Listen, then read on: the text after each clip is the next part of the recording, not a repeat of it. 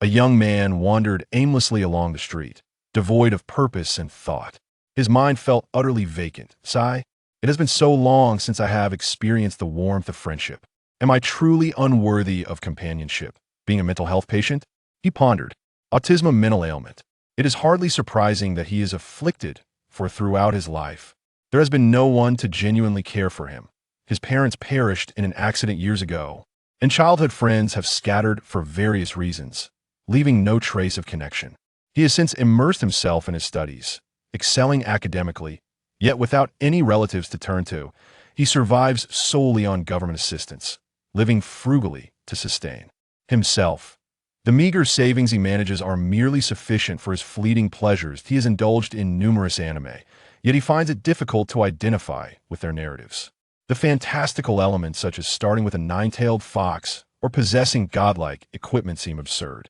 To him, the allure of invincibility and extraordinary abilities is a far cry from his monotonous reality, which, nonetheless, is filled with dreams.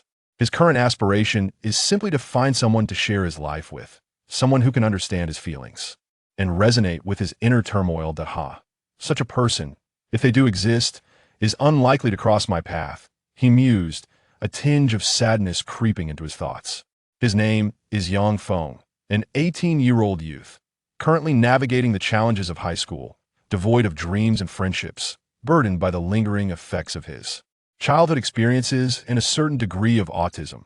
Children frolicked nearby, their laughter echoing as they ran about. One brushed past him, yet he paid it no mind. If only wishes could come true.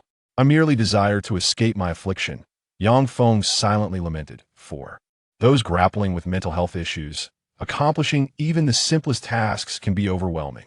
To the average person, these may seem trivial. However, for him, they pose significant challenges. As he stood at the curb, he observed the crowd across the street, watching as the little green pedestrian light began to blink. The throng surged forward, yet he remained frozen in place, waiting for them to cross. Just as he prepared to step forward, the signal changed. The little green figure vanished, replaced by the ominous red. It's all right, it'll wait, he reassured himself, accustomed to such delays. At that moment, a young woman, clad lightly and jogging with headphones, stopped beside him, smiling. Feng's expression remained impassive. He was uncertain how to respond. After half a minute, the green pedestrian light flickered back to life, banishing the red signal. The girl, oblivious, took off across the street.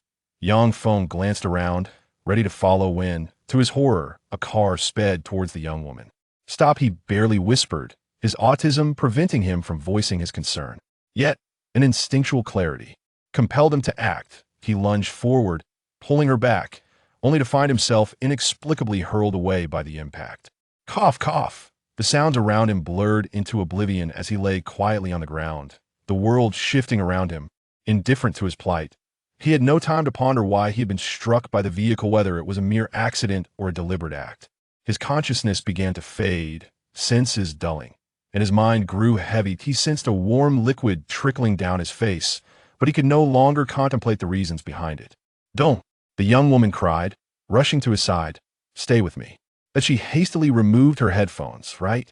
I need to call for help. She swiftly fished her phone from her pocket. Meanwhile, the offending vehicle made a swift getaway, disappearing smoothly around the corner.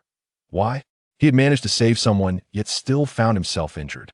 Was it mere bad luck, or was there something more sinister at play? Such questions faded from his mind as he became increasingly aware of his own suffering. That a crowd gathered around, murmurs of concern rising among them. Some attempted to call for an ambulance, yet their presence was of little use. They were not equipped to perform life-saving procedures. Only the emergency services could offer any real assistance. Am I to perish here? Though not my desire, life is unpredictable, so perhaps it is best to accept fate. He mused. What is the meaning of life? It remains a mystery, elusive to everyone, or perhaps they feign understanding. Yet, the true essence lies within the actions we take. This is a narrative transition. Tsunade, Ninja Exclusive Hospital, Obstetrics and Gynecology Department. What does our dear child look like? The woman asked weakly, her gaze fixed on her husband. He's incredibly handsome, the man replied, excitement evident in his voice as he gripped her hand tightly. Oh no. The child's breathing is alarmingly weak. Rika, prepare quickly, the doctor exclaimed, panic rising as the newborn's life signs faltered. The man trembled, turning to grasp the doctor's collar, pleading, "Save my child." "It's futile," the child. Cough. Cough, the infant sputtered, then let out a wail. Has the child's vital signs stabilized? How can this be? Yang Feng felt an overwhelming discomfort, a profound sense of unease. Is this what the afterlife is like? A pitch-black void, bound as if ensnared in a chrysalis. Yet, there is a strange sense of relief. His consciousness was tightly ensnared, devoid of the ability to think. This was not merely a fleeting pressure it had accumulated over 3 long years. A conscientious translation, scientifically grounded with no language discrepancies. I will strive to avoid creating bugs while leveraging any found in the original work. Future chapters will return to a normal speaking style. Any inconvenience is irrelevant, as the upcoming content will surpass the initial chapters. Adding this to your reading list would be a delight. This chapter has undergone significant transformation, so please overlook any inconsistencies, as they may detract from your reading experience. Subsequent developments will be rectified. In the year 44 of the ninja era, Temari, the daughter of the 4th Kazekage, was born in Tsunade. By the year 48, a 3.5-year-old child found himself lost in contemplation while gazing at a puppet toy in his hands. Was it true that the soul of an 18-year-old had been sealed within this child's body, which lacked the capacity to bear such a spirit? Did it only awaken when he reached a sufficient age to remember? Such is the nature of a ninja. Go play with the other children. A woman said with a smile, gesturing towards a group of kids no older than 6. Hey, what are you saying? Yang Feng muttered, his still developing vocal cords making his words sound rather childish and not quite fitting for the ninja world. Be careful, don't get hurt. Yang Feng pondered for a moment. Could this woman be his mother after his unexpected journey to this world? Although he did not fully grasp her words, they likely conveyed some form of affection. Observing the earthen structures around him, worn by time and the elements, he recognized the signs of a desolate city. Despite the unclear details, it was certain that he was in Tsunade, the birthplace of Gaara. Having been a fan of Naruto in his previous life, he found the situation intriguing, although he could not claim to remember every detail. Hesitating, he approached the group of children. "Hello, who are you?" one child inquired. Yang Feng struggled to comprehend, but managed to grasp the essence of the question. How to respond, though? In many tales of reincarnation, protagonists seamlessly understood the local languages, adapting effortlessly even in foreign worlds. Yet, he found himself lacking any such advantage. Wally Woman, Monkey D, Luffy, he awkwardly muttered, feeling slightly embarrassed to borrow someone else's name. But it was one of the few phrases he could muster. "Big sis, this kid is Luffy, from South Street," a little boy exclaimed, running over to a girl after hearing Yang Feng's words. Yang Feng remained bewildered.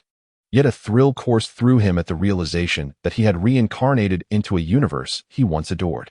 Though he had not perished, he felt a newfound motivation to explore this world. The little girl pouted, placing her finger to her lips, and looked at Yang Feng. "Hey, you should play with us from now on." "Luffy, huh? What a peculiar name." Yang Feng fell silent, as another child nudged his shoulder. Hey, big sis is calling you. Respond." Yang Feng nodded slightly, uttering a hesitant hi. Although he did not comprehend the meaning, he decided to acknowledge her. Just then, a voice echoed in his mind. Ding. Host detected to meet the spiritual requirements for system possession. Host activates the divine system developed by the creator. Yang Feng was taken aback. What was this? A voice suddenly appearing in his mind. A system? "Hey, Luffy, I'm Shufeng Mocha. Let us go play ball." A child approached, pointing towards a ball being tossed among the others. Detection complete. Host is not proficient in the language of this world. Temporary activation of translation assistance initiated. Task assigned. Become acquainted with the Sand Ninja Princess, Temari, and mutually disclose your true names. Reward. Permanent activation of language assistance translation function.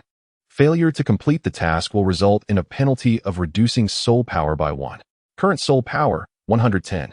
Time limit for the task, 24 hours. After a moment of hesitation, Yang Feng agreed. After some time, Yang Feng withdrew from the children's skirmish, cradling his feet in discomfort. Were the villagers of Tsunade truly so harsh with their offspring? The ball, made of pure leather, was dull and gray. After a brief period of play, his sandals proved inadequate, leaving his feet aching. Gradually, as he began to comprehend the chatter of these young children, he relaxed and engaged in light conversation. Though the nature of his task felt peculiar, he remained attentive. After discussing their favorite snacks with a few of the children, young Feng inquired about the whereabouts of Temari. The leader is Temari, one child replied. Oh, I see. Yang Feng chuckled, moving closer to the little girl.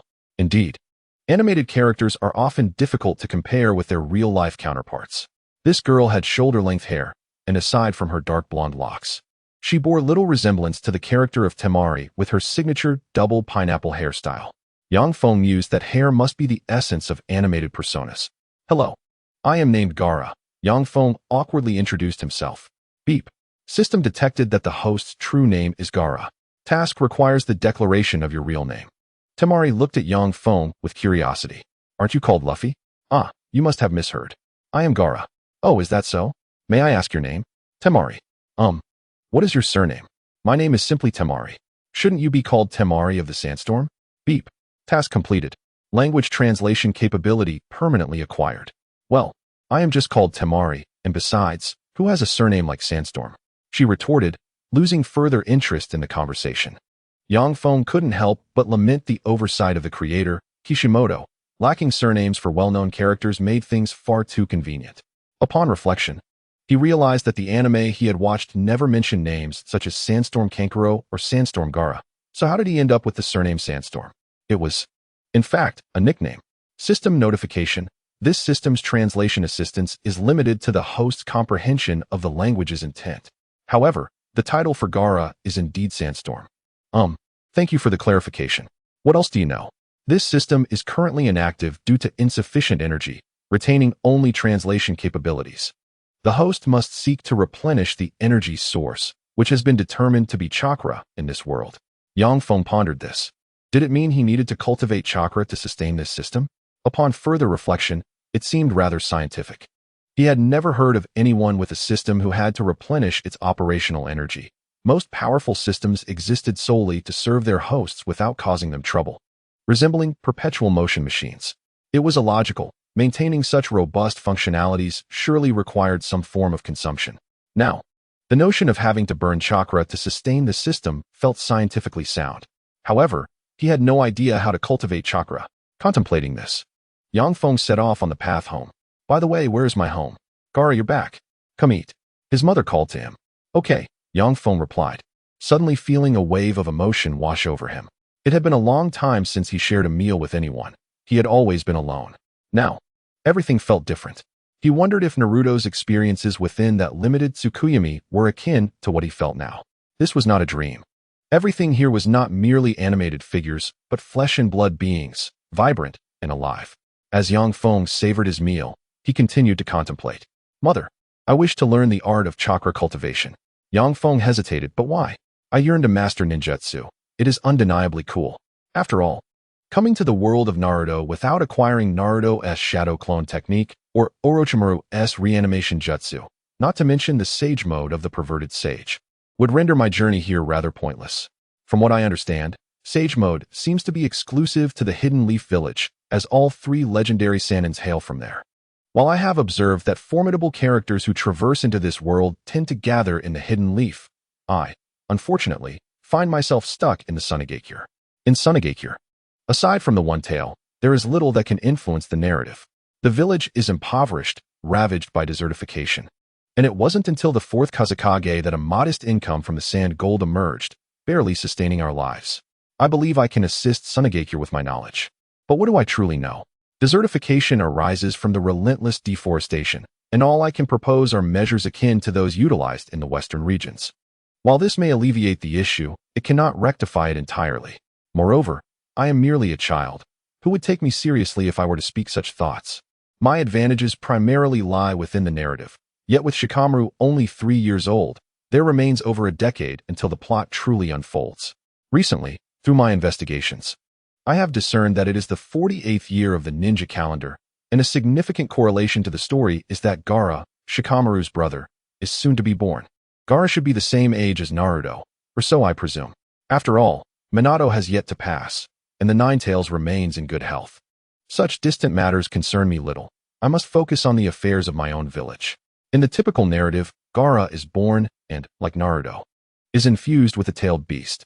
However, Whether he goes berserk remains uncertain. To be cautious, I shall wait outside for some time, avoiding any potential chaos. After all, the fourth Kazekage's mindset is rather questionable. I should take a page from the Hidden Leaf's book, relocating outside the village with designated caretakers, ensuring the strongest sealing techniques are employed for security.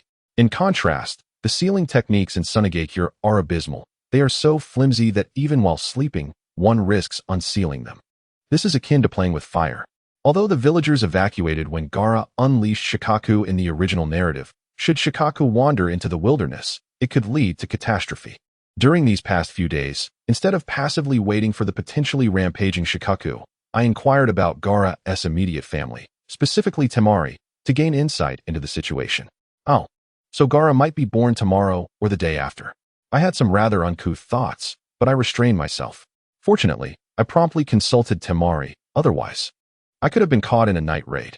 Why are tailed beasts feared by the ninja world, regarded as nuclear weapons? It is due to their overwhelming destructive power. While they seldom utilize ninjutsu, their tailed beast bombs can strike precisely where they aim. How could my frail self possibly survive that? Thus, I promptly approached my parents, expressing my desire to leave the vicinity of the hospital where Gaara would be born, and I meant a considerable distance away. Daimaru, what is the matter? Asked Chiyo, the mother of Daimaru. Well, Temari mentioned that her brother is about to be born. The Kazekage's daughter? Such matters should be confidential. It's quite the conundrum. Chiyo replied with a resigned smile. She remarked that her brother might become a Jinchuriki at that very hospital. Temari advised me to keep my distance from this place today. Yang Feng began to seek excuses. What? Tailed beast? This is a confidential mission. Damaru, you mustn't speak of it recklessly. How absurd that the daughter of the Kazekage would spread such sensitive information indiscriminately. Quickly, let us depart from here. Ding. A random mission to escape the pursuit of the One Tail has been issued.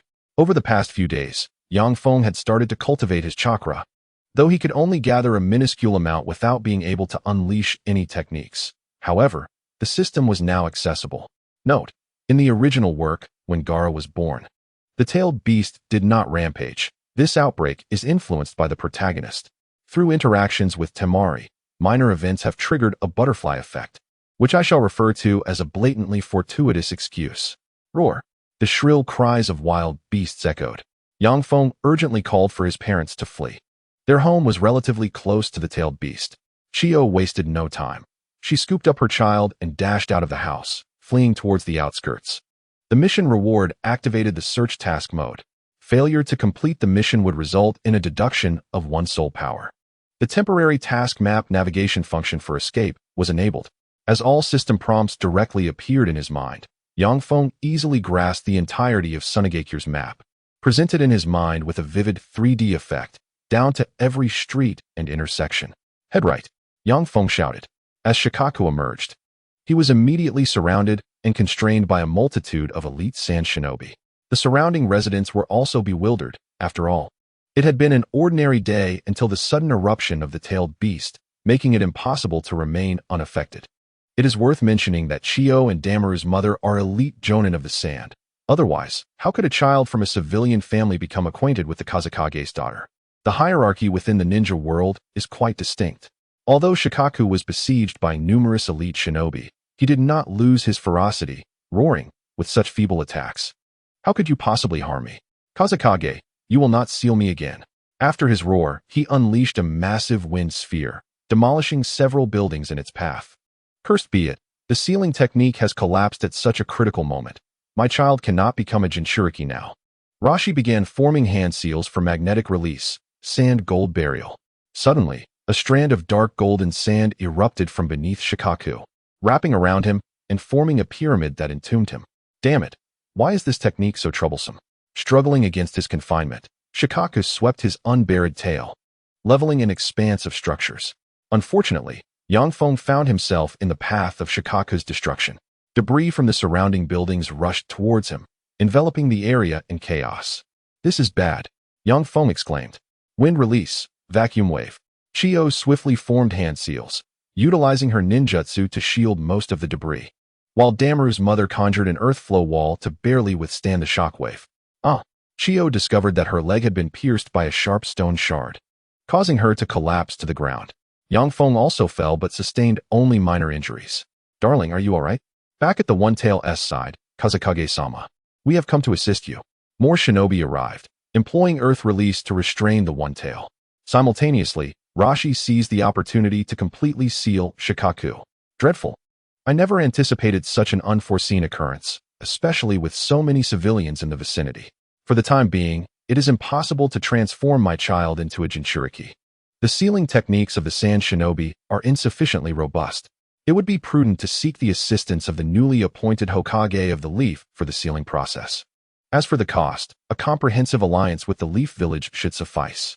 After all, the Leaf is still in the process of recovery, and I believe they would welcome such an alliance. Regarding the Cloud and Rock villages, those treacherous backstabbers are not worth my concern. With the union of these two great shinobi villages, I doubt they will cause further disturbances. On a different note, this incident has indeed laid the groundwork for forging an alliance with the Leaf. Cursed humanity, next time, I shall ensure your utter annihilation. Shikaku roared, and then I poured sand into its mouth, compelling it to fall silent. The host has completed the task and activated the search mission mode, a feature that can uncover various levels of tasks that ninjas can undertake. The search task incurs no penalties. It is not a grave matter. I merely fear that I may no longer become a ninja, Yang Feng remarked to Temari. Is that so? Your father truly loves you, tirelessly striving to protect you. Temari replied with a hint of sadness. Yet my father is preoccupied with work every day, leaving him no time to accompany me, let alone safeguard me. I have come to believe that he must not love me or my younger brother. No. You merely fail to perceive his love. There are no parents who do not cherish their children. In truth, he must love you dearly, Yang Feng reassured her. Is that truly the case? Temari questioned, her eyes hopeful. I have already mentioned it. My name is Daimaru, he corrected her. Apologies. My parents love me very much as well. They prepare my favorite meals each day, remarked Tosaka, another companion. By the way, how is your new younger brother? Yang Feng inquired of Temari. He is doing splendidly. My mother named him Gara. Temari beamed with joy. Wait. Temari, is your mother still with you? Yang Feng asked, surprised. What do you mean? Of course. My mother is perfectly fine. She is just a bit frail, Temari responded. As Yang Feng reflected on the storyline, he recalled that Gara's mother had passed away shortly after his birth. Yet, now she was alive. The rampaging Shikaku indicated that he had altered the course of events. Karura, Gara's mother, had succumbed due to the infusion of Shikaku before Gara's birth, as she was ultimately consumed by the tailed beast chakra. However, it seemed that she had survived due to circumstances such as premature birth. But why had Gara not perished? The tailed beast had emerged, yet he remained unharmed. Perhaps he was released directly, as the seal had collapsed, due to the incomplete sealing or its brief duration. The tailed beast chakra had not yet taken root within the Jinchuriki. Therefore, Gara had survived the loss of Shikaku. It must be so. By the way, Temari, have you begun to train in chakra? Yang Feng asked. Not yet. My mother told me that I must wait until I turn 4 to start my chakra training. Temari replied curiously. Why do you ask? Oh, because I have already begun my chakra training, Yang Feng said with a slight smile. He grasped a tissue, laid it flat on his palm, and then turned it upside down. The paper, drawn by chakra, remained suspended in the air. Why didn't it fall? Exclaimed the surrounding friends, their expressions filled with wonder. This is the power of chakra, Yang Feng explained. How infuriating. I too wish to cultivate chakra, exclaimed Temari, pouting. No. You should wait until you are 4 years old. Your body is not yet strong enough to endure chakra. It could lead to injury, Yang Feng replied, feeling helpless. He himself had only managed to meditate a small amount of chakra for system use, wary of overexerting himself. After all, chakra is a product of the union of body and spirit, and a 3-year-old's physique cannot withstand too much. Fine, next year I will definitely learn to use chakra, Temari declared, somewhat defiant. In truth, children from ordinary families typically begin their chakra training at the age of 6, while those from prominent families have their own methods to start earlier. I am in the same situation, Yang Feng admitted, finding it quite challenging to care for this group of children. At the age of 3, they were expected to attend preschool and receive fundamental education. Most of the children he befriended, including Temari, were 4 or 5 years old, with only Yang Feng and Temari being 3. The children here were exceedingly precocious. By the way, why is it that my tone of speech seems to be increasingly influenced by anime? The tailed beast rampage incident was publicly declared by Kazekage Raza to be an accident. In truth, it was indeed an unforeseen event caused by the tailed beast breaking its seal.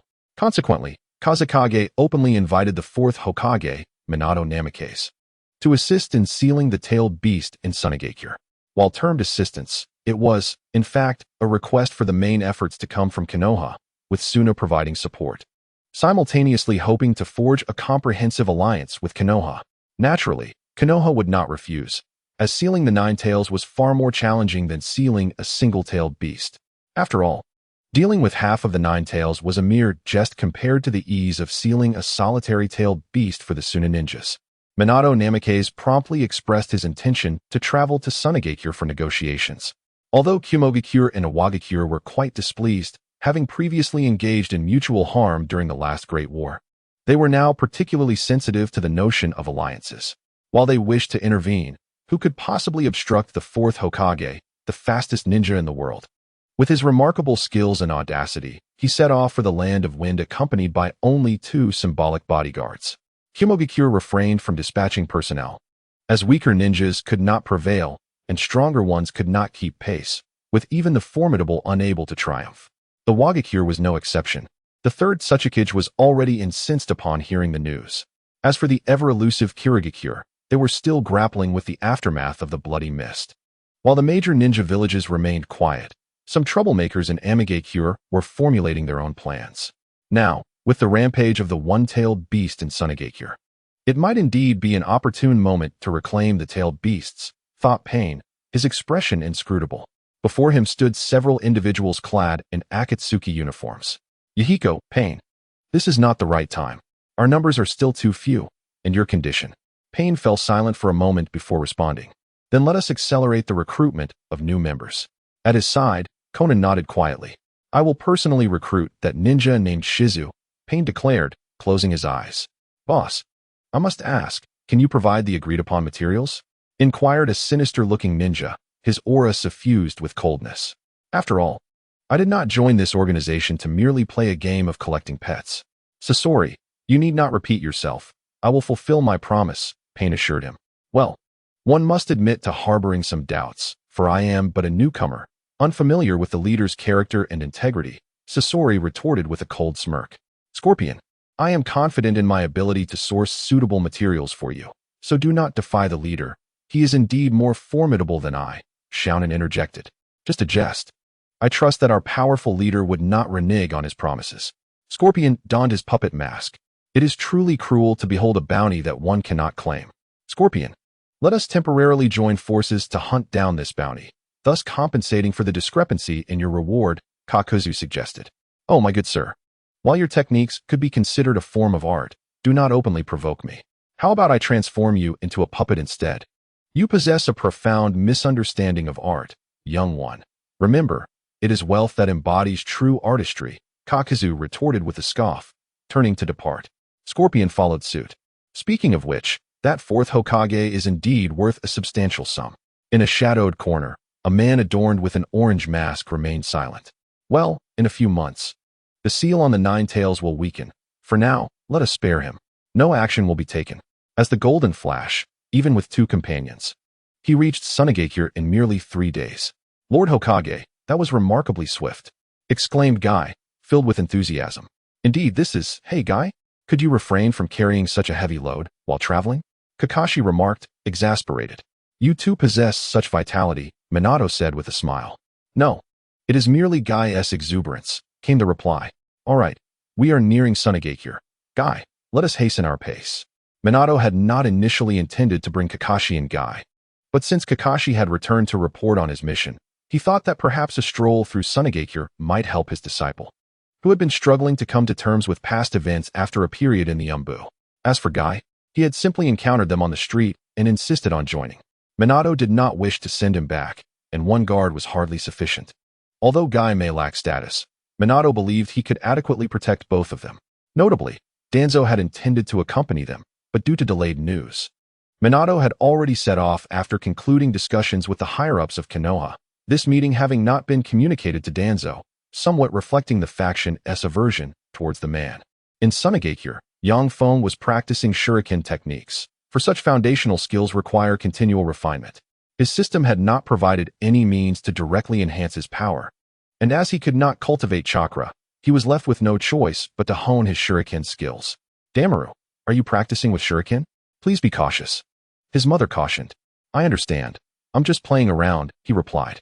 The newly activated map feature presented a three-dimensional model, allowing him to observe nearly the entirety of Tsunade and discern the positions of every living being, akin to the Byakugan, though it could not penetrate chakra pathways. Yang Feng tested this feature. It could reveal locations, but not movements, yet it could see through dimensional realms. Consequently, he no longer feared lurking dangers in the wilderness. As for the quest mode, Yang Feng had yet to comprehend it, thus he set it aside for the time being. The system only provided prompts when issuing tasks. During other times, it remained silent. Yang Feng's inquiries went unanswered, leaving him to amuse himself with the map feature. In the hidden sand village, there are only two formidable A-rank beings, the Kazekage and the renowned puppet master Chiyo. Although Yang Feng is aware of their identities, he feels no inclination to approach them, as he is merely a child and wishes to avoid trouble. Suddenly, he notices an S-rank presence within the vicinity on the map. Turning in that direction, he finds his view obscured by towering buildings, leaving him to ponder from his spot. There are no S-rank entities in the sand village, indicating that this one must be from another village, likely the fourth Hokage. After a moment's contemplation, Yang Feng rushes towards the village entrance. Rozuna has also received the news and heads to the village gate.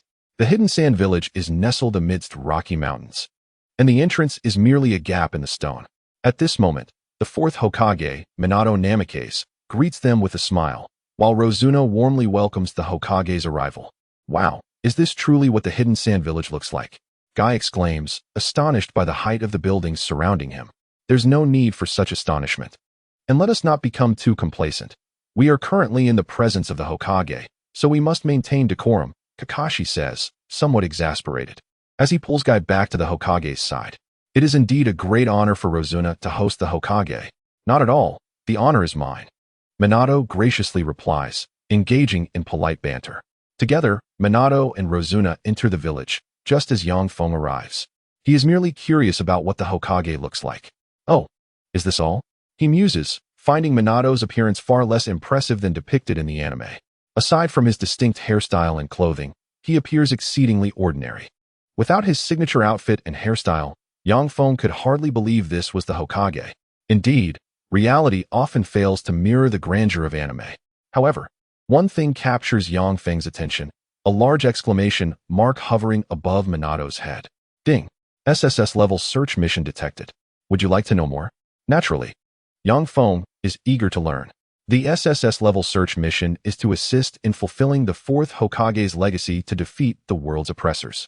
The mission rewards include a ticket to traverse dimensions, with no penalties for failure and a time limit of 20 years. Yang Feng is taken aback, thinking, is this really how the final boss mission begins? This seems rather implausible. Moreover, isn't Minato still alive? How could this be considered a legacy? How tragic. Unbeknownst to him, Minato's attention is drawn to a child from the hidden sand village. After a few glances, he resumes his conversation with the Kazekage. Kakashi and Guy follow Minato towards the hospitality area for guests in the sand village. Yang Feng spots Kakashi and recognizes him immediately. After all, a masked white-haired figure accompanying a spirited youth with a watermelon-shaped haircut is not hard to identify. Observing the exclamation marks above their heads, he receives new missions. Ding! A-level search mission initiated. Observe Kakashi's use of the Mangekyo Sharingan and complete the task after witnessing its effects. The reward is a ticket to enter and exit Kamui. Failure incurs no penalties. Ding! A-level search mission initiated. Witness Guy's use of the 8 gates and complete the task after seeing its effects. The reward is the authentic method to train the 8 gates. Failure incurs no penalties. Yang Feng is somewhat astonished. Merely waiting for them to activate their Mangekyo Sharingan and 8 gates will grant him the tickets he seeks. However, as for the 8 gates, he thinks better of it, fearing he might overexert himself and suffer dire consequences. The system indicates that the authentic method for cultivating the 8 gates of Duanjia will not inflict severe harm upon the body, permanently enhancing physical capabilities without any adverse effects. Moreover, it enables the genuine unlocking of the 8 gates, minimizing physical damage and preventing any permanent injuries. Is it true that opening the 8 gates does not lead to death?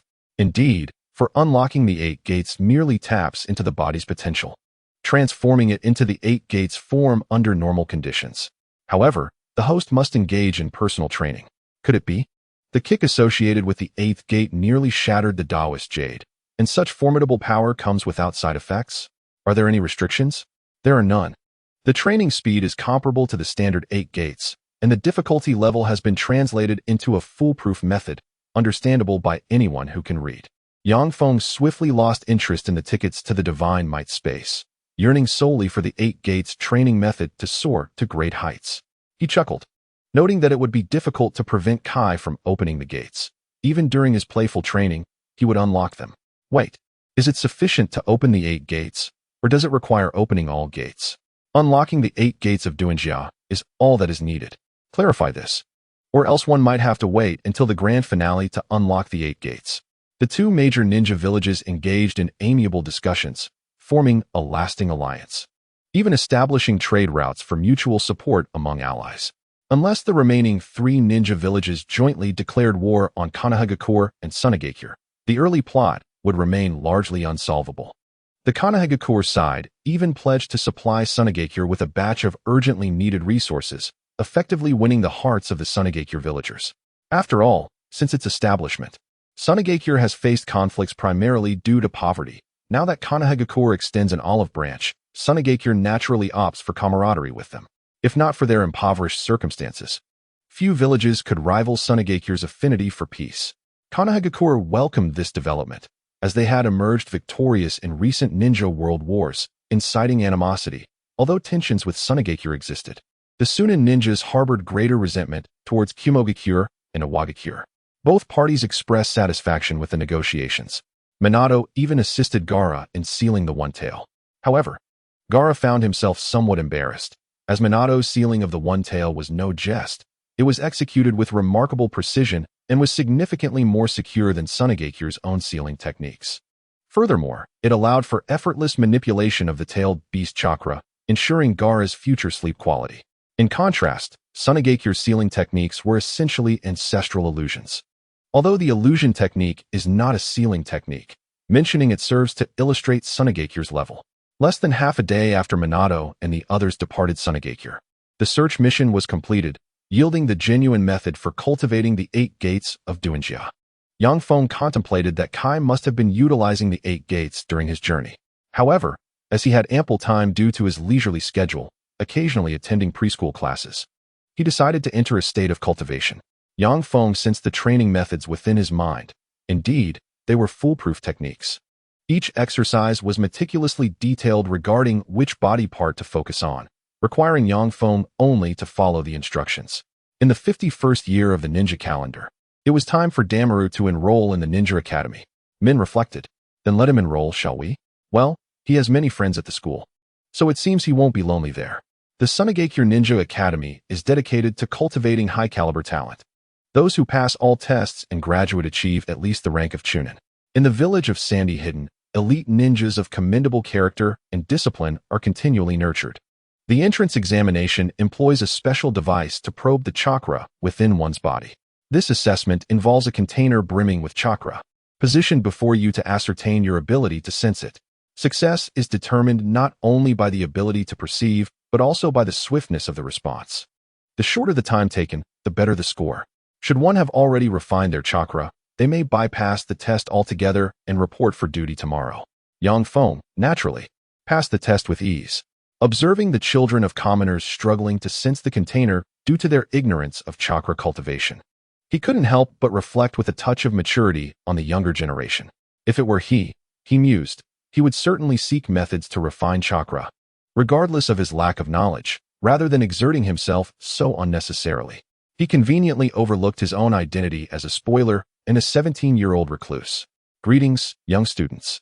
I am the 4th Kazakage, Raza, he announced with a smile, to instill a spirit of competition and vitality among you. This year there will be slight adjustments to class assignments. Henceforth, an elite class will be established, and those who excel will have the opportunity to join. Upon graduation, certain privileges will be bestowed upon you. Raza beamed at the children, recognizing them as the future blossoms of the village. and thus refrained from adopting a stern demeanor. An elite class, you say? I am certain I shall gain entry, Feng thought indifferently. Regardless of the setting, he was determined to engage in the cultivation and study of ninjutsu. The curriculum for ninja trainees primarily encompasses foundational ninjutsu and knowledge of the ninja world, including its history. Feng felt assured he would perform admirably, having retained some essential facts. Temari, I presume you two will be assigned to the elite class? Temari inquired. Perhaps. Though it matters little if I do not, he replied. By the way, have you opened the first gate of the 8 gates I taught you? Yes, I have opened it. My body feels remarkably agile. What should I do next? Temari asked, her excitement palpable. I shall teach you this evening after school. For we must attend our classes, he replied. On the first day of school, the teachers would not impart much knowledge, merely facilitating introductions, a fact that the children hardly noticed. Feng, however, was not paying attention to the lesson. He was practicing the breathing technique for the 8 gates. The true essence of the 8 gates can even allow one to cultivate through breath alone, gradually enhancing the body. The version used by Mike Guy, however, likely derives from some outdated text that damages the body. Feng had previously recalled the storyline, before Guy opened the 8 gates to confront Obito. Obito remarked upon witnessing the crimson steam emanating from Guy, indicating it was a sight he had only heard of but never witnessed. The fact that even a veteran from the Warring States era had only heard of such a technique without having seen it suggests that the 8 gates had long been known. Yet the methods of cultivation had been lost or were incomplete, as well as being exceedingly difficult to master, resulting in few who could open the 8 gates. At that moment, Feng had only managed to reach the opening gate, and due to his still developing physique, he could not yet unleash the full potential of Li's Lotus technique. Nevertheless, among his peers, he was already far superior. It appeared that this rudimentary cultivation method differed from the original 8 gates, as each step provided guidance, preventing errors in practice and thus accelerating the cultivation speed. It is worth noting that Rock Lee, a prodigy in taijutsu, had also reached the level of the opening gate after merely 7 years of training. In the realm of the ninja, students typically commence their training at the tender age of 6. Exceptional prowess in physical techniques may allow a rare few to graduate early from the ninja academy, often preparing for an additional year before entering the Chunin exams, thereby achieving this milestone by the age of 7 at the latest. Had it not been for unforeseen circumstances, one could have anticipated that they would attain accomplishments rivaling those of a gifted individual like Guy. Feng, reflecting on his 6-year-old self, set a modest goal to graduate from the ninja school and unlock the 5 gates. Failing to do so would be a disservice to his newly acquired, extraordinary abilities. Ding! The host has officially become a ninja, triggering the main quest, the Path of the Ninja. The phase task requires the completion of a B-rank mission independently, with a deadline of 6 years. What is this? Feng felt a tinge of irritation. He had yet to graduate. What could he possibly be considered as a ninja? Furthermore, how was he to undertake missions, let alone a B-rank one? Lamentably, his only options appeared to be either graduating early or seeking out menial tasks, which seemed rather unfair for someone endowed with such a system. Chapter 5. I am of Tsunade, and I shall serve its interests in the northern forests of the Land of Fire. 2 men clad in black robes advanced while carrying a lifeless body. Do you sense it? This aura of corruption, one remarked, his masked visage surveying the surroundings. To the young ones lurking in the shadows, will you continue to scurry like mice? The rustle of the forest ceased, and one emerged from behind the trees. I have no need to hide from someone like you. Brother Kakuzu, allow me to handle this one of the black-robed figures proposed. I would be pleased to let you take the lead. Who are you? A traitor from Tsunade, the scorpion of the red sand? A mere puppet master, and yet you bear such arrogance. The man, with bandages wrapped around his forehead obscuring his right eye, donned a gray kimono and maintained a remarkably calm demeanor. How dare you belittle a puppet master? Then perish. Without further ado, Scorpion summoned the 3rd Kazekage puppet. Magnet release, sand rain. The bandaged man began to weave hand signs. Wind release, vacuum sphere. The 2 formidable ninjutsu clashed, neither side gaining the upper hand. The bandaged man cast a sidelong glance at Kakuzu and opted for a strategic retreat. Indeed, a true mouse, Scorpion sneered. This adversary should not be underestimated. If memory serves, he must be Shimura Danzo from Konohagakure. The bounty on him is quite substantial. Kakuzu had no intention of lingering. Encountering Danzo was merely a stroke of fortune. Danzo himself considered the situation similarly, as he was merely attending to some unsavory business. With such an expansive forest, encountering a rogue ninja from another village was simply a matter of chance. Observing the black robe adorned with red clouds, was that the Akatsuki? Humph. It seems Hanzo has failed to eliminate them. Regardless, there are more pressing matters at hand, so it would be best to ignore them for now. Scorpion and Kakuzu's objective was merely to retrieve a corpse. Newcomers always require materials for research. Although reluctant, they were compelled to comply with the leader's direct orders. Upon receiving the body, Orochimaru was filled with excitement, for it possessed a unique bloodline limit, crystal release. Ordinary crystal release can crystallize any material other than chakra, and legends speak of advanced practitioners capable of crystallizing chakra itself. Though it possesses some weaknesses, it remains a formidable bloodline limit. Orochimaru summoned an individual from his mouth, encasing him within a formation, and arranged the corpse meticulously. He began weaving hand signs. Earth release, summoning of the impure world. The body gradually became enveloped in fragments of earth, ultimately transforming into a cocoon. Once the debris dissipated, a new visage emerged. Thus, this should suffice. Although the impure world reincarnation has yet to be thoroughly researched, preventing the full manifestation of its might, Orochimaru has terminated the impure world reincarnation. In the hidden sand village, Feng is diligently practicing a newly acquired ninjutsu, the multi-shadow clone technique. Although the instructor merely glossed over the hand signs, one cannot afford to wait until formal training to master such arts. The earlier one learns, the sooner one can utilize them. Shadow clone technique. A figure, resembling him but with slight variations in appearance, materializes amidst a cloud of smoke. Excellent. It surpasses Naruto's clumsy clones by a significant margin. I can manage to maintain it for about 10 seconds, with increased chakra usage extending the duration. Feng feels a sense of satisfaction and decides to experiment with the transformation technique. The results are subpar, but it is serviceable. Finally, he approaches the true bug ninjutsu in Naruto, the substitution technique. This technique is nothing short of miraculous. If executed properly, it can rival Sasuke's celestial prowess. However, in later developments, this E-rank ninjutsu was discarded due to Kishimoto's inability to resolve plot holes. In the original narrative, this technique was typically employed by the powerful to showcase their prowess, potentially appearing more sophisticated than mere evasion.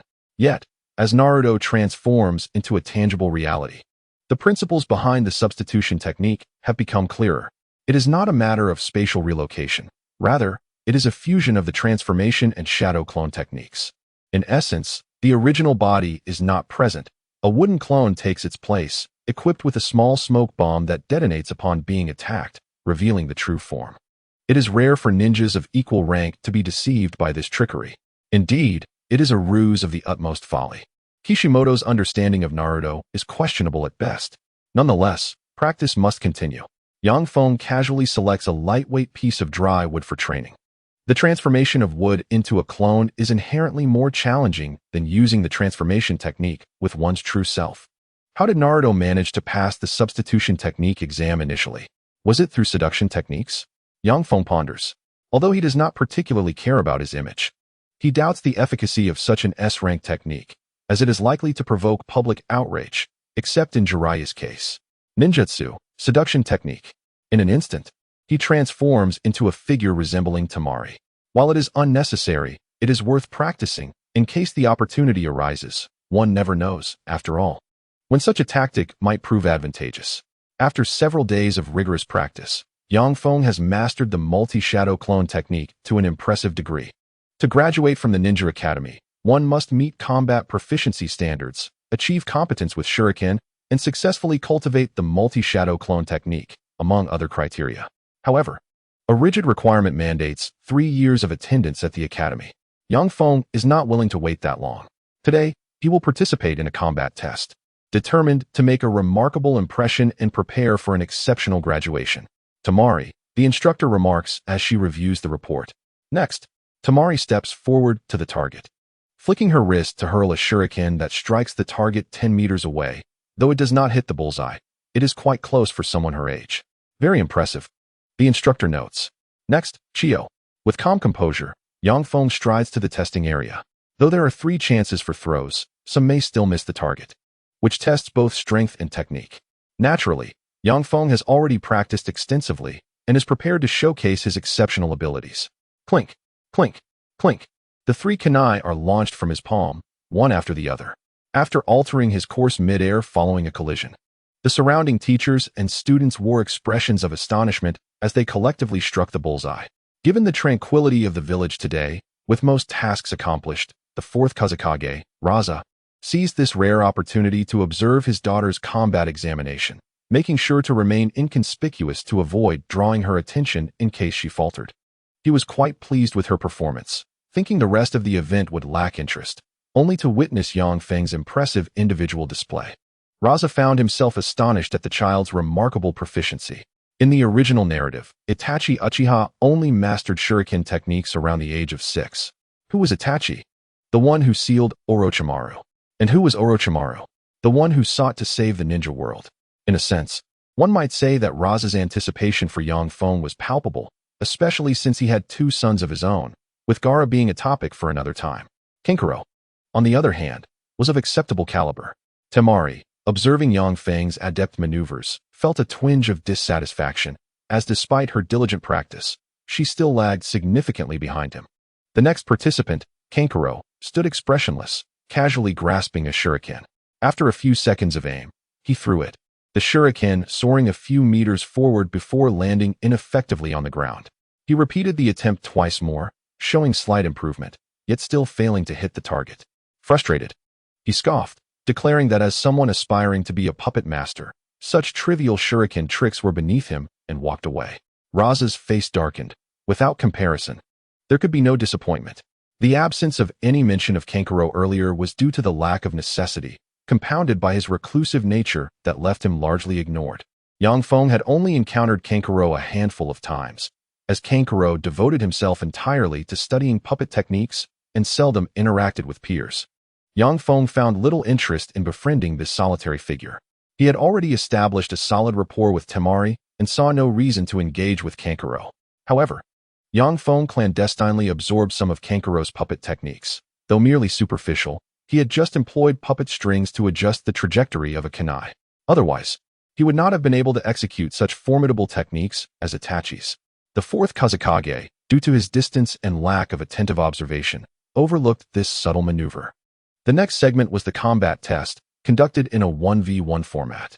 Although it held little significance for Yang Feng, who could easily take on an entire class, he aimed to excel spectacularly.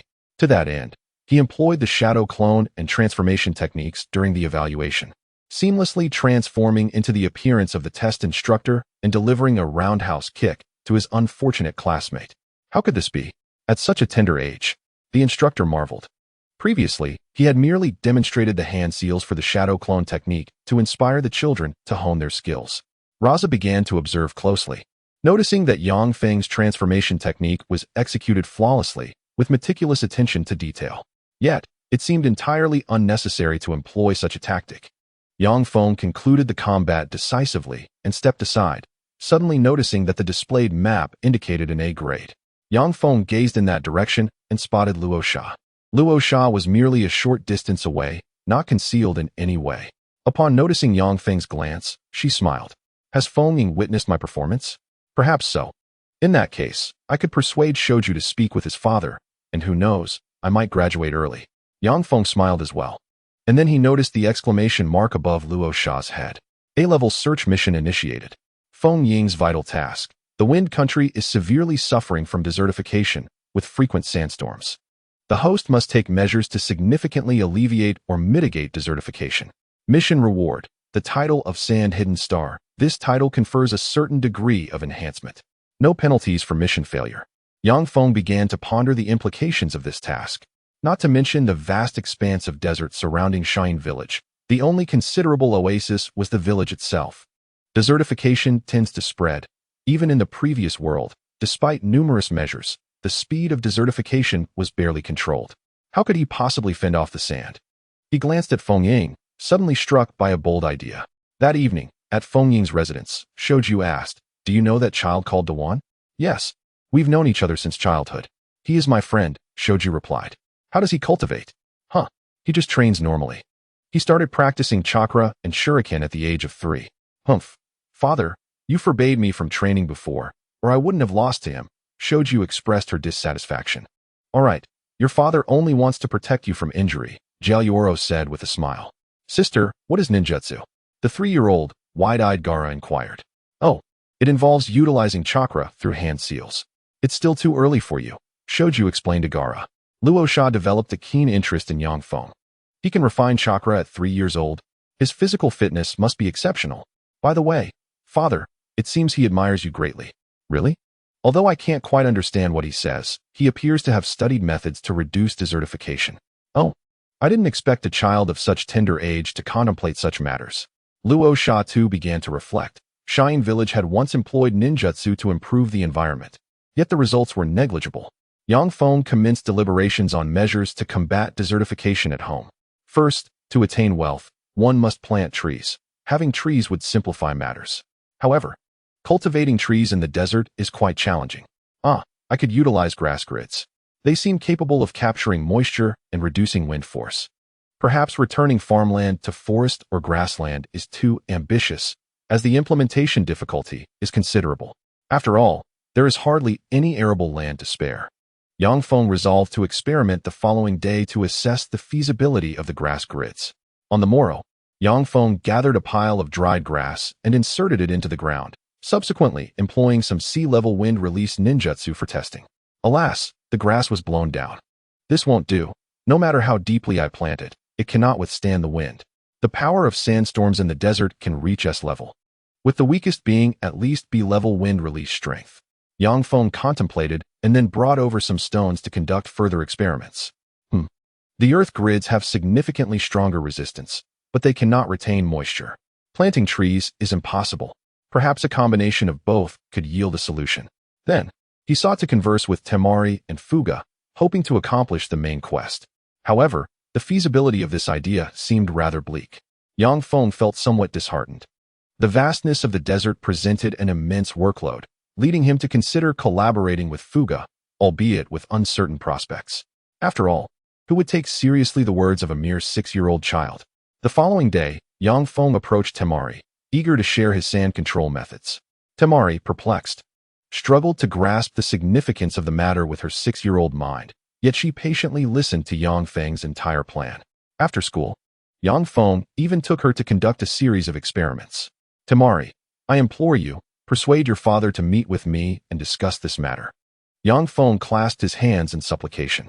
I understand, don't worry, she replied. Upon returning home, Yang Feng began to practice the earth release hand seals. Upon hearing that the talented young lad wished to discuss sand control, Rasha's interest was piqued, and he resolved to find time the next day to meet with him. At the Uchiha clan compound in the Hidden Leaf village, Shursui inquired, Itachi, how far can your Sharingan see? I know not. These cursed eyes can only perceive endless darkness. One must never succumb to self-denial. Though the situation in the village is dire, it matters not. The Hokage has assured us that conflicts will be mediated. Shursui glanced at a tree in the distance, where a crow pecked at the insects upon it. No, the Hokage merely spoke casually. Our clan's fate cannot rely solely on verbal assurances. Itachi's expression was grave. Shursui hesitated. If it comes to it, I have resolved to use my eyes too. Enough. That will not resolve our issues, Itachi declared, removing his umbu mask. His youthful visage could not conceal his anguish. The Uchiha clan, as founding elders of Konoha, had been marginalized due to their overwhelming power, which incited the second Hokage's apprehension. They were relegated to the Konoha police force, exiled from the political nucleus of the village. During the third Hokage's era, Danzo fervently supported the second Hokage's policies, further ostracizing the Uchiha clan, which was pushed into a corner of the village. By the time of the fourth Hokage, circumstances had begun to improve, yet the fourth Hokage unwittingly squandered this progress, allowing the elder third Hokage to regain power. Despite being aware that Danzo's actions could exacerbate tensions between the Uchiha and Konoha, the third Hokage feigned benevolence while remaining passive, a consummate practitioner of formalism. If the Uchiha did not rebel, they risked a gradual demise akin to boiling a frog in warm water. Rebellion, conversely, might bestow upon them the leadership of Konoha and restore their former glory. The Uchiha clan was certainly not oblivious to this reality. Regrettably, Shursui leaned more towards the inaction of the third Hokage. In truth, he favored the stability of Konoha. Otherwise, he would not have contemplated utilizing Kotoame Tsukumi to manipulate the clan leader instead of the Hokage. Yet, he still harbored a desire for the Uchiha clan to coexist with the Hokage, which bordered on idealism. Such distant matters were beyond Yang Feng's comprehension. He had merely watched the anime and did not retain a profound memory of the plot. While he was aware of the Uchiha clan's downfall, he only had a vague recollection that it transpired during Sasuke's time at the Ninja Academy. The precise year remained elusive to him. At that moment, he was fervently sharing his theories with Rasha. Naturally, mere words would unlikely sway Fuga, prompting Yang Feng to conduct an experiment. At the village gate, he constructed over 100 earthen squares using earth release, each measuring approximately half a meter in length, width, and height. In some of the grids, dried grass was inserted, indicating a considerable amount of chakra. Raza nodded thoughtfully. Yang Feng first employed a C-rank wind release technique, the wind-killing formation, on an empty patch of land, creating a whirlwind that left distinct marks on the ground. He then utilized the same ninjutsu on the earthen grids. Raza observed this with contemplation. Lord Wind Shadow. This is my idea, Yang Feng remarked with a hearty laugh. To demonstrate his prowess, he expended a significant amount of chakra, and due to his inexperience with the earth release technique he had just learned, he wasted quite a bit of energy. At this moment, he needed to catch his breath and recuperate. Oh, does the wind weaken as it passes through the grids? Raza inquired, examining the phenomenon closely. He employed a B-rank wind release technique directed at the grid formation. Some of the earthen walls were slightly displaced by the force, yet they withstood the entirety of the ninjutsu. To his astonishment, the combination of these earth walls proved to be remarkably robust. Well done, my boy. You truly are a genius. However, the scientific and cultural level of the ninja world is rather low. Although high-tech products like televisions appear in animations, there are no firearms, indicating a skewed technological development. Most advanced technologies are invented to serve the common folk, while ninjas primarily communicate through ninjutsu. Thus, scientific advancement is inherently challenging. In this world devoid of modern shields, even basic knowledge from the real world is lacking. Lord Wind Shadow, the advantages of this grid extend beyond what you see. Observe those grass grids. When the wind blows, some moisture is captured by the dried grass, and because they are enclosed by earthen walls, the moisture does not easily escape. Consequently, this plot will gradually become suitable for planting small trees. The longer we wait, the more pronounced the effect will be, eventually transforming it into arable land. What did you say? Raza exclaimed in astonishment. Ah, Lord Wind Shadow, please remain calm and allow me to finish. Constructing these earthen grids is relatively simple for ninjas, with low costs and high benefits. We can expand the area of these grids and progressively improve the environment here. The walls I am currently building are merely the result of D-rank ninjutsu. If we were to employ higher-level earth release techniques, they would undoubtedly be sturdier.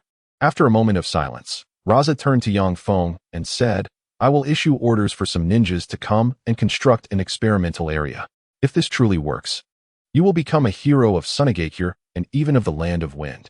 Yang Feng smiled shyly. Lord Wind Shadow, I have one more matter to report. Speak. What is it? Raza replied with a benevolent expression. Well, I feel that it has become quite difficult for me to improve myself at the Ninja Academy. I wish to take the graduation exam early, Yang Feng admitted shyly. What? Well, that makes sense. Your performance has been commendable. Then, let me test your strength right here. Do you still have enough chakra? Raza chuckled.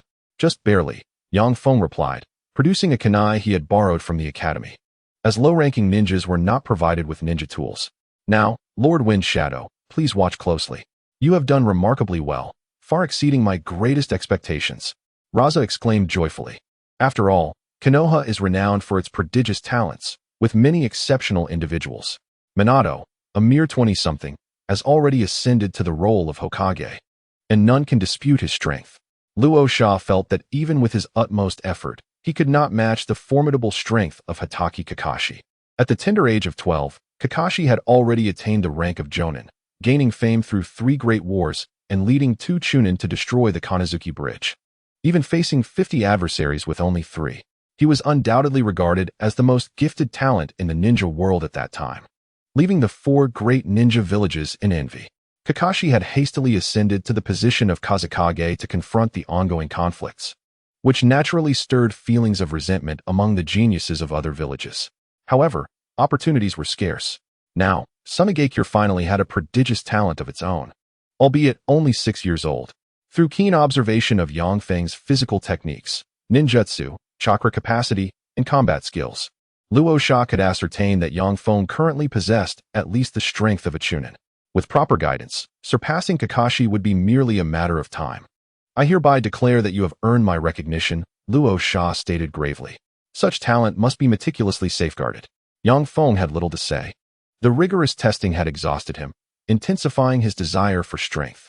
Even sparring with shadow-level warriors allowed him to sense their overwhelming power, a disparity akin to that of towering mountains. Upon returning home, Yang Feng shared the news of his exceptional graduation with his parents, who gazed at him in bewilderment. In their eyes, he was still the ordinary boy they had always known. Why had he suddenly graduated? He had mastered the three-body technique, as well as wind and earth release, and his chakra levels had reached that of a chunin. Wait, Temari, I believe I only taught you how to form seals. How could you have learned it so quickly? Min expressed disbelief. Not quite. I merely memorized the seals and practiced them a few times on my own. Yang Feng replied. It must be said that in this world, the learning of ninjutsu heavily relies on innate talent. If one possesses the potential for cultivation, success can be achieved in a short time. Conversely, those lacking such potential, just think of Naruto, the protagonist who, throughout 720 episodes, relied on only 3 techniques: shadow clone, Rasengan, and transformation technique. 3 years later, in Konohagakure, Shirsue's right eye socket bled as he gazed upon Itachi. This is where I draw the line, Itachi. I entrust you with my left eye. Protect Konoha. Uphold the name of the Uchiha. Shirsue proclaimed as he removed his left eye. My death might alter the circumstances. I have left a letter behind. Do not stop me, Itachi, if you are my friend. With that, Shirsue leaped backward off the cliff.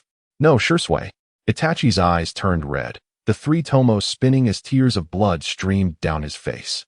Shirsue, subsequently, Uchiha Itachi, in collaboration with the mysterious masked man, Madara, annihilated the entire Uchiha clan. When Uchiha Sasuke returned home, he was met with an eerie silence. Witnessing the aftermath, his rage ignited the activation of his Sharingan, only to be swiftly subdued by Itachi's Tsukimi. Danzo, do not harm my brother, otherwise I will reveal Konoha's secrets to the public, Itachi stated coldly. At this moment, Yang Feng was already 9 years old. Having unlocked the 4th gate of the 8 gates of opening, he simultaneously learned numerous ninjutsu and significantly increased his chakra reserves. Recently, he had been researching the Baika no Jutsu but had not achieved much success. However, he was close to mastering the Rasengan. Today, Tsunade held a ceremony of commendation, not for anyone else, but for him. My fellow villagers of Tsunade, over the past few years, we have tirelessly worked to improve our village's environment, striving to secure more arable land and resources. After 3 years of dedicated efforts in our desertification control project, we are finally unveiling the results today, achieving a remarkable success that has reverberated throughout the ninja world. The Wind Shadow exclaimed with excitement. This achievement is largely attributed to the young prodigy beside me, who not only invented the divine soil formation but also guided its construction. Despite his youth, his contributions shall not be underestimated. Today, in the name of the Wind Shadow, I am honored to present the Hero S medal to our anti-desertification hero, Shisha Demaru. The crowd erupted in cheers. At this moment, the environment surrounding Tsunade has transformed dramatically, with the emergence of numerous young saplings. Once a desolate road plagued by sandstorms, it now boasts a refreshing atmosphere. A vast expanse of arable land has been cultivated, and the grid formations have been dismantled. Only in the more distant areas can remnants of the earth formations still be observed. This unexpected outcome took everyone by surprise, including Yang Feng. Initially, he had not anticipated such a pronounced effect. Yet, a group of elite ninjas utilizing A-rank earth release techniques directly halted the sandstorm. Indeed, they stopped it. It was then that Yang Feng truly comprehended the formidable power of ninjutsu. Once regarded as the poorest of the 5 great ninja villages, Tsunade, situated in the expansive wind country, had previously only managed to utilize a mere 10th of its resources. Now, that figure has doubled to a 5th, effectively expanding its potential by 50%. The Wind Country was taken aback by the momentum generated by Tsunade and subsequently adopted this methodology. Though progress was slow due to a shortage of ninjas, nevertheless, the results left the land of Wind's daimyo in awe. They began to employ Tsunade ninjas on a large scale, aiding in the recovery of its frail economy. They even invested in constructing a direct road to the Land of Fire, fostering closer commercial ties with Konoha. After all, while the third Hokage adhered to a policy of non-intervention, collaboration with Tsunade was mutually beneficial and offered no reason for rejection. It is worth mentioning that, as per the original narrative, Minato met his demise. Yang Feng accepted all of this with an air of indifference. Having completed his search mission, he was bestowed with the title of Star of Tsunade. Within the confines of the Wind Country, all forms of ninjutsu, taijutsu, and chakra were enhanced by 30%, while the boost within Tsunade reached 50%. The main storyline mission, the Path of the Ninja, was completed, unlocking the next phase of the task, to become renowned throughout the ninja world and make the names of the 5 Kage known to his presence. The time limit for this task is set at 6 years. Upon completing the previous phase, a new functionality, attribute scanning, was unlocked, allowing for precise assessment of various abilities of the target. Curious, Yang Feng first applied the scan to himself. Target, Chisha Demaru. Taijutsu 150. Ninjutsu, 20. Jinjutsu 5. Secret Techniques, 100. 8 Gates Chakra, 86. Overall Evaluation, CCC. Intrigued, he then directed the scan at the wind shadow beside him. Target, Raza. Taijutsu, 56. Ninjutsu, 270. Jinjutsu, 95. Secret Techniques, 98. Magnet Release and Sand Gold Release Chakra, 369. Overall Evaluation, AA. Yang Feng was somewhat astonished. Was there such a significant disparity in their values? However, he reminded himself that he was merely 9 years old. It was at the age of 12 that Itachi annihilated his clan. Setting a modest goal for himself at 12, he aimed to surpass the Wind Shadow, even though it seemed nearly impossible. For the past 3 years, he had been entirely focused on the desertification project, neglecting any missions. Now, Yang Feng felt liberated and yearned to explore other regions of the ninja world. After all, if one were to remain in the Tsunade village for the main quest, unless one ascended to the position of Kazekage, it would be quite challenging for the other Kage to recognize one's name. Therefore, it was time to seek out Maki for a mission. Maki, a newly promoted elite jonin and trusted aide of the 4th Kazekage, had been assigned as Yang Feng's guiding jonin. For the past few years, he had been responsible for Yang Feng's education and protection, imparting numerous ninjutsu techniques along the way. Yang Feng regarded him as a powerful asset.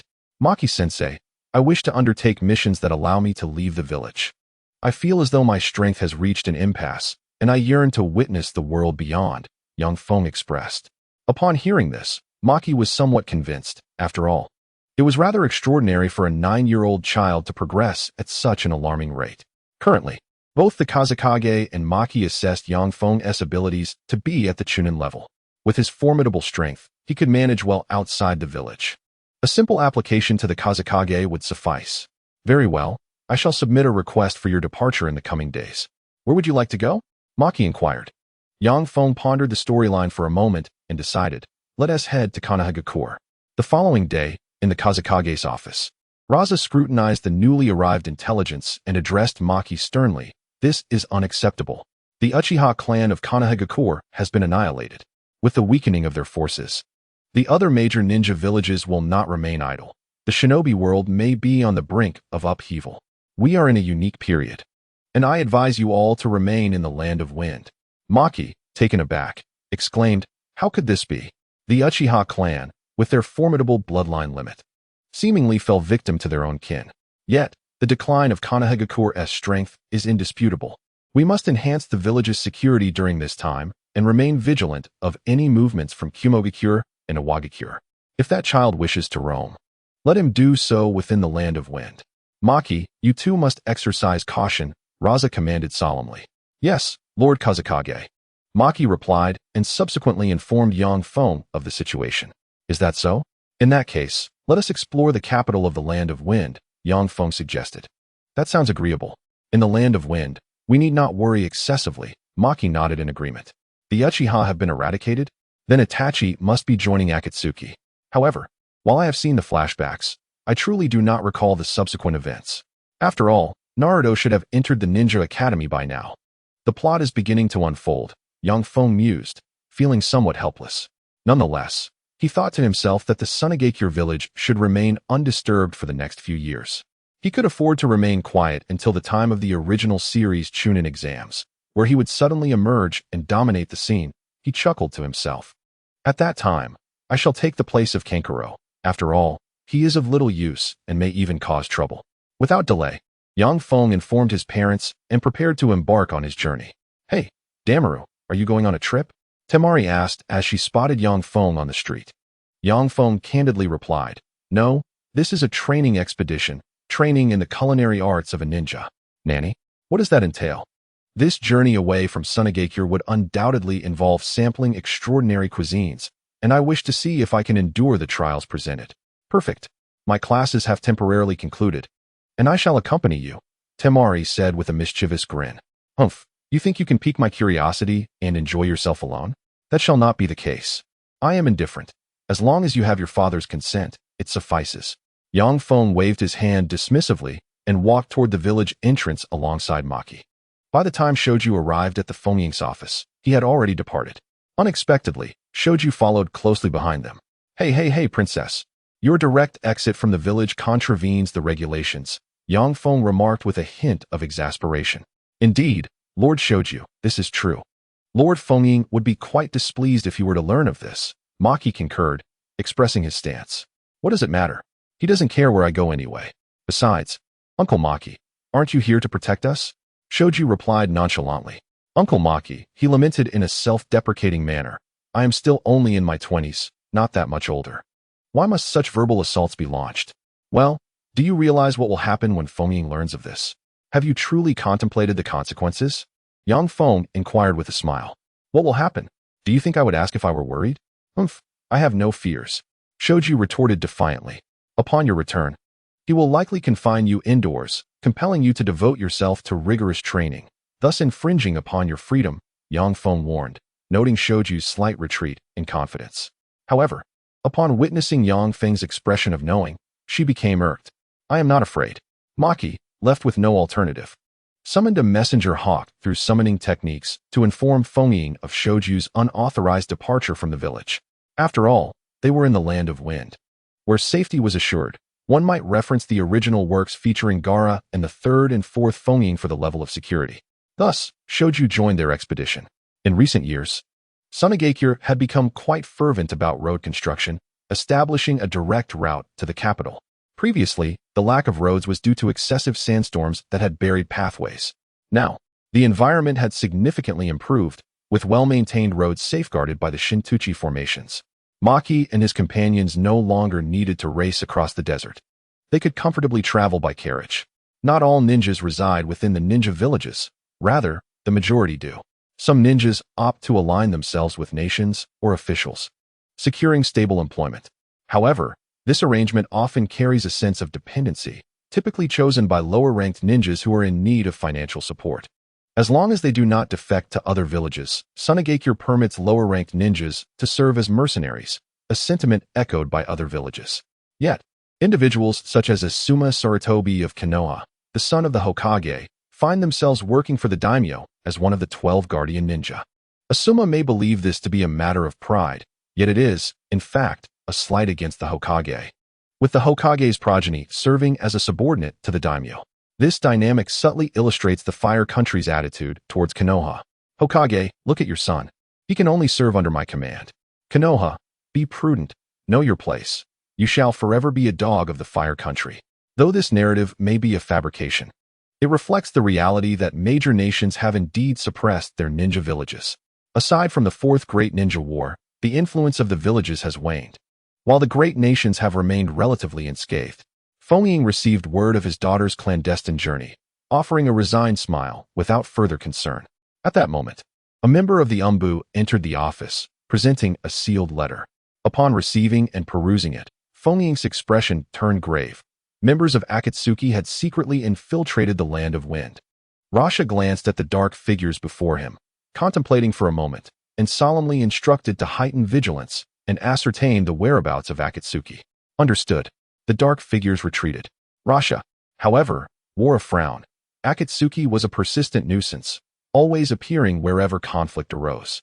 They were professional mercenaries, swaying to the highest bidder, yet remarkably reliable, ensuring victory in battles for their employers. This bolstered their reputation significantly. The 5 great nations had, to varying degrees, employed their services on several occasions. Of course, in all fairness, Rasha assured that their hiring of Akatsuki was motivated by a sense of justice. Nevertheless, this harbinger of misfortune had now arrived in the land of wind. Could it be that those 2 ninja villages were plotting something?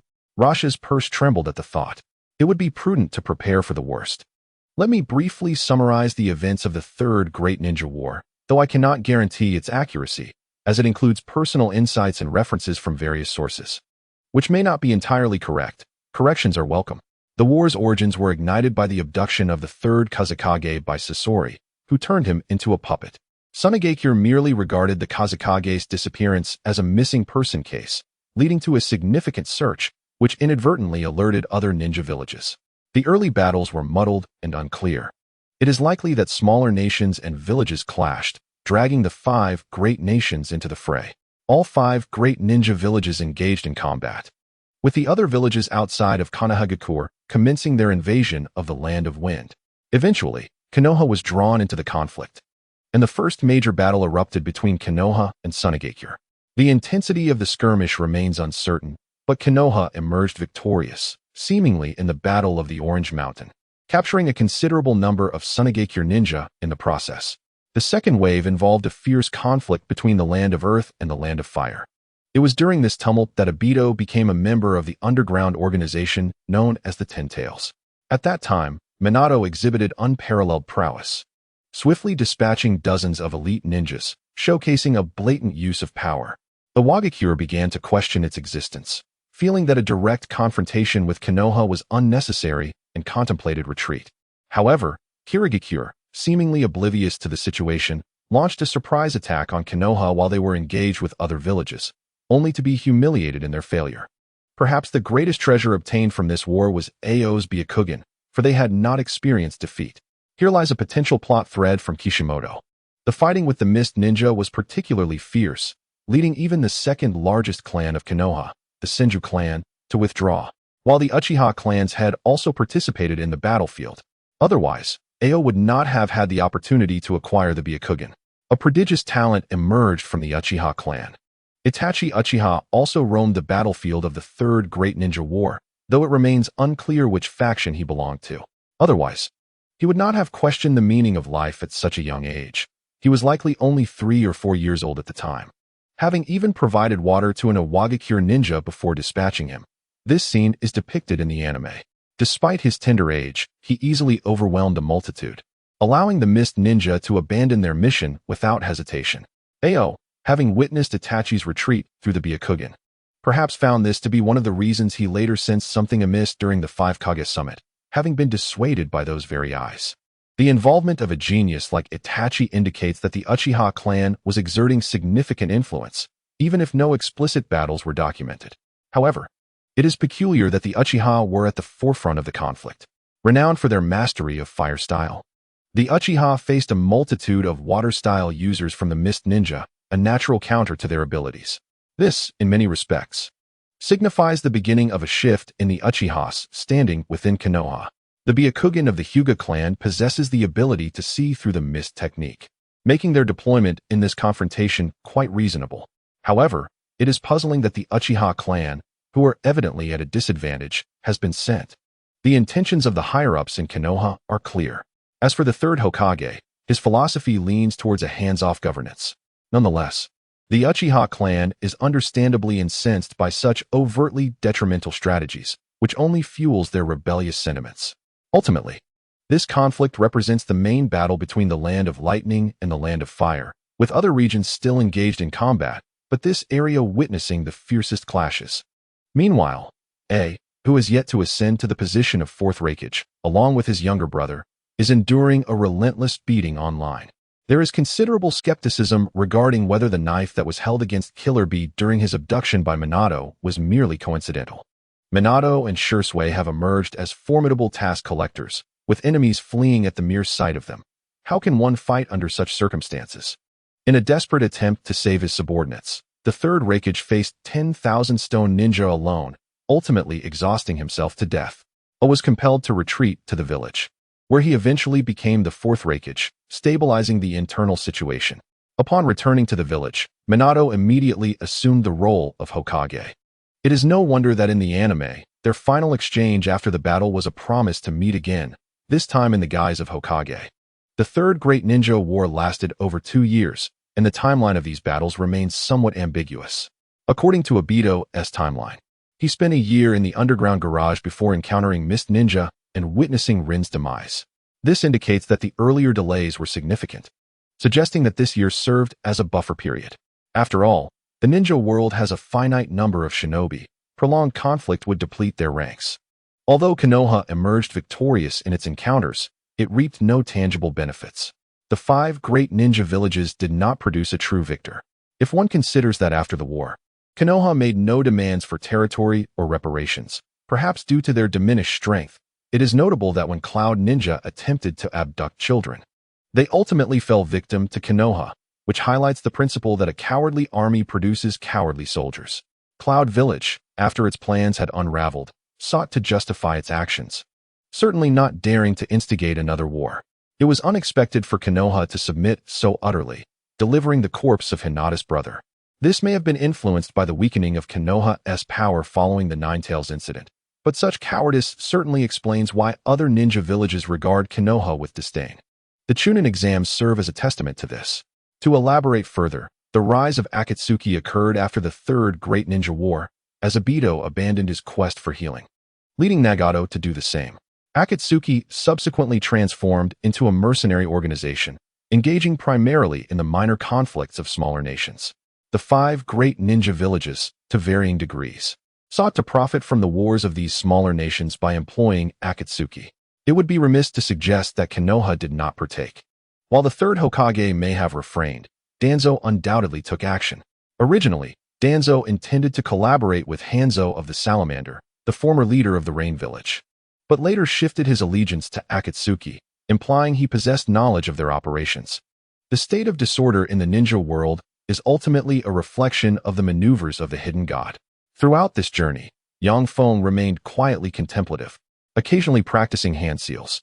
Speaking of hand seals, as long as one does not channel chakra through both hands, no ninjutsu is formed.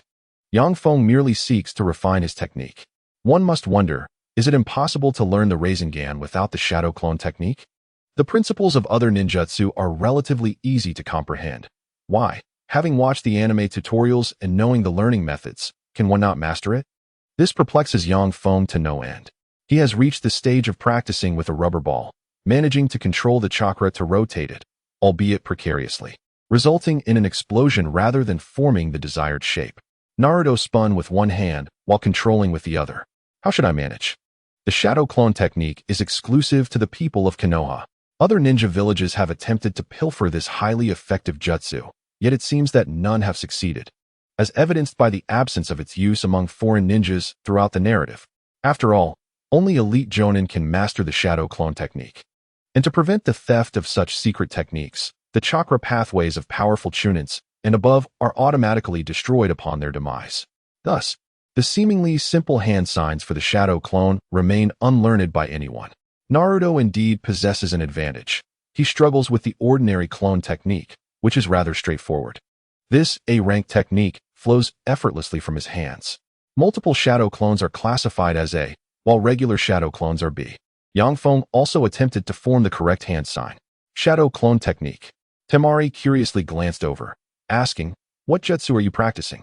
Feng smiled awkwardly, pondering where he might have faltered. Was it a detail he overlooked, or perhaps a discrepancy between the hand signs and his internal chakra pathways? He tried connecting through a different pathway. Shadow clone technique. Ah, Damaru, have you mastered that jutsu from Konoha? Maki inquired, and Feng felt a wave of embarrassment wash over him. How infuriating that they had to shout it out loud. It was utterly humiliating, especially since he hadn't even succeeded yet. Wait, Feng suddenly recalled some information from the anime. Although Naruto used a simple cross sign, the direction was different. The cross sign he had formed was with his left hand on the outside and his right hand across the inside. It appeared that Naruto did the same. However, that was in the anime, directly facing the audience. Thus, what he perceived as the left hand should actually be the right hand's gesture, completely opposite. Yang Feng quickly adjusted his stance. Left hand across the back, right hand standing forward. Now, let me reclaim the title of the star of Tsunade. Shadow Clone Technique. Boom. A shadow clone appeared beside Yang Feng. Nanny, too damorous? Temari exclaimed in astonishment. Maki exhibited a similar expression. Phew, finally, I've mastered the protagonist's first skill. Yang Feng mused, observing the shadow clone, which bore no discernible difference. The shadow clone chimed in, indeed. Well then, let us conduct an experiment, my original. Sure, let us first try the Rasengan, which requires a considerable amount of chakra. Yang Feng decided to let the clone manage the Rasengan and raised his hand in preparation to gather energy. The shadow clone mirrored his action. Oh, I forgot. We're not telepathically linked, the shadow clone remarked. However, I can follow your lead. I initially intended to utilize the chakra from the shadow clone to conserve the original's energy, but I didn't expect the original to be so enthusiastic. Well, I'm merely concerned that the clone might not be able to control it properly, considering the original also has some control issues, Yang Feng replied with resignation. At that moment, both Temari and Maki were intrigued about what operation Yang Feng would attempt next. The Rasengan, a sphere of chakra energy, gradually took shape. It would take roughly 15 seconds to fully condense. With more practice, it should become quicker. Not bad. The shadow clone controlled the Rasengan, which required a constant input of chakra to maintain. Even if one wished to cancel it, the chakra supply could only be gradually reduced. Otherwise, it would explode uncontrollably instead of dissipating gently. The Rasengan relied on a continuous input of chakra to sustain its internal rotation. Mastering the rhythm of this rotation demanded significant time and precision. While the original developer, Minato Namikaze, was an exception, even Naruto, a regular user, took about 2 weeks to learn it. In contrast, Jiraiya, the diligent practitioner, managed to master it in just 3 days. Yang Feng expressed his grievances, stating that despite having activated the system for 3 years, he had yet to master the technique. The difficulty of this maneuver could indeed be classified as an S-rank ninjutsu. The shadow clone endured for approximately 10 minutes before Yang Feng sensed that his chakra was becoming difficult to maintain. Consequently, he leaped from the carriage and pressed a Rasengan against the ground. Boom! The earth erupted, leaving a crater roughly 3 meters in diameter. Both Temari and Maki were taken aback, and even the carriage driver was startled by the commotion. Remarkably, the shadow clone was not harmed by the residual energy of the Rasengan. It swiftly followed Yang Feng back onto the carriage. The primary area of damage from the Rasengan lay within the confines of the crater, exerting minimal effect on the user, as its main force was unleashed forward. I believe we can refine our approach. This Rasengan is excessively large. Its expansive range suggests that we should attempt to reduce its size, which would facilitate control and allow for quicker condensation. Agreed, but there is no rush. Let us first experiment with the shadow clone, Yang Feng stated, as he produced a kunai and slowly pierced the arm of the shadow clone. There was no bloodshed, nor did it dissipate. It appeared to be quite resilient.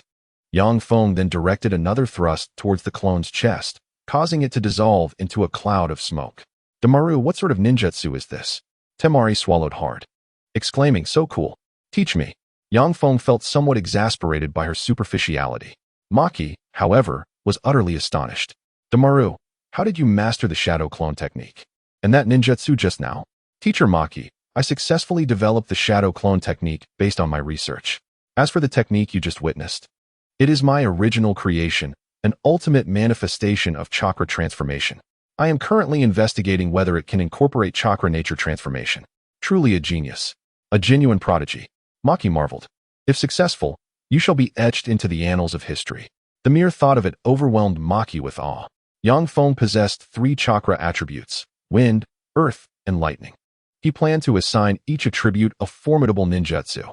The wind release would naturally be a shuriken technique, while lightning release could either be Raikage or Kirin, which were essentially similar, and fire release was less applicable for him. As for earth release, it was undoubtedly the Edo Tensei that saved the ninja world.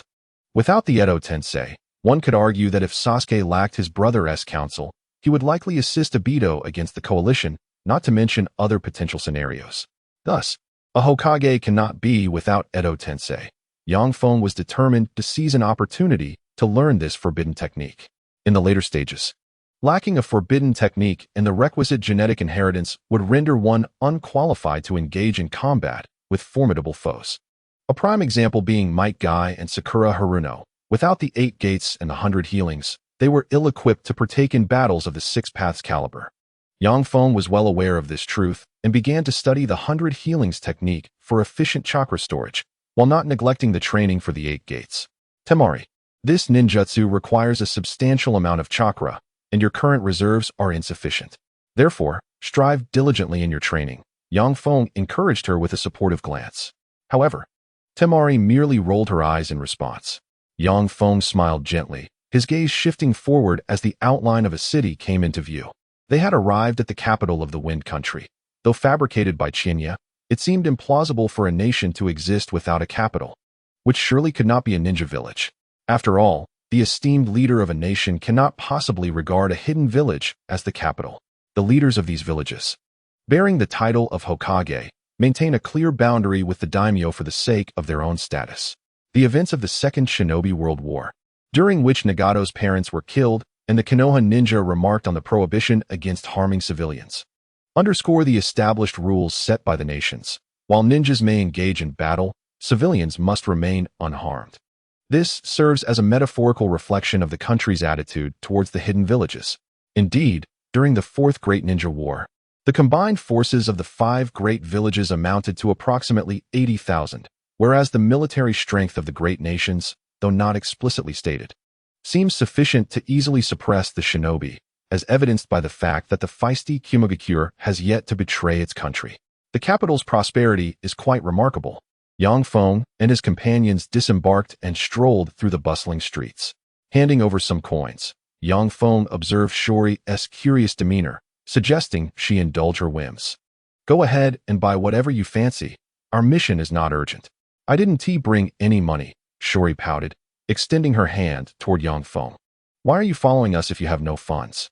Yang Feng handed her some coins, as his purpose for being there was ostensibly to carry out a mission. But in truth, he was also there to enjoy a holiday. Thus he had prepared ample resources. Just make sure to spend wisely, he cautioned as Shori hurried off to a nearby food stall. Yang Feng, let us first address the mission, Maki suggested. We can linger here for a few days afterward. Yang Feng concurred, finding reassurance in completing their task first. After all, their mission was merely to eliminate a band of mountain thieves, rated B in difficulty. Primarily due to their numbers, they summoned Shori to accompany them to the bandits' hideout. Although it was not far from the capital, this group of thieves was notoriously elusive, fleeing at the sight of military forces, thus avoiding eradication by the capital's guards. My lord, I did not recognize your greatness. Please spare us. The bandit leader trembled as he knelt amidst a sea of corpses. Do not be afraid. I merely wish to inquire about the whereabouts of a merchant caravan. Yang Feng said calmly. They went west. That's all I know. They didn't linger here long, the leader replied, relief washing over him. Good boy, Yang Feng replied. However, you have outlived your usefulness. With a sinister smile, Orochimaru, using his serpent's hand technique, ended the leader's life. Curious about the power of Greer, Yang Feng arrived at the bandit stronghold, ready to mark their targets on the map to prevent any escape.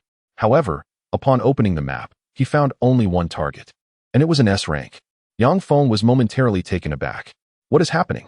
Do bandits require such high levels these days? He quickly noticed the target approaching at an alarming speed. Run, he shouted to Maki, only to find their path obstructed by a swarm of snakes. The S-rank target approached slowly. Are you from Suna? Orochimaru sneered.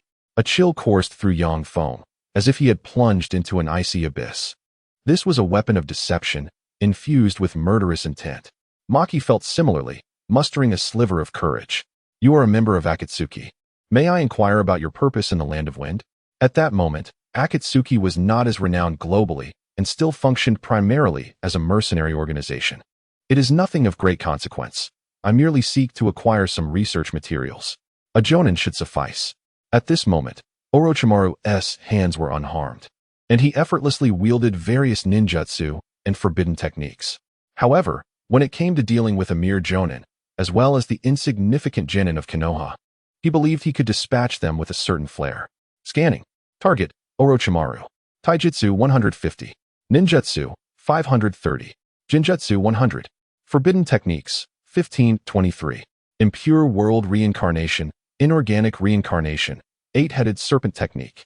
Corpse rebirth, dragon-s cave sealing technique, dragon-s cave earth sealing technique, serpent s array, twin serpent slaughter, soft body modification, white serpent s shedding. Chakra, 719. Overall evaluation, S-class. Orochimaru noticed the youth beside him was fixated on him. Well, my lord, we need not be adversaries. After all, Tsunade has previously employed you, Maki said, mustering his courage. The sheer aura of killing intent left him trembling. Should a confrontation arise, he was certain he would not stand a chance. Indeed, he thought, my apologies. But I hold no regard for such matters. Since joining Akatsuki, I have not been in your employ. At that moment, Orochimaru observed Maki's performance with the demeanor of a spectator. For him, eliminating a Jonin posed little challenge, and regarding the two children, he truly did not see them as threats. Feng began to brainstorm strategies, for this was Orochimaru, after all. In the anime, he appeared weak due to his hands being sealed. Yet, he was an S-class entity capable of dispatching two Kage-level shinobi, the fourth Kazekage and the third Hokage. There was no way he could contend with such power. Opening the 8 gates was not an option either. Although the true 8 gates technique could mitigate its side effects and transform into a passive ability, it still allowed for increased strength. At that moment, Feng noticed the exclamation mark above Orochimaru's head. Accept S-class search mission. The legendary world-destroying power has located the Grell Stone. This mission requires multiple collaborators. The host must select at least one teammate. Note, teammates cannot inflict harm upon one another. The mission concludes upon team dissolution. Mission rewards include 3 opportunities to forge the Grell Stone, which can be crafted into an item that enhances chakra. Failure incurs no penalties. Accept A-class search mission. The traitor Orochimaru has withdrawn from Akatsuki. Mission rewards include the title of Shadow of Akatsuki. Note, when opposing Akatsuki, secret techniques are enhanced by 100 points. Failure incurs no penalties. Select Orochimaru. I choose Orochimaru.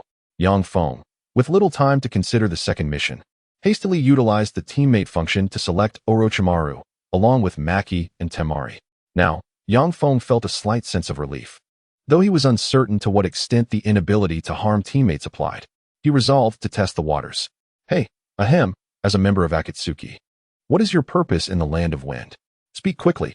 Feng advanced calmly, his body poised to unleash the first gate. Humph. I never expected to be underestimated by a mere child. Allow me to demonstrate my power. Hidden Shadow Snake Hands. Orochimaru raised a hand, and several long snakes shot forth. So swift. Although Feng could evade in time, he opted to withstand the attack. He raised his arm to shield himself. Crack. The long snake bit into Feng's arm, yet it felt as though it encountered a thin barrier, unable to pierce the skin, nor did it damage his sleeve, ultimately retreating in silence. How is this possible? Orochimaru was taken aback. This attack was unexpectedly resilient, even equipped with a cutting-edge neurotoxin prepared well ahead of its time, capable of incapacitating an enemy with a mere injection.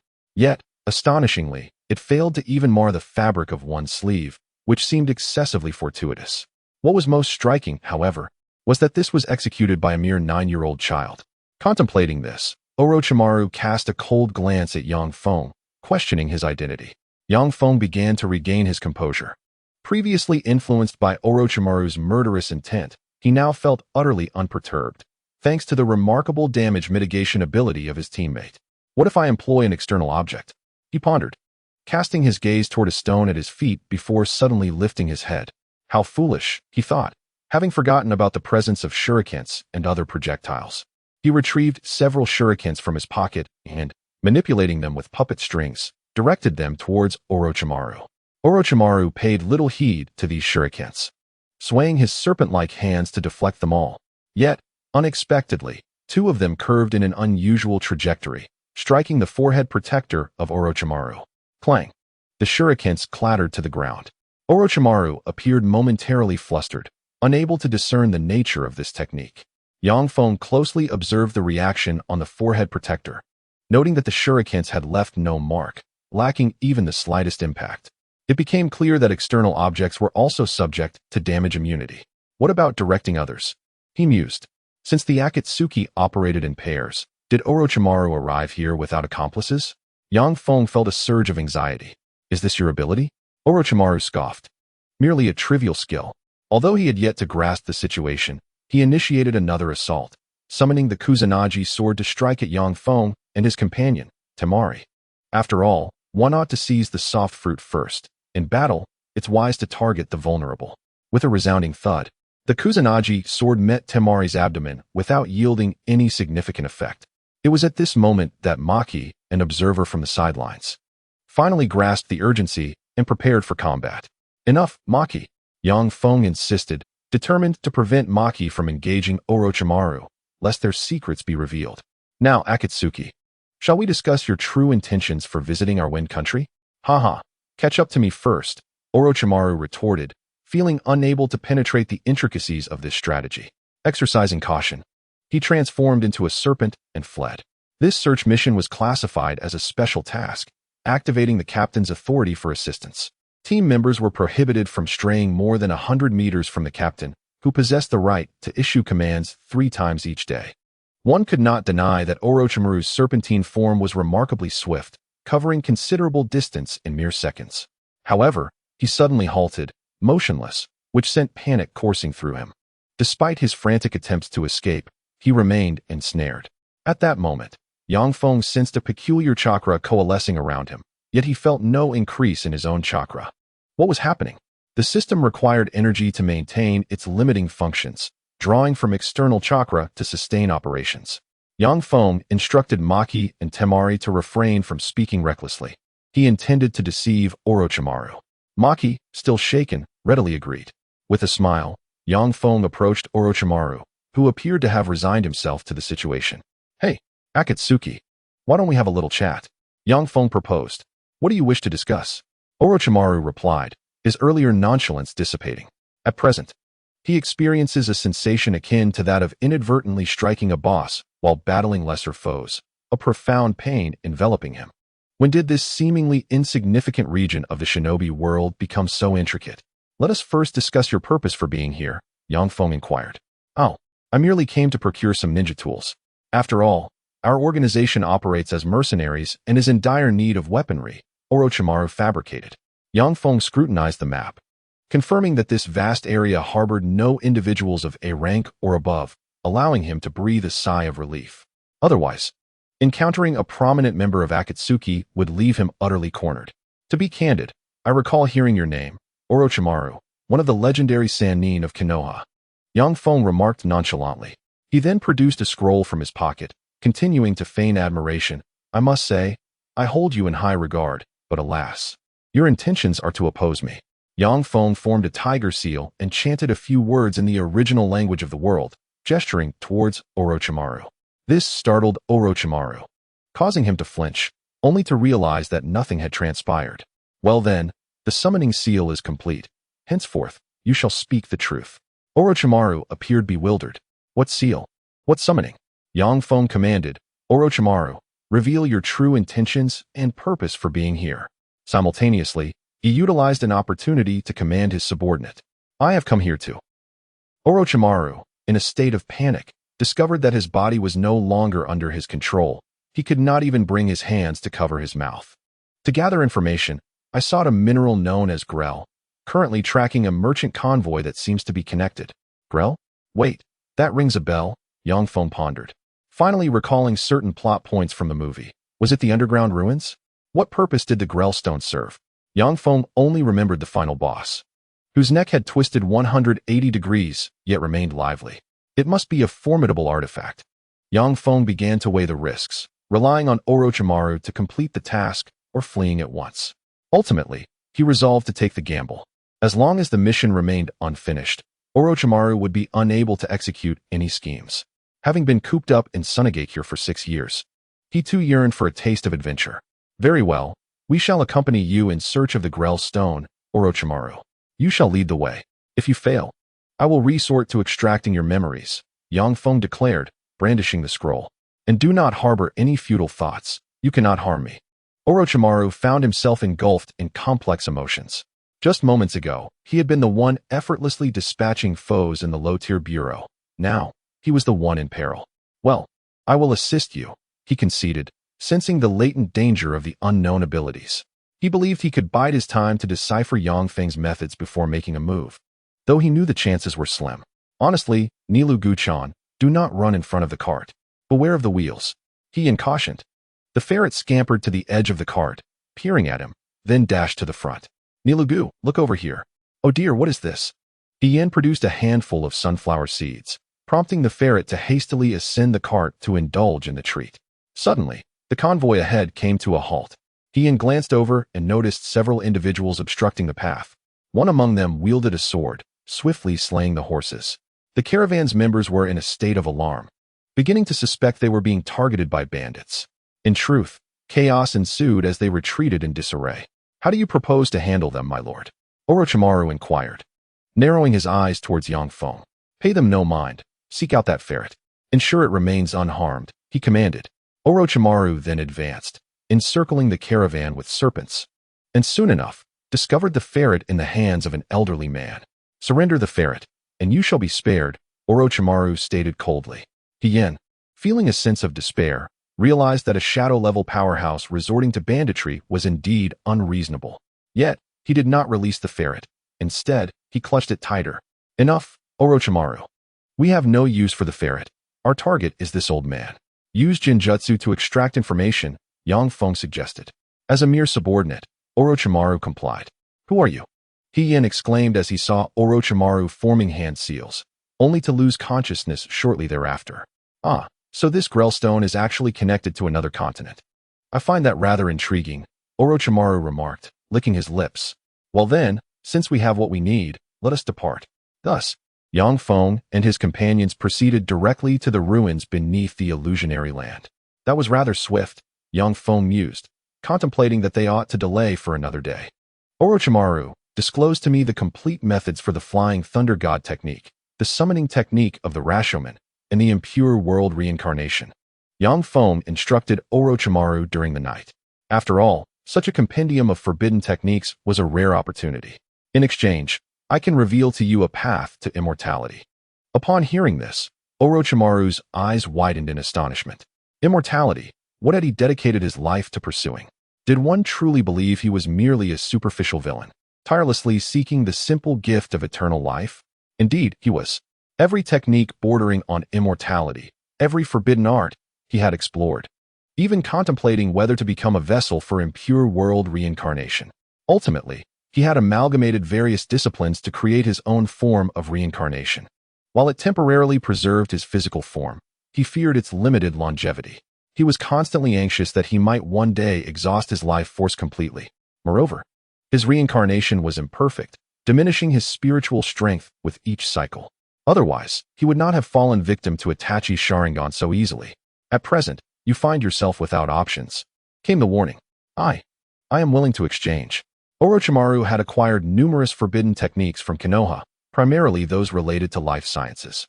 As for the Flying Thunder God technique, it was merely an opportunistic theft. Although powerful, mastery did not guarantee proficiency.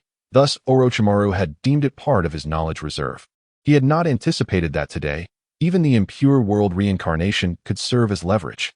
Furthermore, he was merely sharing the cultivation methods, not divulging his own secrets, making it a risk-free transaction. Consequently, Orochimaru opted to engage in an exchange with Yang Feng. After Yang Feng meticulously recorded the three techniques, he in turn revealed to Orochimaru the path to immortality. There exists a being within the Akatsuki named Ju. You are aware of him, I presume? He is quite an enigmatic character. He embodies both light and dark. The dark side has survived since the era of the Sage of Six Paths. Do you grasp my meaning? Yang Feng smiled subtly. Orochimaru reciprocated the smile. However, that black absolute at least possesses shadow-level strength, and its abilities for concealment and evasion are unparalleled. Without top-tier sealing techniques, it is exceedingly difficult to capture. I shall refrain from saying more for now. The outcome depends entirely on you. By the way, how do you come to know such matters, my lord? This information is derived from my unique intelligence source, and I assure you, it is entirely accurate. Yang Feng reiterated, then retreated into the tent to rest. The ninjas outside were all camping. Yang Feng, not in a rush for this mission, had brought along a tent as a convenient tool. Incidentally, The scroll he had taken out to intimidate Orochimaru was originally intended for sealing the tent. The following day, Yang Feng and his companions arrived at the edge of the ruins. A fortress stood before them. Yang Feng, unwilling to squander time, instructed Orochimaru to act as a henchman and capture everyone inside. They directly eliminated the final boss. Amidst the incredulous gaze of the benevolent Hade, they seized his Grell stone. After all, it was a boss defeated by a mere Chunin, demonstrating its weakness. Naruto had bested Kaguya, and Naruto had also triumphed over Hade, making Hade a mere jest in comparison to Kaguya. He instructed Maki and Temari to keep an eye on the people there, while Yang Feng entered the subterranean ruins with Orochimaru, hoping to procure more Grell stones. Note that only members of the royal family can utilize the Grell stones directly, otherwise, one might end up like Hade, transformed into a monster with drastically diminished intelligence. Indeed, they managed to gather a few pieces. Yang Feng pocketed them, but offered one to Orochimaru for his research purposes. At that moment, both Yang Feng and Orochimaru gazed longingly at the mineral vein above them, which bore an uncanny resemblance to water. Prior to entering the ruins, Yang Feng had consulted a map and discovered that there was something classified as Z level in this location. Although he was unaware of what Z entailed, he ventured into the ruins to investigate. He soon encountered the vast mineral vein before him, which was indeed the Z-level entity. Scanning revealed the target, Grell Life Stone. Taijutsu 0, Ninjutsu 0, Jinjutsu 0, Secret Techniques 0, Chakra 0, Comprehensive Evaluation Z-level. How could this be? Such immense energy. Yet chakra is rated at 0? Yang Feng pondered this, gradually coming to an understanding. The chakra contained within this mineral vein was indeed distinct from that which he utilized. It likely bore no relation to the power of the divine tree, but rather stemmed from the inherent essence of this planet. Yet, why the peculiar comprehensive rating? Perhaps it was due to the overwhelming life energy contained within the vein, elevating it beyond S level. By the way, does the system only acknowledge chakra disseminated by the divine tree? With the search task completed, he received the reward, 3 opportunities to refine the Grell stone. Yang Feng felt a surge of excitement and immediately refined one of the Grell stones in his possession. Consequently, the azure Grell stone transformed into a teal hue.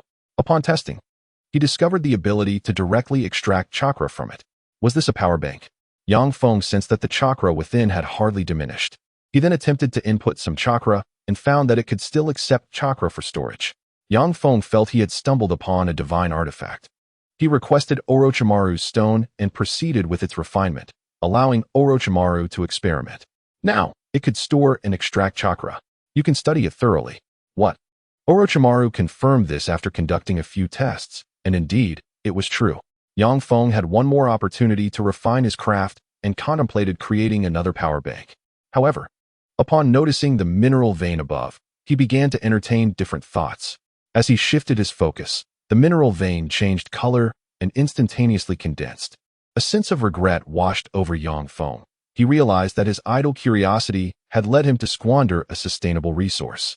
The vein, now concentrated to a size of several dozen meters, ceased its movement. With a mere thought, an immense surge of chakra rushed into his body from the mineral vein. This time, Yang Feng felt his chakra swell uncontrollably. His body instinctively sought a release but found itself at a loss. In a moment of urgency, he rapidly created shadow clones, each employing ninjutsu, while simultaneously utilizing earth-style techniques to support the collapsing cavity caused by the vein's compression. The overwhelming chakra left him feeling somewhat unwell. An idea suddenly struck Yang Feng as the surging chakra began to flow toward a specific point on his forehead. A black mark gradually coalesced. Under the influx of chakra, the black diamond emblem finally crystallized into existence. Yet, the mineral vein continued to pour in fresh chakra, compelling Yang Feng to begin forming a second emblem, and then a third, until he reached the fourth. At that point, he found himself losing control. He directed the chakra through his puppet strings towards Orochimaru. Observing the sudden influx, Orochimaru hesitated for a moment, but ultimately did not evade it, reveling in the sensation. After all, an overwhelming surge of chakra would elicit pleasure rather than obstruction. Orochimaru was tormented for a while by the exquisite yet painful feeling. The mineral vein still showed little sign of depletion, but Yang Feng understood that he could not continue this way. Thus, he concentrated his chakra and unleashed the Rasengan to sever the chakra connection. Orochimaru collapsed onto the ground. This chakra energy from the mineral vein is quite formidable, isn't it? I advise you not to covet it. Should it explode, the entire continent could be submerged, he warned. Yang Feng contemplated the potential devastation, even considering that the entire planet could be at risk, but dismissed the thought, recognizing that his audience might not comprehend such a scale. Based on his analysis, this continent was among the largest on the planet. If it were destroyed, other continents might be obliterated in the ensuing chaos. Given my current strength, I cannot control it, so I must relinquish my claim, he concluded. By the way, Orochimaru, during your stay, you inquired about the spherical ninjutsu I just employed, as well as the mark upon my forehead. It is a technique I developed myself, Yang Feng replied with an impassive expression. Orochimaru wanted to ask more, but reconsidered, sensing the implications of his curiosity. The Rasengan he had witnessed seemed larger than anything Jiraiya had ever conjured, and the mark resembled the Byakugan, yet was exponentially more powerful than Tsunade's creation. It would be inappropriate to accuse Yang Feng of imitation. His technique surpassed the original. Orochimaru, let us part ways here. Consider this a transaction between us, and I look forward to our future collaborations. Orochimaru, intrigued by this prodigious youth, contemplated asking about Yang Feng's enigmatic defensive measures, but refrained, fearing the topic was taboo. Very well, Yang Feng. Until we meet again, he responded, harboring a keen interest in the genius child. After all, in the land of wind, nearly everyone had heard of the renowned Shikaku, and Orochimaru realized that his understanding of Yang Feng was merely superficial. Geniuses are invariably filled with an immense curiosity towards their peers. Orochimaru, as a prodigious researcher, naturally became intrigued by Yang Feng's experiences. Should an opportunity for collaboration arise, do come find me in the Sand Ninja Village, Yang Feng remarked, preparing to depart with Kankuro and Temari, for the functionality of their team dynamics had reached its conclusion. It would pose a dilemma if Orochimaru were to take an undue interest in him once more. Wait, I see you are quite captivated by the forbidden jutsu scrolls I possess.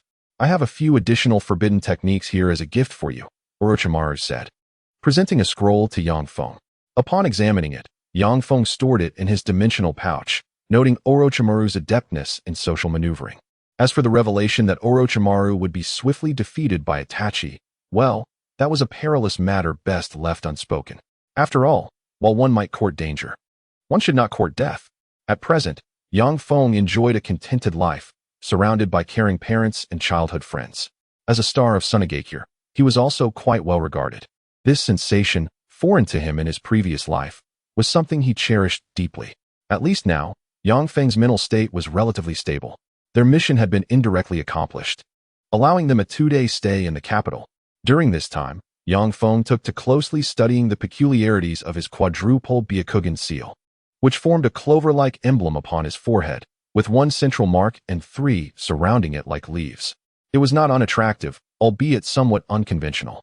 Yang Feng sensed that he could summon chakra at any moment, only to lament the fact that his crafted power bank had become obsolete. This Byakugan seal could effortlessly replace the power bank's function, and since it was stored within his own body, extraction required almost no time at all. The Grayril stone, in contrast, necessitated prior absorption before it could be utilized. Yang Feng could not help but feel somewhat frustrated by this. However, his Byakugan seal did not seem to possess the same regenerative prowess as Tsunade's. Attempting to test its limits, Yang Feng made a small incision on his arm. But the Byakugan seal did not facilitate healing. Rather, the flow of chakra accelerated his blood loss. Resigned, he ceased this line of experimentation and resorted to the Grayril stone's restorative abilities. He then prepared to delve into the domain of superhuman strength, one of Tsunade's signature techniques, capable of shattering the first form of Susanoo with a single kick. The principle was straightforward, channeling chakra to the surface of the body. Finding a stone by the roadside, Yang Feng conducted an experiment, employing the chakra from his Byakugan seal to enhance his attack. Ultimately, the stone fractured, albeit barely, and the chakra expended was considerable, more than what a single Rasengan would require for a direct explosion. Yang Feng pondered whether Tsunade's superhuman strength required specific techniques, as it seemed to have no cooldown in the anime, or perhaps his physical capabilities were simply insufficient. After a brief moment of frustration, he abandoned the practice, recognizing it would only serve as an emergency measure in the heat of battle when ninjutsu could not be employed. He retrieved the Greyril stone and handed it to Temari. This is an energy stone capable of storing and extracting chakra. You may keep it. When its energy is depleted, you can refill it with chakra. However, it would be prudent to always maintain a reserve of chakra for emergencies. Feng explained before turning his attention back to the forbidden techniques that Orochimaru had acquired, particularly his ambition to master the reanimation jutsu. Upon unrolling the scroll left by Orochimaru, it became evident that he was exceedingly generous, presenting a comprehensive compendium of forbidden techniques, excluding the reincarnation of the living and the eight-headed serpent technique. This scroll, being a storage scroll, contained a plethora of ninjutsu scrolls. Feng selected the smallest scroll, which bore a message from Orochimaru. I am capable of performing nearly all of these techniques. It is of little use to merely possess ninjutsu in one's mind. Consider these scrolls as the inaugural investment in our mutual collaboration. I hope they will empower you to become truly formidable. In time, our collaborative ambitions shall expand as well. Feng could not help but smile at Orochimaru's adeptness in fostering relationships, gifting what he already knew as a token of goodwill. These scrolls were indeed to his liking. He then sought out the training scroll for the reincarnation of the impure and scrutinized it meticulously. From dawn until dusk, after approximately an hour, he finally set down the scroll, his expression grave. This scroll posed significant challenges. The reincarnation of the impure required both earth-style chakra and senjutsu chakra, a revelation that Feng had not anticipated. Reflecting on the narrative, he recalled that in later stages, Tobi had indeed wielded senjutsu chakra while employing the technique. Moreover, Orochimaru's studies on cursed seals were also linked to senjutsu chakra. Considering the inventor of this technique, the second Hokage, who was the brother of Hasirama Senju, his elder brother being adept in senjutsu, suggested that it was reasonable for him to possess a modicum of unfamiliar senjutsu. The concept of infinite chakra through the absorption of natural chakra added a layer of plausibility, yet he, as a shinobi of Tsunade, was fundamentally disconnected from senjutsu. The reincarnation of the impure necessitated the extraction of a certain quantity of physical tissue from the deceased, utilizing a living body as a vessel for the soul of the departed. This required summoning the soul from the realm of the dead, allowing it to attach to the vessel while covering the living body with dust, thereby transforming it into the appearance of the deceased.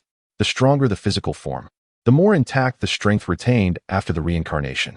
Once the initial summoning was complete, subsequent calls could directly summon the impure reincarnated individuals.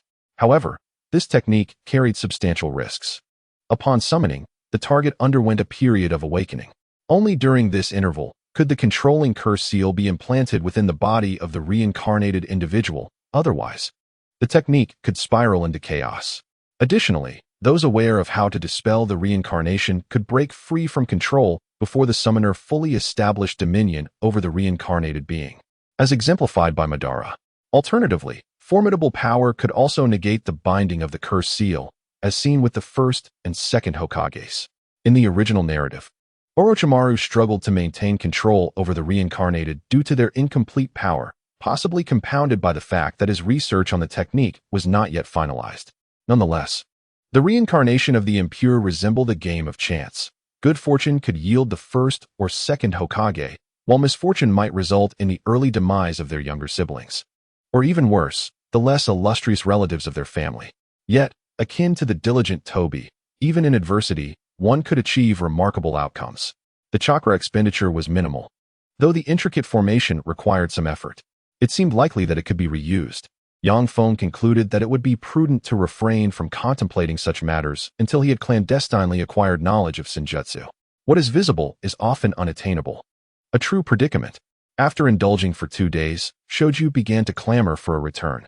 Both Feng and Maki concurred.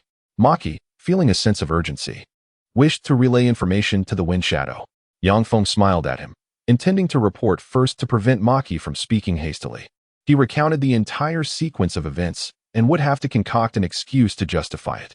The shadow clone technique in the original narrative is a ninjutsu that divides chakra equally between the clones and the original. However, this seems rather implausible. If other ninjas, after splitting their chakra, find that their clones, imbued with half of the original's chakra, cannot even withstand a simple collision before dissipating, then such clones would indeed be rather impractical. Take Naruto, for instance. who can create hundreds, if not thousands, of clones. Despite the support of the Nine Tails after their use, they are often annihilated, leaving the original with diminished combat capability. Thus, in this narrative, it is established that the chakra required to perform and maintain the technique approaches that of an A-rank ninjutsu, consuming more energy as more clones are created.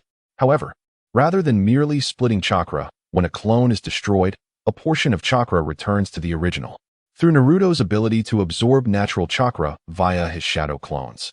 It can be inferred that this explains why ordinary ninjas may succumb to exhaustion when overusing the technique, while Naruto, as part of a larger organization, remains relatively unscathed. Incidentally, it appears that the shadow clone technique is predominantly utilized by the Leaf Village in the anime, a fact that is unlikely to change. Given its invention by the second Hokage, other ninja villages predominantly employ tangible clone techniques based on their elemental transformations, such as Zabuza's water clone or the reincarnations of Indra and Ashura, exemplified by the grand scenes of the Hundred Beauties. Therefore, for simplicity's sake, this narrative designates the shadow clone technique as exclusive to the Leaf Village. As for the reason other ninja villages do not utilize shadow clones, it is tentatively suggested that they possess their own superior clone techniques. It must be noted that Maki, as an elite jonin, possesses considerable skill.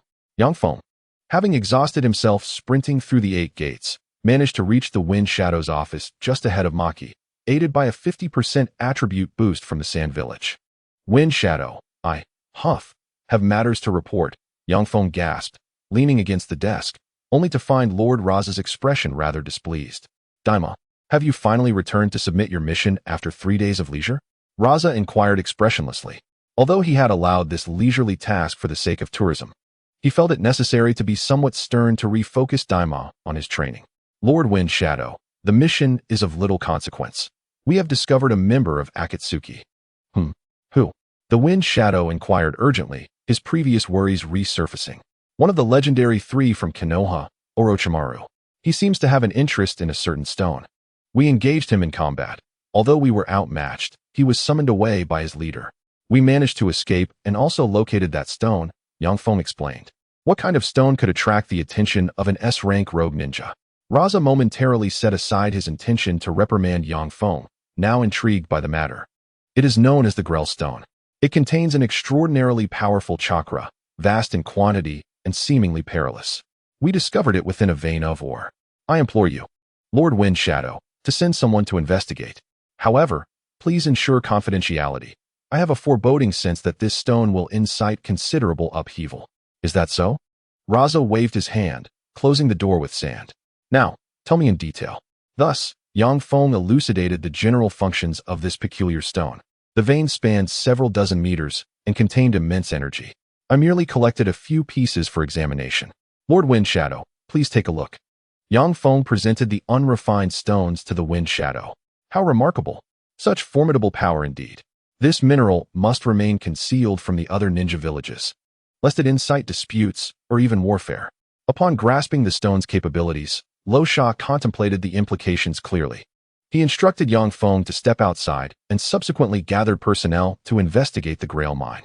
After Yang Feng exited, he caught sight of the tardy Maki and smirked with disdain, thinking, "You wish to catch up with me? Dream on." Maki entered the office, intending to report the situation. "Maki, Temari has already briefed me on everything. You may take your leave. I will assign someone to handle this matter." Lo Sha waved his hand, dismissing Maki. As Maki left the office, he found himself questioning his existence. Despite having rushed back to the village at full speed, how could Temari have arrived before him?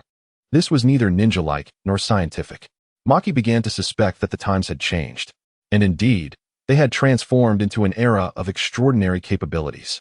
Those who were merely supporting characters alongside the protagonist were destined for elimination. Perhaps even the tailed beast spewed forth by the Ten Tails could obliterate him. Upon returning home, Yang Feng commenced an uninterrupted regimen of training.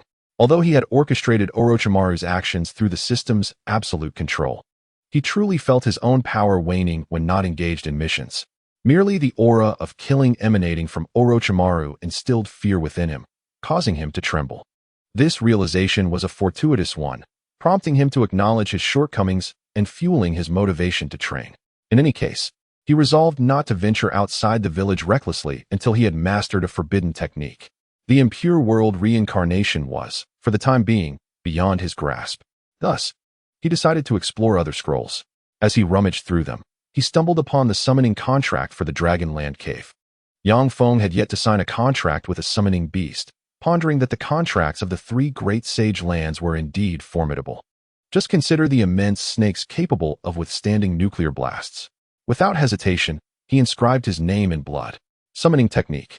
Feng bit his finger, as this technique was the most convenient for drawing blood and forming seals upon the ground. A small white snake, 2 meters long, materialized. Compared to the hundreds of meters of the great serpent, it certainly seemed diminutive. Feng observed this summoning beast. The contract stipulated that within a designated summoning area, the signatory could summon all monsters listed in the summoning scroll. Even Mayaboko Mountain might not yield all amicable creatures. The initial appearance of Frazuk, the toad, was marked by his irritable demeanor after being inadvertently trapped. As for the Dragonland Cave, known for its sacrificial demands, it was even more notorious. Thus, Feng summoned a smaller serpent using only a small amount of chakra, ensuring he could manage its temperament. "Greetings, I am Miko the White Snake." The small serpent spoke in human language. Summoning contracts require a response from the summoning beast. Only in the absence of such a response would forced enlistment occur.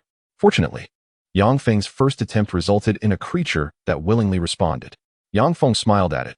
"Hello, I am Monkey D. Luffy." It seemed prudent not to reveal his true name to such a shadowy entity. One could never be too careful. To be honest, he had inscribed Luffy on the summoning scroll, not anticipating that it would be applicable. "May I inquire why you summoned me? Is there some matter in which you require assistance?" Well, it is merely that I feel your daily training must be quite exhausting. I summoned you here to help you unwind a bit. Indeed, beings like us, mere little snakes, are but sustenance for the grand celestial serpents. Who knows? We might perish on any given day. Thus, let us indulge in the pleasures of the moment," the rice snake remarked. Suddenly, the atmosphere grew somber. Feng found himself at a loss for words, uncertain whether to speak or remain silent. The man and the snake shared a moment of silence before Feng finally suggested, "Let me take you to savor some delectable human cuisine. A completely novel experience you have undoubtedly never encountered before. Come now, could you coil around me to avoid startling anyone?" The white snake complied, wrapping itself tightly around Feng's body, constricting him so much that he could hardly move his legs. "Ahem, there's no need to be so tight. Loosen your grip a bit." Feng had been practicing summoning techniques in the ninja training ground and was now putting away his scroll, preparing to head to the culinary street of Tsunade for dinner. He had yet to eat since returning home. In the dragon's cave, a large, plump white snake lay atop a stone pedestal, seemingly sensing something. It raised its head. "Has another human signed a contract?" It chuckled. "I recall that only Orochimaru possesses such a contract. I wonder if this individual aspires to cultivate sage techniques. I find myself quite tempted by the flavor of humanity." As the ruler of the dragon's cave, its recent existence had primarily revolved around slumber, and it yearned to stretch its limbs. "Heavenly Serpent Princess, when you have the time, do visit this new contract holder and assess whether they possess the potential for sage cultivation." The white snake sage undulated its form, shaking with anticipation. The serpent princess beneath the stone pedestal sighed in exasperation. It had been years since anyone had visited the dragoness cave, and though Orochimaru had come, he dared not cultivate. This ancient serpent undoubtedly sought a human to accept its teachings in sage arts. How hypocritical, expecting her to coax that human. The heavenly serpent princess, as the granddaughter of the white snake sage, possessed a remarkable transformation skill, enabling her to take on human form without a flaw. However, the white snake sage seldom permitted her to venture into the human realm, leaving her to dutifully attend to its side.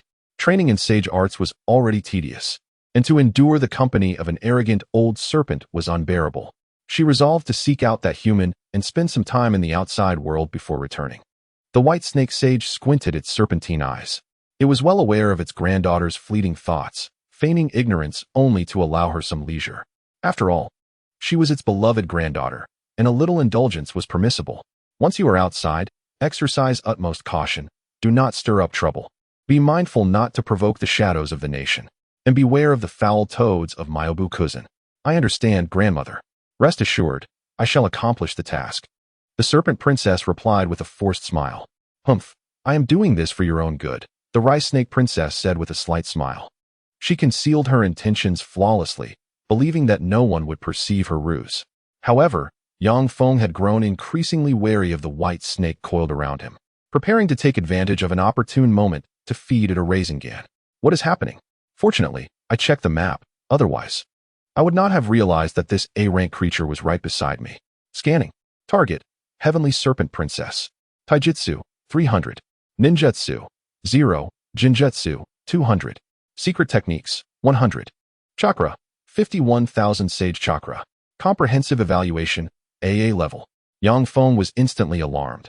A single Rasengan might not suffice to subdue it. How did this master of celestial arts summon himself? Even among the three great immortal realms, those skilled in such arts are scarce. It is unlikely that a figure like the underworld boss, Toad Wentai, possesses such abilities. Yet, this white serpent does. This suggests that it is nearly of the same caliber as the esteemed elders, Shimizu and Shima Mokuyama. Yang Feng respectfully offered the serpent a renowned delicacy from Sand-Hidden Village, grilled frog. Although it was not a toad, the expression on the white serpent's face indicated it relished the dish. Thank you, it said. Though this may be my last meal, I am content. If tomorrow I am not consumed by another serpent, might you indulge me once more?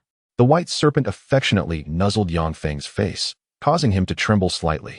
Yet he reached out to caress its scales. Indeed, certainly, he replied inwardly, thinking to himself, if I summon from the dragon snake cave again, I am a fool. Upon the serpent's return to the dragon snake cave, Yang Feng promptly extracted the summoning contract and resolutely erased his name. Summoning even SSRs at random was all too easy. He would be pleased with any from Mokuyama or even Wetbone Forest, but alas, it had to be the most pitiful dragon snake cave. The fee for summoning myriad serpents was 100 lives. What if one day the white serpent sage crawled through the internet cables? Would he then have to sacrifice Sand-Hidden Village? This old trickster likely measured his worth while entangling him, contemplating how to consume him entirely. Yang Feng, still feeling insecure after erasing his name, initially considered the summoning scroll of the dragon snake cave, pondering whether he might learn the celestial arts. However, upon reflection, he realized he could learn within the serpent's belly and thus tossed the scroll into the flames of the barbecue stand to serve as fuel, effectively severing their route through the internet. Suddenly, the white serpent sage sensed something amiss. Upon seeing her granddaughter return, she inquired about the situation. Oh, that individual is merely 9 years old. I thought it best to wait until he matured before introducing him to you. Grandmother, the celestial serpent princess cleverly responded. This initiated a sustainable route for clandestine passage, ensuring that when the time came for outdoor excursions, it would be a simple matter. Is that so? The sage replied. Then why did this human destroy the contract? The celestial serpent princess was scrutinized intently by the white serpent sage. What? How could that be? I disguised myself as a small serpent to deceive him. My transformation illusion technique is an A-class art in the human realm. How could it have been uncovered? Humph. To fail at such a trivial task warrants a penalty. You shall diligently cultivate your celestial arts for 3 years without wandering about, the white serpent sage declared, her tone more instructive than enraged, simply wishing for her granddaughter to focus on her training. As for that human, he was of little consequence. With the path of summoning blocked, Yang Feng resolved to explore other avenues and subsequently discovered the Flying Thunder God technique. The Flying Thunder God technique is a space-time ninjutsu, indeed an S-class technique developed by the second Hokage, belonging to the realm of body flicker techniques. By employing this art, one can achieve instantaneous movement. The practitioner can leave behind the Flying Thunder God formula wherever their body can reach, allowing for instant transportation of themselves or objects indirectly connected to their chakra. When fully energized, the practitioner can transport substantial targets multiple times. Only the second Hokage, Senju Tobarama, and the fourth Hokage, Namikaze Minato, can utilize it independently. In Konoha, there are 3 ninjas capable of combining their powers for teleportation. As the Water Shadow technique was initiated, Yang Feng prepared to employ the marking technique, commencing the execution of a ninja art, the body flicker technique. Its efficacy was extraordinary, characterized by an astonishing speed. Since the Flying Thunder God technique necessitated mastery of the body flicker technique, Yang Feng had no choice but to first practice this skill. Had he learned it earlier, he could have avoided the need to open the 8 gates for travel. The body flicker technique is a form of high-speed movement ninjutsu, remarkably swift yet exceedingly challenging to master. The difficulty lies not merely in learning it, but in its application. After all, the ordinary body flicker technique is merely a D-rank ninjutsu. However, this technique rigorously tests one's combat quality and reflexes, as a misstep could lead one straight into the enemy's embrace, complementing the enemy's offensive skills such as the Rasengan and Chidori rather effectively. In the land of Fire's hidden leaf village, a certain blonde youth grumbled to himself as he walked home, "Everyone is like this. Sasuke gets all the attention. Clearly, I am the most handsome." Casting a casual glance, he noticed a non-mainstream youth sitting alone by the river, knees drawn to his chest, enveloped in silence. This was Sasuke. The blonde-haired boy gazed at the non-mainstream figure, feeling an inexplicable connection. At that moment, they seemed to belong to the same ilk. The non-mainstream youth turned to look at him, remaining silent. He yearned to say something, yet ultimately held his tongue.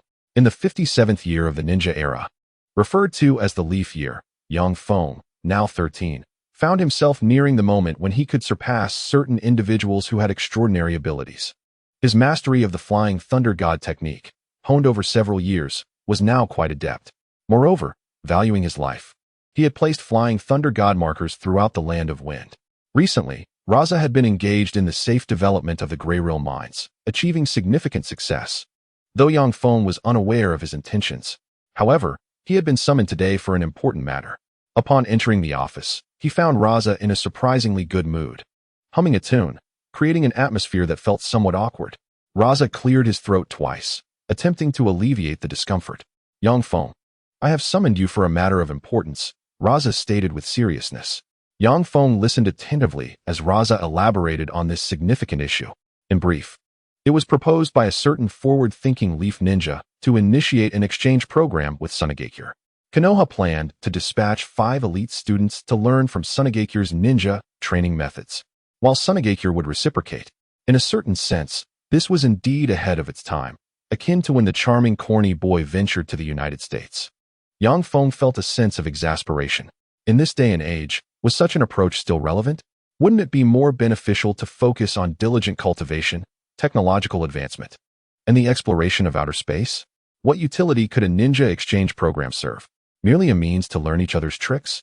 For further details, one could refer to the Chunin exams. Regardless, as a worker, he knew he had to comply with his employer's wishes. "Our Tsunade has decided to send Temari, Gaara, Kankuro. And you," Raza continued. "Wait a moment, Lord Kazekage. If I heard correctly, we are exchanging ninja students, and I am already a genin," Yang Feng interjected. "Genin? Is that so? I do not recall that. Do you possess a headband?" Raza responded with a puzzled expression. Yang Feng found himself at a loss for words. "Previously, I devoted my time to charitable endeavors, scarcely affording any attention to the forehead protector. It only dawned on me today that as a ninja from Sandy Hidden Village, I lack even this essential emblem. Ha ha ha. When you return, I shall personally bestow upon you a forehead protector. What do you think?" "It seems I have no right to refuse," Yang Feng remarked with a wry smile. "However, is Gaara joining us as well? After all, he is the Jinchuriki. Fear not. The people of Konoha shall harbor no ill intentions towards him. Moreover, numerous guards have been arranged to accompany you. Lord Wind Shadow. Shall it just be the 4 of us? There will also be a remarkably talented child accompanying you, though I am uncertain of his name." Yang Feng smiled silently, acknowledging the busy nature of the Wind Shadow. "Shall we depart immediately? Indeed, approximately half a year's time awaits. You must strive to excel." Yang Feng gestured affirmatively. Next, he prepared to inform his family, while also gathering his belongings, akin to the weapon scrolls of Tian Tian. "Demaru, take good care of yourself while you are away. Stay safe." "Understood." Once Yang Feng was ready, he departed to meet the other members of the exchange team. Ding. A random mission has commenced. Learn 3 unique Leaf Village ninjutsu techniques that have yet to be mastered during your time in Konoha. The reward for this mission is the permanent activation of combat assistance functionality. The map feature will also be permanently enabled, with 15 days remaining for current map usage. The combat assistance function will provide automatic guidance throughout battles, capable of analyzing opponents' abilities and jutsu in combat. Failure of the mission will result in a reduction of soul power by 1. Current soul power stands at 189. Yang Feng felt a sense of curiosity. Thus far, this system had only issued 2 random missions. Each came with a special notification, and it seemed to solely unlock certain features. The impending expiration of the map feature is indeed significant, yet the assistance function is equally beneficial. Yang Feng believed he could attempt to learn stealthily.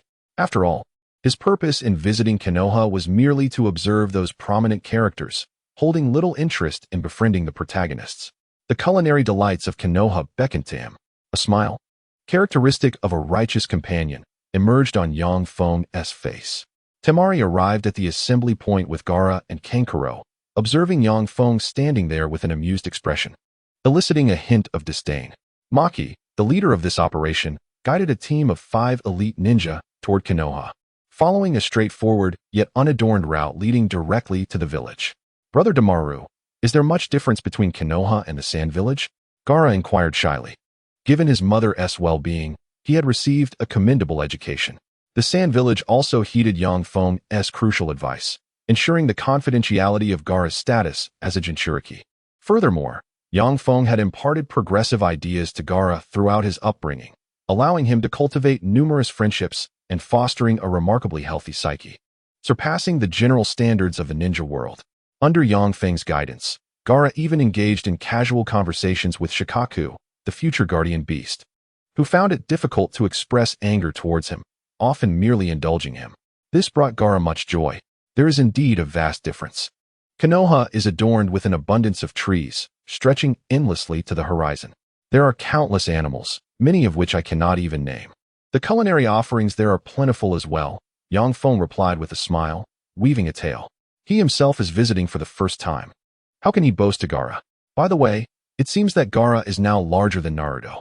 When the time comes, you can take your time to observe. Gaara's eyes are filled with anticipation. Hey, Daima, since you have never been there yourself, don't brag to Gaara. If you have the ability, name a famous spot in Konoha. Temari remarked disdainfully from the side. Ichiraku Ramen. Huh, what is that? You'll know when you get there. However, they did not reach Konoha smoothly. Boom. A detonating tag was lodged in the wheel of the carriage, triggered by chakra, resulting in a catastrophic explosion. The carriage was utterly destroyed. Captain, we haven't completed the mission target. He had yet to finish when a kunai was thrust into his throat. Which hidden village is this from? Let me guess. Cloud. Yang Feng emerged from behind a brick wall. The Umbu captain's face turned pale. Their mission had failed, and they had been recognized. What is happening? Is there a traitor among us? The captain scanned the surrounding individuals. It's hard to say. I believe you are misunderstanding something. We merely set a trap here to ambush the traitorous ninjas of our village. You destroyed our trap without any provocation from us. Oh, don't think this is the land of wind. Even if it were the land of lightning, I walk this main road, whether intentionally or not. You detonated it near me. You must die, Yang Feng said with an air of arrogance, 6 jonin standing behind him. However, Cloud had not dispatched those jonin. Moreover, you ambushed me on the path I have paved. Even if I were to eliminate you, that foolish Raikage wouldn't dare utter a word. Maki, don't move yet. Let this group of Umbu escape first. I'll give him a minute, Yang Feng said nonchalantly. The Umbu captain sensed an opportunity. They certainly could not win a fight. But escaping was their specialty, and they felt confident in that regard. With this thought, he turned to flee, lacking even the inclination to resist. The other Umbu shared the same mindset. It was now a matter of who could run faster, for the one who outran their comrades would emerge victorious.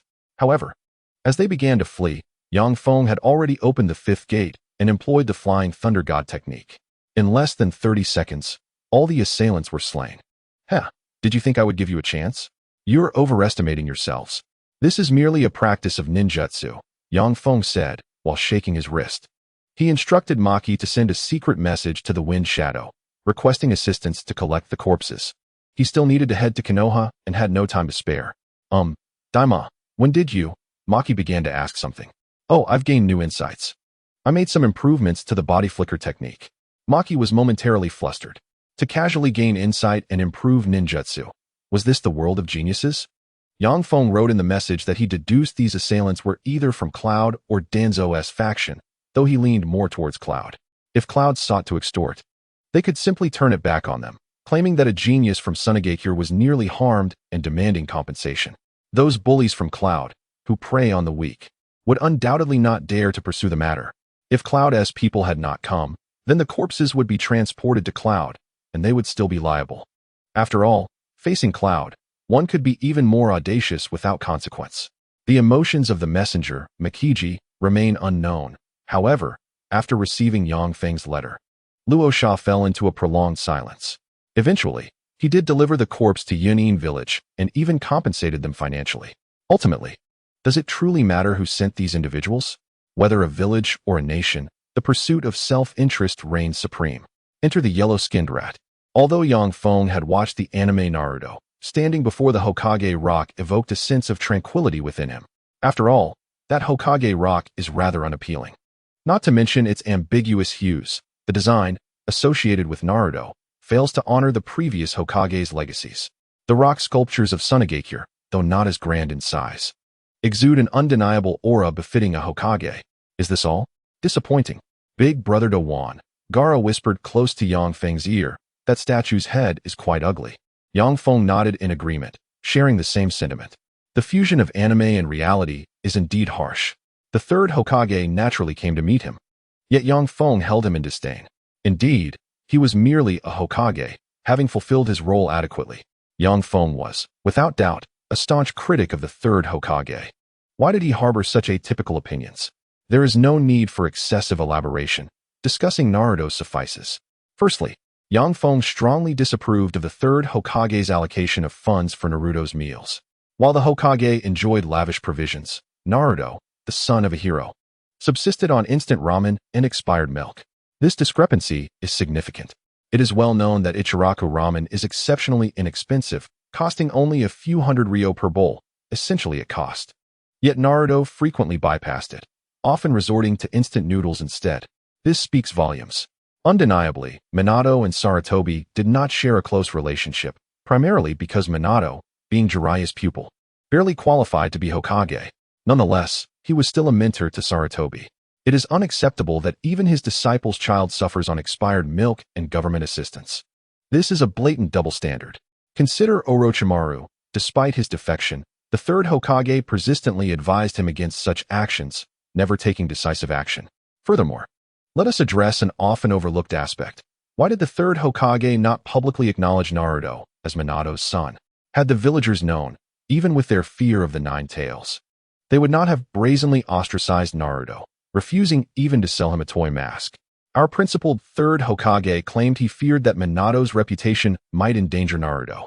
Yet, the entire village is aware of Naruto being the host of the Nine Tails. Surely, the identity of being Minato's son could incite less animosity than that of a well-known Jinchuriki?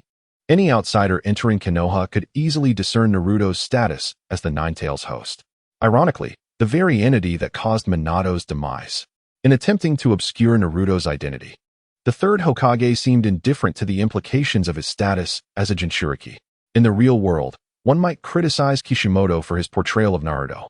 But in this tangible realm, it can be said that the third Hokage does not require an abundance of justifications.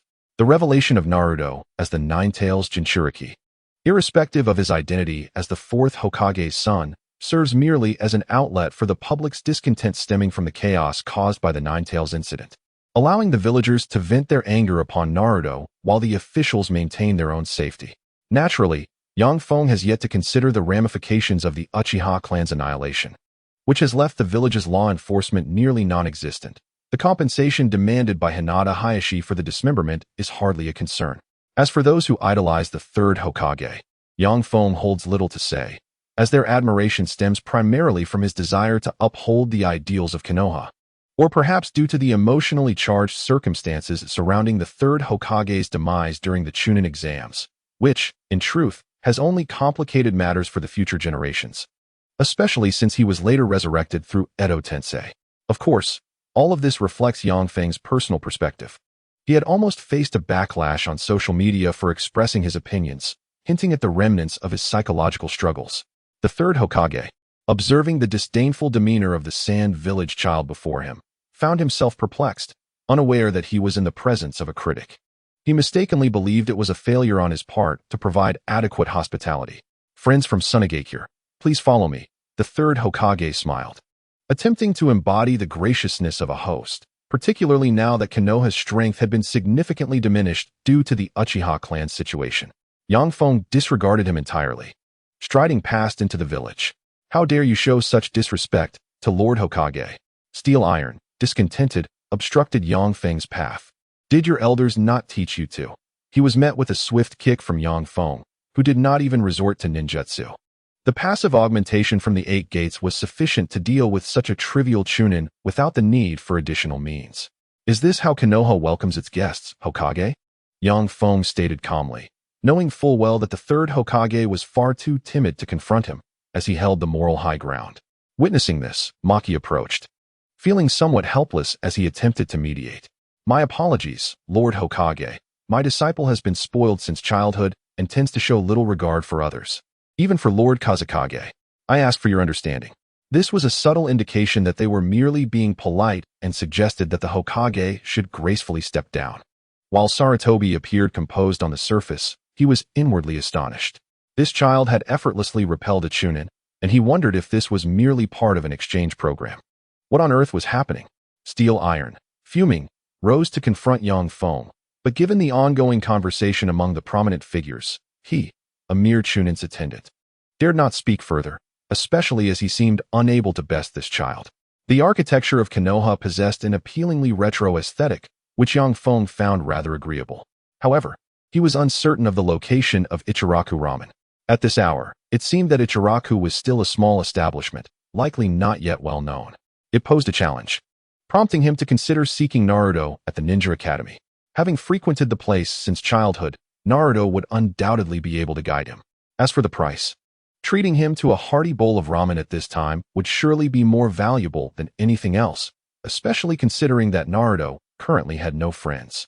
Although the original narrative depicted Naruto's childhood connections with Shikamaru, Kiba, and Choji, they were merely acquaintances and never truly friends. Otherwise, Naruto's tragic circumstances would not have unfolded as they did.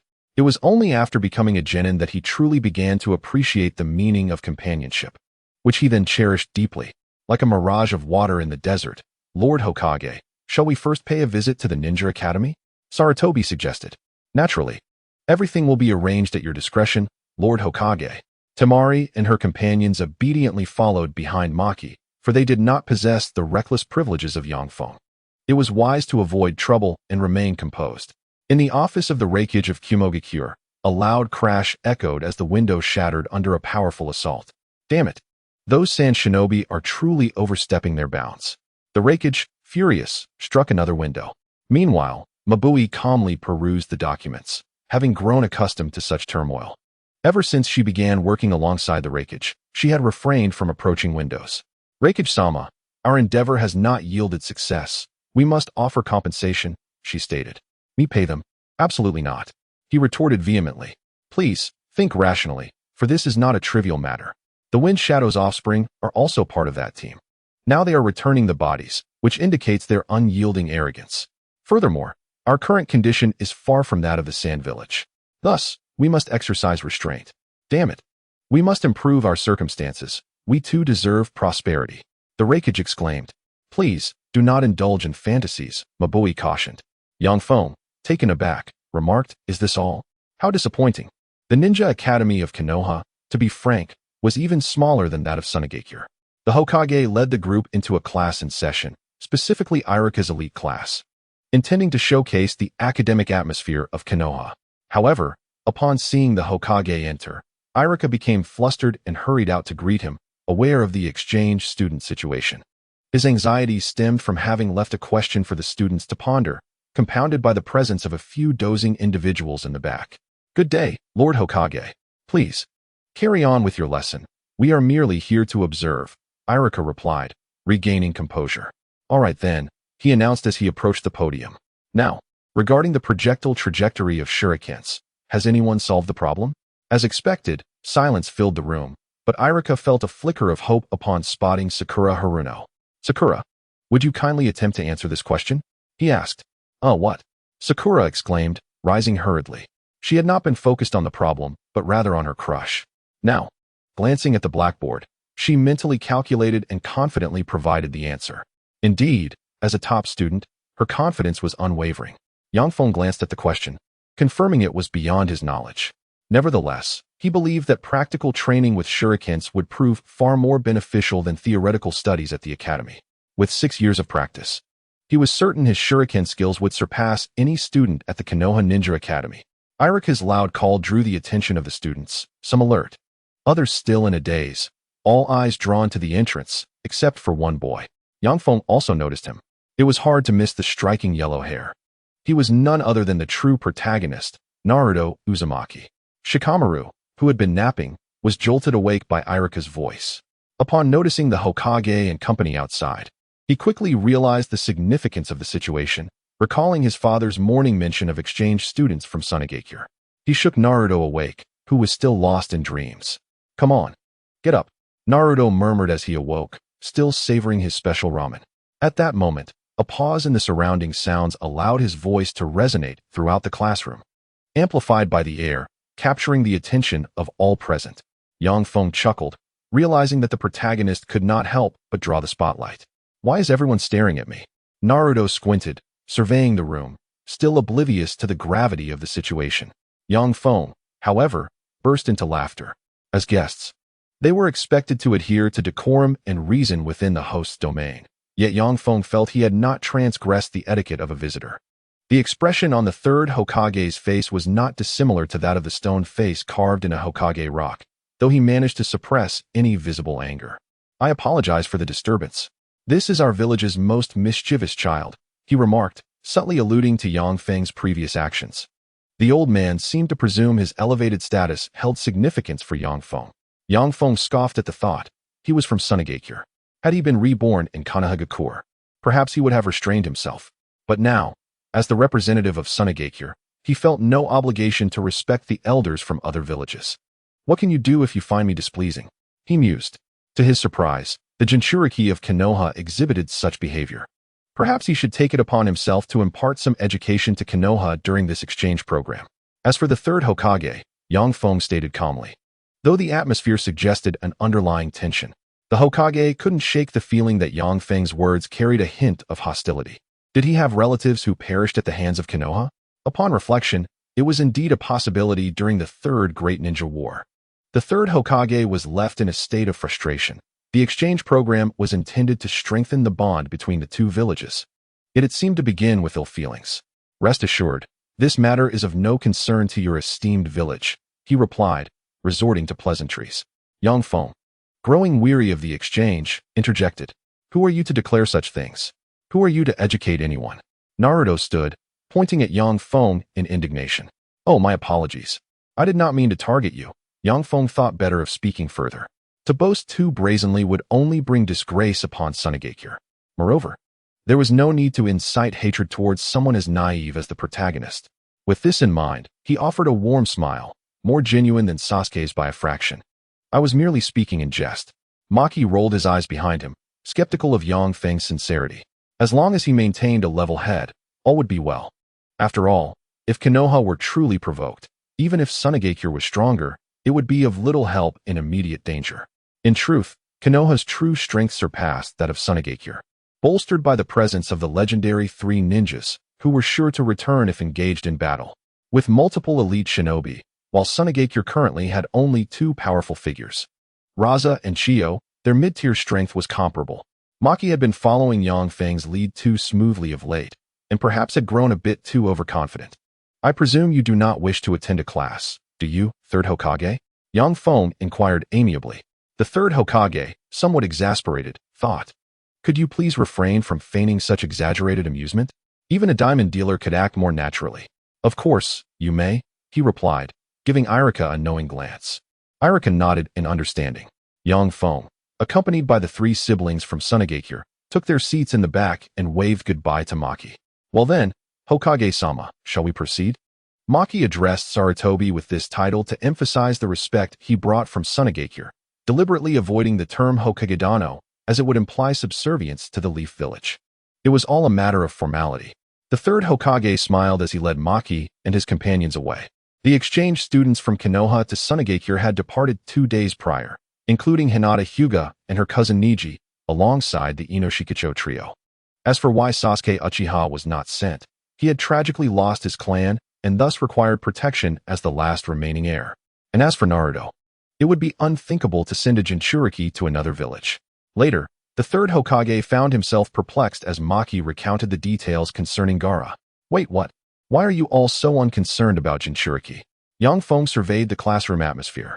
It appeared to be a balanced mix. Some students, like Sakura, were diligently paying attention, while he wondered why he could not locate any familiar faces. The Konoha 11 were currently lost in thought, captivated by the presence of the exchange students, whose impressive entrance had certainly made an impression.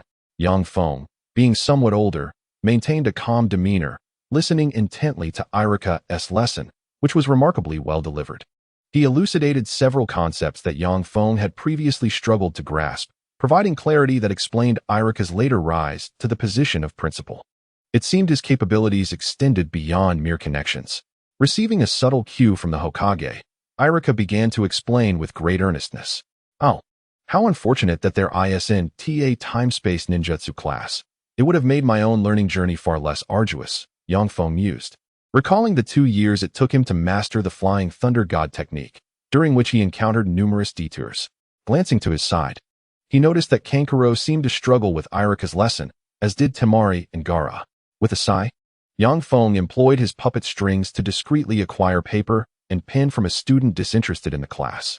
He then passed notes to Gaara and Temari, advising them to pay attention, as it would be beneficial. As for Kankuro, Yang Feng deemed that as the future foremost puppet master of Tsunade, he need not concern himself with the knowledge of a typical ninja. Once the class concluded, Yang Feng approached Naruto. Excuse me, what is your name? It seems rather unusual to know someone's name upon first meeting. Uzumaki Naruto. I aspire to become Hokage one day, he declared, the weight of competition for the Hokage title evident in his tone. Yang Feng smiled. How admirable. Do you think your dreams are being underestimated? Not at all. Every dream deserves respect, including yours. I am simply intrigued by you. Would you care for a sparring match? I hear there's a ramen shop in Konoha called Ichiraku. If I lose, I'll treat you to ramen. What do you say? Naruto agreed without hesitation, prioritizing his dream over all else. To him, becoming Hokage was merely a means to earn the villagers' recognition. Little did he realize that it was not the title of Hokage that would yield recognition, but rather the recognition itself that would pave the way to becoming Hokage. Otherwise, Naruto would surely reconsider and seek alternative methods to win the villagers' approval. Yang Feng harbored a certain respect for Naruto, which led him to decisively dominate their sparring match. Curse it, I lost, Naruto lamented, envisioning a bowl of ramen soaring away with wings, which only deepened his anguish. The curious onlookers among the students were astounded by Yang Feng's speed and prowess, as he effortlessly dispatched Naruto with a single move, thereafter treating their duel as little more than a game. Yang Feng did not belittle Naruto. He understood that Naruto had suffered from malnutrition since childhood, lacking even the energy to activate his innate abilities. Moreover, his physical skills were considerably superior to those of his peers, perhaps influenced by the tailed beast within him. You lost, which means no ramen for you. Yang Feng remarked dismissively. Hey, Sand Village Ninja, what kind of skill is it to bully someone at the bottom of the ranks? Why don't you challenge me instead? Uchiha Sasuke interjected, stepping forward. Really? Well, I'll go easy on you, Yang Feng replied, a hint of bashfulness in his tone. Don't underestimate me. I am an Uchiha. Sasuke retorted angrily. Yang Feng felt a twinge of guilt for overpowering them, considering he was 3 years their senior, though age among peers was hardly a decisive factor. Very well, I shall restrain my strength, he conceded. With that, Sasuke charged forward. Sasuke, give it your all, cheered Sakura and the other enthusiastic fans. Naruto, though displeased, chose to remain, convinced he would not be alone in enduring humiliation. Meanwhile, Yang Feng calmly formed hand seals. Now, let the battle commence, he declared. With a swift motion, he seized Sasuke by the neck and hurled him to the ground, where Sasuke transformed into a wooden clone. Suddenly, a fiery attack surged from behind. But Yang Feng did not even glance back. He simply swatted the fireball aside with a casual flick of his hand. Then, with blinding speed, he gripped the real Sasuke's neck, slamming him down once more, though with less force than before, creating merely a dent in the earth. Sasuke coughed up blood, weakly grasping at the hand around his throat. Yang Feng relished the sensation of besting Sasuke. The thrill of overpowering him was immensely satisfying.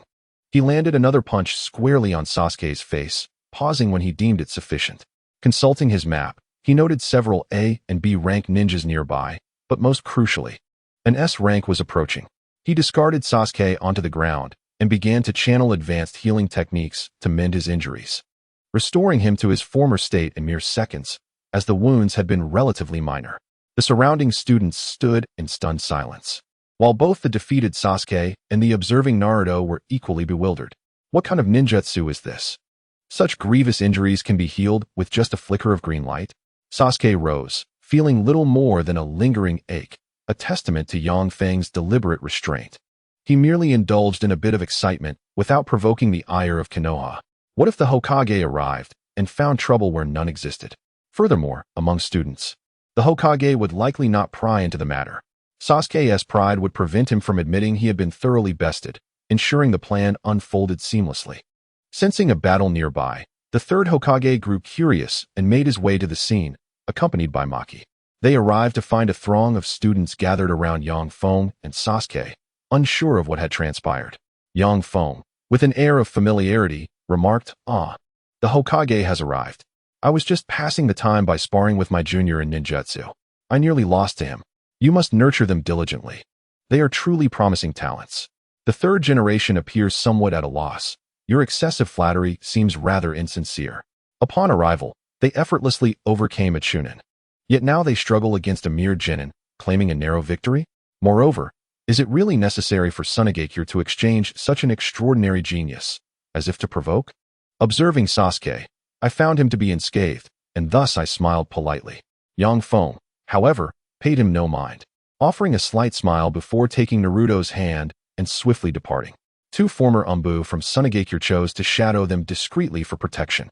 Feng noticed their presence, but, understanding their duty and recognizing them as allies, chose not to dwell on it. "Hey, where are you dragging me off to?" Naruto protested as he struggled. "Oh, this is my first time in Konoha. I'm not familiar with the location of Ichiraku Ramen. Please, lead the way." "No way. As a reward, I will treat you," Naruto exclaimed excitedly. "Really? Then I'll take you there right now." Feng couldn't help but smile. The Naruto from the original story and the current one bore striking similarities. His youthful face radiated joy, with his whisker-like markings slightly curving, exuding an infectious positive energy. However, Naruto's earlier days were indeed somewhat naive, characterized by a simplistic, anime-like mentality. After some contemplation, Feng resolved to guide Naruto in his training during this period. Although Jiraiya cared for Naruto, his mentorship was rather lackluster. Minato had achieved success through self-learning, while Naruto, being somewhat slow-witted and stubborn, had made little progress under Jiraiya's tutelage over 2 years, mastering only the Rasengan and basic taijutsu. Furthermore, Naruto's previous release of the Nine Tails had rendered his seal increasingly unstable, leading to frequent outbursts upon his return after 2 years. Feng believed he could teach Naruto the Rasengan ahead of time. Despite the constraints imposed by the Nine Tails on his chakra control and Jiraiya's inadequate guidance, Naruto could grasp the technique in a short span. Surely, with Feng's professional-level instruction, he would master the nuances of the skill. Was Jiraiya truly so careless as to merely inform Naruto of the Rasengan's training method and then seek materials? Temari, intrigued by Feng's mention of Ichiraku Ramen, decided to accompany them. Gaara, of course, had no objections. As for Kankuro, he paused in silence before opting to join the group, given that Maki, as the leader, had completely overlooked the primary objective of the exchange student. Unfamiliar with the area and feeling quite hungry, Kankuro had little choice. As a seasoned ramen enthusiast, Naruto was well acquainted with the location of Ichiraku. Once Feng assured him that he could eat to his heart's content, Naruto sprinted excitedly toward the ramen shop. However, due to his excessive speed, he failed to notice a little girl walking along the sidewalk and accidentally bumped into her. "Why did you bump into me, you little brat?"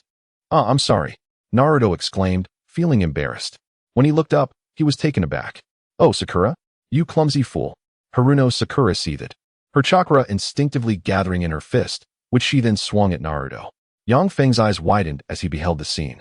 Is this the prowess of the extraordinary clan? The efficiency of chakra utilization was exponentially greater than his own. The force behind it was astounding. Thud! Sakura's fist struck the ground, creating a large crater and drawing the attention of passers-by. In their hearts, they pondered who would be unfortunate enough to marry such a woman. Naruto stood by, utterly bewildered. Is this truly a monster? Surely, humanity cannot possess such traits. Yang Feng, somewhat speechless, pulled Naruto away. Had he not intervened, they might have met him in the hospital shortly. Damn it, stop right there. Sakura attempted to strike again. Yang Feng, wishing to avoid further conflict, swiftly positioned himself in front of Sakura. I've already dealt with Naruto and Sasuke, and now you are willingly approaching me. It's rather embarrassing. To ensure that Sakura would play her part as an adequate partner, he pinned her to the ground. However, being considerate of her gender, he did not exert much force, merely presenting a formidable appearance. Sakura, though uninjured, was startled and felt deeply wronged. She was the victim here, after all. It was merely crossing a street. Once she stood up, Naruto and the others were nowhere to be seen. This time, there seemed to be no further surprises. Yang Feng and Naruto reached Ichiraku Ramen without incident. Yang Feng observed the exterior, which was simply a small front with curtains obscuring the view. Inside, there were several fixed seats facing a long counter where the owner was present. Hey, uncle, quickly bring me the super tonkatsu miso chashu ramen. Make it extra large. Super. Naruto exclaimed excitedly. What is the matter, Naruto? Do you have spending money now? But you mustn't waste it, the owner, Shouta, remarked with a frown. Not at all. Hee. This time it's my friend treating me to ramen. Naruto pointed at Yang Feng. Yang Feng glanced at the price list hanging on the wall. I'll have a special chashu ramen. And could you add extra vegetables? Also, an egg, please, as I prefer a nutritious option. All right, coming right up. Is this your friend, Naruto? Shouta inquired, curious, as he was aware of Naruto's history of dining alone since childhood. Well, sort of, Yang Feng replied, ordering a bottle of cola. The menu of Ichiraku clearly indicated that cola was available in the ninja world. The Sand sibling trio arrived leisurely, taking their seats and perusing the menu. I'll have the vegetable ramen, Temari said, as the environment of Tsunade, though much improved, still offered limited access to vegetables. I'll take the salt-flavored ramen, Gaara declared. Just a regular ramen for me, Kankuro added. Understood, it will be ready shortly. Go fetch me some eggs. Yes, father. She responded. Yang Feng gazed at the ramen before him, swallowing in anticipation. He sipped the broth. Quite oily, he remarked, frowning. He sampled the noodles. They were satisfactory. But the broth was indeed overwhelming, becoming rather greasy after a few bites. Having consumed lighter fare in Tsunade, such richness was somewhat intolerable. Yet, Temari and the others were quite content, relishing their meals. It's incredible that such delicious food exists, Temari exclaimed, quickly slurping her noodles. Yang Feng began to understand. The dishes he had enjoyed in his past life were laden with numerous modern condiments, while the culinary practices here were more rudimentary, with fewer seasonings available. Despite having spent many years in this world, Yang Feng had not encountered anything that could be deemed truly delectable. Observing Naruto's voracious appetite, he hesitated for a moment before indulging in a few more bites. Hey, Naruto, are you not full yet? I could consume another 10 bowls without hesitation. You wouldn't want to avoid paying the bill, would you? Naruto, feeling cautious, interjected. Actually, I'm not that hungry. You can have this bowl. Yang Feng replied with a smile. All right then. Yang Feng took a sip of cola and awkwardly dug into his pocket, only to realize he had no change. It was indeed difficult to bring out such a large sum of cash. In the world of Naruto, the currency exchange rate is 1 tael to 10 yen. Hey, Temari, do you have any change? What for? Aren't you the one treating? Temari stared at Yang Feng, her gaze filled with suspicion. Oh, I merely lack the small denominations. How about you cover this meal, and I'll treat you next time. Men are notoriously stingy with their wallets. Hey. That comment is a bit too broad, Yang Feng replied helplessly as he handed over the large bill. Sir, I have other matters to attend to. Let us settle the bill. This amount is rather substantial. After all, it takes me half a month to earn that much, and I don't have that much change. Fine, then let us set aside the remainder after covering this meal for Naruto's future visits. However, he can only have 1 bowl per day, Yang Feng said nonchalantly. That works too. Please take care. Yang Feng inquired with a local and learned the location of the barbecue restaurant. Yes, indeed. It was the place frequented by the Inoshikacho trio, also known as Asuma's Tears, where he had once faced bankruptcy. The barbecue restaurant was quite spacious, but being daytime, it wasn't as crowded as depicted in the anime.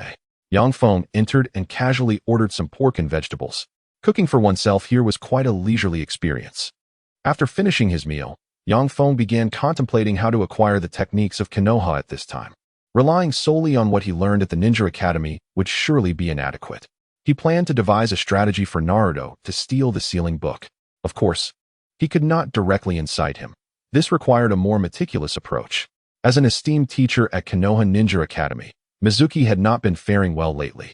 His good friend had been appointed as the head of the elite class while he was still toiling away, which made him quite resentful. Clearly, he was superior to Iruka in every aspect, yet the third Hokage seemed blind to this, promoting Iruka instead. Mizuki was absolutely convinced that there was some favoritism at play. Damn it, is it just because his parents died protecting the village? The third Hokage just let him advance like that. Am I unworthy because I grew up an orphan? Humph. Leaning against a tree by the school entrance, Mizuki clenched his teeth as he watched Iruka leave for home. Oh, do you wish to surpass him? A cold voice emerged from behind the tree. Mizuki was startled and quickly turned to retreat. Well, it appears I left behind a certain formula that you obtained. But that is of little importance now. Mizuki, would you be willing to become my informant in Konoha? I can grant you the power to surpass a Chunin. The speaker said, a cold smile on his face, cloaked in a black robe adorned with red clouds. Who are you, sir? Aren't you a defector? Mizuki stammered, momentarily distracted from the crux of the conversation. I merely do not wish to act just yet. Hee. In my eyes, Konoha could fall at any moment. So, how about it? Work for me and become my representative in Konoha, Orochimaru declared. Really, can you truly grant me power? Your inquiries have lingered far too long. And Orochimaru's voice has grown increasingly sinister. Of course, I shall comply. What is it that you require of me? TSK, such is the realm of the weak. However, this conveniently allows me to maintain control. Orochimaru tossed a note to Mizuki, which then transformed into a serpent and slithered away. Mizuki glanced at the note, instructing the nine-tailed fox to steal the Book of Seals. He subsequently arrived at the school entrance, where I shall provide you with methods to become stronger. The following evening, Naruto Uzumaki observed Sasuke, who, despite having been previously defeated, was still surrounded by a throng of girls. A wave of displeasure washed over him as he sat alone on a swing, swaying back and forth. Mizuki approached him with a smile and inquired, Naruto, what brings you here? Mizuki-sensei? Well, I have nothing pressing to attend to. I simply prefer not to return home early, Naruto replied, casting envious glances at his fellow students who either congregated in lively conversation or engaged in playful antics. Haha, Naruto, do you wish to earn everyone's recognition? Mizuki asked with a grin. How can I achieve that, Mizuki-sensei? Naruto expressed keen interest, as this represented the culmination of his aspirations throughout the series. As for defeating Kaguya, apologies, that would be akin to cheating, devoid of any gaming experience. Konoha possesses a book of seals that chronicles countless formidable jutsu. Naruto scrutinized his surroundings, confirming that all lights had been extinguished before confidently proceeding forward.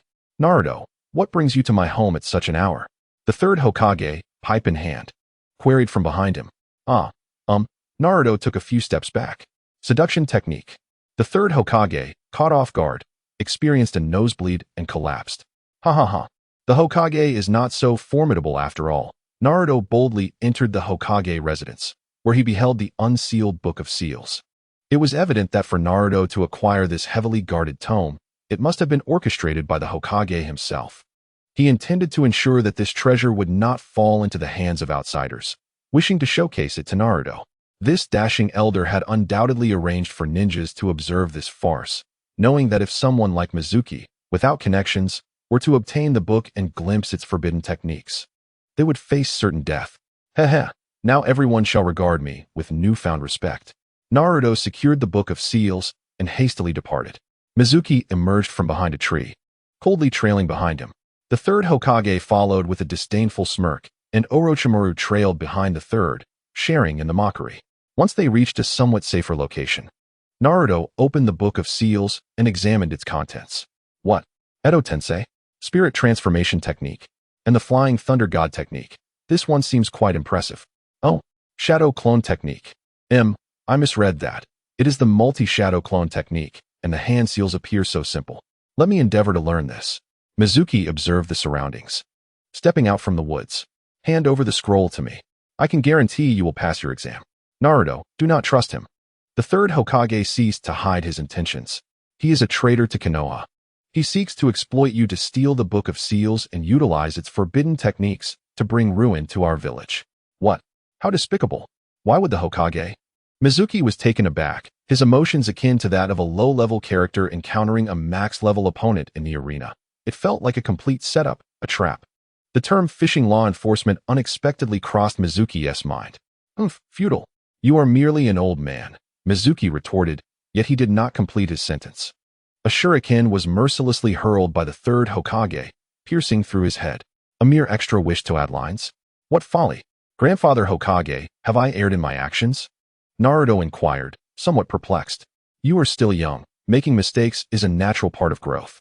However, you must understand that misdeeds cannot simply vanish. Every action you take holds the potential to harm others. Thus, in the future, you must deliberate carefully on every matter. Hiruzen Sarutobi imparted with earnestness. I understand, Naruto replied. Removing the sealing book. This book is rather fascinating. I have already mastered the shadow clone technique. What? The third Hokage's eyes widened. Multiple shadow clone technique.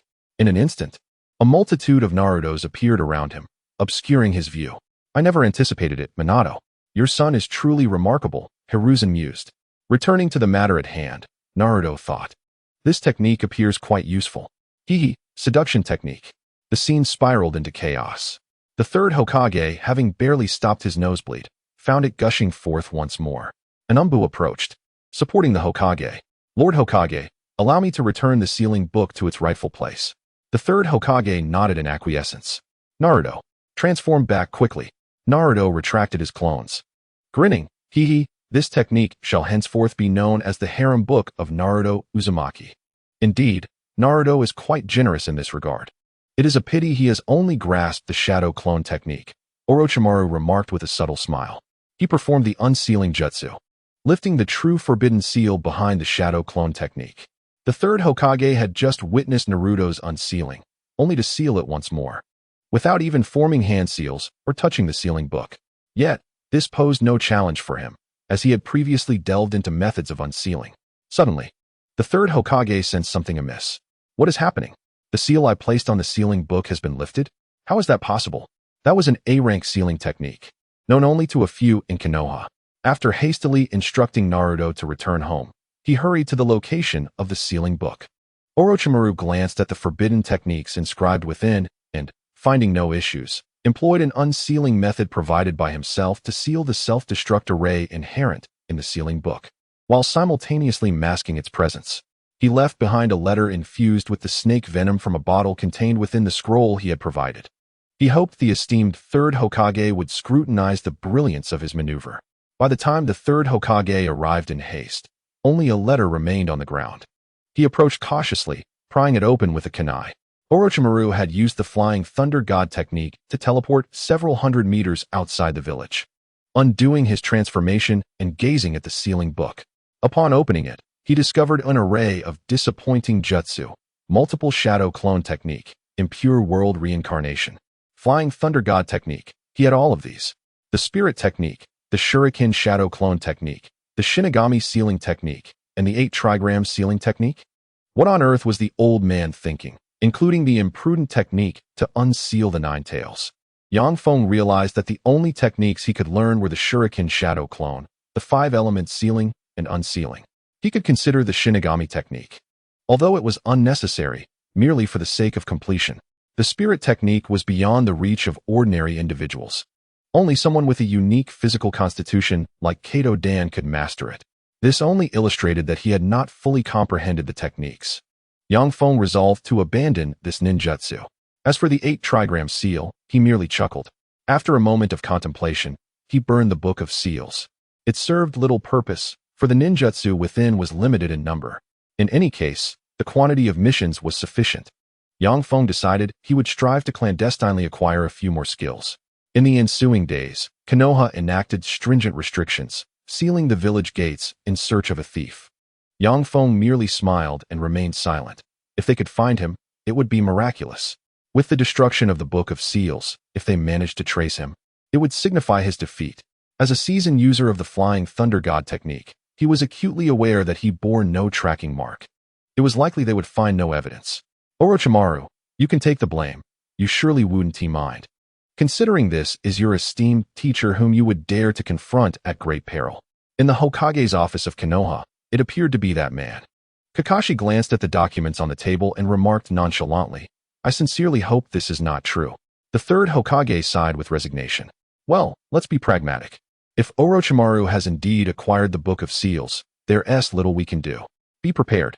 Kakashi submitted his mission report. By the way, I wonder what new task Lord Hokage has for me. Oh, this matter pertains to the exchange student from Tsunade, as you should already know. I truly had no knowledge of this. In any case, you are to covertly serve as their bodyguard. They must not encounter any mishap. At least not within the confines of Konoha. The third side.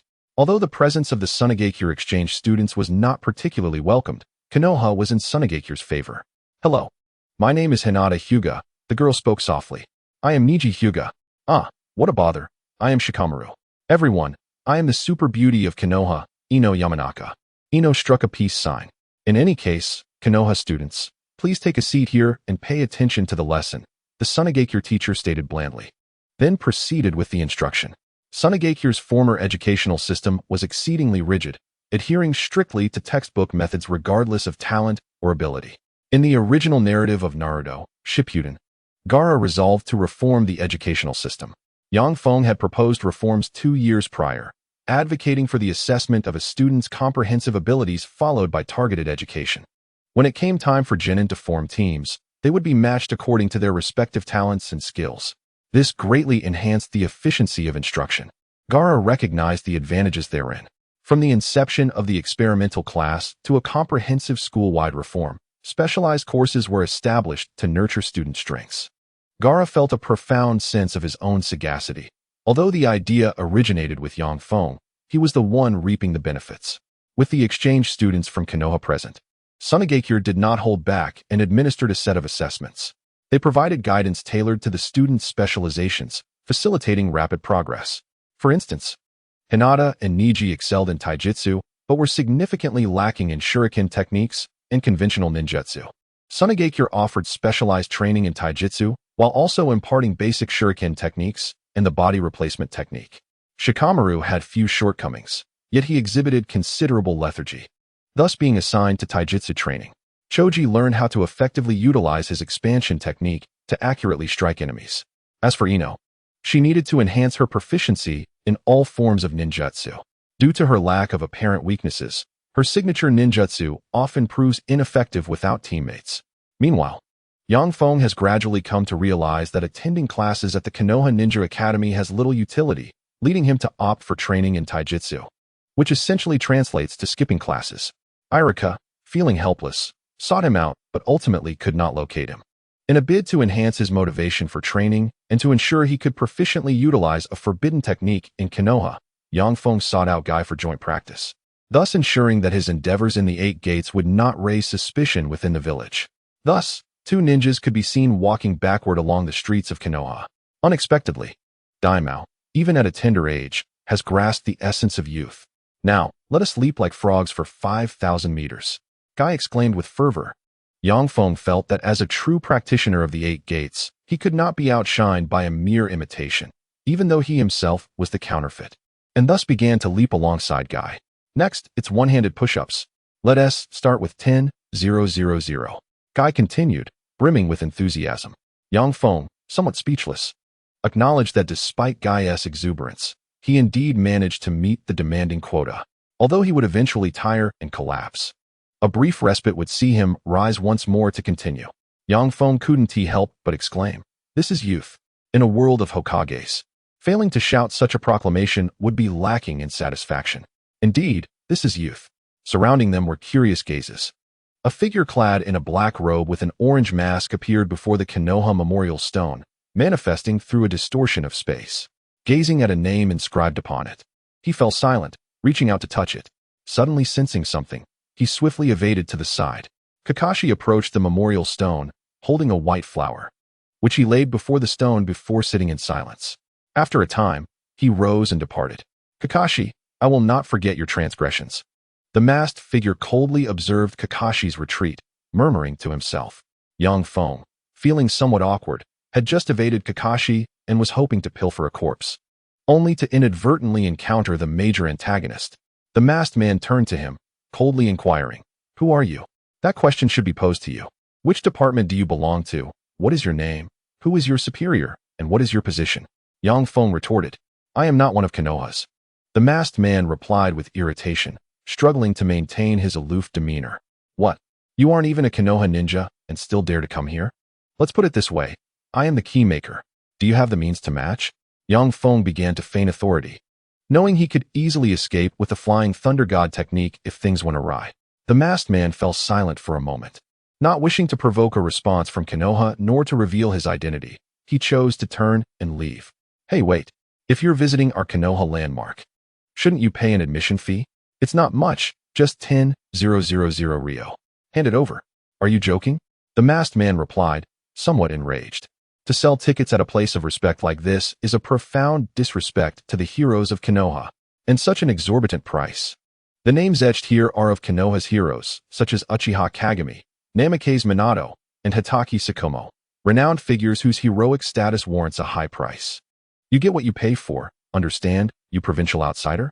Feng scoffed. As the true leader of Akatsuki, unable to produce even a mere 10,000 Ryo. What is the point of this charade? "Very well, I shall oblige." The masked man flung a bundle of banknotes, amounting to 10,000, into the air. Feng, indifferent, retrieved it from the ground and tucked it away. "Now, observe closely. Having paid, you are now a customer," Feng remarked with a smile. "In light of your profound admiration for the heroes of Konoha, allow me to regale you with tales of our esteemed predecessors. Behold this individual, Uchiha Obito, a veritable young hero, who, at a tender age, single-handedly dispatched 50 IWN elite. It was an instant annihilation, I assure you." "You must be mistaken," came the retort. "Only those from your foreign villages remain unaware. We in Konoha know full well that it was Obito who executed that swift victory. Alas, due to Minato's need for achievements to ascend to Hokage, the truth was concealed. What a pity that this hero perished when the Sharingan's power waned. Truly a tragedy." The masked man smirked, thinking that if he weren't the man in question, he might have been deceived. He was curious to see what further fabrications this man could conjure. And here we have Namikaze Minato, the fourth Hokage, who was also the mentor to young Obito. His prowess is not to be underestimated. He once compared himself favorably against the fourth Raikage, effortlessly subduing him. This assertion resonated with some truth, the masked man mused. And this lady, Noira Rin, was Obito's genuine beloved, a formidable woman in her own right, who, upon Obito's demise, bravely charged into the fray. A little secret for you. Rumors suggest that Hatake Kakashi was the third party involved, and yes, he was entangled with Obito. The masked man's anger began to simmer. This struck a nerve. "Next, let us discuss the true hero of Konoha, the White Fang," Feng continued, spinning tales of Hatake Tsukumo, a genius among geniuses, a prodigy among prodigies. It is said that during his prime, he executed the Leaf's Dance of the Crescent Moon, sending IWN fleeing in terror. I have immense admiration for him. The masked man grew increasingly disinterested, contemplating an escape. "Hey, brother, don't leave. You wouldn't happen to be in IWN, would you?" "I am from the mist," he replied, not looking back as he fled, his facade crumbling. Feng pocketed the money, surveyed his surroundings, and resumed his grave-robbing endeavors. Alas, this task proves exceedingly challenging. How does Orochimaru manage it so effortlessly? Is this a form of innate talent? He sighed, utilizing earth-style jutsu to burrow underground. His progress remained sluggish. Approaching a coffin, he intended to collect a few bones for his future ninjutsu applications. First, he encountered the first and second Hokage. Feng examined the inscriptions on the coffin lid before lifting it, revealing a trove of desiccated remains. Donning gloves and employing professional tools, no questions asked. Merely Orochimaru's gifts, he began extracting bone samples. However, he found no trace of Hatake Tsukumo. "Very well," he muttered, probing further but discovering no formidable entities. Many Hokage predecessors had perished to the point of utter obliteration. Well, having these two formidable figures suffices. "Once I master ninjutsu, I shall fear no Akatsuki," he declared, tidying up his illicit sight before vanishing underground. It was likely that Orochimaru had executed his grave-robbing endeavors in a similar fashion. Speaking of which, the third Raikage was rather formidable as well, And with someone like Kabuto at his disposal, perhaps it would be worth considering plundering his grave too. The second generation of Tsuchikage, young Feng, pondered for a moment before resolutely abandoning his whimsical thoughts. He realized that even the technique of Edo Tensei eluded him. Yet here he was, making a fuss. Naruto quietly observed his companions at play. Indeed, he found himself alone once again. Though his heart ached, he steadfastly practiced with the shuriken in his hand. Although his dedication did not rival that of the excessively zealous browed individual, he certainly exerted more effort than his peers. Upon returning from his grave-robbing escapades, Yang Feng noticed Naruto training and approached him with a friendly smile, patting him on the shoulder. "Naruto, your training method is rather ineffective. I possess far greater strength. Allow me to teach you." "Really?" A glimmer of hope sparked in Naruto's eyes. "You are impoverished. I have no reason to deceive you." Yang Feng waved his hand dismissively. Naruto held Yang Feng in high regard, largely due to the ramen he had treated him to and the ample ramen fund still remaining. "So what should I do?" "First, you know the shadow clone technique, right?" "Hee, I've mastered the shadow clone technique." "Then, do you understand the true capabilities of the shadow clones?" Yang Feng asked, crossing his arms. They can attack with many hands and feet at once?" Naruto scratched his head before demonstrating his ninjutsu. Shadow clone technique. Yang Feng was not surprised by Naruto's simplistic answer. Fully aware that Naruto's training relied more on physical exertion than intellectual reasoning. Therefore, he instructed one of Naruto's clones to go to a distance, while he himself created a clone to accompany it, informing it that he would treat it to barbecue that evening. Back at the original's location, Yang Feng directed Naruto to dispel the clone. "Oh, big brother, you're treating me to barbecue," Naruto exclaimed with delight. "Thus, the training experiences gained by the shadow clones will also be relayed back to you.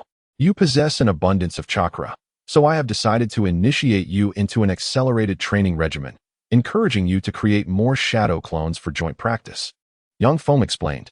This method was indeed tailored solely for Naruto, as others, even Jinchuriki, despite possessing chakra, would find their clones developing independent thoughts.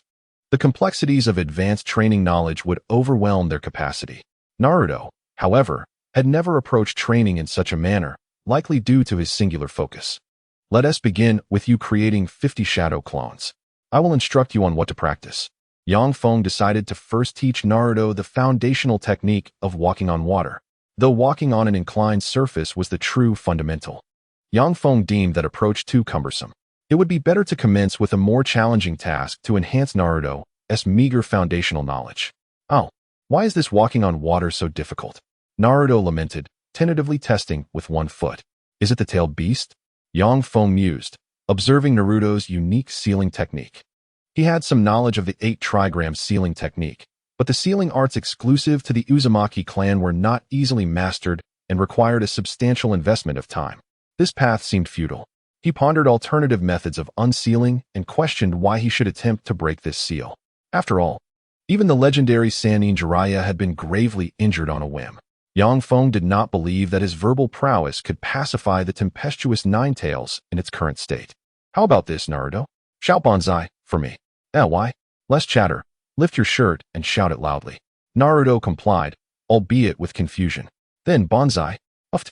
Yang Feng seized the opportune moment to execute the 5-element sealing technique, effectively containing the 8 trigram seal and ensuring not a single drop of tailed beast chakra was lost. In the original narrative, Orochimaru's chakra was designed to seal Naruto's own chakra, rendering him incapacitated. However, Yang Feng adeptly controlled the sealing power, facilitating a more manageable output. "Ouch! What are you doing?" Naruto exclaimed, rubbing his abdomen as he rose to his feet. "But it seems like manipulating chakra has become easier," he added. "All right, let us hasten to practice water walking. Remember, the most crucial aspect is your meticulous control over chakra. A few more tumbles into the water, and you'll master it," Yang Feng chuckled, then resumed his training in the 8 gates of opening. Opening the 5th gate was trivial for him, and he was gradually contemplating the 6th gate. Soon, his physical prowess would reach a point where he could ignite the air itself through sheer martial skill, akin to mastering fire release. Vortex Naruto recognized the efficacy of Yang Feng's training methods, and soon onlookers beheld a scene by the riverbank, dozens of identical children fervently splashing water, while an ordinary young man meditated nearby. As evening approached, Feng instructed Naruto to disperse his shadow clones. Exhausted, Naruto collapsed into a state of unconsciousness. Feng carried him back to his own home. The following day, intelligence reports revealed that Naruto, brimming with excitement, sought out Feng to announce that he had mastered water walking. Feng chuckled, at 50 times the speed, even if you gain just 1% experience each day, you would achieve it in 2 days. Moreover, in the original storyline, you would have grasped it in approximately half a month. Well then, raise your hand and shout Banzai. Feng grinned. What? I won't fall for that trick again. Naruto protested, clutching his stomach. No, I won't use that sealing technique from yesterday. Rest assured, I am quite sincere, Feng reassured him. Really? Naruto remained skeptical. Indeed, I would never deceive you, Feng vowed. Then Banzai. With that, Naruto found himself pressed against the 8 trigram seal on his abdomen, as Feng enacted the 5 elements release. Curse it. You just said, This time it's the 5 elements release, quite different from last time, Feng laughed, then led Naruto to the back mountains of Konoha. Next, the training will be intense, he warned. Is it dangerous? Naruto inquired, a hint of trepidation in his voice. Yes, it is perilous, but you can achieve it. Trust in your own strength, Feng encouraged. Of course, I am Naruto. Vortex Naruto declared confidently. Feng felt a sense of pride in Naruto's self-assurance, and with a swift kick, sent him tumbling down the mountainside. As the prominent figure of Myaboku Mountain, Gamabunta held considerable authority there. At that moment, he was enjoying drinks with his subordinates. Come, brothers, I'll take the first cup. Just then, a small toad hopped to his side, calling out, Boss Bunta. The sage toad summons you. What? Can't you see I'm occupied? He retorted. No, it's the great sage toad calling for you, the small toad insisted. Upon hearing this, Bunta hastily set down his cup and hurried toward the dwelling of Gamamaru. The great sage toad trembled with excitement, nearly toppling over, while Fukasaku and Shima propped him up with their diminutive forms. Bunta entered the room to hear Gamamaru utter, the child of prophecy has died. With that, he collapsed onto the mat. Bunta was left in a state of bewilderment, questioning how he had barely arrived when Gamamaru fell. Bewildered as he had not laid a hand on him. Was this not a cruel deception? Naruto intended to employ the shadow clone technique. Yet the clones descended at a significantly slower pace than his original form. With merely a few seconds to struggle, he appeared to have exhausted all options. Feng, however, observed Naruto's descent with an air of calmness. Beast space? Where am I? Naruto found himself in a peculiar realm, where the ground was covered with water up to his ankles, and before him stood an enormous wooden gate of a deep crimson hue. Humph. That individual outside certainly knows how to scheme, grunted the Nine-Tails. You little brat, harness my chakra to preserve your life, lest I too suffer the agony of death. What strange words are you uttering, you colossal creature? Just a moment ago, quickly. This is your mental realm. You will soon be expelled from it. Accept my chakra and use it to save yourself. Do not dawdle. The Nine-Tails, unwilling to indulge in coyness during such a dire moment, bared its teeth. A surge of orange chakra seeped from behind the gate and flowed into Naruto's body. Ugh! Naruto felt as though his skin was being scorched by the powerful chakra, his mind growing somewhat hazy. Behind him, a tail began to slowly coalesce, but there was no time to wait for its full formation. Multiple shadow clone technique. Naruto began to weave hand signs, and subsequently, countless shadow clones solidified in midair. Grasping one of the clones, he used it as a fulcrum to propel himself upward a short distance, employing the same technique once more. He then channeled the tailed beast chakra to form a claw that extended to grasp the rocky wall, precariously halting his descent. Humph, it seems I have survived. The Nine-Tails, sensing no immediate danger, contemplated retracting its chakra. Naruto, maintain control over this chakra. Do not allow it to retract. Feng suddenly materialized beside Naruto, a marked kunai embedded in the rock face. Upon hearing this, Naruto began to exert control over the chakra, while the Nine-Tails begrudgingly attempted to reclaim some of it. Feeling somewhat vexed yet powerless, ultimately resigning to rest in its cage. Brother, what is happening? Did you just see a giant fox? Feng inquired. Indeed, it was an enormous one, nearly half the size of this mountain. It is, in fact, your guardian beast. In the future, make sure to converse with it often. The more you engage, the more personable it will become, and if you ever find yourself in need of companionship, it will be there for you. It excels at making friends, Yang Feng chuckled. He could not allow Naruto to recklessly endanger himself. Thus, he had placed some flying thunder god marks at the base of the mountain, ready to utilize a powerful wind technique to rescue Naruto if necessary. Fortunately, the Nine Tails had been surprisingly cooperative from the outset, allowing Yang Feng to return Naruto directly to the training ground. Now, as a ninja of the new era, I shall impart the Eight Gates technique to you. Is it truly formidable? Indeed, it is quite impressive. You will understand once you practice it, Yang Feng replied kindly.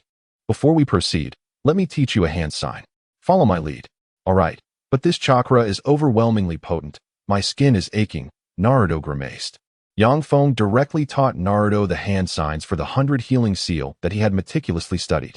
Although slightly intricate, after transferring and condensing 200 healing seals, Naruto successfully learned the hand sign technique.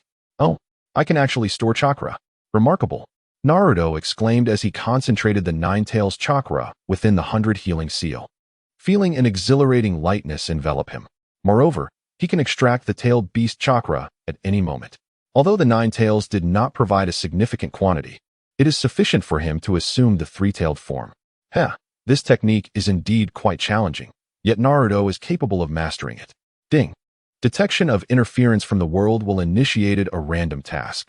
The great sage of Myaboka Mountain must evade the chosen one for 5 days to escape the world will's scrutiny. The reward for this task is the perfect method for cultivating sage arts from Myaboka Mountain. Failure results in a reduction of soul power by 1, bringing the current soul power to 1156. A special note, as the host soul does not originate from this world, the world will cannot detect the host. However, it may command other beings to take coercive actions against the host. Influencing the chosen one of this world will attract the scrutiny of the world will. Yang Feng felt a pang of confusion. How could I possibly influence the chosen one? Does pushing him off a cliff count? Wait, the world will cannot detect me. Does it assume that Naruto would die from jumping off a cliff? Come on, do you lack faith in the cheat you granted him? Speaking of which, this task originates from the old toad of Myaboku, which implies that this toad is an emissary of the world will. It is likely that someone related to Konoha will be dispatched to observe. Naruto, for the next few days, focus on your training. I have matters to attend to. I will seek you out in a week, Yang Feng instructed Naruto. Oh, is that so? Then, brother, go ahead and handle your affairs, Naruto replied. By the way, do not disclose to anyone that I taught you how to train. Just say it was your own research. This must remain confidential. Let us make a pact between men. For such a straightforward individual, an agreement is far more effective. Jiraiya, with a grave expression, hurried towards Konoha after being summoned by 2 elder toads. Having learned of this matter, the prophesied chosen one, as foretold by the great sage, resides in Konoha, a fact he holds in utmost regard. Konoha? Currently, it seems the only outstanding genius is Kakashi. Has something happened to him? Meanwhile, Yang Feng leisurely arrived at Ichiraku Ramen, ordering a bowl of diluted tonkatsu vegetable miso ramen, as the pure broth was excessively oily and did not align with his palate. Indeed, food is most delectable when it is brimming with warmth. Yang Feng mused as he savored the noodles. After several days of inquiries, he discovered a business opportunity. Chili peppers are scarcely used in this world, aside from curry. Reminiscent of Lee's life curry, Yang Feng suggested to Tucci that he experiment with chili peppers to create a seasoning, but was met with mockery for his lack of culinary knowledge. Is that so? Allow me to prepare a spicy ramen dish to demonstrate my prowess. Yang Feng retorted with a smirk. How could ramen with chili possibly be delicious? Tucci folded his arms and scoffed. That would be a disrespect to the art of cooking. Yang Feng refrained from further argument, borrowing some utensils from Tucci. He dried the chili peppers, added cooking oil, and sautéed them into chili oil. Then, he ladled a spoonful from Ichiraku's tonkatsu broth, mixing it in, and added the ramen ingredients to cook. After contemplating, he also procured some uncooked takoyaki from a nearby stall and tossed them into the pot. After roughly 10 minutes, Yang Feng served the noodles into a bowl, added the garnishes, and presented it to Tucci. Let this ignorant fellow experience true culinary delight, Yang Feng declared with a smile. If this turns out to be delicious, I shall hand over the shop to you, Tucci said, picking up chopsticks and taking a bite. Ha, it's so spicy. Handa quickly grabbed a nearby cola and took a sip, soon unable to resist indulging further. It was spicy, yet incredibly fragrant. After finishing his noodles, he glanced at Yang Feng, who was sitting there smiling, and suddenly felt a bit awkward. Was it delicious? Overall, I suppose I lost. Handa felt a tinge of regret for having wagered the entire shop, albeit just verbally. It was inevitable that his mood soured slightly. Never mind. I don't need your little shop. Just consider this recipe as a unique feature for your establishment. I will count it as my investment. In the future, when I come to dine, you need not charge me, Yang Feng remarked with a smile. Is that true? Such a delectable recipe? Handa found it hard to believe, as secret recipes are usually kept under wraps, and this one was particularly special. To so easily share it with himself seemed almost absurd. Well, it can't be called ramen anymore. It should be named spicy hot pot. Hey, then I shall change the broth tomorrow. Wait. Don't do that. After all, not everyone can handle spiciness. Let us first find a small pot to test the customer's reactions, Yang Feng said as he prepared another bowl for himself. As for the recipe, let us agree on 50% of the profits. After all, I can't work for free. Even though my primary motive for providing the recipe is simply to enjoy the dish. Handar nodded in understanding. The following day, a new item appeared on the menu at Yulura, spicy hot pot. Hey, uncle, what is this new ramen? Naruto inquired curiously. Oh, this is not ramen. It's called spicy hot pot. It's our new recipe, absolutely delicious. Hangar replied confidently. Is that so? Having eaten pork bone chashu ramen every day, I shall try this new variety today. I'll have a serving of spicy hot pot, Naruto said, his curiosity piqued. Handa quickly prepared it and brought it to Naruto. It's quite spicy, so here's a complimentary cola for you. As Naruto ate, his lips reddened from the heat, yet he persevered to finish. This is really tasty. Half of the customers at Yulura today tried the new dish. Except for a few who couldn't handle the spice, everyone else praised it profusely. The sensation of spiciness, at times, truly is a remarkable experience. Meanwhile, Yang Feng was striving to distance himself from Naruto, enjoying the view atop Hokage Rock. Hey kid, aren't you afraid being so high up? Kakashi arrived at the spot alongside Yang Feng. Are you the son of the legendary Konoha White Fang? You resemble your father. Well, that's what they say, Kakashi replied nonchalantly. His task was primarily to protect not the Sand Village, but this talented individual from the Sand Village, as he was the one most likely to stir up trouble. Two Umbu from the sand approached, weapons drawn, fixing their gaze on Kakashi. Now, don't misunderstand. I'm here on behalf of the Hokage, as a bodyguard, so we're on the same side, Kakashi chuckled. Yang Feng waved his hand, signaling the Umbu to stand down, but they remained defiant. Hey, he is not an enemy, and I know him. Stand down, he insisted. Only then did the Umbu disperse. Ah, the copy ninja Kakashi. I've heard you possess a lightning technique called Chidori, correct? Hey, well I don't mind. It seems the rumors outside label me as the copy ninja. At least refrain from making statements that could lead to misunderstandings, Kakashi replied with resignation. I do indeed know that technique. Is there something you need? Then, allow me to witness it, Yang Feng smiled. This is quite troublesome, Kakashi thought. Kakashi contemplated making his escape, for he wished to avoid attracting the attention of the prodigy from the hidden sand, while also ensuring he did not inflict any harm. Remaining within the bounds of protection proved to be a rather challenging task. Yang Feng opened a door and conducted a scan, targeting Kakashi. The results revealed: Taijutsu 260, Ninjutsu 450, Jinjutsu 150, Secret Techniques 3, 64 million with Sharingan Chakra at 203. The overall evaluation was an A. Yang Feng found himself somewhat speechless. This chakra level was quite astonishing. Previously, Yang Feng had scanned Naruto's data, which showed Target Uzumaki Naruto, Taijutsu 108, Ninjutsu 53, Jinjutsu 3, Secret Techniques 0, Chakra 80, 096, 731, and Sealed Marks 1, 957. 319 from the Nine Tails Chakra. At that moment, Yang Feng understood the amount of chakra Naruto possessed. Now, upon viewing Kakashi, he realized that Kakashi's earlier claim of having only a fraction of Naruto's chakra was merely a self-deprecating exaggeration. How ludicrous, this chakra capacity, Yang Feng mused, yet without hesitation. He proceeded to gather a Rasengan and hurled it toward Kakashi. What is this? Kakashi exclaimed, hastily utilizing Raikage to deflect Yang Feng's Rasengan. The impact created a small crater on the rock face of the third Hokage's monument. Kakashi was drenched in cold sweat. How did you master the fourth Hokage's technique so quickly? I merely comprehended it through practice. This ninjutsu is rather straightforward, is it not? After all, I have only trained for 6 years. However, I no longer require the assistance of shadow clones to form it. Yang Feng observed Kakashi's hand seals for Raikiri with keen interest. Kakashi, visibly bewildered, formed the seals for Raikiri, conjuring a small sphere of lightning in his hand. How is it possible? You learned Raikiri so swiftly? Kakashi was genuinely astonished. Having spent years perfecting this technique himself, only to find Yang Feng's version lacking in potency. Hey, Kakashi, why not teach me your Raikiri?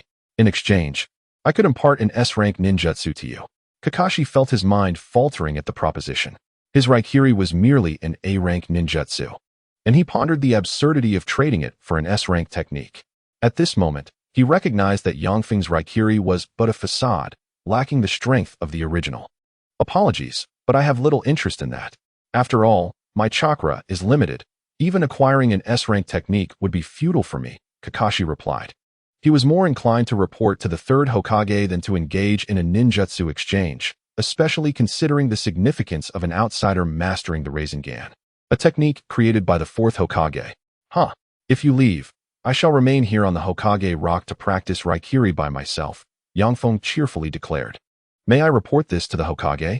After all, this ninjutsu belongs to the village. Kakashi sought to buy some time. Yang Feng nodded in agreement.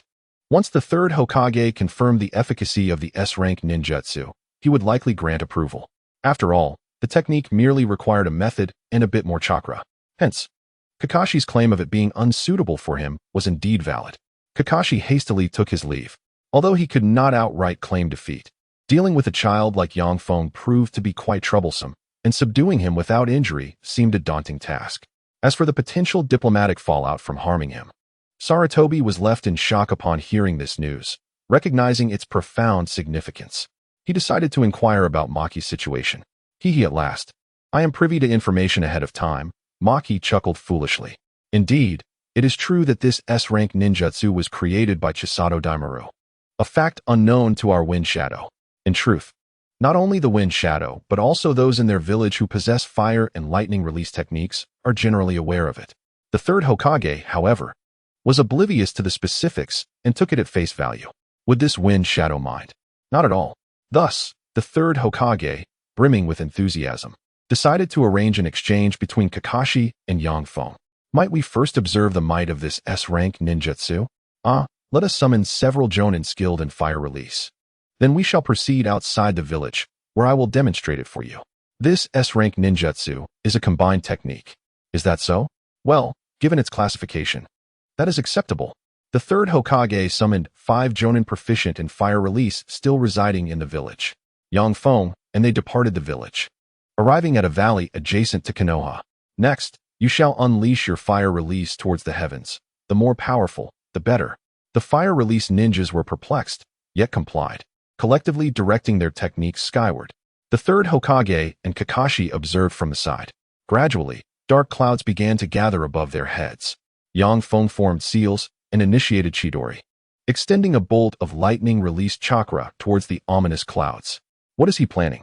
The third Hokage pondered. Could it be? Kakashi's eyes widened in disbelief.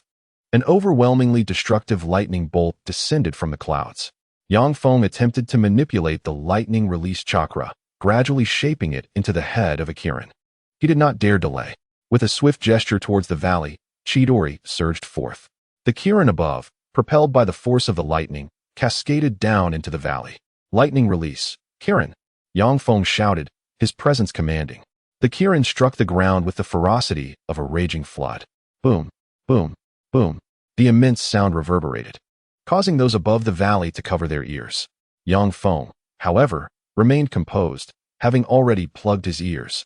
As the tumult gradually subsided, the onlookers beheld the valley transformed into a basin, utterly ravaged by the lightning Kirin. So what do you think, third Hokage? This little ninjutsu should suffice to trade for your modest A-rank technique, no? In the original narrative, Sasuke's Kirin, being a solo endeavor, only approached a quasi-S rank in power. Given the effort he expended to gather those clouds, it was impressive he could barely summon the Kirin at all. Its might is questionable, considering that later, Danzo's A-rank technique could injure Susanoo, while Sasuke's Kirin failed to penetrate it. With so many collaborating now, surpassing him is only natural. The third Hokage was left in awe. realizing this power was not unlike that of a nuclear bomb. Ultimately, Konoha honored its agreement, allowing Kakashi to impart Chidori to young Feng without dilution. The third Hokage also recognized the significant limitation of this technique. It requires several minutes to charge. Although formidable, the opportunities to utilize it are indeed scarce. Unless one is unaware, who would remain in sight of such a ninjutsu? Yang Feng mastered Chidori with remarkable speed, dismissing Kakashi's concerns that the technique was too swift for his reflexes. Later on, Sasuke even wielded Chidori's sharp spear, capable of executing it from a stationary position. With a bit of effort, one could develop it. After all, it is merely a slight enhancement compared to standard techniques. 2 days later, Jiraiya returned and immediately sought out Kakashi. Seeing that he was unharmed, a moment of relief washed over him, only to be swiftly replaced by anxiety. Who, after all, was the prophesied child? Kakashi, somewhat bewildered, responded, "I'm afraid I have no information on this. However, a prodigious young ninja has recently arrived from Tsunade, and he appears to be thriving. Is it possible that the prophecy of the great toad sage has never aired?" Jiraiya queried, perplexed. Young Feng, feeling a twinge of panic beside Kakashi, decided it prudent to slip away. It was evident that Jiraiya was almost certain to be seeking him out. He resolved to leave the village for a while, seeking out Maki to apply for a mission outside the village. "I have little to say about this, but you must consult the Hokage's opinion, as you intend to undertake a task in his village. It is not a mission, I simply wish to venture out. If that is the case, it might be easier for me to depart the village directly. You need only mention it to the Hokage." Yang Feng was keen on not prolonging this matter. The sooner he left, the safer he would be. This task would indeed require a toll on his spiritual energy, though he remained unaware of its purpose. Anything associated with the spirit could not be ordinary. Meanwhile, Jiraiya continued his fervent search for the prophesied child, even going so far as to request a recent list of deaths in Konoha from the Hokage, yet he remained empty-handed. He felt somewhat lost. Konoha was not an expansive place. Was the prophesied child capable of flight or some other extraordinary means? Yang Feng did not wander far, instead meandering through the land of grass, where he found the local customs to be quite straightforward. People would directly ask for money. With a subtle smile, he swiftly dealt with them. Such trifling adversaries would not impede his progress. He was resolute in his determination. Kakashi did not follow Yang Feng. He was engaged in assisting Jiraiya in the search for clues. The third Hokage was unaware of Yang Feng's departure from Konoha, and upon learning of it, he hastily dispatched individuals to find him. However, the ninjas from Tsunade were unable to locate him, and even the bodyguards who had been shadowing Yang Feng were at a loss. Yang Feng remained oblivious to the fact that his pace had surpassed even that of Jonin. But he was unconcerned. With a map in hand, he felt no trepidation, regardless of where he traveled. As for the several C-ranked creatures indicated on the map, he paid them no mind, until he encountered Orochimaru, at which point he realized these C-ranked beings were merely reconnaissance snakes raised by Orochimaru. "Oh, I had not anticipated that you would come here seeking me, Orochimaru," he remarked, as the latter smiled with an insincere friendliness. Yang Feng had developed a resilience against Orochimaru's imposing presence. Thus he spoke with a sense of ease. "I am merely passing through, taking a leisurely stroll. My informants in Konoha have informed me that you have accomplished quite a feat under my name. That sealing book is something I have not even managed to obtain in its entirety." That was merely a trick of the third. He left little in the way of forbidden techniques. After all, Konoha is a village renowned for its forbidden jutsu. The techniques devised by the second Hokage nearly rival the ones he mastered. Yet, within them, there may be something I seek. Might I have the honor of perusing them? "Here," Yang Feng replied, producing a copied scroll and tossing it to him. He had already learned all he could. Retaining them served little purpose, and he could not share them with Tsunade, lest Konoha discover his forbidden techniques and provoke yet another diplomatic conflict. Orochimaru attentively perused the text, particularly focusing on the section regarding the spirit transformation technique. He felt an overwhelming sense of gratitude, as it contained precisely what he sought. Yang Feng merely chuckled, reasoning that since it was acquired without cost, he might as well extend a courtesy. However, he mused, "Orochimaru, your visit surely isn't motivated by the desire to usurp my body with your insidious forbidden techniques, is it? After all, I am no ordinary talent. A genius in my own right," he inquired with a smile. In truth, He was already prepared for a strategic retreat utilizing the Flying Thunder God technique. Even with that ability, he remained uncertain about his chances against the cunning Orochimaru. It must be noted that such thoughts had crossed his mind. Orochimaru, still grinning, asked if he might grace his base with a visit for a brief respite, all the while keenly observing Yang Feng's expression, ready to act should he detect any sign of cowardice. Why not? By the way, who is your informant in Konoha? I could assist in keeping an eye on them. Yang Feng casually inquired. Orochimaru's interest in his subordinate's information raised suspicions. It was illogical for someone from Tsunade to assist Konoha. Perhaps he intended to shift the blame. A plausible theory indeed. After a moment of mental deliberation, Orochimaru cheerfully remarked that the subordinate in question was merely an outer operative, lacking access to significant intelligence. This situation had escalated due to unforeseen circumstances.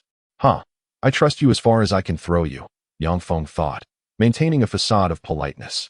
He took the opportunity to express his interest in witnessing Orochimaru's reanimation technique, a forbidden art that piqued his curiosity. The Flying Thunder God was rather simplistic in comparison. However, this particular ninjutsu appeared to require a unique form of chakra, the nature of which he was eager to discern. Orochimaru, taken aback, realized that intelligence had not indicated Yang Feng's mastery of the Flying Thunder God. No wonder he dared to visit Orochimaru's lair. He was evidently well prepared. Thus, he contemplated administering a poison. Yang Feng, while uncertain of Orochimaru's intentions, remained vigilant against any treachery, ready to employ the 100 healings mark, which, while lacking healing capabilities, possessed formidable detoxifying properties. It essentially forced toxins out using potent chakra. After a moment's reflection, Orochimaru refrained from acting, primarily because he was still unfamiliar with Yang Feng. Years prior, during a coercive encounter, he had employed poison, yet his adversaries had shown no adverse reactions. He began to question his reputation as the foremost scientific mind in the shinobi world. Now, he resolved to simply showcase his ninjutsu reanimation technique. A coffin emerged from the depths of the earth. Upon its opening, it revealed an individual strikingly dissimilar to any character from the original narrative, a young man with blue-purple hair and a flat top. Orochimaru methodically inserted the control curse seal into the reanimated body, which then began to move. This was the reanimation technique, quite straightforward.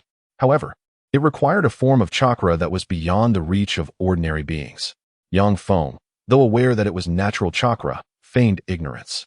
This led to discussions of a legend. Orochimaru paused briefly before continuing in what he believed to be an erudite tone. In the shinobi world, there exist 3 legendary lands known as Miyaboku Mountain, Shikatsu Forest, and Ryuchi Cave, each harboring vast reservoirs of wondrous chakra. We refer to this as natural chakra. Beings nurtured in this chakra develop sentience and acquire a skill known as sage art, which is exponentially more potent than conventional ninjutsu. However, the conditions for cultivation are exceedingly stringent, and by a stroke of fortune, I have devised certain methods to attain this power. Oh, so why not demonstrate it? Yang Feng maintained an indifferent expression, realizing that if he were a local, he might have been deceived by this trick. But as a man well versed in the script, he could not possibly be misled. He was merely here to observe the specific manifestation of this natural chakra, devoid of interest in delving into its historical context. Orochimaru could not help but cast a resentful glance. Nonetheless, he released a modest amount of natural chakra aura, for his cursed mark was intrinsically linked to this phenomenon, and he had conducted considerable research on it. He too could slightly mobilize a limited quantity of natural chakra. Oh, this type of chakra bears a striking resemblance to the sensation of utilizing the surrounding chakra through the system, Yang Feng pondered, while ostensibly engaging in casual conversation with Orochimaru. They inadvertently touched upon certain issues within the ninja world. Yang Feng, mindful of avoiding spoilers, casually remarked on a few matters. Alas, the daimyos of the great nations resemble petulant children, fixated solely on expanding their power and embroiled in political strife. The common folk beneath them struggle to make ends meet, oppressed to the point where even basic sustenance is a challenge. Efforts toward improving livelihoods are mere formalities, with funds intended for the populace often devoured by local officials. Thus, the primary significance of the great nations lies in maintaining a fragile balance. Once substantial interests arise, that balance dissipates, inevitably leading to another era of warring states. Yang Feng articulated, "Oh, I had not anticipated that a prodigy like you, Lord Orochimaru, would display such concern for the plight of ordinary people, Orochimaru admitted, visibly taken aback. After all, few possess the insight to perceive such seemingly fundamental truths within the ninja realm. He humbly considered himself one of those rare individuals. He had implemented certain policies in the Sound Village that benefited the commoners, as it was his base, and he could manage affairs as he pleased. The actual leaders of the Sound Village were merely his puppets. So, Lord Orochimaru, do you have any solutions for improvement?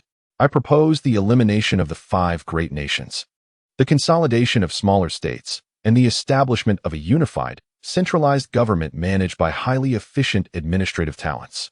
Of course, such a method is impractical under the current circumstances, as it necessitates absolute strength. Yang Feng declined the servant's offer of tea with a smile, not out of fear of poison, but rather concerned that his physical constitution could not withstand such a tonic. At this moment in Konoha, Jiraiya received new intelligence. The child of prophecy was alive. His emotions were undoubtedly complex. Yet, he obtained further information. The child of prophecy had previously wielded exceptionally potent chakra. Jiraiya found this somewhat mundane, as he too could summon formidable chakra. This seemed rather trivial. Meanwhile, the inhabitants of Konoha were astonished by this revelation. They informed Jiraiya about Yang Feng's exchange of ninjutsu. Wait, could that prodigy from Tsunade be the child of prophecy? Jiraiya-sensei, allow me to interject. He must possess strength equivalent to that of a jonin. During my instruction of him in Raikage, we engaged in a sparring match, which resulted in a draw. Moreover, during his days in Konoha, he learned the first gate of the 8 gates through mutual training with Guy. Kakashi, previously astonished by Yang Feng's prowess, had conducted an investigation and learned of his rigorous training alongside Guy, confirming his resilience. It is noteworthy that Kakashi once trained alongside Guy for a period, enduring a grueling regimen that has become second nature to Guy. The fact that Yang Feng could adapt to such intensity is quite remarkable. Jiraiya was somewhat taken aback by Kakashi's assertion. However, if one considers the prophecy of the Child of Destiny, it becomes comprehensible.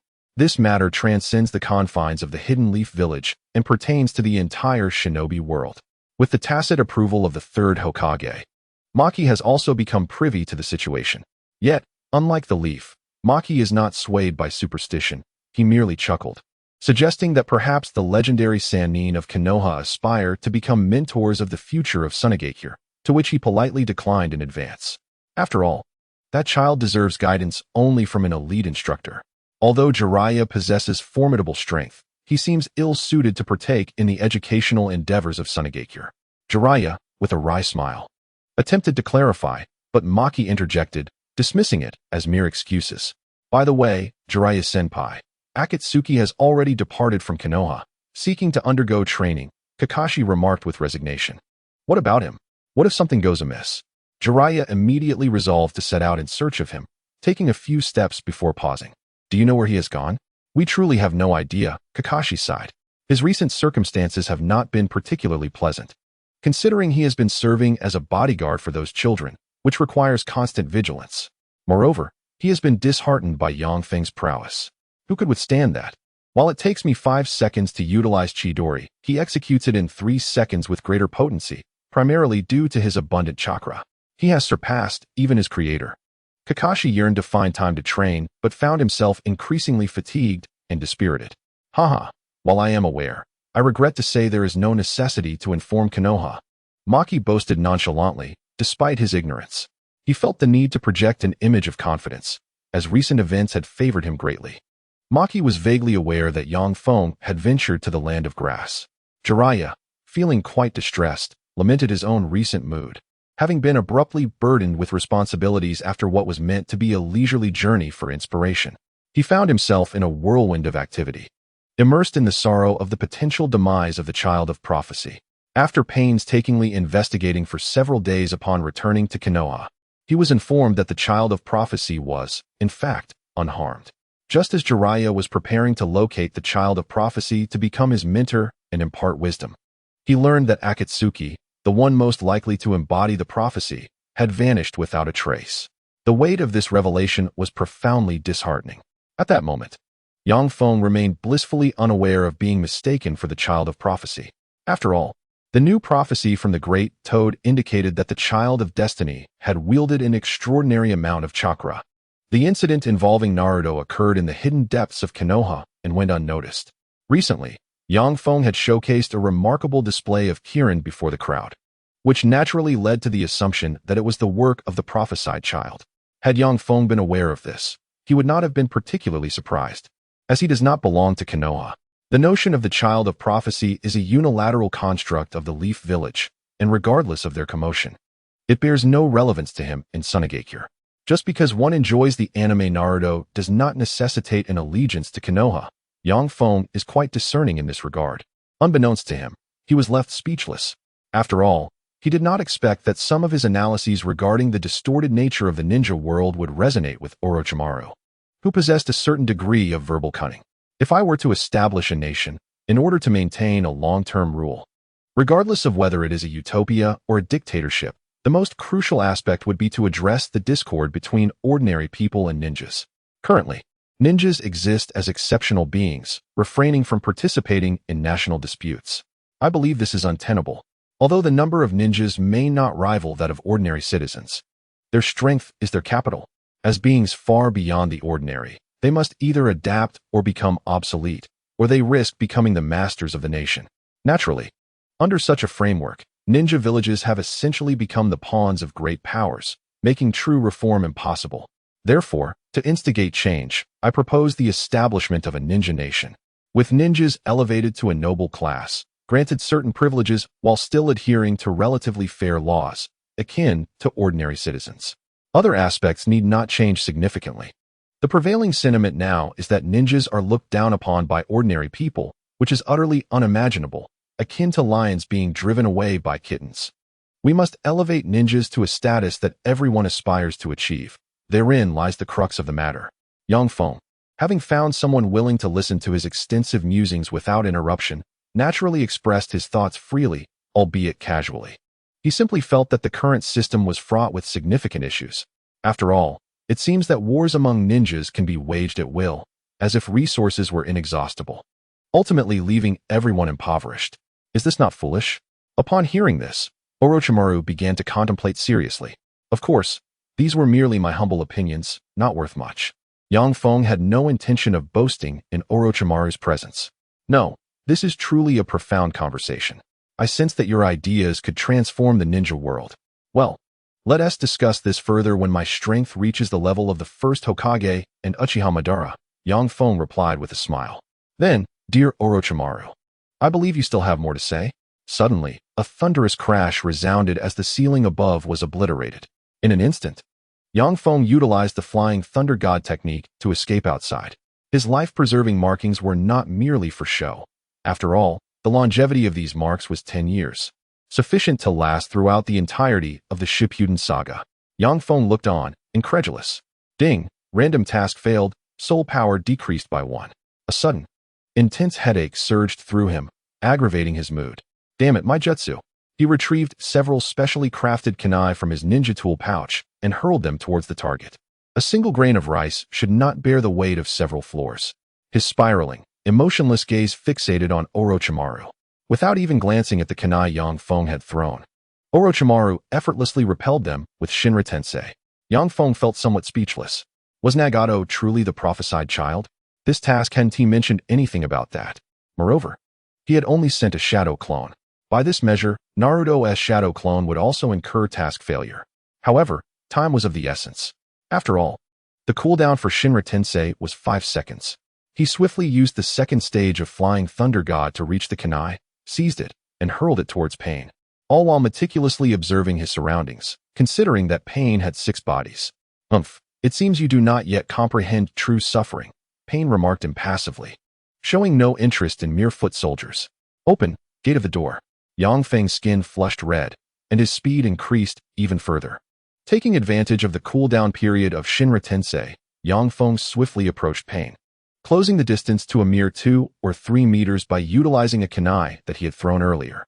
With Pain suspended in the air, seemingly to enhance his divine persona and devoid of any obstructions, Feng unleashed a powerful kick upon him. Yakai! He bellowed in rage, for he was indeed furious. His spiritual energy had diminished, and he had lost his sage abilities. Ah, the sage arts. After years of anticipation, he had finally grasped the opportunity to attain them. Naturally, the force of his kick could not compare to that of Kai's, yet he sought to bolster his own morale. Pain, caught off guard, was propelled far away, leaving a distinct footprint on his body as he crashed to the ground. Though he did not bleed, the grimace on his face indicated that the blow had been quite severe. It is important to note that Pain was no ordinary clone. He had once engaged in a back-and-forth struggle with the Four-Tails Naruto using nothing but his physical prowess. Although later he was bested by the Six-Tails Naruto, his physical techniques were still superior to those of the Sannin Orochimaru. Damn, I forgot he can't die, young Feng murmured, only to find himself uncontrollably drawn towards Pain. Scanning the target, he identified the Six Paths Pain's Deva Path, with a physical prowess rating of 346, ninjutsu at 500, Jinjutsu at 0, and secret techniques at 500. Specifically the demonic planetary devastation. His chakra was at 678, and his overall evaluation was SS class. The evaluation of the clone mirrored that of the original. Combat assistance was activated.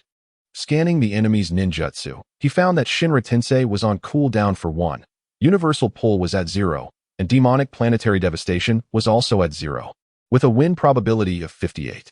What? Is this what the combat assistance offers? This is ridiculous, Yang Feng exclaimed, using Flying Thunder God to escape the gravitational pull. Your strength is commendable, but alas, it is foolish to oppose a god, Pain stated coldly, his emotions concealed. Yang Feng glanced at the map and pinpointed Nagato's location. However, he genuinely felt he could not defeat Nagato, so he resolved to first deal with this Deva path before making his escape. After all, he needed to regain his dignity. Hey, Orochimaru, what are you doing just standing there? This is your summon, Yang Feng shouted at Orochimaru, who appeared distressed. He realized he could not outmaneuver Pain with cunning tactics, yet he hesitated to flee as he observed Yang Feng and Pain engaged in a fierce exchange. Hurry and use the impure world reincarnation, Yang Feng urged. Pain launched an attack, and although he sustained a fatal injury, being a corpse meant that as long as his chakra core remained intact, he could continue to function. Yang Feng had no time to gather energy for a Rasengan and resorted to utilizing the Flying Thunder God to dart back and forth. Meanwhile, Orochimaru performed hand seals for the impure world reincarnation, revealing a figure with a blue-purple flat top. What good is summoning trash like that? Bring forth the first Hokage, Yang Feng exclaimed in frustration, contemplating how he would surely take revenge on Orochimaru later. Do not underestimate him, Yang Feng, Orochimaru cautioned.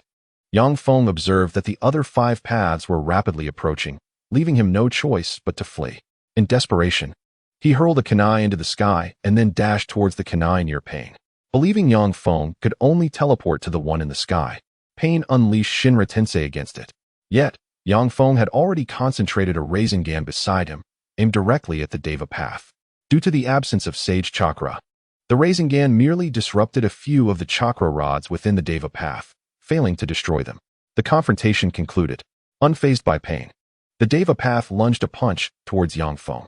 Above, an ambush was imminent, as indicated by the system. Yang Feng swiftly retreated. Just as a rocket projectile struck the spot he had occupied moments before. Boom. The Azura path remained stationary, having unleashed a high-tech attack from his mind, which possessed a certain tracking capability. The other 6 paths soon arrived. Now is the moment. Crystal release. Crystal wall formation 8. Orochimaru declared. Upon hearing this, Yang Feng swiftly utilized Flying Thunder God to evade the impending danger, while the 6 paths were ensnared within a massive crystal. Haha, now they must be at a loss, Orochimaru boasted, feeling a sense of superiority. Stop pretending. Quickly turn them into crystal, or they will revive shortly, Yang Feng urged. Unbeknownst to Orochimaru, Pain's unique abilities allowed Nagato to summon back all his paths through summoning techniques. What a crystal release trap. The little flat top executed it exceptionally well, ensnaring all 6 paths. At this moment, a crystal release technique rendered them all incapacitated. Yang Feng, unwilling to take chances, unleashed a massive Rasengan, shattering the crystal and annihilating 2 of the 6 paths without a trace. Employing the Chidori, he swiftly dispatched the remaining 3. Summoning technique. Finally, only the Deva path remained to be recalled. In a dire situation, Yang Feng did not take the time to aim carefully, Eliminating 5 was already commendable. The last Deva path, aside from its ability to utilize the Shinra Tensei, was utterly ineffectual. Wait, the Shinra Tensei on the map, an S-rank Nagato had escaped. Following him was an A-rank, presumably Conan. The Deva path had likely returned home directly. Observing the absence of formidable foes around him, Feng relaxed, seated amidst the ruins. Orochimaru, your Edo Tensei is quite formidable, Feng remarked with a smile. Well, I had initially intended to retrieve the remains of the first and second Hokage, but I never anticipated the Akatsuki leader would come to eliminate me directly. Hehe, without your assistance, dear Orochimaru, I might have already perished, he continued. In response, Feng could only chuckle. What a joke, Ant Serpent would be vanquished. Who, pray tell, is this individual wielding such potent crystal release? Hehe, this person is named Jing Zong, a renowned figure from the Warring States period. Of course, crystal release has nearly vanished now. However, I do possess an exceptional crystal release ninja among my ranks, Orochimaru replied with a grin. Feng found this crystal release intriguing, yet said nothing. Understanding it to be a bloodline limit, he prepared to return to Konoha, feeling quite disheartened. He had come merely for tea and conversation, only to be bombarded by the Deva path and ultimately fail his mission. Dear Orochimaru, within the scroll I provided you, there is a summoning scroll for the Dragon Cave, where you can forge a contract. It is a place for training sage techniques. I am aware. I have already utilized it. However, I was intimidated by an elderly snake proficient in sage techniques and withdrew, Feng chuckled. Orochimaru sensed Feng's lingering resentment, perplexed. For aside from the formidable snakes of the Dragon Cave, the others were relatively reasonable. How were you intimidated? Have the rules changed? Nagato was in a foul mood today, as he had merely gone to deal with a traitor. The outcome was nearly catastrophic, leaving me feeling utterly despondent. Conan beside me was at a loss for words. Fortunately, Yahiko's life was spared, and Nagato breathed a sigh of relief. I never anticipated that Orochimaru's subordinates could possess such formidable talent. I truly underestimated him. Nagato was not incapable of employing the planetary devastation technique, but deemed it unnecessary. He believed it acceptable to use while capturing tailed beasts. Yet to employ it against a mere traitor would only serve to shorten his own lifespan. After all, while Shinra Tensei was manageable, the use of such forbidden techniques as the planetary devastation would indeed consume his life force, particularly since he was not the original wielder of the eye, a fact he himself remained unaware of. That child could contend with the Deva path. He may very well become a significant adversary in the future, Nagato pondered. His previous manipulation of the Deva path had yielded no advantage, and he felt the strain of the physical confrontation.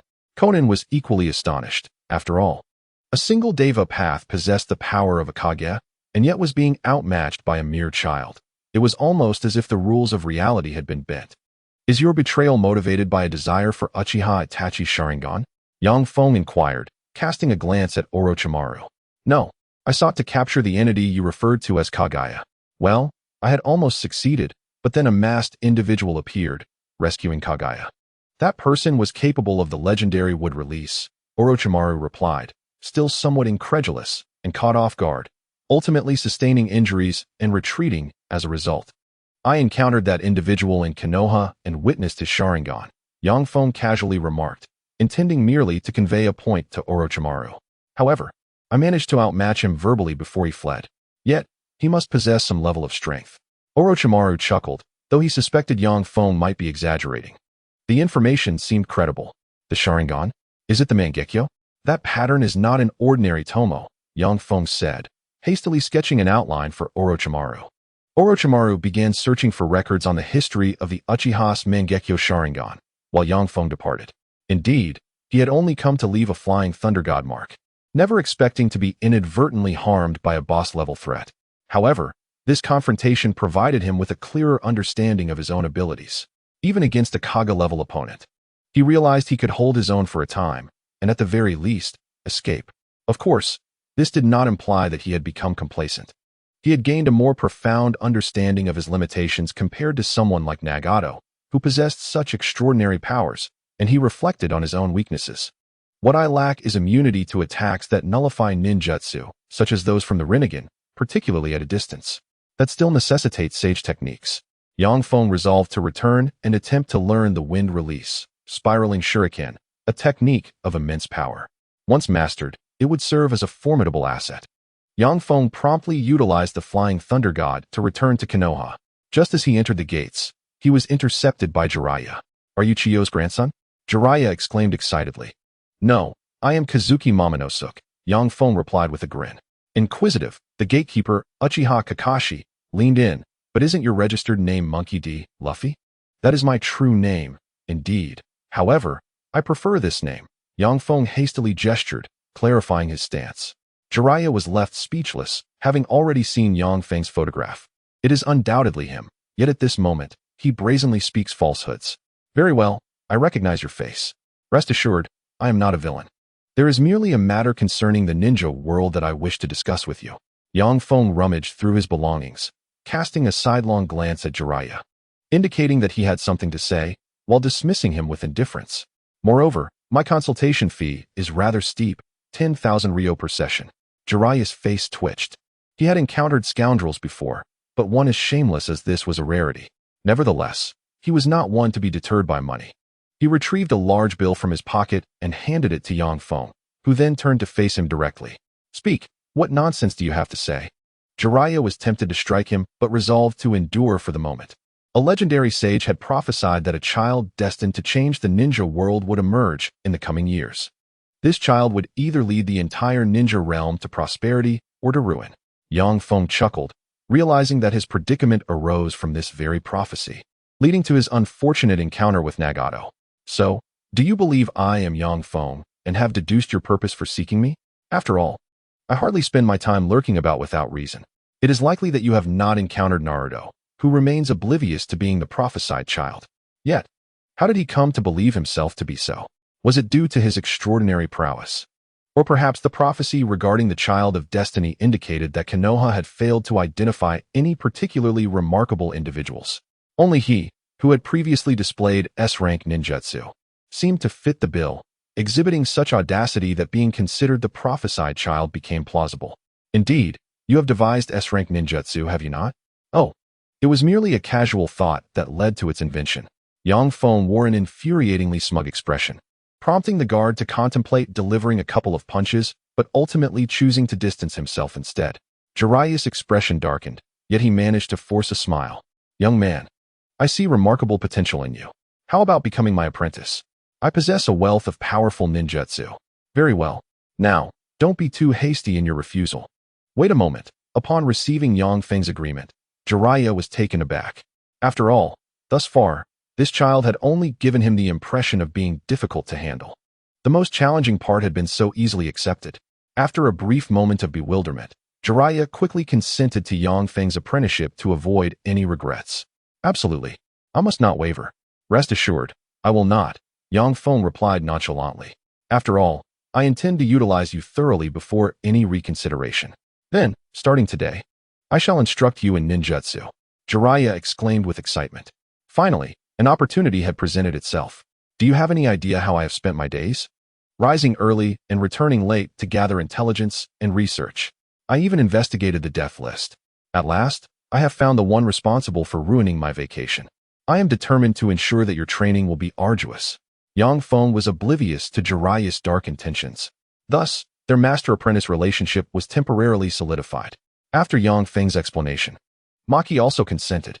Yang Feng conveyed to him the intention of clandestinely learning some of Konoha's secret techniques. As being one of the legendary 3 ninja, they would undoubtedly possess some. Lord Hokage, I believe that Daimau's apprenticeship under the legendary 3 ninja of Konoha marks a significant achievement in our Suna-Konoha relations. After all, the prophesied child is of utmost importance, a matter of great consequence for the ninja world. We of Suna must take our responsibilities seriously, Maki asserted with righteous fervor. In response, the 3rd Hokage offered a friendly smile. Such acting skills, a pity not to be recognized at the Golden Horse Awards. The moment Yang Feng laid eyes on Jiraiya, he noticed the exclamation mark hovering above his head.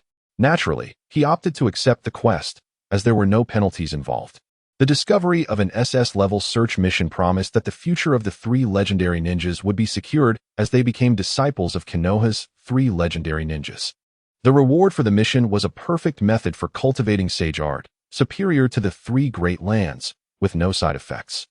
Failure to complete the mission would incur no penalties. Yang Feng's spirit soared. This mission must be accomplished. He sought not knowledge, but rather that sage art. Moreover, Orochimaru was familiar with the right people, making the process quite simple, particularly concerning Tsunade. Given that Jiraiya had sought her out for the position of Hokage, he must know her whereabouts. A mere excuse to have him lead the way would suffice. The rewards for search missions were far superior to those of random tasks. And without penalties, this seemed quite fair. Yang Feng silently cursed, but refrained from voicing his thoughts. So, the legendary 3 ninjas of Konoha, what wisdom can you impart? Yang Feng crossed his arms, displaying a rather proud demeanor. Jiraiya chuckled, let me assess your strength. Spiraling sphere. In an instant, Jiraiya formed the Rasengan and propelled it swiftly towards Yang Feng. The speed was beyond Yang Feng's current capabilities. However, in order to maintain his cover, he refrained from using the Flying Thunder God technique and opened only one gate. Due to a certain mission, Yang Feng decided to reveal a fraction of his abilities. Byakugo mode. Yang Feng unleashed the Byakugo seal, allowing the stored chakra to surge throughout his body, enhancing his physical prowess. Lightning release, Chidori. Blue lightning coalesced instantaneously, countering the force of the Rasengan. As the sphere threatened to explode, Yang Feng swiftly retreated to a safe distance. Jiraiya scrutinized the mark on Yang Feng's forehead, having previously overlooked it, as some individuals from Tsunade often adorn their foreheads with various designs. He had assumed it was merely a personal emblem, never suspecting it was one of the 4 Byakugo seals, a mark associated with Tsunade, the founder. Yang Feng smirked dismissively. Such a thing could be manipulated with chakra. He also formed a Rasengan of his own, leaving Jiraiya utterly astonished. What was happening? 2 distinct ninja techniques from the legendary trio had already been replicated. Surely Kakashi couldn't replicate skills to this extent. This was undoubtedly an unfair advantage. Jiraiya, at this point, adopted a relaxed posture to face Yang Feng, as it would be quite embarrassing for a seasoned Sannin to exert full effort against a mere 13-year-old child. In terms of speed and strength, Jiraiya was indeed superior to Yang Feng. Scanning the target, Jiraiya. Taijutsu, 427. Ninjutsu, 452. Jinjutsu, 157. Secret techniques, 340. Sage mode of Mount Mayaboku. Chakra, 1, 573, 646, 767. Sage chakra. Comprehensive evaluation, SS level. Combat assistance function activated. Enemy sage mode not activated. Chakra levels are high. And physical prowess is formidable. Probability of victory, 20. Goodness, I had a 50% chance against Devapath, yet facing him seems even more daunting, Yang Feng mused helplessly. But he wasn't engaged in a life-or-death struggle with Jiraiya. Thus, he began to engage in a taijutsu confrontation with him. Recently, Naruto had been rather lax without Yang Feng's guidance, skipping classes and wandering to the back mountain, where he fortuitously stumbled upon Yang Feng battling with Jiraiya, leaving him momentarily stunned. After all, he is merely a ninja apprentice, not even a genin. How could he possibly comprehend such a sophisticated level of combat? Yet, he could discern that this was undoubtedly a high-level encounter. Yang Feng made a concerted effort to suppress his desire to employ the Flying Thunder God technique. Jiraiya, of course, was not exerting his full strength either, but he found himself increasingly astonished as the battle progressed. After all, even at a fraction of his power, he was far beyond the capabilities of a mere genin. Even jonin could be swiftly defeated, yet Yang Feng managed to endure for an extended period. The Rasengan. Jiraiya prepared to unleash a decisive move, leaping into the air to execute this technique against Yang Feng, intending to inflict some damage on the Child of Prophecy. Just wait until I'm Master Sage mode. I will bombard you with a flurry of Rasengan shurikens and pound you into the ground. To unleash an A-rank ninjutsu against a genin is truly shameless. Although the Rasengan is classified as an A-rank technique, the true might lies within the Utama Rasengan. The Rasengan shuriken is borderline S-rank, and that is how I intend to set the hierarchy. Otherwise, the Rasengan would lose its value. Jiraiya, get out of my way, Yang Feng shouted, causing Jiraiya to momentarily pause, as being called out in such a manner was indeed peculiar. Yang Feng executed the Chidori aimed at the Utama Rasengan. Lightning release, Chidori sharp spear. Simultaneously, he intensified the chakra within his Chidori, piercing through the Utama Rasengan. In terms of offensive capability, the Utama Rasengan is superior to the standard version. However, When faced with an even greater assault, the larger attack is more susceptible to being overwhelmed. The principle behind the Rasengan involves rotation and control. Rotation itself lacks technical complexity. However, the control aspect is inherently more manageable when the object is smaller. The Utama Rasengan, due to its insufficient control, tends to shatter its internal rotational structure upon being overpowered, leading to a disintegration rather than an explosion, unlike the standard Rasengan. It is akin to a balloon. When punctured by a needle, it bursts instantly, whereas a pencil would merely cause it to deflate gradually. This analogy is merely illustrative and should not be emulated. At this moment, the Utama Rasengan was obliterated by Yang Feng's Chidori, subsequently hurtling toward Jiraiya, who could only respond in haste. Lion's main technique. Jiraiya transformed mid-air into a fluffy ball, enveloping himself in his own white hair to absorb the blow. The result was that his hair was pierced through, and he was slammed down to the ground. Jiraiya, somewhat bewildered, touched his bald head. "No, it's gone. My hair. Well, if you wish to continue, by all means. I wonder if you'll still be able to employ such a defensive tactic next time. Considering you've lost quite a bit of your hair." Yang Feng couldn't help but chuckle. "You insufferable brat." Jiraiya had lost the will to continue fighting. Donning a straw hat, deciding to keep it on for the foreseeable future, he had intended to establish authority over his new apprentice to ensure diligent learning.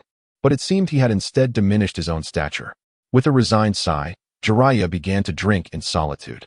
The third Hokage sat across from him. Unsure of what to say, he was filled with envy and admiration for the genius of Tsunade. Truly, this kind of talent was undeniably that of the child of prophecy. I even feel he could be compared to the first Hokage. Such high praise, teacher. I do not believe the first Hokage possessed such power at this age. Moreover, what is most remarkable is his creativity. He seems to have invented an incomplete version of the Baiken no Jutsu. While differing from Tsunade's seal and being somewhat inferior to hers, its power remains undeniably formidable. The crux of the matter lies in his age. Jiraiya, words need not be wasted. As we establish diplomatic relations with Tsunade, let us not dwell on other matters. Sensei, I would not dare. Especially since he is the child of prophecy. However, Jiraiya raised his cup and drank deeply. I understood that during such times, I would never allow Danzo to act recklessly. For the sake of the ninja world, I shall impart all that I can teach him, even sage techniques. Yet, Sarutobi-sensei, I hope you do not turn against him. The child of prophecy, though merely a prophecy, may alter the course of history through our actions. Perhaps the dark side of the child of prophecy is incited by the 5 great shinobi villages. This, I shall take seriously. Throughout, the third Hokage did not touch a single drop of alcohol, merely seated in contemplation. Yang Feng provided guidance to the young Naruto after the battle, helping him unravel recent uncertainties and sharing the methods for mastering the Rasengan, encouraging him to ponder it himself. After all, this process of training also serves to hone one's chakra control. Naturally, Yang Feng had already shared the tricks for the more superficial aspects, as those initial stages primarily served to challenge Naruto's intellect, which, regardless of effort, remained largely unchanged, an inherent trait of his character. The subsequent training relies on your own efforts. I am preparing to train with an elder. Upon my return, should you master this, I shall teach you the advanced version. Yang Feng patted Naruto Uzumaki on the shoulder and gave him a thumbs up. By the way, how have your recent conversations with the fox been? Well, it's somewhat reticent. Naruto scratched his head. Yang Feng smiled and advised Naruto to exhibit more patience and care, for a girlfriend may be fleeting. But the bond with Kurama endures a lifetime. Parting ways with Naruto, Yang Feng commenced his training with Jiraiya. That little brat, is he Minato's child? Indeed. I find him quite likable and have offered some guidance in his training, Yang Feng replied calmly. Naruto Uzumaki has grown so much. By the way, why does he not share the same surname as the 4th Hokage, like Namikaze? I am curious. Well, perhaps it is because the Uzumaki clan has dwindled to this single line as the legitimate descendants. Perhaps. Jiraiya fell into a brief silence. By the way, the 4th Hokage. Was he not adopted? Sister, could you come over here and help me with my bath? Of course. A charming young woman smiled as she held a bathing cloth. In the distance, a white-haired elder was taking notes for his research. Not bad at all. Yang Feng sat beside him, practicing the techniques taught by Jiraiya. He had truly underestimated the Sannin, or perhaps the elite ninja. Their insights into training surpassed those of Yang Feng, who merely relied on borrowed techniques for survival. From Jiraiya's teachings, Feng absorbed a wealth of knowledge that he had previously found challenging to grasp. Truly a lucrative endeavor. Feng felt his training was progressing seamlessly. Observing the focused Toad Sage, he remained oblivious to his fate as a mere tool. Well, considering the needs of the mission, perhaps I shall save you later. Feng mused. His current objective is to refine his physical prowess to the level of a shadow. Relying solely on the Flying Thunder God technique will not suffice. By the time Shao begins to capture the tailed beasts, the tide will have already turned, and it would be utterly futile to confront Shao then. Despite his impressive display against Pain, it is crucial to note that Pain did not unleash his full power, and his abilities were rather limited. Should the six paths engage him in a coordinated assault, even the Flying Thunder God would falter, given its considerable chakra consumption. While it can be utilized a few times, repeating it dozens or even hundreds of times is simply unattainable, even with his 100 healings.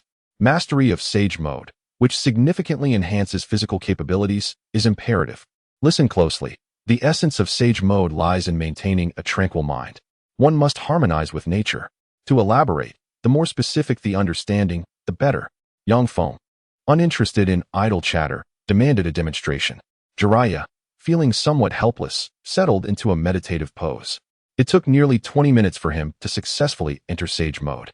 Such slowness is truly pathetic, Feng scoffed. Hey, I'm demonstrating for you. At least show some gratitude, Jiraiya retorted, feeling both exasperated and disheartened. His innate talent for Sage Mode is indeed limited. He even transforms into a toad, which lacks aesthetic appeal. Furthermore, Jiraiya's Sage Mode lasted only 5 minutes before it ceased. Too brief, Feng derided. Without the assistance of two elder toads, sustaining combat would be impossible. 30 minutes of preparation for merely 5 minutes of use. Relegating Jiraiya to the role of a cautionary example.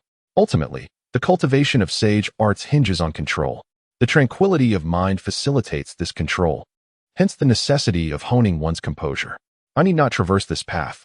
As long as I concentrate on control, I'm sufficient, Feng mused, sitting cross-legged on the grass. Immobile as the wind brushed against him. Jiraiya watched, bewildered. He had labored long to reach this stage. Though his innate talent may be lacking, Feng's extraordinary capabilities seem excessive. I must report this. Feng had grasped the most crucial aspect of sage arts, merging with nature. At this moment, he could perceive natural chakra, and the next step involved absorbing it, testing the limits of his endurance. Sage chakra is not simply a matter of how much can be absorbed from nature, but rather contingent upon one's physical attributes and chakra capacity. The more chakra one possesses, the greater the natural chakra one can absorb. Naruto serves as an exemplary case. With his Uzumaki lineage, his chakra exceeds that of the average individual, even surpassing Kakashi. His sage chakra is tremendously powerful, allowing him to shatter 5 of Pain's bodies, which even Jiraiya could only barely contend with using all his might. Aside from the terrifying enhancements bestowed by perfect Sage Mode, there are no alternatives. Feng believed his chakra levels were adequate and should not be significantly inferior. Now, let us commence the absorption. Ah, pervert. How despicable. A stone struck Feng's head, causing a profuse bleed. He calmly pressed a hand against his head, gazing at Jiraiya, who had already fled some distance away. A group of women from the bathing house dressed hurriedly and collectively set out to locate the old man. Feng directed them, following the map's guidance. In the distance, a piteous scream from an elderly man echoed, which Feng chose to ignore as he continued to attune himself to the natural chakra. Although the completion of the task would eventually unveil the perfect method of sage cultivation, Feng was not inclined to prolong the wait. Mastering this technique would lay a solid foundation for his future endeavors in attaining the perfected version. Alas, the fervor of youth is indeed remarkable. Jiraiya, battered and bruised, returned to witness Feng already engrossed in the absorption of natural chakra, a sight that filled him with dismay. It had taken Jiraiya a decade, 10 arduous years, to reach this stage, yet Feng accomplished it in merely 2 days, without even undergoing the transformation into a toad. How utterly unreasonable. At that moment, Feng opened his eyes, his pupils transformed into a horizontal slit, and a vibrant orange hue adorned his eyelids. Is this the Sage Mode? How exhilarating! He exclaimed in delight. The heightened perception he experienced was akin to seeing through the very essence of the region around him. Furthermore, The chakra he wielded allowed him to manifest the Rasengan with astonishing immediacy. The golden hue of the Rasengan shimmered brilliantly, appearing more radiant than the animated version's blue, which, admittedly, was more visually appealing. You have already mastered it? Jiraiya gaped in astonishment. Was there any difficulty? Feng replied with a cheerful grin. After all, he too had waited many years for this moment, and he finally felt a surge in his overall strength. Now, Feng was confident that he could face pain of the 6 paths without issue. However, he pondered, it would require time to refine his skills. Meanwhile, the girl was troubled, having not seen the boy for an entire week. A full week had passed without a word from him, despite their daily conversations and training sessions in taijutsu. As the daughter of the Kazakage of Tsunade, Temari felt she could not afford to lose composure. Thus, on the very first day of his disappearance, she sought out the Hokage for clarification. Upon learning that he was training with a man named Jiraiya, her anger flared. Once again, he was off training alone. Temari felt frustrated. She had been working diligently as well. Why couldn't they train together? The strength of unity was paramount, and perhaps she could assist him in his endeavors. Temari inquired about their whereabouts, but the third Hokage admitted he had no knowledge of their location, though he assured her they were likely safe in the company of a powerful figure. Reluctantly, she resolved to search for him herself, but her efforts proved futile. Temari, where are you off to? Gaara encountered her as she traversed the expanse of Konoha, curiosity evident in his tone. I am looking for Darui. It's been days without any news, and I'm quite worried about whether his strength has improved, she replied, crossing her arms and glaring with a deadpan expression. Gaara found her demeanor perplexing. His older sister was unusually prideful, feigning nonchalance while clearly anxious about her search. Deciding against mentioning anything about Darui, Gaara's sand eye soared into the air, catching sight of Darui, which would have likely prompted his sister to insist he accompany her in the search. Sister, you truly are not very straightforward, Kankuro remarked, oblivious to the underlying tension. The atmosphere grew heavy. You little brat, Temari exclaimed, delivering a punch to Kankuro's face, sending him crashing to the ground. What do you mean I'm not straightforward? Meanwhile, Gaara silently calculated whether his absolute defense could withstand his sister's punch. Recently, Sakura has been quite troubled, for Sasuke has been exerting himself excessively. Although her heart ultimately belongs to Sasuke, she currently finds herself captivated by his appearance. After being bested by a prodigy from another village, Sasuke, in a fit of indignation, has intensified his training. In the past, he would at least respond when greeted, albeit begrudgingly, but now he dismisses others with a curt shut up. Fool. What alleviates Sakura's concern is that this remark was directed at Ino. As she mused, Sasuke suddenly called out, Hey, you there, you're blocking the way.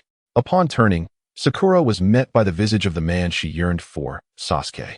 His reprimand was both painful and exhilarating, leaving her in a dreamy daze. How handsome Sasuke looked, even in anger. Meanwhile, Sasuke was taken aback by the situation. He simply ascended the stairs, yet she had obstructed his path. He pushed her aside forcefully, exclaiming, Move, nuisance. Without a backward glance, he continued on, having no intention of offering an apology, as he believed the fault lay with her. Sakura, in disbelief, pondered, Did he just push me down? Does he dislike me? Unaware of her own shortcomings, she sat despondently. At that moment, Temari fortuitously arrived and, recognizing Sakura, inquired if she had seen Naruto. That guy? Who cares about him? Sakura scoffed. At this point, the bonds among the 12 young ninjas were largely superficial. It was only through various missions that they became true comrades. Of course, this did not pertain to Sasuke. What a bother. This subordinate who always lingers around Daruma has no leads. How am I supposed to find him? Temari grumbled, striking the wall in frustration, leaving a fine crack. Sakura widened her eyes in astonishment. Is the taijutsu of Tsunade really that formidable? It's merely average, Temari replied. Having trained in the 8 gates for several years, she had already reached the 4th gate, which accounted for her considerable strength. By the way, are you searching for your companion? Temari asked. Well, sort of. He mentioned wanting to train, but I've heard nothing from him in over a week. Temari's face flushed with indignation, though she endeavored to maintain her composure. Do you like him? Sakura teased with a smile. What? Absolutely not. Don't be ridiculous. Temari quickly waved her hands in denial. Having spent countless days mocking Daruma and each other's training speeds, how could there be any romantic feelings? In truth, as fellow females, Sakura could sense the similarity of Temari's feelings towards Sasuke to her own. Such emotions are truly beautiful. No, not at all. Temari blushed, her heart racing. She had always deemed such matters impossible. Seeking him was merely for the purpose of discussing training methods. Yes, merely a tool for training. Since childhood, Daruma had always been by her side, persistently clinging to Temari until she was thoroughly enchanted by him. Eventually, upon securing an opportunity to collaborate with the Hokage, their relationship transcended mere friendship, evolving into something far deeper. Ahem, I meant to say, from ordinary friends to best friends. Two individuals engage in mutual guidance during their cultivation. Although it is primarily Maru who instructs her, Temari seems to revel in the experience, as the sensation of her burgeoning strength is undeniably exhilarating. Despite Maru often discussing concepts that elude her comprehension, such as how to vanquish the ultimate boss, how to dominate the protagonist, and how to pin adversaries to the ground, Temari, though she may not fully grasp the nuances, understands that these discussions reflect an eagerness for her own enhancement. She, too, harbors aspirations in this regard and deeply resonates with Maru's fervor, prompting her to engage in diligent training. Yet, it appears she is perpetually a step behind him. During their practice sessions, they frequently spar, and she finds herself utterly outmatched, relying solely on his leniency. After all, it is only fitting that girls afford boys the opportunity to showcase their abilities. The boys, being somewhat stubborn and eager to display their prowess, derive joy from the role of protectors. After listening to Temari for a while, Sakura shares her insights on romance, despite her own single status. Is that so? Well then, I shall grant him the chance to surpass me. Perhaps I shall ease up on my training a tad, Temari declares with a hint of pride. Young Feng, having mastered the sage mode, is in high spirits, relishing the enhancements it bestows. With an acute sense of perception, more effective than any map, he decides to visit Temari. His position is unmistakably clear. Without employing any other secret techniques, he relies solely on the physical prowess augmented by his sage art, sprinting forward with unrestrained zeal. Nearby, Mike Guy and Rock Lee, practicing their two-finger handstand, are momentarily taken aback by Yang Feng's speed, prompting them to ponder the very essence of their training. Teacher Guy, will I ever achieve such speed? Lee inquires, pointing toward Yang Feng's figure. Rest assured, Lee, this individual has a perfect understanding of youth. I believe you can achieve it too. Eager to begin? Next, you shall run 500 laps around the Hidden Leaf Village. Give it your all, Lee. Yes, Teacher Guy. The Hidden Leaf Village is not particularly vast, and within a minute, Yang Feng arrives directly in front of Temari, landing in a pose reminiscent of the fourth Hokage. Hee. Impressive, right? He boasts. Not in the slightest, Temari replies coolly, though her eyes nearly falter. She feigns indifference. Sakura, however, cannot maintain her composure. Such speed is incomprehensible. Temari, is this your boyfriend? How extraordinary. What are you saying? Temari quickly denies, her face flushed. Ah, little sister, do not speak carelessly. I am merely her elder brother. Yang Feng interjects with a grin. Sakura's expression betrays her unvoiced query. Could Temari have a brother complex? The residents of Tsunade have spent 2 weeks in the Hidden Leaf Village and have indeed made some progress. However, their advancements pale in comparison to Yang Feng's. He has directly acquired Sage Mode and Chidori, rendering the combined strength of the Tsunade visitors inferior to his solitary prowess. Of course, Maki is unaware of this, still believing Yang Feng possesses only the capabilities of an elite Chunin, which, in some respects, may be a blessing, as the truth could be quite disheartening. The exchange students from Tsunade have also found their time in the Hidden Leaf Village to be fulfilling, making significant strides. As the junior ninja schools in the Hidden Leaf Village seldom focus on cultivating talent for team configurations prior to reaching the Chunin level. Aside from the intricate interplay of techniques among the various clans, most practitioners primarily hone their individual prowess. However, the students of Tsunade must practice in collaboration with diverse teammates, which greatly aids in swiftly establishing rapport during the execution of various missions. Of course, being children, this awareness remains somewhat underdeveloped. Nevertheless, Nara Shikamaru has gleaned a great deal from this experience, and the synergy among the Ino-Shikacho trio has significantly improved. The advanced teaching methods of Tsunade are indeed astonishing, Shikamaru mused. Meanwhile, Choji, having finished his chips, ventured to the convenience store for more, seemingly a trend that has emerged in recent years. Thus, Is it all connected to that genius from Tsunade? Shikamaru recalled having seen him in Konoha. He appeared rather ordinary, yet exuded an aura of calmness in the presence of others. After all, he was the one who had confronted the Hokage directly, a first for Shikamaru at his age. This only deepened his admiration. Although slightly older, Shikamaru felt they shared the same age, feeling inferior in wisdom. Yamanaka Ino, on the other hand, felt somewhat despondent. As the vice-captain of the aesthetics-focused squad led by Sakura, enduring in a village where the male populace lacked in looks was quite a trial. Even Shikamaru struck her as handsome. It would be a while before they could return home. Alas, there were no broth-flavored chips here. Choji grumbled while clutching his salt and pepper-flavored snacks. A teacher from Tsunade approached, instructing them to undertake some tasks to fulfill certain quotas. Naturally, these were not significant missions. Merely D-rank cat-catching and farming assignments, intended to assess the performance of these young ninjas. Hinata and Niji were engrossed in their training, lacking the time to engage in missions. This arrangement was a result of negotiations between Konoha and Tsunade. After all, physical skills are best developed during childhood, which is the crucial time for laying foundations. Thus, training takes precedence, and any mission experience should await their return to Konoha for safer assignments. Yang Feng had Jiraiya fetch a jar of toad oil from Mount Myaboku, the size being comparable to an amber jar. This substance was indeed valuable, enhancing one's perception of natural chakra and accelerating absorption rates. Yang Feng experimented with it, determining that a small amount sufficed. Applying it in emergencies would allow him to swiftly enter Sage mode. He even contemplated acquiring more. However, he refrained from going to Mount Myaboku himself, wary of drawing the attention of the ancient toad if it perceived him not as the prophesied child. Despite his considerable strength, he was still no match for a creature from the era of the Sage of Six Paths. With no conflict of interest, it was best not to provoke it. Recently, Jiraiya had developed a rather nonchalant view of life and death. After a lifetime of honing his skills, he found that a true genius could master them in mere weeks, mercilessly surpassing him, leaving him to wander aimlessly. Yang Feng, seeking to hone his sage arts, sought a bustling location to practice. For such a noisy environment truly tests one's skills. After all, in actual combat, one seldom has the luxury of advantageous terrain to gather strength. Although Yang Feng was not yet proficient in Sage mode, he could at least utilize it effectively, far surpassing Jiraiya, who transformed into the true Toad Sage with a mere flick of his wrist.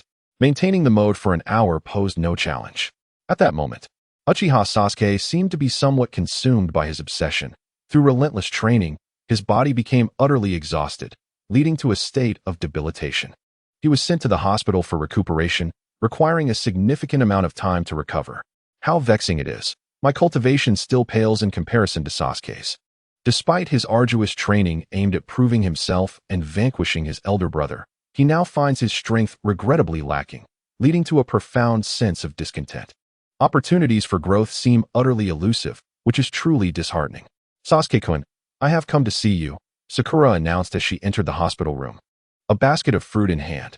As a seasoned admirer, she understood that her chances of success in winning his affection were greatest when he needed companionship the most. Little did she realize, however, that this tactic bore no fruit with someone as withdrawn as Sasuke. He cast her a cold glance before returning to his rest. What must I do to recover swiftly? My power is still woefully insufficient.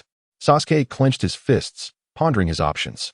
At that moment, a figure entered the room, a white-haired genin wearing a forehead protector. Sasuke-kun, do you wish to be discharged soon? The genin inquired, pushing up his glasses with a smile. Sakura, relying on her instincts, sensed something amiss about him. Who are you? She asked. I am merely a genin, he replied nonchalantly. However, I possess some medical knowledge that could facilitate your swift discharge.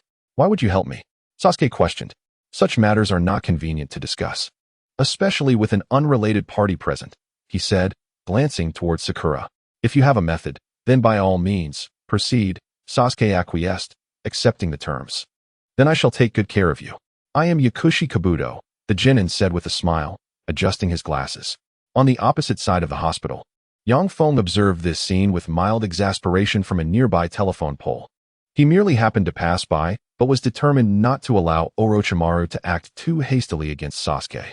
Otherwise, the narrative would undoubtedly descend into chaos. Hey, perverted sage. Shall we pay a visit to your old acquaintance? Who? Orochimaru. Or perhaps Tsunade. Jiraiya, just returning from a drinking session, was momentarily bewildered by Yang Feng's words, but ultimately agreed after a brief contemplation. Well then, let us seek out Tsunade. It has been several years since I last saw her, and I truly miss her. In the Raikage's office in the village hidden in the clouds, the fourth Raikage, sat in his chair, his expression austere. That brat seems to be quite comfortable in Konoha. Humph, but it is time for him to emerge. This time, I shall personally lead a strike. Even with a Sannin by his side, he must perish. Raikage-sama, I believe we should proceed with caution, the shinobi Mabui began, only to be abruptly silenced. Enough, I am the Raikage. Unbeknownst to Yang Feng, the Raikage was in a fit of rage. After bidding farewell to Temari and the others, he departed with Jiraiya, setting out under the cover of night. Is Tsunade in the land of fire? I'm not entirely certain, but I have a general idea of her whereabouts, Yang Feng replied, confident that a rough location sufficed. Map, activate. By the way, with your exceptional strength, it seems there will be no other candidates for the position of Kazekage in the future, Jiraiya remarked. I have no interest in such a position that entails responsibility without remuneration. While I will protect my village, it is not for the sake of a title. It is a matter of conviction. Yang Feng had spent nearly a decade in this realm, and he had concocted some rather cynical philosophies. Similar to our will of fire? Jiraiya mused, a smile breaking across his face. Before guiding Yang Feng in his training, Jiraiya had inquired about his views on peace, wanting to ascertain the mindset of the prophesied child. He certainly did not wish to cultivate a force of malevolence. Yang Feng's response was straightforward. To achieve peace, one must attain unity. However, such a feat currently seems unattainable. It would be more prudent to emulate the first Hokage and Uchiha Madara, leveraging unparalleled strength as a means of deterrence. Jiraiya had contemplated this notion. While he was not particularly fond of this approach, he did not harbor aversion towards it either. He merely wished to observe Yang Feng closely, ensuring he did not stray into misguided paths. The reason the shinobi world remained embroiled in conflict was due to insubstantial interests, such as territory and resources. Despite the countless battles fought, no party emerged victorious. All were left to bear losses, with Konoha, as the conquering nation, suffering the most. Do you know why? Because you have failed to grasp the essence of war. It is a purposeless and chaotic struggle. The true nature of war is the violent form of diplomacy, and in this diplomatic endeavor, you are all losers, exchanging the same objectives for the same failures. Yang Feng took a sip from his water bottle and continued to philosophize. You initiated the Great Shinobi War, yet it was merely your doing. The great nations are merely spectators, watching the decline of your shinobi village's power. In fact, some even contribute to this decline. Thus, if I were to acquire strength, my first action would be to eliminate several great nations. But what about the common folk? Jiraiya interjected eagerly. I do not intend to eradicate the entire populace of these nations, but rather to replace the ruling authorities. Once we assume power, we can dictate the future. In that scenario, as the sovereign, I would ensure that the common people are well fed and cared for. Who would dare to oppose us? Especially when they lack the strength to resist. Wouldn't that be peace? Though Jiraiya struggled to fully comprehend the implications, he found Yang Feng's demeanor quite impressive and could only cheer in admiration. Consequently, he resolved to impart all his knowledge to Yang Feng. Their journey took 2 days, primarily due to their leisurely pace, as Jiraiya sought inspiration along the way. As they drew near to Tsunade's location, Yang Feng opened the map. An S rank and a B rank. That must be Tsunade and Shizune. Wait, what is that over there with an S rank and a group of A ranks? Yang Feng expressed his confusion. He informed Jiraiya, asking him to accompany him for a closer look, especially since he had an S-rank combatant at his disposal. Jiraiya was indeed a reliable ally. Upon their arrival, they discovered the fourth Raikage, accompanied by 6 elite jonin from his village. Jiraiya was unaware of their status, but Yang Feng, armed with the map, deduced that an A rank indicated at least a jonin level, considering that the disgraced Wind Shadow was only A rank. The Raikage remained oblivious to their presence, but his surrounding shinobi, possessing keen sensory abilities, quickly detected them. Who goes there? One jonin exclaimed, hurling a kunai in Yang Feng's direction. Yang Feng effortlessly deflected it with a shuriken. How intriguing. What brings the illustrious Raikage to the land of fire? There seems to be no recent diplomatic activity, he mused. Humph, what business is it of a mere chunin like you to meddle in my affairs? How dare you eavesdrop on our confidential intelligence? You shall bear the consequences. The Raikage chuckled foolishly, exhilarated by the thought of a legitimate reason to eliminate Yang Feng. Oh, confidential intelligence, you say? I have something of my own. Yang Feng retorted with a disdainful smile. It is your impending doom. Jiraiya, summon our spirit companion. Yang Feng called out to his comrade. Summoning technique. Gamabunta. Jiraiya initiated the summoning jutsu. Though he found Yang Feng's words rather peculiar, he complied nonetheless. He sensed that the intentions of the Raikage and his entourage were far from innocent. Ah, I am indeed the legendary sage of the toads. Jiraiya continued his playful antics. Meanwhile, the Raikage's group charged forward. Humph, mere trifles. The Raikage scoffed at the imposing figure of Wentai, believing it to be nothing more than a facade to intimidate. Hey, Jiraiya, didn't I tell you not to call me unless it's urgent? Wentai exclaimed, drawing his dagger to strike at the enemy. The Raikage easily dodged, but the Jonin behind him was less fortunate, getting knocked back by a single blow. Two unfortunate souls bore deep gashes as a result. Damn it, you scoundrel! The Raikage shouted, unleashing his lightning release, Thunder Surge. He charged directly at Yang Feng, exuding confidence in his speed. Believing no one in the ninja world could surpass him since the death of the fourth Hokage, Minato Namikaze. As the foremost speedster in the shinobi realm, he dismissed a mere genin with contempt. Yet Yang Feng swiftly evaded to a nearby tree trunk, effortlessly conjuring a Rasengan to hurl at the fourth Raikage, while simultaneously forming a hand seal. The Raikage attempted to evade but struggled to change direction due to inertia. He had underestimated Yang Feng's capabilities, charging in full speed without considering the need to brake.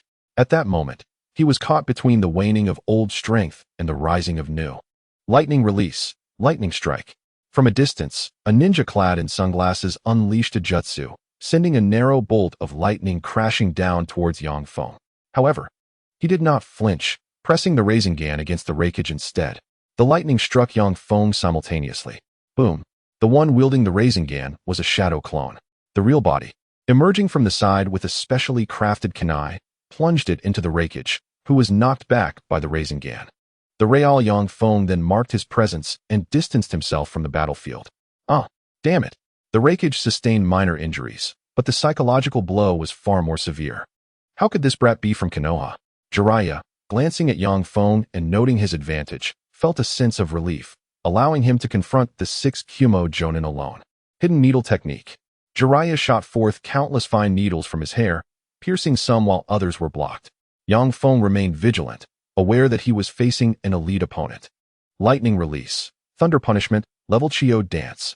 The Raikage launched a punch, which Yang Feng narrowly evaded, countering with 100 heel seal to strike the Raikage's arm. The blow went awry. Fire release. Toad oil fireball. Seizing the opportunity, Jiraiya coordinated with the Toad Wentai to execute this technique, obliterating 2 Jonin, including one with strong sensory abilities. Simultaneously, Yang Feng landed a punch on the Raikage's face, sending him crashing to the ground. Ah, damn you, brat.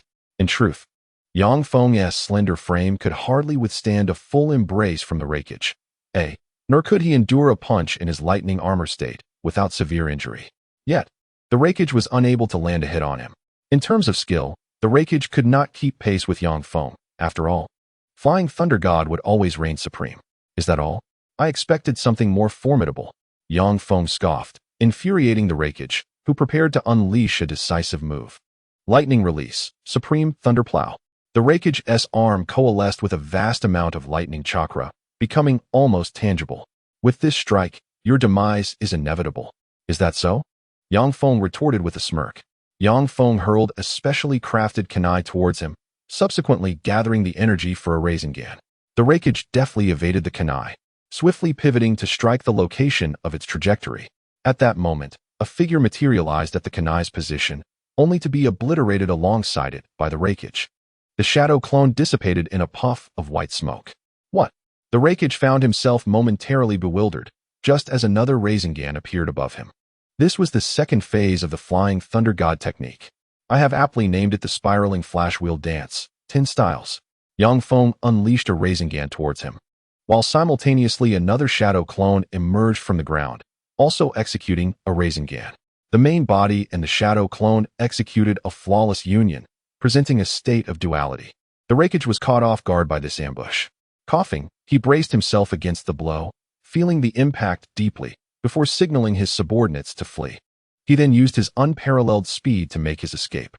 You can't win even in this race of the tortoise and the hare. Yang Feng concentrated his chakra into the Chidori, leisurely activating the mark on the Raikage's body. Chidori, Overlord Spear, a name of my own devising, exuding an air of dominance. And the chakra invested was exponentially more potent than an ordinary Chidori. It struck the Raikage with an icy chill. Although the Raikage was not entirely vanquished, he managed to rip off the marked flesh and broke free, fleeing from Yang Feng.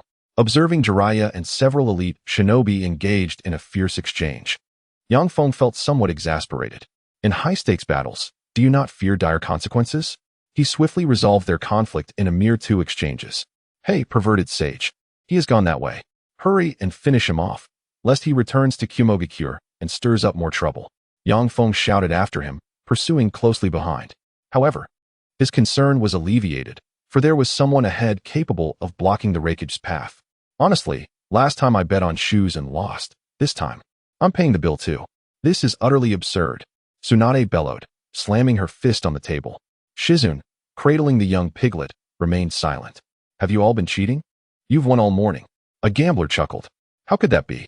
Remember the last time someone cheated and ended up losing to you? Another jested. Betting against Tsunade, known as the legendary fat sheep in the gambling world, was a grave insult. With her vast experience in gambling, Tsunade observed the cards as they were revealed, even though she likely knew the outcome. Big, big, big. The crowd chanted. Open, it's small. Oh yeah, Lady Tsunade, we won. Shizune exclaimed, her face lighting up with joy, while the piglet squeaked in delight. Tsunade scrutinized the cards, sensing something amiss, before taking her winnings and departing. Shizune hurriedly followed, feeling an eerie sensation. What could be the matter? Tsunade pondered as she walked down the street. At that moment, a burly man sprinted down the thoroughfare, heading towards Tsunade's direction. Move aside. Move aside. He paid little heed to the pedestrians, his arms flailing wildly. Yet, a figure trailed closely behind him. Tsunade, perplexed, watched as the man collided with an innocent bystander, sending them flying. Shizune rushed to catch the fallen individual while Tsunade closed the distance, delivering a punch that sent the Raikage crashing to the ground. Hey, you dare to be so brazen in the streets? Tsunade fumed. The Raikage, bewildered and beleaguered, realized escape was no longer an option. It's all this woman's fault. Upon closer inspection, he felt a sense of familiarity, though he could not place her. Yang Feng hurried over, witnessing Tsunade delivering a powerful punch that sent Raikage sprawling. He could not help but feel a surge of excitement. After all, he had come to learn about immense strength. Tsunade's punch exhibited such formidable power. Although he was still young, with the aid of sage techniques and the 100 healing seal, he believed he was not far behind. At this moment, Raikage felt a sense of despair. In this deadly confrontation, his opponent would undoubtedly offer him no mercy. After all, if Raikage could return to Kumogakure, he would surely want to fight again. They could certainly surmise that. Damn it, don't move. Raikage attempted to seize Tsunade. Yang Feng cast a look of concern towards him, as if to say, how dare you try to take her hostage? Tsunade, with another punch, sent Raikage flying into the wall. Yang Feng gave Tsunade a thumbs up in approval. Tsunade looked at him with confusion. Kid, did you chase him all this way, considering you've already injured innocent people? Tsunade glared at Yang Feng, throwing a punch in his direction. Yang Feng remained unfazed. Utilizing the Flying Thunder God technique, he summoned Jiraiya, who had once been marked with the Flying Thunder God seal. Ah, this is Minato's teleport. Jiraiya was directly struck in the abdomen by Tsunade's punch, clutching his belly and collapsing onto the ground. Tsunade was taken aback, taking 2 steps back. Jiraiya, how come it's you? Tsunade exclaimed, shocked, as Jiraiya, a wanderer, had not sought her out in many years. Ahem, Tsunade, your strength has not diminished over the years, Jiraiya said, rising while still holding his stomach. We came together to pursue this individual. Jiraiya then formed a hand seal and summoned a small toad, which promptly opened its mouth wide and swallowed Raikage whole. Let us find a place to talk, he suggested. Yang Feng also noticed the ordinary person who had been inadvertently injured and, without hesitation, formed a healing hand seal to treat him. Shizune, no longer a bystander, set aside her own concerns to assist. Hey, Jiraiya, who is this kid?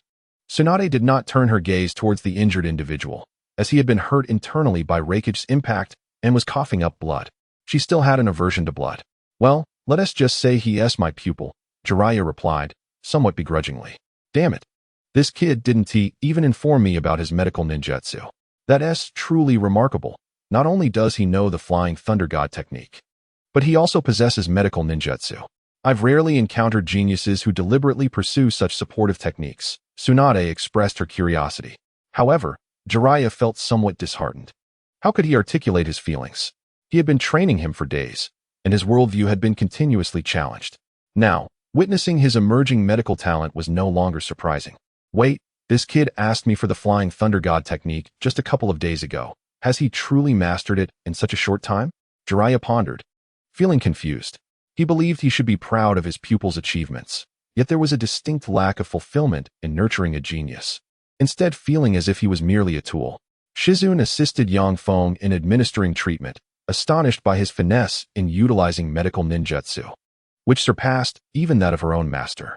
Although there were minor shortcomings, his technique significantly mitigated the impact of those flaws. Shizune felt as if her years of medical training had been in vain. Excuse me, may I ask if you are Akatsuki's daimyo? Yang Feng, momentarily distracted, cast a glance at Kato Shizune and noted her beauty, though she seemed to be in her 30s during the days of the Naruto, the last, and now appeared to be a woman in her 20s, somewhat past the ideal age for marriage. In his mind, Yang Feng silently tagged Shizune. May I inquire? From whom did you acquire your medical skills? Shizune asked curiously. From Suna, Chiyo, Yang Feng replied calmly. Nearby, Tsunade, having overheard this, fell into contemplation, for Chiyo was indeed her old rival. Yang Feng had studied under the venerable Chiyo for 6 months, delving into the intricacies of poison and medical techniques. Driven by a keen interest in medical ninjutsu, it is well known that medical ninjas require a significant degree of self-defense capability, and thus, a ninja like him, equipped with such self-preservation skills, sought to complement them with medical knowledge. However, his proficiency was dismal. Medical ninjutsu demanded yang release chakra, which he could only utilize with other chakra types, albeit with great difficulty. Chiyo was astonished by this, as the realm of medical ninjutsu is notoriously exclusive. Even those possessing yang release chakra do not guarantee mastery, while those without it are rendered utterly incapable, relying solely on innate talent. Yet, Yang Feng managed to perform rudimentary techniques, effectively shattering the conventional limitations of medical ninjutsu, marking a significant breakthrough. His prowess stemmed from relentless practice of the Rasengan, which, although he had not fully mastered, granted him an exceptional control over chakra, albeit only sufficient for treating superficial injuries.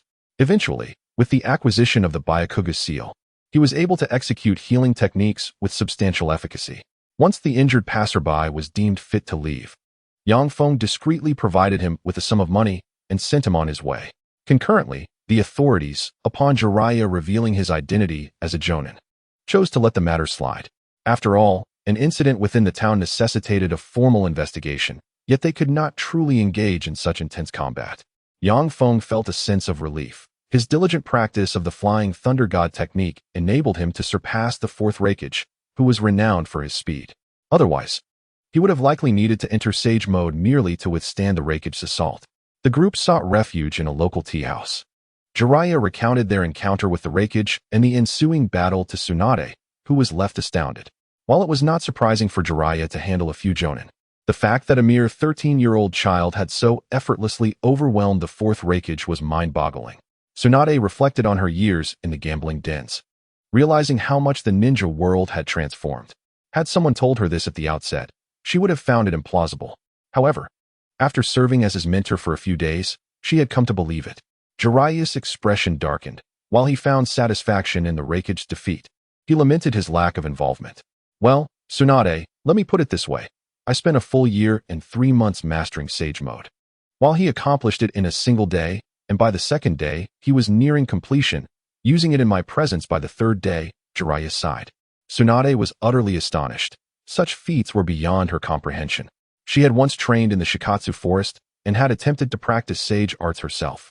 However, due to the considerable time investment required, coupled with the ongoing Second Great Ninja War, she did not devote much thought to this matter. Yet, she was acutely aware of the challenges associated with training. Tsunade, being the granddaughter of Chiyo and Hasirama, possessed talent that was on par with Orochimaru and Jiraiya. Nevertheless, after the war, having lost both her lover and brother, she succumbed to a lack of motivation, rendering her training efforts as those of a mere bystander. While even she needed time to master sage techniques, young Feng acquired them with remarkable ease. This was truly no small feat in truth. It was merely a matter of misdirection. They assumed that natural chakra could only be absorbed in a state of tranquility. In fact, the stronger one's control over chakra, the more swiftly one could master sage techniques. For instance, after being reincarnated, Hasirama Senju could enter sage mode with a single-hand seal. As the god of ninja, his control was undoubtedly unparalleled. Is he the chosen one you've been searching for? Jiraiya mused. What a pity, no one resembles him more closely. Alas, he is not from Konoha. He sighed, grappling with his conflicting emotions. That is from the Sand Village. Still, I shall wholeheartedly teach him the art of ninjutsu. Jiraiya asserted with conviction. Thus, discussing such matters in my presence seems rather inappropriate, young Feng remarked, resting his chin on his hand. By the way, Jiraiya-sensei, would you consider her a friend or a lover? Ah, that is certainly a topic for later, Jiraiya chuckled, though it exists solely in my imagination. Young Feng laughed lightly, thinking he was acting as Jiraiya's wingman, while Jiraiya remained oblivious, being both straightforward and somewhat lecherous. No wonder he was still single. Humph, after all these years. You haven't changed a bit, Tsunade chuckled as well. At her age, having been single for so long, she yearned for something more. Presently, the only remaining comrade from her generation was Jiraiya, making conversations convenient. However, given Jiraiya's emotional intelligence, Tsunade believed it would take quite some time for him to reach any realizations. As for her pursuing him, it felt akin to lending money to a penniless individual, rather foolish. So, our encounter was merely a coincidence? No, encountering the Raikage was the coincidence. I came specifically to find you, young Feng replied calmly, sipping his tea. What do you want? I wish to become your disciple. Tsunade laughed, finding it perhaps the greatest joke she had heard in years. On what grounds? While your medical skills are decent, they hardly warrant me taking you on as a student. My disciple, Kato Shizune, far surpasses you. Shizune, sitting nearby, felt somewhat bewildered. She was merely an ordinary apprentice and did not wish to be compared, especially since she felt inferior. Tsunade, suffering from hemophobia, had not seen the specifics of the surgery and was unaware of Shizune's insecurities. Shizune leaned in, whispering a few words to her. Tsunade's eyes widened, then returned to a state of silence. Is this how the chosen one possesses such an advantage? Where is the acknowledgement from the sage of six paths? Ahem, even so, I cannot. Jiraiya's head hit the ground. Please, Tsunade, consider this as a request from a friend. This child will need to lead the ninja world towards a brighter future, and I cannot do so alone. Tsunade was taken aback, her astonishment palpable. She does not share Jiraiya's profound yearning for the prophesied child, struggling to comprehend his sentiments. Nevertheless, this marks his first instance of earnestly seeking assistance. Well, I might consider it, Tsunade said as she helped Jiraiya to his feet. However, you must adhere to my rules. Of course, Jiraiya replied with a smile. The two engaged in conversation about the events of the past years, while Yang Feng and Shizune discreetly excused themselves, not wanting to be mere bystanders. Regardless, since you have independently devised a method for storing chakra, I shall instruct you on how to transform it into the 100 healings technique. Tsunade expressed her keen interest in Yang Feng's imitation. She dedicated over a week to teaching him diligently. Indeed, Yang Feng had once assumed that the 100 healings technique, akin to sage mode, relied solely on mastery to achieve formidable strength. However, Tsunade clarified that her extraordinary abilities were not derived from such superficial concepts. The 100 healings technique necessitates yang release chakra, which Yang Feng lacks. Additionally, it requires a sustained state of chakra storage and at least the physical prowess of a Kage to withstand the burdens imposed by the technique's chakra storage. Yang Feng, having prior experience, did not need to engage in excessive training for this aspect. Sakura's capacity to master this technique stems from her genuine yang release, albeit at a medical ninja standard, which she has honed with proficiency. Furthermore, under Tsunade's personal tutelage for 2 years, her physical attributes have been significantly enhanced through various rare resources. With a single punch, she shattered an S-class puppet, a feat that even high-ranking ninjas might struggle to accomplish. Moreover, due to her youth, she does not require the chakra reserved for maintaining her appearance. She can utilize it in critical moments to achieve an offensive capability on par with a Super Kage. When Sakura activates the 100 healings mode, Her attack power is undeniably at least SS rank. Otherwise, could it be plausible for the illustrious progenitor of chakra to be struck down by a mere punch from a genin like Sakura? Yang Feng also delved deeply into the study of the strong fist technique, a method of chakra condensation that is anything but simple. However, this particular skill can be quickly mastered through control. Tsunade, why is this technique called strong fist? He inquired. It sounds more imposing that way, she replied. By the way, could you not maintain a semblance of respect for your elders? Referring to them by name seems rather inappropriate. Tsunade expressed her discontent with this. I believe that given your youth, such titles may seem out of place. Yang Feng smiled in response. Tsunade pondered for a moment and chose not to press the issue. Acknowledging her own youthful demeanor, Yang Feng harbored a misconception. He had always thought that mastering the 100 healings technique would grant him the same regenerative abilities as Tsunade. However, this was not feasible. Tsunade's remarkable recovery stems from her mastery of another forbidden technique, the creation rebirth technique. Over the years, she has stored an immense quantity of chakra within her forehead. This substantial chakra reserves stimulate the formation of various proteins, accelerating the rate of cell division, thereby allowing for cellular regeneration and the revival of all internal organs. As this is a regenerative ability, it ensures her survival in battle. However, the number of cell divisions is finite, effectively preempting her future lifespan, which could shorten her life. Yet, when not in use, it mitigates the aging process, allowing Tsunade to maintain a youthful appearance. Yang Feng attempted to learn this technique, but he found it impossible, not due to a lack of skill, but because it must be purely yang release without dilution. He expressed profound disdain for his 3 abysmal attributes, lamenting the fact that despite being a system user himself, he lacked even the mastery of all attributes. How could one navigate such a predicament? The aspiration to master all techniques of the world seemed utterly unattainable. Consequently, Yang Feng ruthlessly instructed Jiraiya to interrogate the 4th Raikage. As for the methods of torture, merely tickling the soles of his feet would suffice to elicit cries for mercy from this burly man. Such occurrences are rare in the world of ninjas. Yet Yang Feng was not surprised. Ordinary ninjas undergo training to endure interrogation, but as the son of the 3rd Raikage, A's formidable strength rendered such training nearly futile. Thus, his resistance was weak, relying solely on sheer willpower to endure. Yang Feng, unhurried by time, allowed Jiraiya to diligently train for several days, ultimately extracting results. The technique was the lightning release, armor transformation. Yang Feng was unaware of the specific name, but found it of little interest. All he required was to learn it. He thus began his cultivation. It is of no consequence to divulge this, but this ninjutsu can only be mastered by a ninja worthy of the Raikage's name. I muttered this in the background. Yang Feng paid no heed. This method of cultivation was far simpler than the Rasengan, requiring merely exceptional physical prowess. Yang Feng activated Sage Mode and commenced his training. In the presence of the Raikage, he executed the technique in approximately 10 minutes. Lightning released chakra enveloped his body, forming a protective membrane. This spectacle reminded Yang Feng of the aura exhibited by Science upon powering up. Since I've learned it, I shall name it myself, the soul transformation. As for the term freakish strength, it sounds rather unappealing. Henceforth, it shall be known as the Overlord's fist, aimed squarely at the foolish.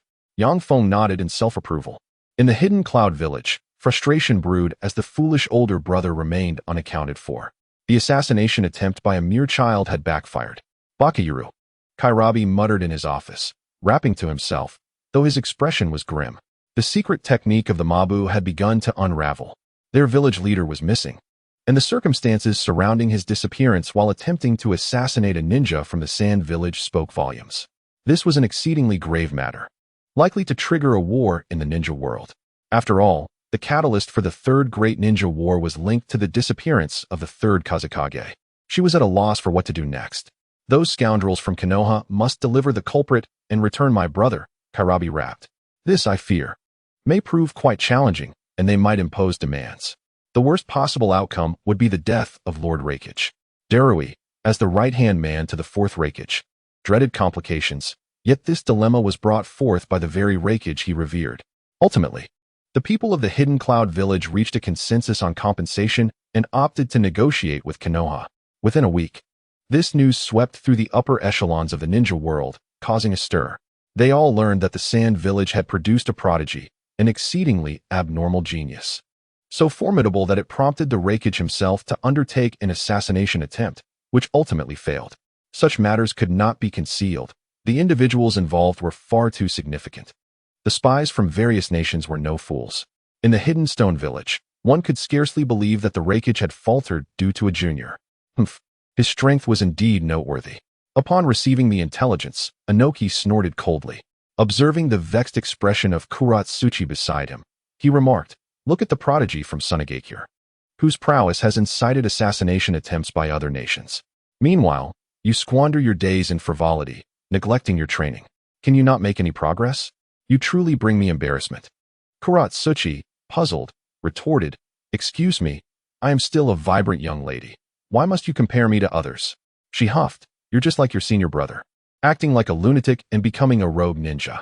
The very thought of his apprentice Deidara infuriated the third Tsuchikage even more, prompting another round of scolding directed at Kuratsuchi. In Kirigakure, the fifth Mizukage, Terumi Mei, looked at the incoming reports with a headache. The village was still in the recovery phase, and such diplomatic incidents were the last thing she wanted to witness among the five Kage. "What should we do now? I hope this situation resolves peacefully," she mumbled, her expression grim. "Really, as the Mizukage, how can I lose composure like this? I must handle this incident with poise," she admonished herself. Ding. The main storyline task has been completed. The next phase of the main storyline task has commenced. Transform Tsunade into a hidden nation. The deadline is 6 years. Ding. The temporary team formation system has been activated. This system is only applicable within this world. Note: teams cannot be formed against designated enemy targets, as determined by the system. Feng smiled, realizing the utility of this team formation feature, which allowed for clear arrangements even with S-rank ninjas, eliminating concerns over collateral damage in attacks. However, the upcoming task posed a significant challenge. Transforming a hidden village into a hidden nation was no simple feat and could not be accomplished alone. It seemed he would need to employ his verbal prowess to persuade the Wind Shadow. Feng began contemplating the feasibility of his plans, as this was a critical main storyline that he was determined to see through. After days of training, he had become adept at lightning armor and super strength, and the Baika no Jutsu was nearing perfection, much to the disbelief of Tsunade and Shizune. To master such a technique in just a week is unfathomable. "I've been training for over a decade, and still haven't grasped it." Shizune felt a pang of frustration. Feng resolved not to linger any longer and promptly sought out Orochimaru to request mentorship, not for the sake of learning, but for the mission. Isn't the invincible sage art enticing? He began packing his belongings, preparing to bid farewell to Tsunade. "You're leaving already?" Tsunade was taken aback, having expected him to stay longer after just a week of learning. "Of course, I have other matters to attend to. I won't be staying long. Farewell, master." Feng bowed respectfully. "Be careful, you have gained notoriety now," Tsunade cautioned. Despite his talent, the pursuit on his life stemmed from the Raikage's desire to disrupt the diplomatic ties between Konohagakure and Tsunade. However, the situation had escalated, as the Raikage had been captured and several elite cloud ninjas had perished. The likelihood of Tsunade and Konoha receiving prior warning about the assassination plot was negligible, indicating a formidable protective force had been in place for him, an influence of shadow-level power. The Tsuchikage was intrigued by the turmoil, but was unwilling to entangle himself in such ambiguous circumstances. The Mizukage was equally disinclined. Thus, all eyes turned to how Konoha and Tsunade would negotiate. In Tsunade, the Wind Shadow, Raza, wore an expression of resignation. A bodyguard is assigned, yet he harbors no concerns for Feng's safety. However, in matters of diplomacy, particularly with the Hidden Leaf, he is reluctant to overstep. Thus, he merely expresses his support for the Hidden Leaf. The third Hokage finds himself in a quandary. Although they have thwarted the assassination attempt and apprehended the perpetrators, the question looms: how to resolve this diplomatic crisis? A misstep could potentially ignite a war among the ninja clans. Such matters are not ones he wishes to take the lead on. The delegation from the Cloud Village has arrived in the Hidden Leaf for negotiations. They assert their willingness to offer substantial compensation in exchange for the release of the Raikage. Jiraiya, having escorted the Raikage to the Hidden Leaf, departs. Consequently, their negotiations can only unfold within the Hidden Leaf. "May I inquire, esteemed third Hokage, if 50 million Ryo is acceptable?" Dorui converses calmly with Sarutobi, seemingly indifferent, as if their leader's captivity does not concern him. This truly need not be so. It is all a misunderstanding. The third Hokage hesitantly replies, while Kakashi beside him is taken aback. Lord Third, this. Fear not, I shall handle this, the third Hokage assures, casting a glance at Kakashi before continuing negotiations with the Cloud delegation. Indeed, Lord Hokage, you are a man of candor. I shall refrain from further verbosity. Please release our leader, and we shall ensure his departure, with my guarantee that there will be no further disturbances. Such is most agreeable.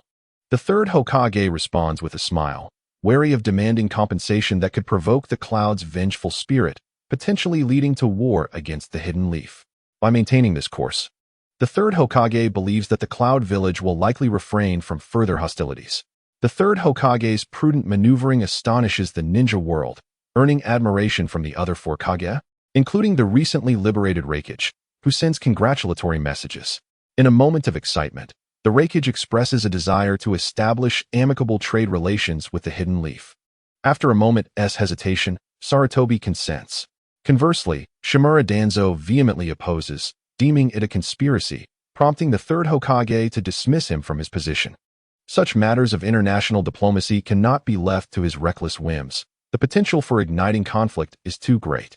In Tsunade, Raza orders a reduction in collaborations with the Hidden Leaf, perceiving them as unreliable allies. The third Hokage's astute strategy significantly bolsters the confidence of the Hidden Leaf. Unaware of the third Hokage's clever tactics, Feng remains unconcerned. Even if the Raikage were to return, he would pose no threat. He has now mastered the formidable strength of the Raikage's armor. Presently, he is preoccupied with locating Orochimaru, who has relocated rather thoroughly, completely vacating the land of grass. Feng contemplates this situation with mild exasperation, yet acknowledges his duties must take precedence. Given that he had previously been driven from his home by Nagato, it is only natural for Orochimaru to seek a new refuge. Where could he possibly be? Feng struggles to pinpoint Orochimaru's whereabouts at this time and decides to return to the Hidden Leaf to consult with Kabuto. As a distinguished star of the Sand Village, he cannot afford to search aimlessly. Without hesitation, he utilizes the Flying Thunder God technique to teleport outside the gates of the Hidden Leaf. Confident that Jiraiya is aware of his newfound ability, his powers are now significantly liberated. Unfortunately, the guards on duty today are Steel and Kamizuki Izumi. Steel Iron observed his own expression, which was marked by indifference. "Who are you?" he demanded. "Without a pass, you will be considered an intruder. We are authorized to eliminate intruders." Steel Iron attempted to assert his authority. Feng smiled, a benevolent grin, looking down upon this insignificant chunin who pretended to be formidable despite lacking real strength. He chose to disregard him and entered the premises. In Konoha Village, only a select few characters in the main storyline earned his respect. The rest were mere extras, himself included. Steel Iron and Kamizuki Izumi positioned themselves at the entrance, drawing their kunai and casting disdainful glances at Feng. They believed that 2 against 1 would suffice to defeat Akatsuki's Daibutsu. With a sense of resignation, Feng extended his hand, preparing to deal with them. "Halt!"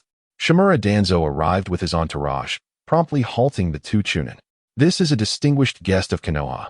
How dare you offend him?" Danzo declared with righteous indignation. "My apologies, we have been negligent."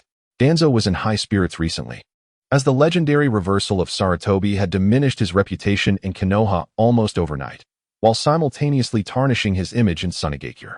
Consequently, his support base had swelled. Although temporarily dismissed from his position, this was merely a transient setback. Once the third Hokage's reputation plummeted, he would seize the opportunity to ascend to the Hokage's seat. While relying solely on himself seemed unrealistic, garnering the support of Tsunade could indeed be fruitful. It was imperative to cultivate a rapport with this prodigy from the sand. Feng merely smiled faintly. He had little interest in Danzo. After all, today he spoke amiably, but who knew what tomorrow might bring? "I shall not hinder your affairs any longer," Feng remarked, casting a glance before entering the village. Now, it was time to seek out the elusive Yakushi Kabuto. He calmly opened his map, filled with a plethora of C-rank missions. Locating the medic solely based on level would prove futile, given the overwhelming number of villagers in Konoha. A medical professional's work should be associated with a hospital, he reasoned, and thus he opted to head to the Konoha hospital. By utilizing the map and inquiring with others, he aimed to narrow down his search. After a period of inquiries, Yang Feng ultimately learned that Yakushi Kabuto had taken leave 2 days prior. Well, let me contemplate this under the tree, he mused quietly, sipping the cola he had just purchased, mentally calculating the possibilities and locations. Ding! A random quest was activated. The 5 Kage Summit. The host must participate in this meeting under a formal identity. The reward was the title of Pinnacle of Shadows, which would enhance his overall attributes by 150 when facing the 5 Kage. However, failure would result in a deduction of 1 point from his soul power, currently standing at 27,812. What is this? The 5 Kage Summit is convening now? What is going on? Yang Feng expressed serious skepticism regarding the legitimacy of this quest. Was it truly credible? After all, it was merely a trivial matter of the Raikage being defeated. Did it necessitate a summit? Could he truly compare himself to Uchiha Madara? Regarding participation in this meeting, Yang Feng perceived no issue.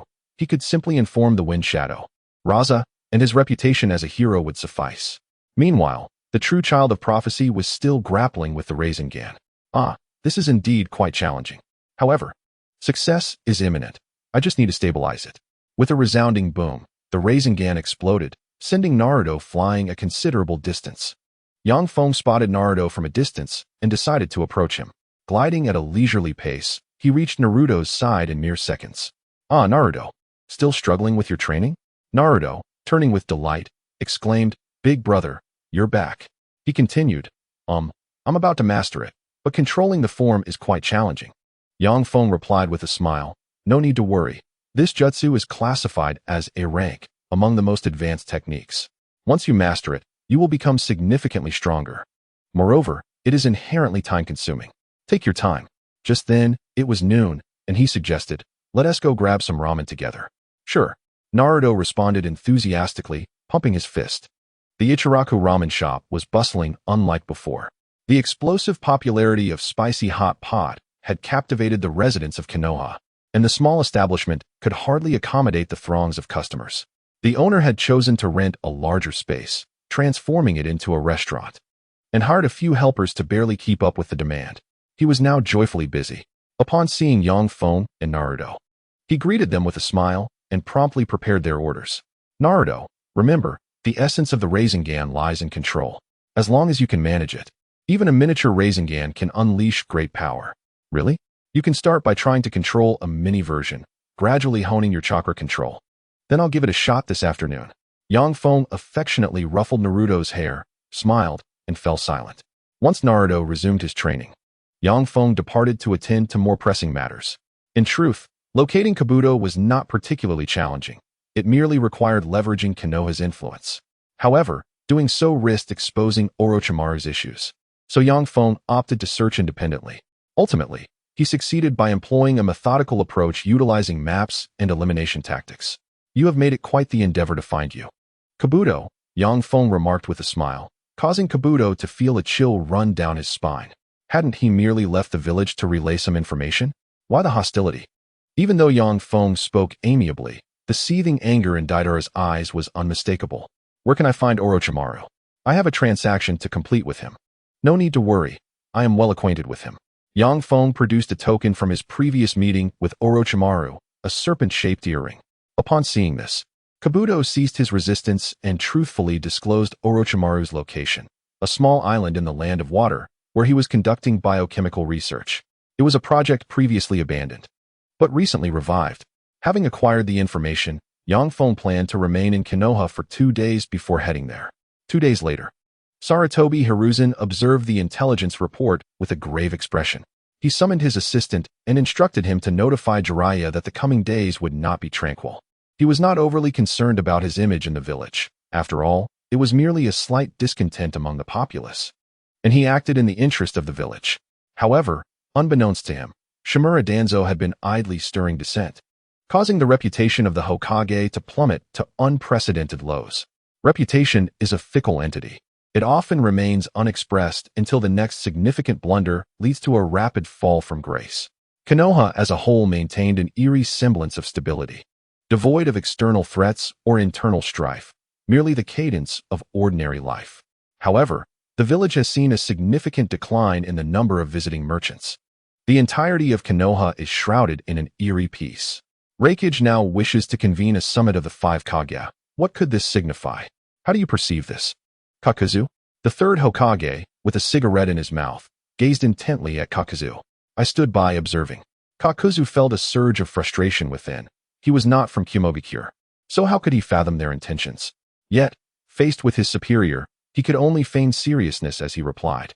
I believe this is a strategy devised by the Cloud Village following their recent setback. After all, such a significant event has transpired in their village. They may be wary of potential schemes from other villages at this time, thus attempting to unite the other 2 villages to counter our alliance with Tsunade. Konoha should maintain a dignified stance in response, projecting the grandeur befitting a major village. However, we must carefully strategize our defenses. Nara Kakuzu offered this rehearsed response, hastily concocted in mere seconds. He had little interest in engaging in such momentous affairs. In his son's words, it was truly too troublesome. Well articulated, Kakuzu. Your thoughts align with mine. You truly are my trusted advisor. Therefore, you shall accompany me to this meeting, Sarutobi Hiruzen declared with a smile. Kakuzu was bewildered. How had his casual fabrication become something the Hokage had already contemplated? Moreover, why was he being dragged into this? Shouldn't such a conference require the presence of formidable companions? He was merely a jonin, barely an elite, and certainly not fit for such a role. Yet, due to his obligations, he could only endure this indignity. At this moment, my heart was filled with profound astonishment. As one of the few scientific talents in the ninja world, I had traversed countless human experiences, participated in the 2nd and 3rd Great Ninja Wars, shared a mentor-student relationship with the 3rd Hokage, and competed against the 4th Hokage. My background was not lacking, but having witnessed the darkness of war, I came to a realization. What is the essence of life? It is impossible for life to lack meaning. The existence of this world itself attests to the significance of life. Yet, the brevity of existence constrains the world and humanity. A person's life is finite. Hence, I shall transcend the bounds of humanity. I shall begin anew as the serpent Yamada no Orochi, endowed with nearly limitless resurrection. To speak without modesty, the sole possibility of my demise lies in my own desire to relinquish life. Struck down by lightning? Sealed by a divine artifact? Who dares claim that such an end is absolute? With a mere curse mark rebirth, who would dare contest me? Of course, I too have my limits. Yet, several years ago, I encountered a prodigy. He too may have his limitations, yet they far surpass my own. I discerned this and imparted to him all the knowledge I could offer. I eagerly anticipated his growth. Perhaps the world would gain another kindred spirit. A genius, a scientist, an innovator, not merely one of these, but the sum of all. What I did not anticipate was that he would seek me out and propose to become my disciple. After a moment of silence, I burst into hearty laughter. Wonderful. It is indeed my honor.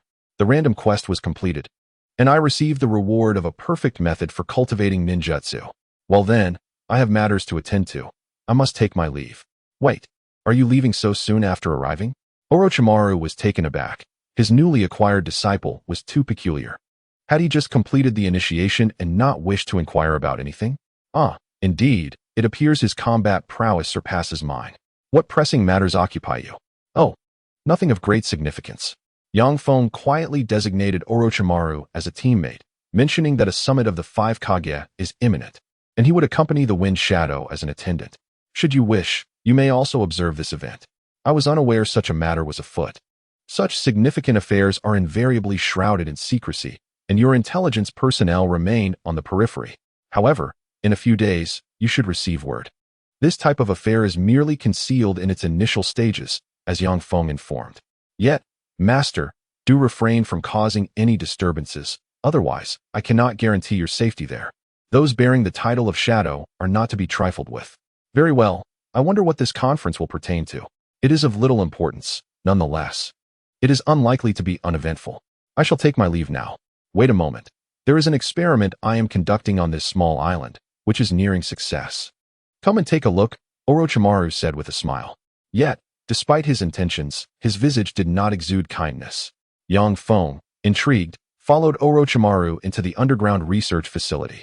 There, he beheld a red-haired maiden bound to an experimental table, facing a large pool, bubbling ominously. Yang Feng found the sight rather unappealing, as he held little interest in such experiments. Noticing Yang Feng's reaction, Orochimaru chuckled and remarked, "This is my recent research endeavor. It is a half-finished project from my prior studies on cursed seals, which I abandoned as I deemed it lacking in value. A subordinate has been maintaining this place. But recently, for safety reasons, I have come here to continue my research in this area. Fortunately, it has been progressing smoothly. Allow me to unveil my masterpiece." He called towards the pool. A bizarre head emerged from the water. This creature possessed formidable strength, exhibiting great resistance to ninjutsu, immunity to illusions, and the ability to acquire powers by consuming its foes. "How about this beast as your summoning companion?" Yang Feng gazed at the grotesque head, a smirk forming on his lips as he replied, "I fear I would be unable to tame such a formidable creature. Let it be. Primarily, it is far too unsightly. It resembles neither a dragon nor a snake. While it certainly appears powerful, employing it as a summoning beast would tarnish my noble image," he thought to himself. The girl on the table cried out softly, seemingly attempting to break free from her restraints, but to no avail. "What is the purpose of this child?" Yang Feng inquired, gesturing towards her. "Ah, she serves as the core to control the ancient dragon, for her willpower far exceeds that of ordinary individuals. And she possesses some form of the Uzumaki bloodline, making her invaluable for my research," Orochimaru elucidated. Yang Feng contemplated urging Orochimaru to release her, as he could not bear to witness a seemingly ordinary girl endure torment. After all, his current mindset was no longer that of one seeking death. He was not a cold-blooded creature. Yet, he hesitated, as he regarded his relationship with Orochimaru as merely superficial, not truly viewing him as a master. "Well, her utility has diminished," Orochimaru remarked. "Consider this research facility as a gift for your apprenticeship." The young Akatsuki member, Chisha Damaru, still possesses a certain naivety, evident upon his countenance. His interest in the experiment has waned considerably, leading him to relinquish it without a second thought, unperturbed by the decision. The researchers around him began to express their dissatisfaction, questioning how Lord Orochimaru could make such a hasty decision regarding a research project of paramount importance, one that represents half his life's work. The fruits of their collaboration were carelessly offered as a mere gift to a child, a disheartening act indeed. "Fear not, for I have numerous other experimental projects that necessitate our collaboration. This one is already complete and of no consequence," Orochimaru stated. The hesitant researcher retreated, albeit reluctantly. Yang Feng observed Orochimaru, feeling a slight easing of tension. While he could not place his full trust in him, he sensed there would be no treachery from behind. Perhaps his forward remarks had genuinely resonated with Orochimaru. Yang Feng approached and released the young girl, beginning to scrutinize her. She appeared to be of decent stature, merely a few years older than he. At that moment, she met his gaze, her eyes brimming with gratitude. "Thank you," she uttered. "Do not mention it. This experiment now belongs to me, and you shall heed my commands henceforth." "Understood," she replied. Yang Feng regarded the ancient dragon, feeling somewhat exasperated. Could such a creature truly serve as a summoning beast? It remained remarkably still, exhibiting a calm demeanor. Its control seemed commendable, yet Yang Feng doubted its utility. Moreover, it bore a closer resemblance to a serpent than a dragon. Truly, a fitting creation of Orochimaru's genius. "Master, if I were to attack it, would it retaliate?" he inquired. "It would not," came the reply. Yang Feng conjured a raisin gun and hurled it at the creature, which resulted in merely a fist-sized dent. Considering his own 3-story stature, it was hardly impressive. Its defensive capabilities were indeed formidable. "Pray, what is your name?" Yang Feng asked the girl. "Muki," she answered. "From now on, you shall be known as Uzumaki Muki." Yang Feng, having endured the plight of namelessness, felt compelled to bestow a surname upon every individual lacking one. Furthermore, her hair color unmistakably indicated her origins. In the end, with a sense of resignation, Yang Feng chose this ancient dragon as his summoning beast. After all, he typically had little need for such creatures, and when the time came to summon, appearances would be of little consequence. "For now, you shall remain here, observing the isle," he instructed Uzumaki Muki. She nodded eagerly in agreement. Yang Feng then prepared to utilize his yo-yo. He was uncertain whether the 5 Kage summit had commenced, so he resolved to return directly to Tsunade and consult with the Kazekage. He was confident that the journey would take merely half a day. After all, this long-distance flying Raijin technique required ample preparation time, Otherwise, it would consume an exorbitant amount of chakra. Meanwhile, in Tsunade, Raza was gearing up for mobilization. He was exercising caution, aware that such significant matters involving the 5 great shinobi villages warranted thorough investigation.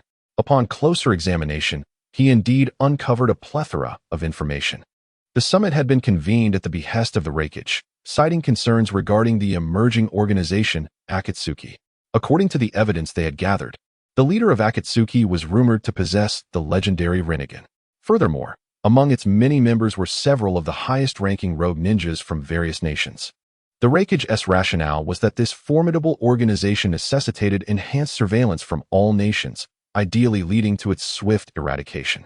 Do not mention Luosha. Even the Water Shadow would find it difficult to believe this rationale. This operation is likely a trap akin to the feast at Hongmen. Luosha intends to consolidate the village's strength and bolster defenses in anticipation of potential crises. He himself will bring a formidable escort, such as Chiyo, to the meeting. Nevertheless, the ramifications of this endeavor could be significant, leaving him uncertain about the safety of the 5 exchange students in Konoha.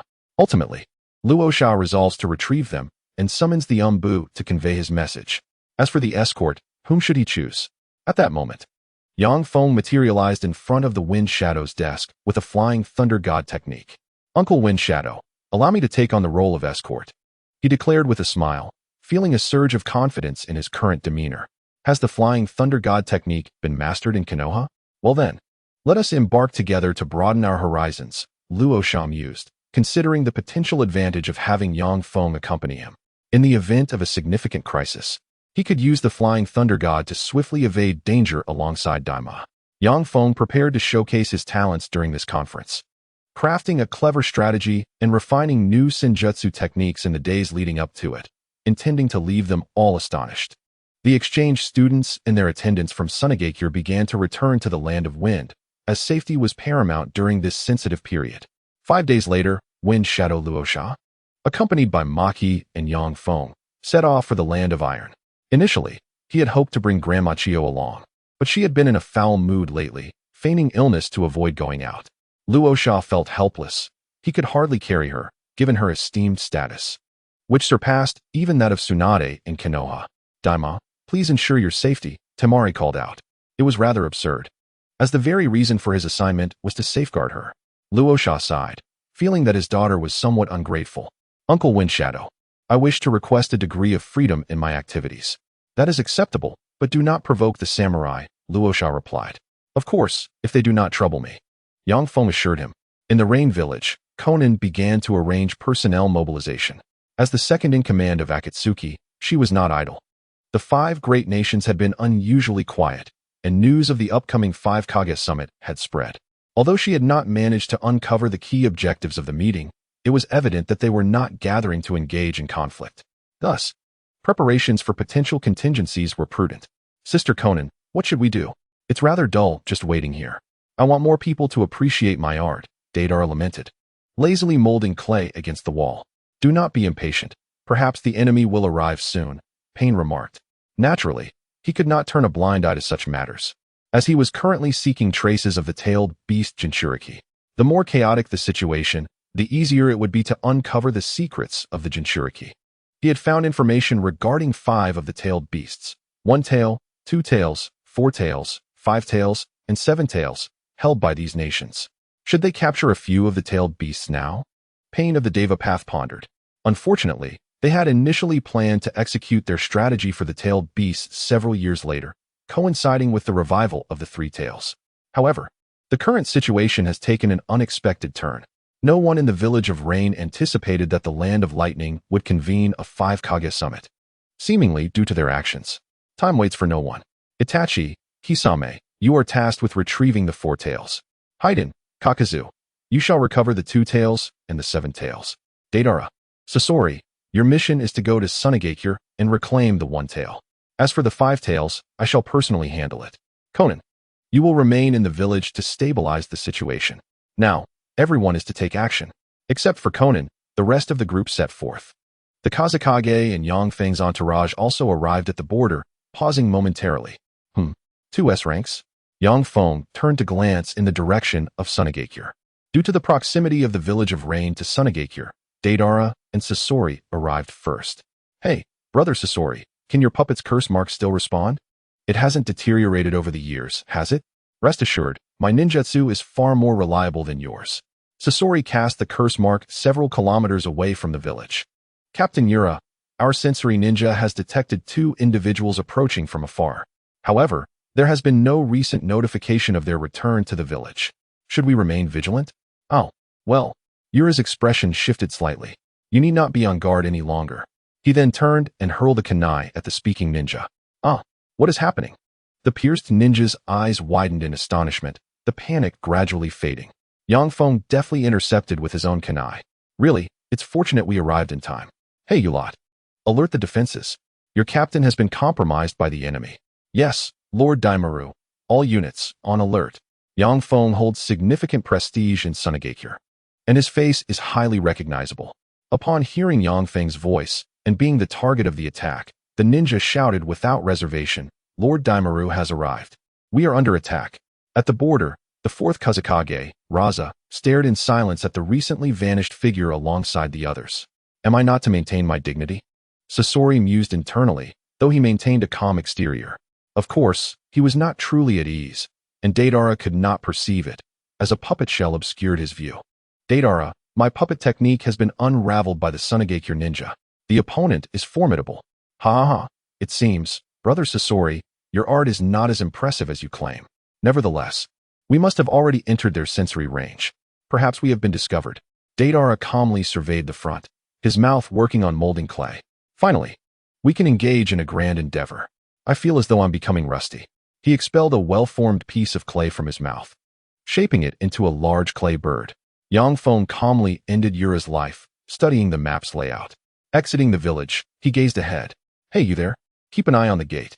If they approach the village, use anti-air projectiles. They possess the ability to fly, he instructed the gate guards. Then proceeded forward at a leisurely pace. Yang Feng observed the distant flying white moths and deduced who their visitors might be. Akatsuki? It's been a while since I've had the pleasure of dealing with them. Last time it was the leader. This time, it's your turn. Yang Feng smiled as he retrieved a shuriken, infusing it with wind-style chakra, and launched it towards the clay creation. As he arrived to save the day, he first materialized at the designated spot by the village entrance, subsequently utilizing his body flicker technique to rush forward in time to rescue his fellow ninja. He did not achieve instantaneous teleportation at will. Ultimately, his comprehension of the flying thunder god technique was inferior to that of the 4th Hokage, Minato Namikaze. Therefore, in this confrontation against the Akatsuki's artistic duo, he resolved to rely less on the flying thunder god technique and instead began practicing sage mode.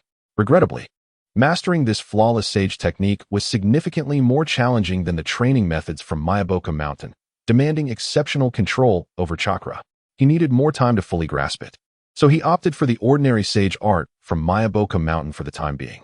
Yang Feng summoned 2 shadow clones and entered a meditative position, while his true self dashed towards Deidara's direction.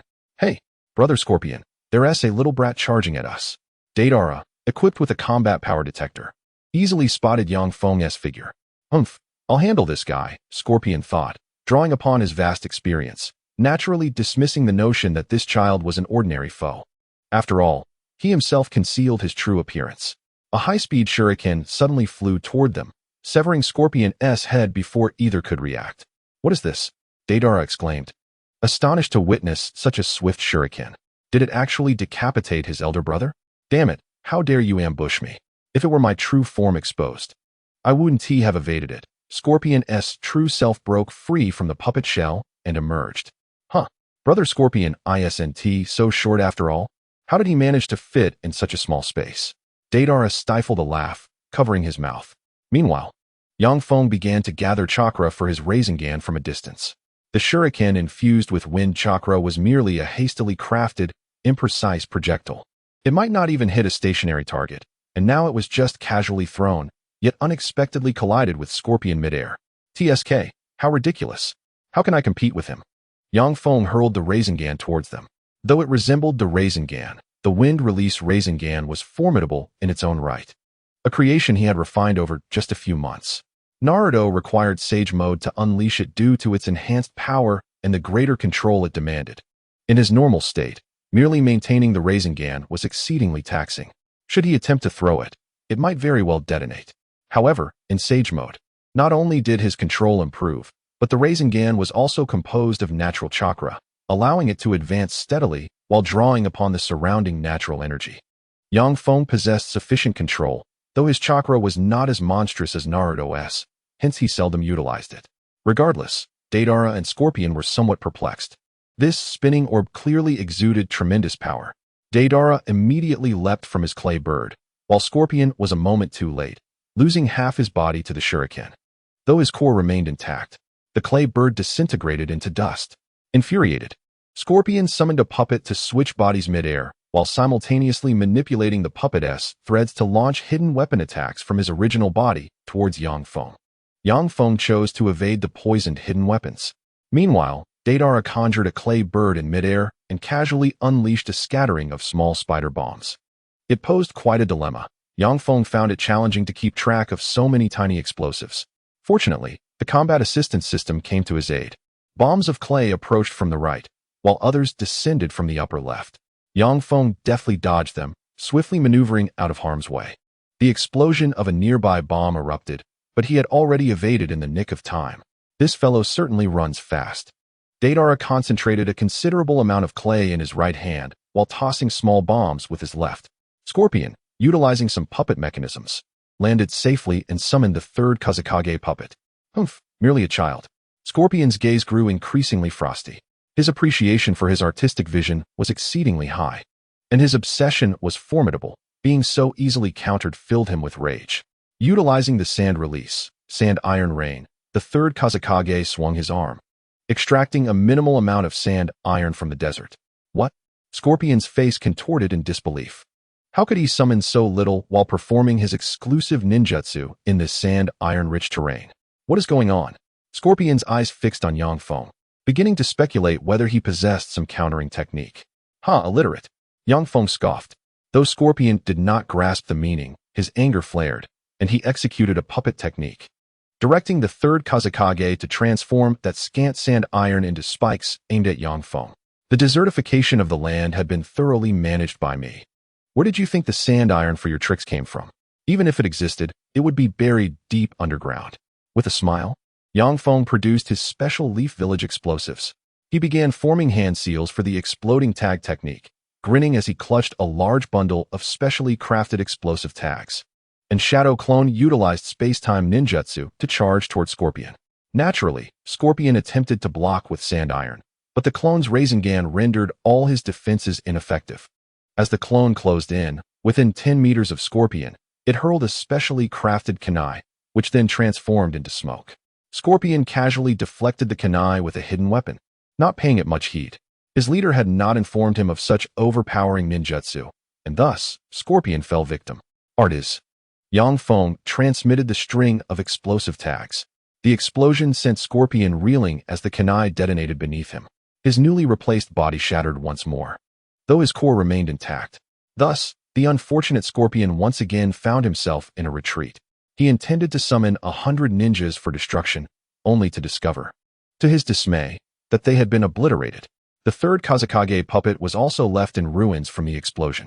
Yang Feng, however, deployed the earth release, earth flow wall to shield himself from the sand iron ninjutsu of the puppet and the blast shockwave. Deidara stood by, utterly astonished. Fortunately, he was not a pay-to-win player, thus lacking an abundance of permanent equipment. Even if he lost some clay, it didn't pain him greatly. Humph, indeed my art prevails. Deidara prepared a substantial amount of clay to throw. Hey Scorpion, stay back.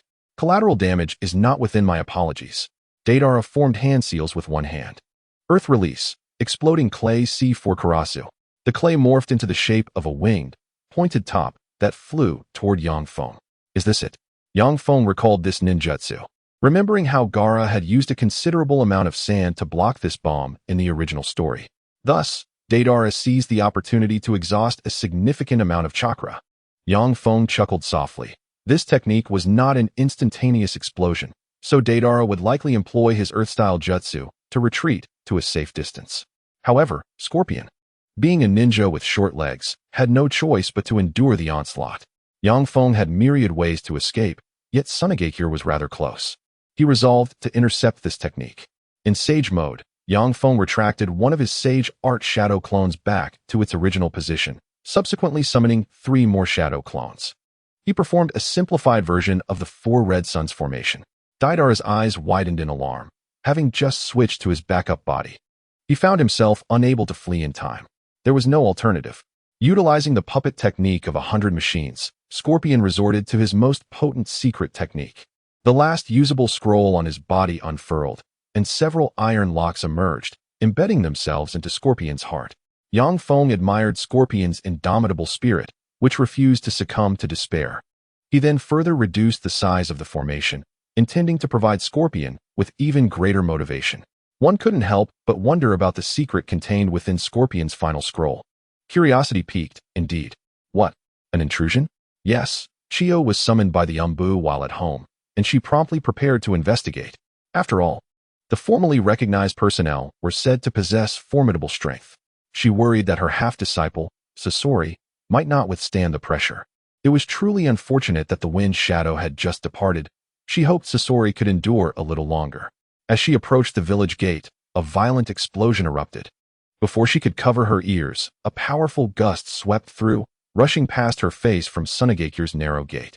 This was the result of the shadow clones exploding.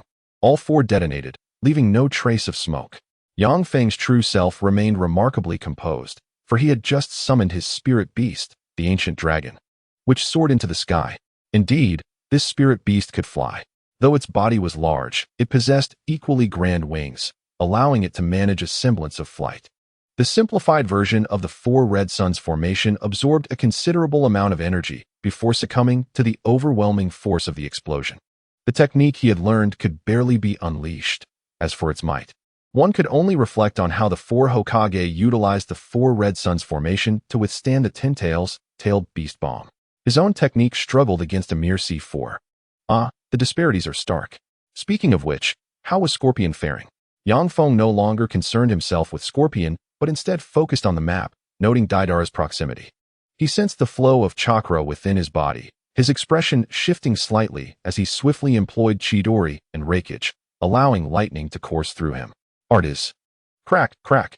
Deidara's mind was filled with disbelief. Why had his C4 Garuda failed to function?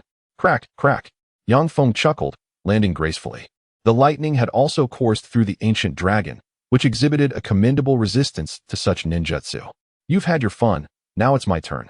Explosive clay, C4 Garuda. Its function was to create nano-sized bombs capable of infiltrating biological entities, exploding from within and obliterating the enemy to the point of annihilation. Its weakness, however, lay in its vulnerability to lightning.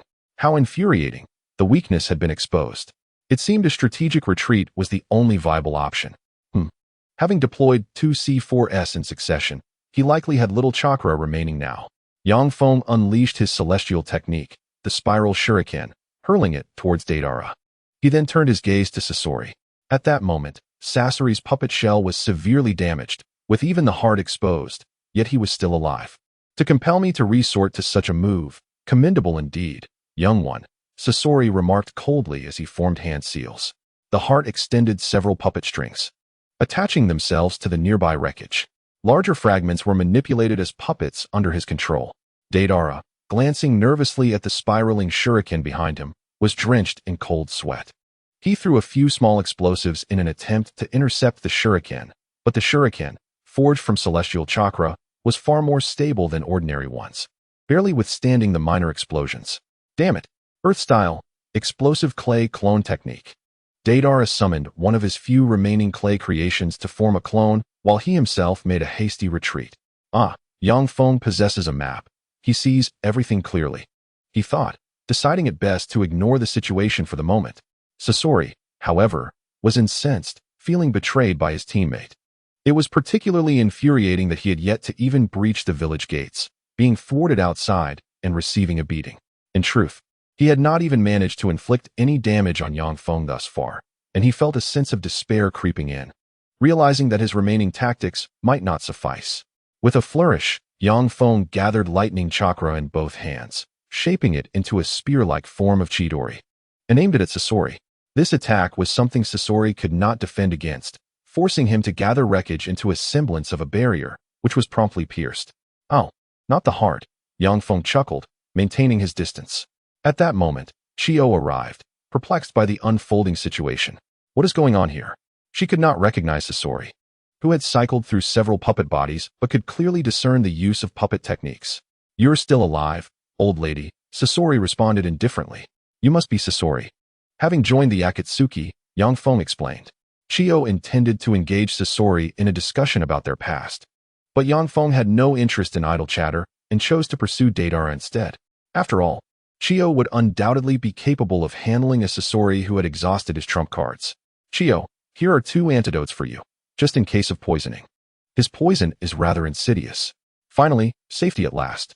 I wonder if Brother Sasori can endure, Deidara thought as he swallowed a soldier pill, feeling somewhat drained after unleashing several powerful techniques. However, the lack of results was absurd. He resolved to return and summoned the leader to deal with the Sand Village, for he truly could not handle it alone. Suddenly, he noticed a figure dashing towards him. Whoa! Deidara quickly began to mold clay, but a kunai embedded itself in his palm, leaving him unscathed and surprisingly fast. While astonished, Deidara did not remain idle. With his other hand, he grabbed a handful of clay and tossed it into his mouth, having no immediate plans for self-detonation. After all, the original reason for his self-destruction stemmed from Sasuke's disdain for his art. Now, he merely faced an enemy and had no interest in perishing. Is this what an artist is? Yang Feng stood calmly, a smile gracing his lips. You bastard. Deidara's expression shifted. He was, in a sense, a kind of obsessive individual, harboring an intense obsession with his art. Such a mockery of his craft was utterly intolerable. Earth style, explosive clay C0, ultimate art. He stuffed all the remaining clay into the gaping maw of his chest, chakra surging wildly in that direction. Ha ha ha, dare to look down upon my art. Then let it vanish along with me. Deidara shouted madly, his body gradually becoming transparent, covered in cracks. Art is an explosion. Ha ha, foolish. Yang Feng showed no interest in this art that could not withstand critique.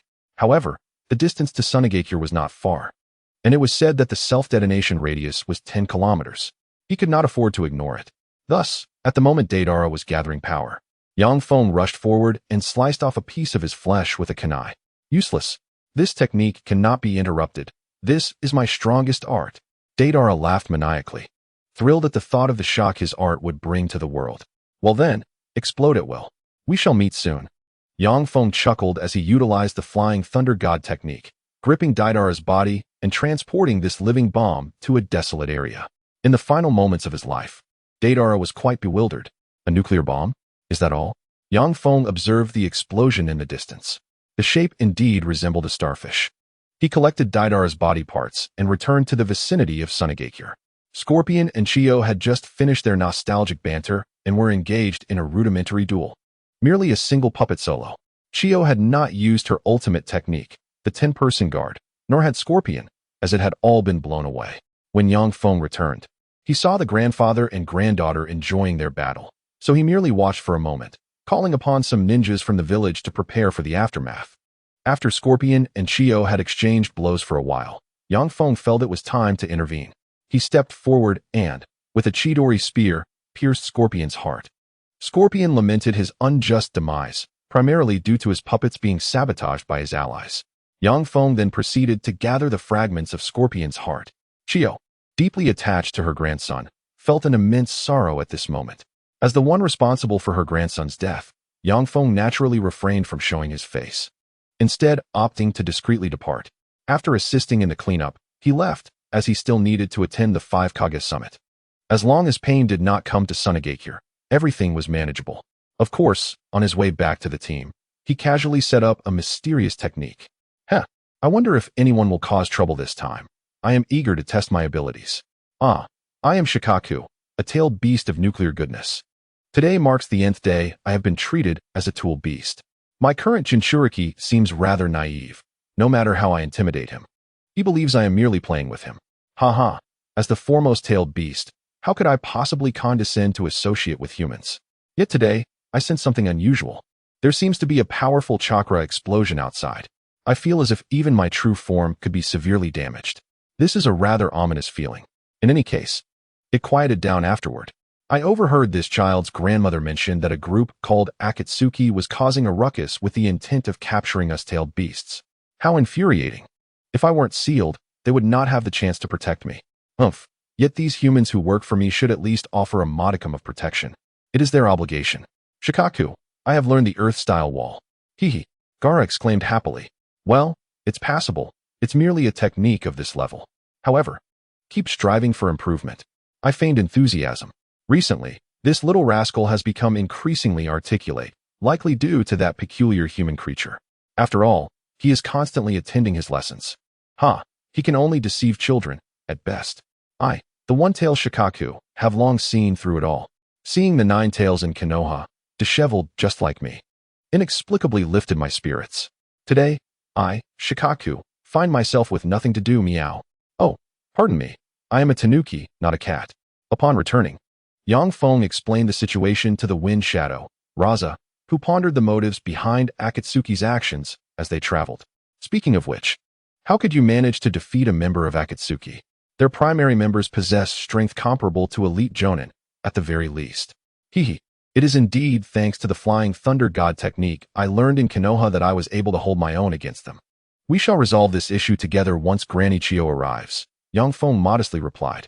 Maki, listening nearby, felt a pang of discomfort. After all, he was the one who had trained this student, yet he had surpassed him before even reaching adulthood. Is there no place left for ninjas? Humph. I never expected Konoha to be so generous in this regard. The legendary three seem to treat you quite well. Raza briefly speculated on Konoha's intentions, but soon dismissed the thought. He did not believe that Konoha would consider recruiting Daimao, given his prominence in Tsunade. However, what could their true objective be? Perhaps it is indeed related to the prophecy of the Child of Destiny. Could this truly upend the ninja world? It is indeed a possibility, Raza mused with a reassuring smile. Feng found his demeanor perplexing. After all, he had merely bested two individuals of significant stature. It was nothing more than a basic feat, he chuckled, albeit distractedly, as his thoughts lingered on the important matters to be discussed at the upcoming Five Kage Summit. At that moment, they reached the border of the Land of Iron, while Akatsuki continued their pursuit of the tailed beasts. Feng was not in a hurry, but Akatsuki was. They hastened toward their quarry with great speed. Deidara and Sasori had failed for 2 days now. Itachi and Kisame had already captured the Four Tails and were on their way back to Amigakure. Soon, their paths crossed unexpectedly in the wilderness. It was quite sudden, and they encountered each other head-on. Both sides halted, silent and motionless. Itachi recognized the hat of the Wind Shadow, while Raza identified Akatsuki's uniform. They understood the situation. What a coincidence. But if we are merely passing through, might you allow us to proceed? The honest Kisame, not fully grasping the overall tension, spoke as usual. Enough, Kisame. Uchiha Itachi activated his Sharingan, beads of cold sweat forming on his forehead. Kisame obediently fell silent. The weak breaths of the Four Tails Jinchuriki he carried became distinctly audible at that moment. Wind Shadow, we mean no offense. Let us part ways here. Uchiha Itachi bowed slightly and took a detour to leave.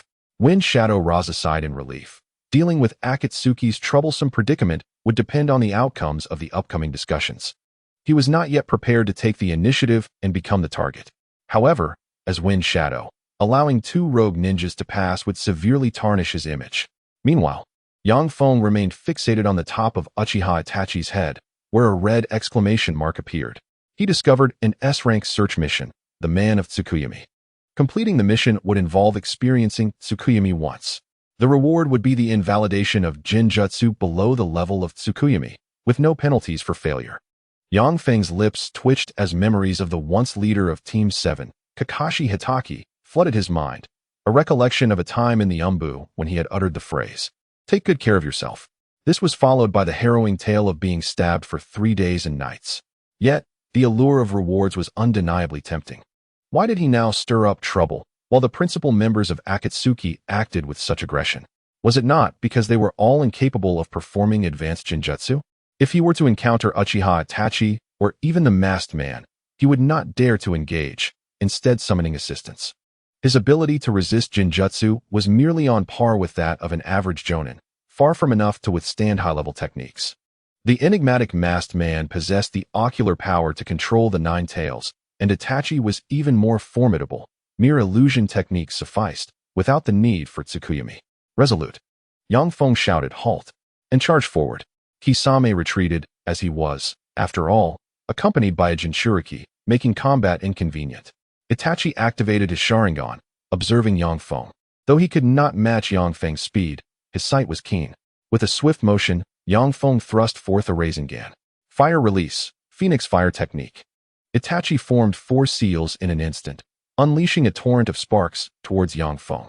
Undeterred, Yang Feng swung the Rasengan to block the oncoming flames. But a shuriken pierced his side. With a thunderous sound, wind release, air wave. Yang Feng expelled a gust of wind from his mouth, dispersing Itachi's newly conjured great fireball. He then delivered a swift kick to Itachi's hands, which were raised in defense. Uchiha Itachi, taken aback, pondered how this child had provoked a confrontation with him, and why he appeared so formidable. Furthermore, why had the Kazekage and his allies not intervened? Were they truly a cohesive unit? Kazekage remained relatively unperturbed, confident in his ability to handle other Akatsuki members without issue. Although he too was slightly bewildered, he remained poised for action. This situation was becoming precarious. Kisame grasped his sword, Samahata, preparing for battle. Yang Feng, embodying the malevolent essence of the Uchiha clan, shouted a rallying cry, launching shurikens controlled by puppet strings at Itachi from various angles. Itachi effortlessly deflected Yang Feng's weapons with a few well-placed shurikens. Fire release, great fireball technique. Itachi's Sharingan perceived everything with clarity as Yang Feng amassed energy for his Rasengan. With a thunderous clash, Yang Feng's shadow clone was obliterated by the great fireball, while his true form utilized the Flying Thunder God technique to appear behind Itachi, simultaneously activating the Door of Death and directing the Rasengan towards him. Tsukuyomi, Itachi's speed was insufficient to keep pace with Yang Feng, who had unleashed the 5th gate. He could only resort to Genjutsu for control. Yang Feng's Rasengan dissipated, and his true form came to a halt within the realm of Tsukuyomi. A colossal blood moon loomed in the sky, casting the entire background in shades of black and white. Itachi stood at the center of this space, his demeanor settling into a calm composure. Why must we resort to violence? We seem to harbor no animosity. He observed Yang Feng, who found himself bound to a wooden post, recalling the tale of Kakashi, who had been incapacitated for a week by a mere glare. A chill ran down his spine. In truth, I am acquainted with your brother, Uchiha Sasuke. I have even taught him some ninjutsu and taijutsu. A thorough beating, to some extent, indeed spurred his ambition. Have you seen him? Itachi was somewhat taken aback, but began to question Yang Feng's intentions, wondering if his words were a veiled threat. This realm, known as Tsukuyomi, would reveal your true character. However, if you dare to strike me, I shall return the favor tenfold upon Uchiha Sasuke and Konoha. Itachi halted his actions, and the several knife-wielding shadow clones also retreated. Regardless, he could not afford to kill the Kazekage here. Thus, he resolved to refrain from provoking Yang Feng. It was indeed miraculous that Kakashi, after being stabbed, did not seek revenge on Sasuke. Then I bid you farewell, Itachi stated coldly. Wait a moment. Yang Feng interjected. In this illusionary space, how long does it last? And what changes occur in the real world? Here, for every day that passes, only a second elapses in the reality outside. Ah, this is quite intriguing. Please, do not rush to close it. I would like to attempt cultivating here and observe the results. Yang Feng expressed his keen interest. By the way, kindly release me. He disregarded Itachi's incredulous expression and commenced his training. Wow, this is splendid. Here, I can access an infinite supply of chakra. I can utilize any ninjutsu I desire. Training in ninjutsu becomes effortlessly attainable. Yang Feng joyfully practiced his less familiar techniques. It is worth noting that a ninja's chakra is finite. Excessive use could leave one incapacitated for days. However, with unlimited practice, his rate of improvement was extraordinary. This is still insufficient. Multiple shadow clone technique. Indeed, at that moment, Uchiha Itachi's composure shattered. Years of diligent effort seemed in vain. Even a prodigy like him could not fathom that his Mangekyo Sharingan Jinjutsu could serve such a purpose. After observing for some time, he too joined the ranks of practitioners.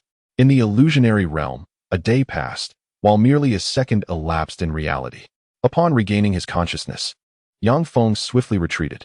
The Kazekage approached anxiously, having witnessed Yang Feng fall victim to the Jinjutsu. harboring a deep-seated apprehension towards the Uchiha's illusions. Kisame also readied himself for battle. Enough, retreat, Itachi commanded, casting a serious glance at young Feng before turning to flee. Well, there's nothing to be done. Perhaps fate will bring us together again, Kisame remarked with a sinister grin as he departed. Kazekage, this individual possesses extraordinary strength. It would be unwise to confront him. Yang Feng earnestly advised. Do you have no shame? You were the first to charge in, and now you wish to counsel me? Raza thought to himself, suppressing his frustration but maintaining a smile for the child. Fear not, with me present, the situation is manageable. In truth, he felt ill-equipped to contend with two elite opponents. Yang Feng nodded in agreement, though he kept his thoughts to himself. He and Itachi had shared much discourse within the illusory realm, predominantly concerning Sasuke and the masked man. Yang Feng refrained from revealing the man's true identity, but firmly assured Itachi, Madara is not Madara. Itachi sensed that he would need time to fully process this revelation. Having completed the search mission, he earned the reward of immunity to the Tsukuyami illusion. Yang Feng smiled, for he had finally attained a comprehensive state devoid of weaknesses. Stronger illusions than Tsukuyami? Perhaps Kotoeme Tsukumi? Infinite Tsukuyami? Those were merely possibilities. There was no way he would allow Akatsuki to succeed in their plans. As for Danzo's Kotoeme Tsukumi, Yang Feng believed Danzo would not foolishly employ it against a mere child like himself. However, to be cautious, he contemplated a method of deciphering the situation. It was rather intriguing. This little rascal, when confronted by Uchiha Itachi, managed to hold his ground against the masked man and the duo of Zetsu, who observed from a considerable distance atop a tree. He remained oblivious to the fact that this was the toll collector he had encountered before the Konoha monument, as Yang Feng had utilized a transformation technique at that time. Nevertheless, he sensed the peril surrounding Akatsuki's Deidara. At such a tender age, he pondered whether he would accomplish his plans upon maturation. With a map in hand, Yang Feng naturally discerned Obito's presence, for he too was an S-class contender. After some speculation, he deduced that these were Zetsu and Obito. Zetsu was classified as a rank. Although he primarily engaged in deception, his prowess was on par with that of a shadow. The masked man was not to be eliminated just yet.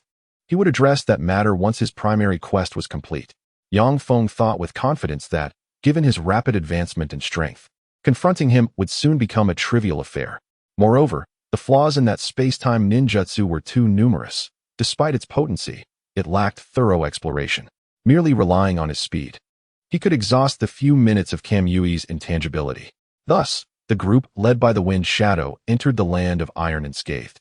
The land of samurai preserves the remaining primitive legacies of the ninja world.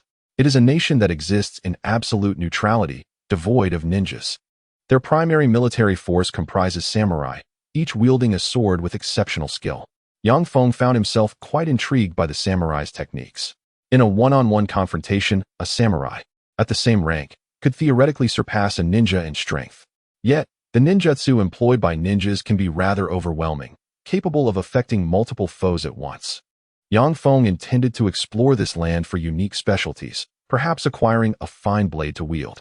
If Sasuke possessed the Kusanagi sword, surely he too deserved a sword of commendable stature. Although he lacked proficiency in swordsmanship, he appreciated the aesthetic appeal of a fine blade. Suddenly, Yang Feng had an epiphany. Why hadn't Orochimaru provided him with a Kusanagi sword? How stingy. In truth, at that moment, Orochimaru possessed only one, the other yet to be located, as he had not dedicated much attention to this matter. In the Iwagakure village, the Four-Tails Jinchuriki had vanished, and the Five-Tails Jinchuriki had been captured without detection. In the Kumogakure village, the Two-Tails Jinchuriki was missing, while the Eight-Tails Jinchuriki lay gravely injured and discovered. In the Kirigakure village, the Six-Tails Jinchuriki had been apprehended, suffering significant losses. In the Takigakure village, the Seven-Tails Jinchuriki had been captured, resulting in the death of the village leader and many elite shinobi. Within 3 days, chaos reigned in the ninja world. The 5 Kage did not return to their villages as a result, yet the significance of this meeting had escalated dramatically. Yang Feng had not anticipated that Akatsuki's actions would be so extensive, with no ninja village receiving any news. Thus, the tailed beast extraction plan proceeded with alarming efficiency. Without the 5 Kage present, the ninja villages posed little resistance against Akatsuki. They had, to some extent, gleaned various pieces of information. Yang Feng was curious about Akatsuki's maneuvers. Did they genuinely believe that this meeting was aimed at them? Nagato, despite being a formidable figure, was behaving rather cowardly. What was the urgency? In the AIM village, aside from the Tsunade team, all members had completed their missions. However, at that moment, they remained quiet, including Zetsu, Black Zetsu, Sasori, and Deidara. Had they failed? Pain. The leader of the Akatsuki opened his eyes, devoid of any emotion. The leader spoke of a sand-hidden ninja who, against all odds, defeated 2 adversaries. Even Deidara's ultimate self-detonation failed to vanquish him. It appeared he possessed a mastery of space-time ninjutsu. Almost every squad had a white Zetsu clone shadowing him, granting him considerable insight into the circumstances. This, however, filled him with trepidation. Black Zetsu surmised that this ninja could thwart its plans. Remarkably, the ninja was merely in his teenage years. Teenager? Pain suddenly recalled the dread brought forth by the Flying Thunder God technique. I understand now. I shall personally capture the One-Tail. He believed that with his 6 paths clones, he could indeed overcome this peculiar space-transferring technique. The last encounter was marred by unfamiliarity, compounded by the presence of Orochimaru, preventing him from exerting his full strength. But how could this individual discern his weakness? Was it mere coincidence? At this juncture, AI, accompanied by Darui and the cloth-wrapped Maki, attended the meeting. The news of Killer Bee's severe injuries and subsequent capture by the shinobi was disheartening. Yet leaving such a meeting was not an option. He could only attend, seething with anger, although this was a summit he had initiated, meticulously planned in advance. Oh, is that the Tsuchikage? AI remarked, glancing at the diminutive Inoki with a smirk. Oh, my apologies, I nearly failed to recognize you. It is the Raikage who was recently escorted back by Konoha. Inoki displayed a congenial smile, though his regard for the Raikage had never been favorable. After all, in every great war, the Cloud Village had consistently been the most troublesome. Their past alliance had been marred by betrayal, making any cordiality from him quite unexpected. Humph, old fool. AI, despite being scorned, remained silent. He had indeed been captured, and there was no argument against that. Yang Feng, having just entered the room with the wind shadow, burst into laughter upon witnessing the scene. Raikage, you've acquired yet another injury. He pointed at the Raikage's face, which bore the imprint of Tsunade's powerful punch. Nonsense. Can a ninja's affairs be termed injuries? The Raikage turned to see Chiyo, instantly incensed. You little brat. He clenched his fists, attempting to dispatch a lethal glare at him. Yet, Yang Feng remained unfazed. Everywhere I go, I encounter my former subordinates. It is quite vexing, he lamented, gesturing helplessly. The Raikage fumed, but Yang Feng was indifferent. With his current prowess, he could easily dispatch a group of elite ninjas, much like Minato. The Raikage refrained from striking, after all. He was a leader. Meanwhile, the Tsuchikage fell into contemplation. He was unaware of the circumstances surrounding the Raikage's capture, but understood the cause lay with this child. Surviving an assassination attempt by the Raikage was no small feat indeed. The Sand Village had produced a remarkable talent. Inoki's expression darkened, although his granddaughter exhibited considerable talent. She seemingly fell short. Are you the Wind Shadow's disciple? He inquired with a chuckle. How very adorable. The Water Shadow approached, bending down to pinch his cheek. Truly impressive. Indeed, Yang Feng chuckled, his gaze averted to avoid tarnishing his own image. Yet, this older, unmarried woman only deemed herself cute while referring to Sasuke as handsome. How superficial. Do forgive me, Water Shadow. This is not my disciple, though he serves as my little assistant. With his aid in managing the Sand Village, I find myself considerably relieved. Rasha remarked with a smile. Hello, isn't there a wife at home? Why are you out here causing trouble? Yang Feng silently expressed his disdain. Then, Lord Wind Shadow, please. The Water Shadow gestured for him to enter. The Wind Shadow, no longer engaging in pleasantries, took his seat. As a mere attendant, Yang Feng naturally had no place to sit, so in order to assert his status, he perched himself atop the table. Apart from the Wind Shadow, the others regarded him with peculiar glances. Sambian, being an experienced intermediary, displayed greater astonishment. He had encountered countless young talents, even including the current 5 shadows. Yet none had exhibited such audacity as Akasha Damaru, who sat there with nonchalance, committing such an impolite act. Sambian's curiosity began to swell. But as he was merely a facilitator for dialogue and not a provocateur, he opted to remain silent in his intrigue. The younger generation truly seems to lack understanding. Oh, So you understand quite well, do you, Earth Shadow? Yang Feng remarked with a smile. Well, that is not for you to worry about. Since this is initiated by the hidden cloud, I want to comment further. Of course, old man. Perhaps if you spoke less nonsense, you might extend your years. The lightning shadow proclaimed, surveying the room. I am aware that all our villages have suffered from the Akatsuki's threat. I believe many nations have lost their tailed beasts. To be direct, our village's two-tails Jinchuriki has already been abducted by the Akatsuki.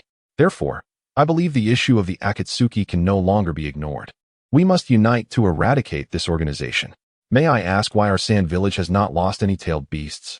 Yang Feng inquired with a smile. Is it that you are too weak, or are we simply too strong?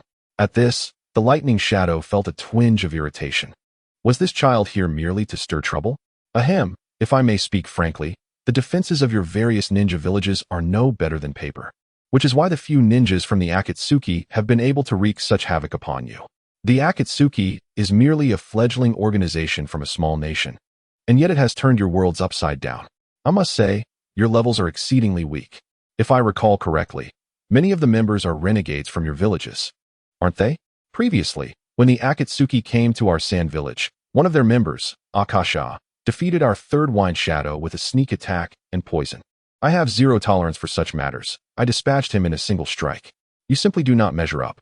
Their expressions darkened, having just suffered a theft. They were now being ridiculed, each one contemplating giving Akasha Damaru a piece of their mind. However, in this setting, Sambian, as a neutral facilitator, felt he could no longer remain an observer, disregarding Akasha Damaru's demeanor. He declared directly, thus, the Five Shadows Conference shall now commence. The Lightning Shadow spoke first. The threat posed by the Akatsuki is evident to all the major ninja villages. I propose the establishment of a ninja alliance. Each village should contribute ninjas to jointly combat the Akatsuki organization. Well, how many people are we to send? The Fire Shadow inquired.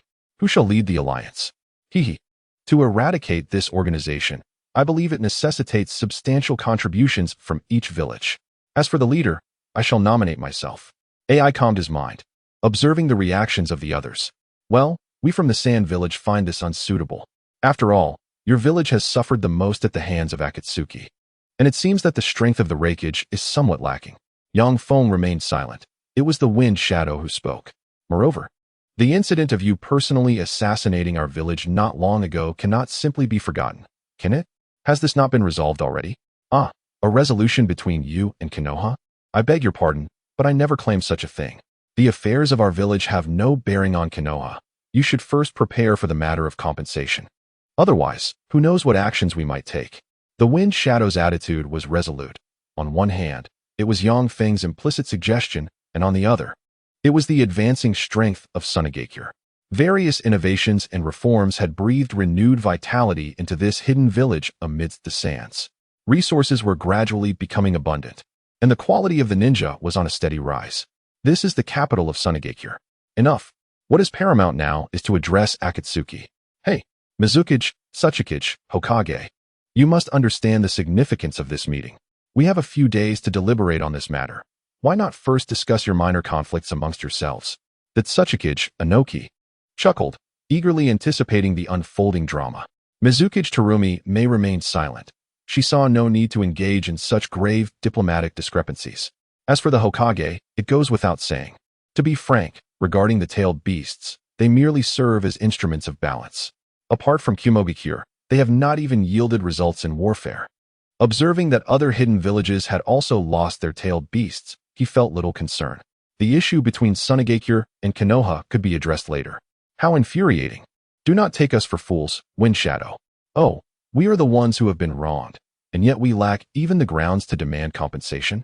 Raza laughed heartily, a malevolent grin on his face that was ill-suited for mirth. Please allow Lord Mitsuba some grace. Next, it is a private grievance between Tsunade and Kumogakure. Well, Wind Shadow. The Five Kage Summit prohibits personal conflicts. Mitsuba hesitantly interjected.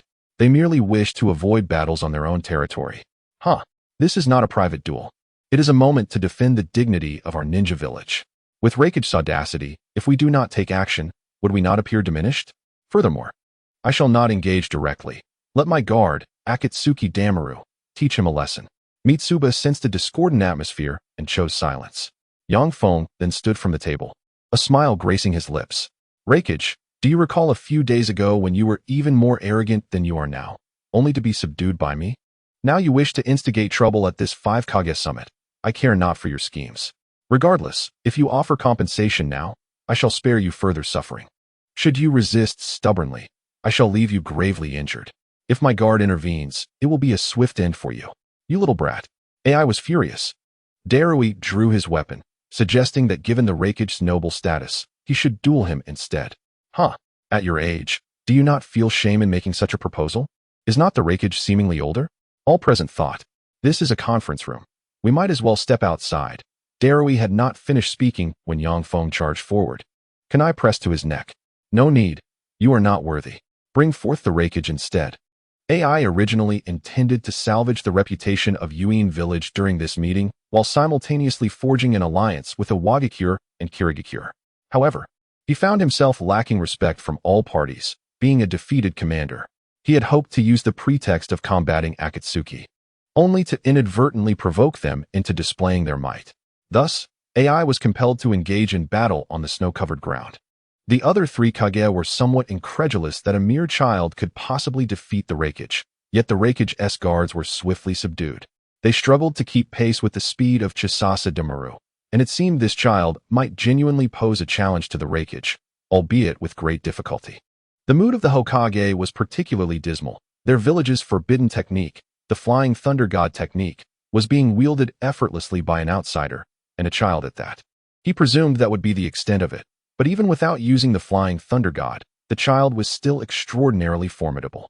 Little brat, last time I was unprepared. This time, you shall not dally any longer. Let us commence. Yang Feng cheerfully tossed several specially crafted kunai, causing the Raikage's expression to shift to one of astonishment. Not only can I not win, but you even resort to external aids. How infuriating. The Raikage opted to charge forward at a moderate speed, while simultaneously observing the surrounding kunai. Ah, look, the child is frightened. Yang Feng neither retreated nor dodged, but instead activated his lightning armor state, channeling his immense strength to collide with the Raikage head-on. What? The surrounding onlookers largely shared this sentiment. Among the 5 Kage, none had been able to trade blows with the Raikage and emerge unscathed before assuming their positions. What astonished them further was that the Raikage was actually pushed back. Ah, the Raikage clutched his hand, feeling an excruciating pain. Well, it seems this is your limit. Yang Feng had previously opened the 5th gate. Otherwise, such a remarkable outcome would not have been possible. Now, as for compensation, will you comply? Yang Feng turned to Darui. We shall provide compensation. Please show mercy, Lord Daimaru. Darui responded, feeling rather disconcerted. The man he most admired was being utterly outmatched. It felt as though his fiery spirit had been extinguished, leaving him unable to rally his enthusiasm. As for the compensation issue, discuss it with the Wind Shadow. If I am dissatisfied, I might just give the Raikage a good thrashing. Yang Feng shrugged nonchalantly. All right, I understand, Darui replied meekly. Yuin village had suffered a complete defeat. Sarutobi Hiruzen was lost in thought. He recalled this child's arrival in Konoha, when he appeared far less formidable. Had he been concealing his true strength all along? During this conference, the Hokage's guards included Shimura Danzo and Narashikaku. Danzo maintained a calm demeanor, his right eye already beginning to move with intent to activate the Kotoeme Tsukumi at the opportune moment. This was a perfect occasion to catch others off guard. Now, you shall heed my command, Danzo mused with a smile. However, Ao, the Mizukage's guard, sensed something amiss and activated his Byakugan to see Danzo's concealed right eye. Hey, what are you doing, Shimura Danzo? This shout drew attention to him. Danzo replied nonchalantly, nothing, merely experiencing some visual impairment and struggling to control my chakra. Nonsense. My Byakugan has seen your obscured right eye. It is Kotoeme Tsukumi, the eye of Uchiha Shursui. I have seen it before. Ao shouted. Ah, conversing with a fool is futile. For a fleeting moment, Yang Feng's gaze transformed into a kaleidoscope before returning to its original state. Danzo chuckled upon witnessing this. Such a ninjutsu remains unassailable by anyone. Huh. The cunning Danzo dares to cast jinjutsu upon me. Yang Feng concentrated his chakra into 1,000 birds, thrusting towards Danzo. Do not strike at me. Danzo exclaimed upon seeing the impending attack. The 1,000 birds in Yang Feng's grasp abruptly halted and dissipated.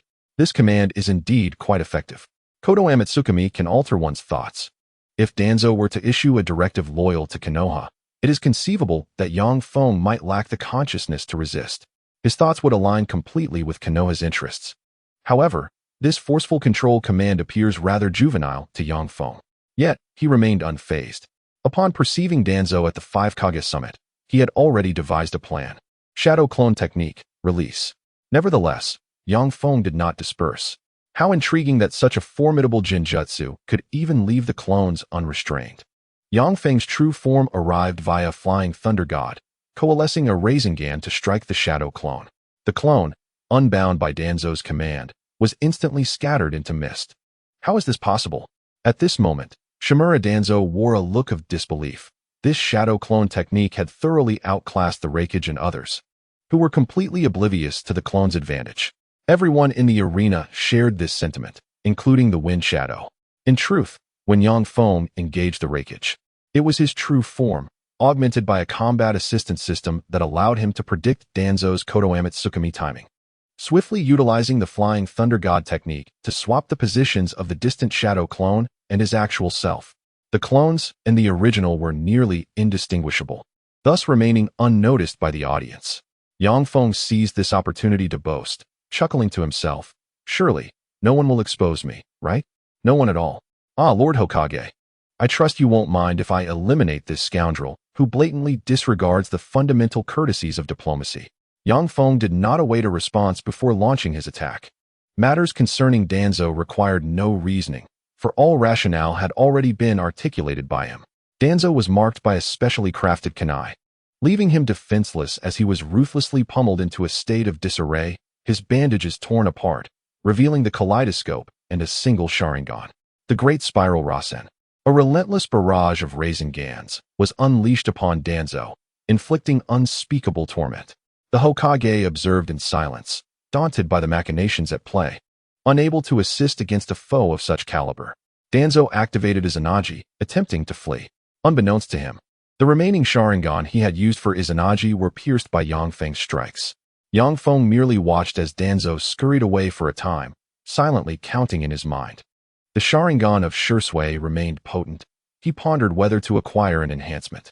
To allow this old rogue to serve as mere resurrection armor would indeed be a waste, especially considering it was a kaleidoscope. Yang Feng trailed behind Danzo without employing any ninjutsu, simply observing him. Danzo, terrified, could only maintain his Izanagi state, fearing that a single lapse would result in his demise from a swift Flying Thunder God strike. "Enough, I have played with you long enough. You should depart." Danzo, terrified, activated another Sharingan. "Run, for once your Sharingan is exhausted, your fate is sealed." Yang Feng remained remarkably composed, for he knew he would not be harmed. Tuanzang could not reach him merely by relying on that bridge-sealing technique. Although he was barely at the level of a shadow, he was still far from a match. Fire Style, Great Dragon Fire Technique. One of Yang Feng's shadow clones unleashed the jutsu, causing Tuanzang to hurriedly counter with Wind Style. He failed to notice that Yang Feng had employed a summoning technique. "Troublesome. If this continues, I might perish," Tuanzang thought as he glanced at his arms. "Do I still possess two eyes?" After waiting for half a minute, Yang Feng struck again, aiming directly at Tuanzang's eyes. Izanagi. However, Izanagi proved ineffective, as those eyes were already blind. The earlier illusion had been an indirect use of Jinjutsu by Yang Feng. "Surprised, are you? I may not be adept at Jinjutsu, but I can summon a toad." Yang Feng chuckled. A kunai slashed across half of Tuanzang's face. "Although not as exquisite as Uchiha Madara's eye extraction skills, I have practiced nonetheless." With a swift motion, Yang Feng seized Tuanzang's Mangekyo Sharingan and concluded the battle with a Rasengan. "Perfect." A shadow clone retrieved a container to secure the Mangekyo. "Well then, Damaru-chan, I suppose you no longer require my assistance. I shall return to prepare dinner. Do visit Mount Myobokuzen to savor my culinary skills sometime," he said, as Sage Shima bid farewell to Yang Feng and summoned herself home. Look at the service attitude of Mount Myobokuzen. It's no wonder that wretched dragon cave is devoid of visitors, Yang Feng mused. "However, I absolutely refuse to partake in that bug cuisine. While it may benefit the gathering of sage chakra, I certainly do not need it." Disregarding Tuanzang's corpse, which held no value even for the Edo Tensei. Yang Feng returned to the five Kage. As shadows, they were entitled to some dignity. It was impossible for them all to chase after a fight. In all matters, the results were what truly mattered. Lord Hokage, I have eradicated a malignant tumor from your leaf village. It seems there are some issues with the Uchiha clan from your village, Yang Feng remarked with a smile. Sarutobi's expression darkened, yet he chose to remain silent. Esteemed shadows, time is of the essence. Let us return to convene, the Wind Shadow stated. Indeed, let us depart. Leading the way, the Wind Shadow returned indoors, and the others shared little interest in lingering. The actions of Akatsuki had indeed incited the apprehension of the 5 great ninja villages, prompting them to seek a pretext for military action against Akatsuki. Moreover, Akatsuki had inadvertently supplied this very pretext. We, the ninja villages, have been attacked by Akatsuki. The dignity of great nations cannot be trampled upon. I agree that we should unite our forces to combat Akatsuki, the Earth Shadow expressed, his perspective on Akatsuki having shifted. Initially underestimated. For even if their organization possessed a dozen elite jonin, it was inconsequential. After all, which great ninja village could not muster a dozen elite jonin? However, if it were a matter of a dozen shadows, the situation would take on a different flavor. Their strength was formidable, and their numbers few, allowing for greater mobility. The 5 shadows were unconvinced that, should they unite to seize the tailed beasts, they could adequately defend themselves. Ding. A random mission has been issued. Kagaya's soul. Unseal the progenitor of chakra, Kagaya Otsutsuki. Mission reward, the title of deity. With a 5,000 attribute increase against the Otsutsuki clan. Mission failure. Lose 1,000,000 soul power. Current soul power, 5791. The soul power has diminished to 0, leading to a loss of will, and the soul has entered a state of pseudo-death. To his astonishment, Yang Feng never anticipated that a mere slight alteration in the plot would trigger a catastrophic collapse of the mission system. Today, the situation has escalated to the point that engaging in battle with Akatsuki is no longer an option. Upon reflection, the rapid progression of events is indeed alarming. The scenario where the ninja coalition collectively confronts Akatsuki presents dire implications whether they succeed or fail. A failure would enable Pain to recklessly commence the plundering of tailed beasts, subsequently summoning the infinite Tsukuyomi. It would be exceedingly challenging for him to contend with the remaining members of Akatsuki. Managing even half of them would stretch his limits. Furthermore, he currently stands no chance against Kagaya and is ill-equipped to counter the infinite Tsukuyomi. Conversely, should they prevail and annihilate Akatsuki, there exists the looming threat of Black Zetsu manipulating Nagato from an unseen location to utilize the Rinnegan to resurrect Uchiha Obito. Yang Feng knows he cannot overpower Obito. In the original narrative, the freshly resurrected Obito, lacking eyes, was able to dominate an eternal Mangekyo Sharingan Sasuke, who was at the peak of the shadow level. With mere taijutsu, once he regained his ocular powers, he effortlessly absorbed the 10 tails. The discrepancy in battle prowess is indiscernible. However, he undoubtedly represents the pinnacle of the 6 paths. In the ninja world, only Guy at the 8th gate poses a potential threat to him, while Yang Feng has only achieved the 5th gate. Hope is fleeting. Can Yang Feng thwart Black Zetsu? Historically, no one has successfully controlled Black Zetsu. He feels utterly powerless. While the other members of Akatsuki could potentially be overwhelmed through sheer numbers, figures like Nagato and Obito render the quantity irrelevant. Naruto's ninja coalition technique merely summons a multitude of individuals to endure punishment. Everyone, I have an alternative suggestion, Yang Feng announced as he rose from the table. What's the matter, Daruma? Rasha inquired. It's merely Akatsuki. Do we truly require such an extensive mobilization? He scoffed. Perhaps the Akatsuki members in your Tsunade are merely the outermost layer. Once you eliminate them, you might assume they are weak. The Tsuchikage smirked. Not everyone is worthless. Little brat, you speak truthfully. I am quite familiar with most of them. One is the Red Sand Scorpion, and another named Deidara, who is genuinely weak and I could easily best, Yang Feng retorted, dismissing the old man's bravado with disdain. What? Deidara? The Tsuchikage's expression shifted instantly. In any case, our Tsunade does not consent to the coalition. This meeting is hereby concluded, Yang Feng stated coldly. He knew he had to maintain his composure. Otherwise, it would be laughable to lose such an aura. The gaze of the Wind Shadow toward Yang Feng shifted. He considered that this coalition posed no significant issues. However, upon further contemplation, Akatsuki was merely a rogue ninja organization. It could be feasible to not unite against them. He remained unaware of Akatsuki's true power. Even though the other shadows had described their might, their primary achievements merely involved capturing a few tailed beasts and Jinchuriki, without ever releasing the tailed beasts, indicating their inability to contend with them. Ahem, my guard's sentiments reflect my own. Thus, we shall take our leave, Rasha declared.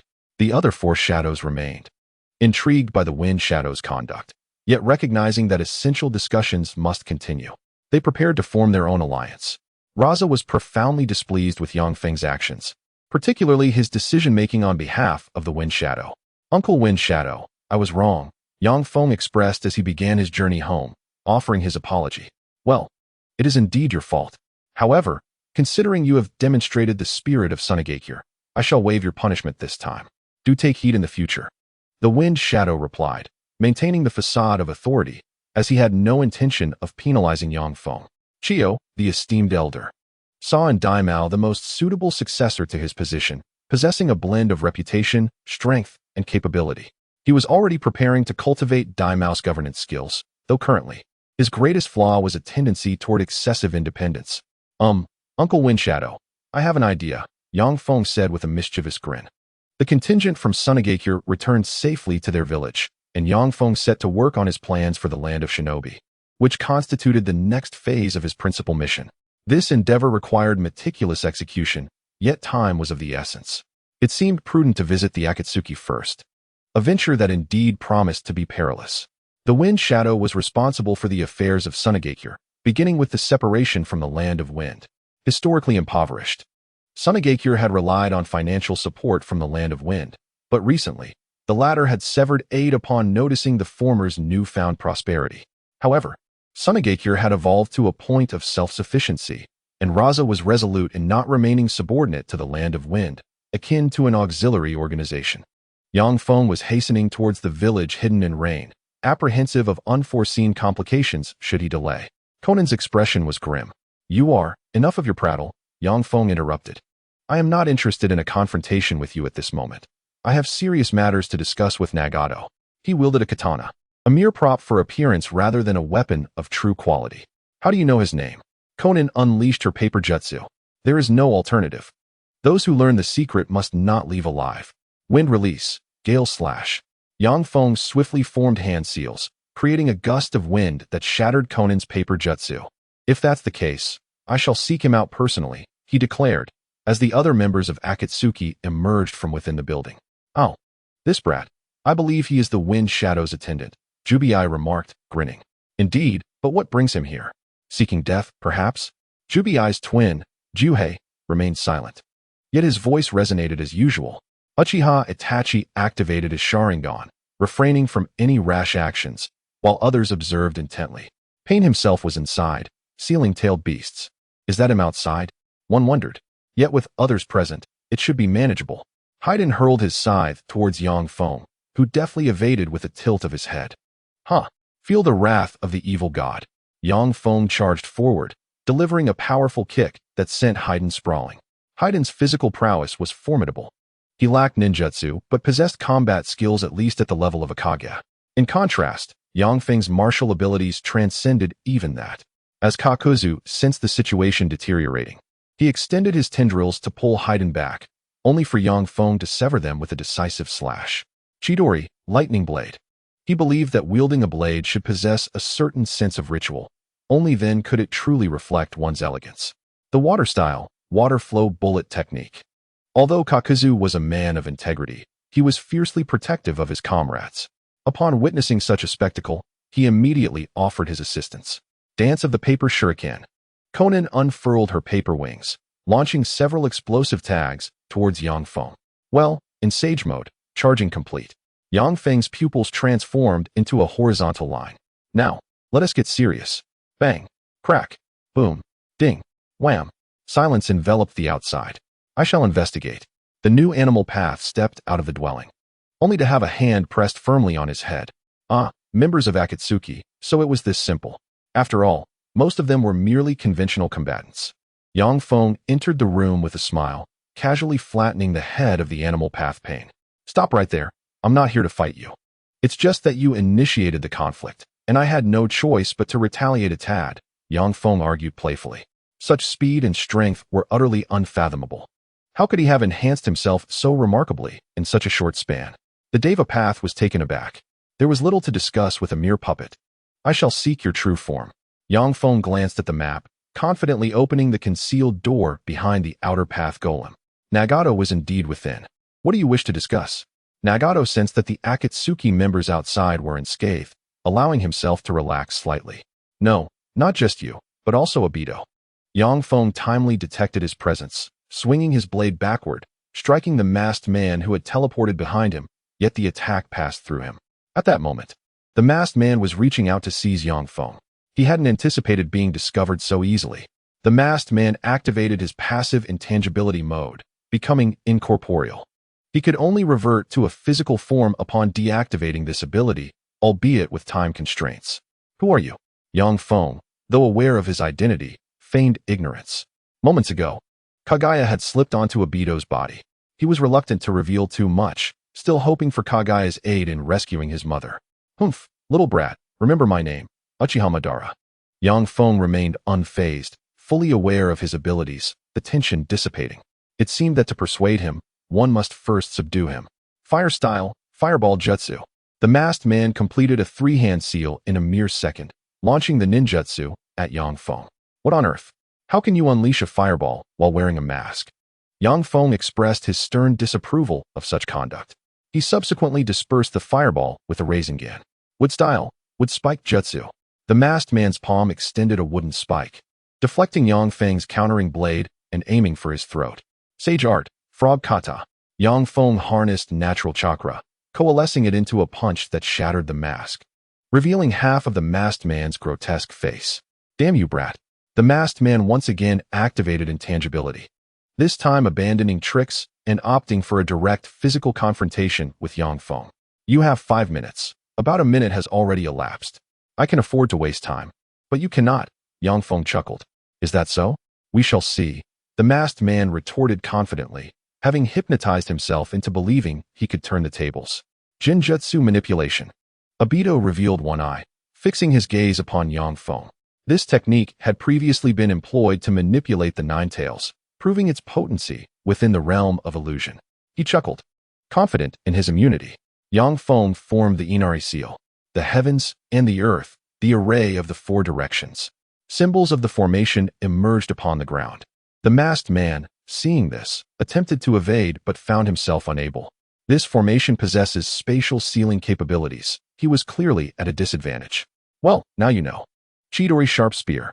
Yang Feng thrust his spear directly into the masked man's chest.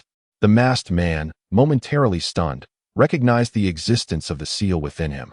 Designed to prevent his own demise and ensure his control, a contingency left by Uchiha Madara.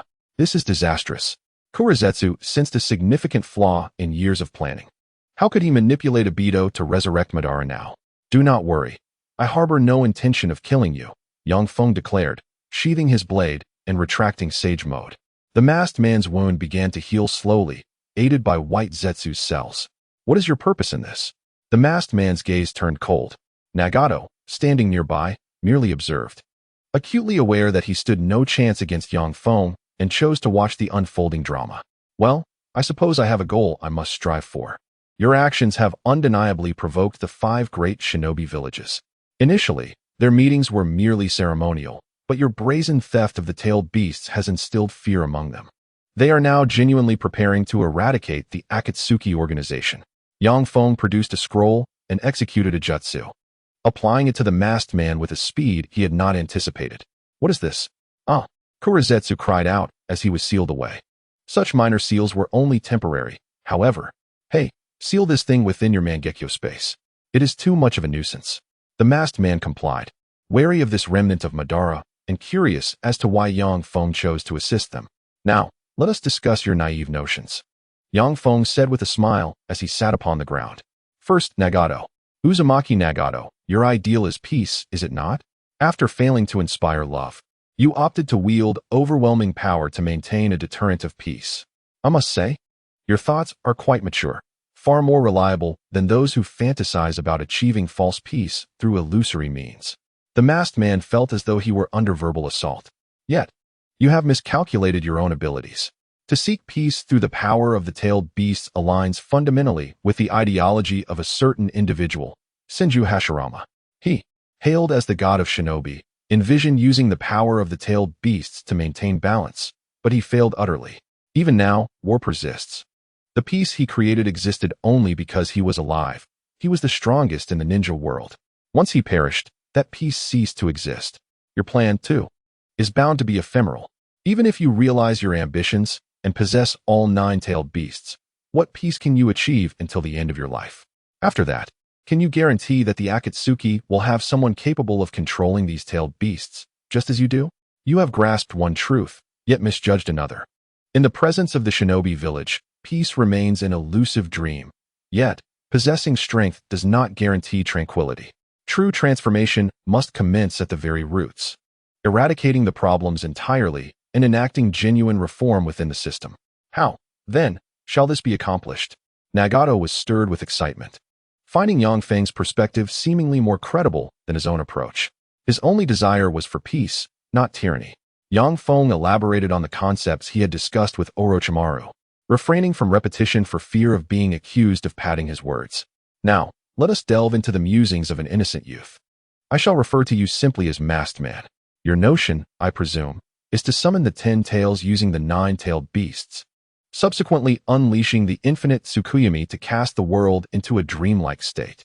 One cannot deny your expertise in manipulation. Such thoughts are truly ingenious. Why has human society experienced such significant development, if not due to the continuous evolution of thought that distinguishes humans from other creatures? They have endured failures, acquiring valuable lessons through their experiences. Yet, you aspire to confine human consciousness within an illusion. Supposing, in the absence of external interference, humanity remained trapped in a dream. Devoid of procreation, it would inevitably face extinction, lacking even the will to resist. You must understand that my ideals are more obstinate than those of the Masked Man. He hails from the Uchiha clan, known for its turbulent history. The threat of Uchiha Madara, the massacre orchestrated by Uchiha Itachi and Uchiha Sasuke, whose plight stems from a lack of societal exposure, all reflect this lineage's troubled legacy. Uchiha Obito, consumed by the death of a loved one, fostered a deep-seated hatred for the world, a disgrace to his clan, the sole one to succumb to madness over a woman. This desire to escape reality, to live within an illusion, is understandable. After all, the world tends to show some leniency towards those grappling with mental afflictions. However, I am not the world, nor do the inhabitants of the shinobi realm wish to represent it. I hereby declare your infinite Tsukuyomi plan a failure. As for your beloved, Yang Feng began to weave a divine ninjutsu, the sequence of symbols forming a harmonious union. He produced a forbidden technique scroll to perform the summoning, impure world reincarnation. This forbidden jutsu requires substantial power, hence the chapter title reflects its essence. A coffin materialized, and as the lid was lifted, the masked man stood in stunned silence. Rin. Yang Feng had summoned only 2 significant bodies for combat, yet he effortlessly included those of lesser strength but notable lineage. I shall refrain from employing control seals. You two converse, Yang Feng remarked with a smile. Oh, by the way, allow me to borrow a fragment of the body of pain. He extracted a piece of tissue from the body of Nagato, and, after a brief arrangement, summoned Yahiko as well. Such ninjutsu serves as a formidable tool in negotiations. Had he summoned Uzumaki Nagato against Madara, the corpse would have long since decayed.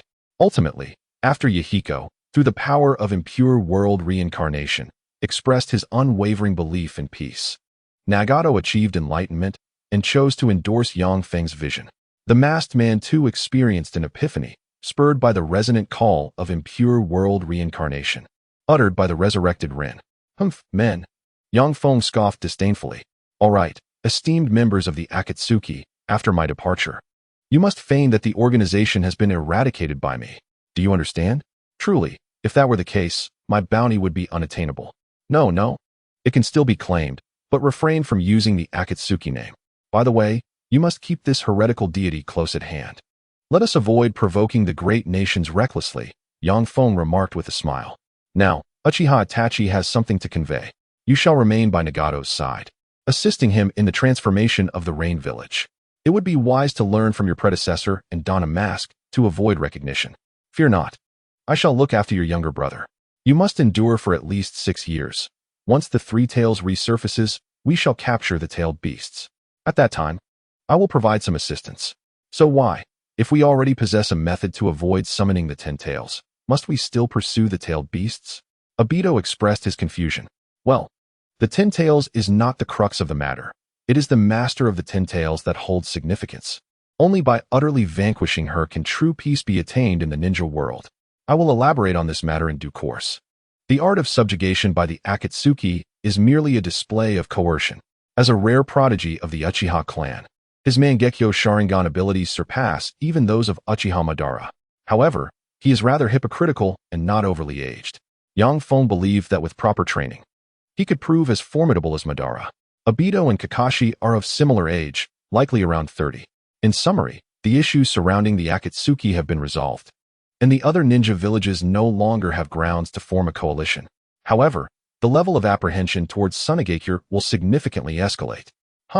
We are all on the path to prosperity. Do you dare to act otherwise? Forbidden techniques are classified as such either due to their irreversible harm to the user or their violation of ethical standards. The impure world reincarnation falls into the latter category. Regardless, after receiving the approval of the original body of Rasha, Yang Feng performed the summoning and successfully resurrected the third Kazekage. He was pleased to be summoned by a fellow villager and, after attentively listening to Yang Feng's ideological lecture, decided to partake in the grand strategy for the ninja nations. Ding. Main quest completed. The next phase of the main quest is unlocked. To stabilize and eliminate the greatest influence on the ninja nations, the Land of Wind. Quest reward. Title of the Kazekage of the Sand, which increases physical attributes by 100 in this world. This is quite a straightforward and substantial reward. However, the title must be the Star of Tsunade. I am honored. At this moment, Yang Feng was directing the reconstruction of the devastated Earth formation, obliterated by Deidara. Although the environment posed no significant issues, proactive measures should be taken to prevent recurrence. Naturally, he was merely assisting. Earth release, Earth flow rampart. The third Kazekage performed the necessary hand seals. As he was summoned via impure world reincarnation, his chakra was drawn from the natural world, amounting to an infinite supply. At this moment, such free labor was being utilized to its fullest potential. The chakra of impure world reincarnation is limitless in quantity, but its use is restricted at once. It is akin to pouring water into a bottle. Using it is like turning on a tap. This tap cannot be turned on too high, or it will overflow all at once, or may not even suffice. Hey, my junior, do you know Chio? Ah, Grandma Chio. She is still in the village, right? By the way, you two are a couple, aren't you? Upon returning to the village, you shall finally meet. Yang Feng, with an amiable demeanor, patted the shoulder of the third Tsuchikage. It is he who shall inherit the esteemed title of Master of Dreams. In the Rain Village, Nagato meticulously analyzed the directives left by Yang Feng and ultimately chose to implement them. Presently, the Rain Village operates under a dictatorial regime, facilitating the execution of various policies. Within a matter of days, numerous progressive measures were directly enacted. Notably, the honest man, Kisame, took on the role of a propagandist, dispersing the long-standing clouds that had shrouded the Rain Village, employing the methods taught by Yang Feng. Achieving this feat, given their mastery of ninjutsu, proved to be quite manageable. Previously, the dense clouds had hindered the village from cultivating common grain crops, resulting in meager yields. However, after the recent reforms, they quickly began to reap the benefits. The earlier situation had been dictated by Pain's need for rainfall to monitor the entire village. Yet now, the Rain Village has boldly declared its independence. No longer shrouded in secrecy. Naturally, Nagato's identity remains confidential, with Conan publicly representing the village as its leader. The other ninja villages have not detected any anomalies, merely expressing goodwill toward the long-isolated Rain Village. Although diplomatic relations had not previously existed, the opportunity for such engagement is now timely. For the moment, war is unlikely to erupt, hence the emphasis on harmony, as stated by the Raikage. Conan also procured a new batch of agricultural seeds. The Rinnegan, capable of absorbing and releasing chakra, was employed by Pain to experiment with fundamental agricultural issues, leading to a notable improvement in yields. However, Yang Feng had already conducted similar experiments in the Sand Village before promoting them in the Rain Village. Chakra represents the organic fusion of vitality and spiritual energy, significantly influencing the growth of plant-based crops. Consequently, the economy of the Rain Village began to flourish, and the standard of living for commoners improved. The Rain Village differs greatly from the great ninja villages like Konoha. The populace holds a profound reverence for ninjas, and there is no emergence of dissent against their leaders, as one might witness in a more democratic society. Under such a despotic regime, the rulers can subtly manipulate the thoughts of the common people, maintaining stability akin to a feudal dynasty that endures for many years unless faced with severe crises. In this manner, it is conceivable that someone could genuinely affect change within the ninja world, Nagato pondered. Recently, the masked man has been tirelessly working for the Rain Village. He once believed that after Rin's demise, he would be devoid of emotions, and even with the knowledge that the Rinnegan could resurrect the dead, he felt no emotional stirrings. Yet he has faltered, utterly defeated. Rin is now by his side, confronting him with both behavioral and ideological contradictions, leading to an emotional collapse. He had thought he could face it all with equanimity, convinced of his own inner strength, only to discover the fragility of his resolve. In any case, Obito, you must cease your misdeeds. You must never err again, Rin declared. Yes, absolutely. The masked man seemed to revert to his former self, radiating vitality. Well, I shall remain by your side to supervise you. Huh. I too am a dead man. I never anticipated such a turn of events, Rin remarked with a smile, demonstrating a remarkable acceptance of her current situation. Upon hearing this, the masked man felt compelled to urge Nagato to use the Rinnegan to naturally resurrect Rin. A lost soul, bereft of nearly everything. Yang Feng is diligently focused on assisting with the institutional development of the Sand-Hidden Village. The transformation of the system, as anticipated, will inevitably disturb the interests of many individuals. Yet, the voices of dissent remain subdued, for the matters at hand do not encroach upon the interests of ordinary citizens. In the face of popular support, those whose interests are compromised dare not voice their grievances. The upper echelons of Sand-Hidden contemplate. What shall I do if I am arbitrated? Yang Feng himself is engaged in a rather light-hearted endeavor, facilitating the implementation of policies. His aim is to sanctify the status of ninjas, ensuring that the prevailing atmosphere does not reflect the moral corruption of those who serve as ninjas. Oh, this task appears to be quite leisurely indeed. Such work requires scripting scenarios, like orchestrating events where ninjas rescue ordinary people, fostering collaborative production between ninjas and citizens to enhance efficiency. Although there are murmurs of discontent regarding the significant privileges afforded to ninjas, these concerns are mere trifles in the grand scheme, likely to yield results in a short span of time. 2 years have passed. Oh, my Otsutsuki Kagaya, behold this wretched task that has constricted my spirit, akin to a lunch at the Wind Shadow's abode. Yang Feng feels the weight of the years upon him. Indeed, he has aged 2 years. So, has this aspect of the work finally reached completion? Shizun inquires. Well, it seems so. It has been quite exhausting. Let us indulge in some ramen. I apologize, but I crave spicy hot pot. You rascal, regardless, you will foot the bill. Ichiraku ramen has flourished, even establishing a branch in the Sand-Hidden Village. Yang Feng has assumed ownership here, holding full shares. Hey, waiter, bring me a bowl of spicy hot pot. The boss has arrived. It will be ready shortly. I shall have, vegetable ramen, Shizun declares. So, Daima, what plans do you have next? For the time being, none that I can think of. Recently, the Chunin exams are about to take place, and Gaara and I wish to participate, but we need one more person. Would you care to join our team? Yang Feng gazes at Shizun with a look of perplexity. Is it truly necessary to include me, a humanoid-tailed beast, for the sake of this Chunin exam? Come now, we haven't collaborated in quite some time, have we? Besides, you haven't advanced to Chunin yet, have you? Very well. Hee. Splendid. So, what activities will be featured in this exam? What activities? Well, it involves joint events with other ninja villages. Oh, it isn't always like that. Are you suggesting a trip to Konoha? I wish to go. Do I need a reason? However, he has been placed under house arrest by the Wind Shadow and hasn't stepped outside the Sand-Hidden Village for a year, due to the influence of the Wind Country. Raza fears for Yang Feng's safety. Yang Feng must now report every action to the Wind Shadow, primarily to avoid causing further trouble, especially after the incident with the Raikage that garnered much attention. Fortunately, this time the Wind Shadow did not refuse. Very well, but you should refrain from using ninjutsu. If I resort to ninjutsu, it will be deemed a failure. Haha, fine then. After all, it is merely a formality. At this moment, within the estate of the feudal lord of the Wind Country, the esteemed lord gazed intently at the high-ranking officials before him. Noble ministers, what suggestions do you have on how to eradicate the immoral practices of Tsunade? One advisor boldly proclaimed, My lord, I believe we should suppress Tsunade with military force. After all, their ninjas are but a handful. We have no reason to fear them. Another echoed, Indeed, our power is more than sufficient to confront them. Yet, a third voice cautioned, though they may seem insignificant, engaging them in battle would inevitably lead to losses on our side.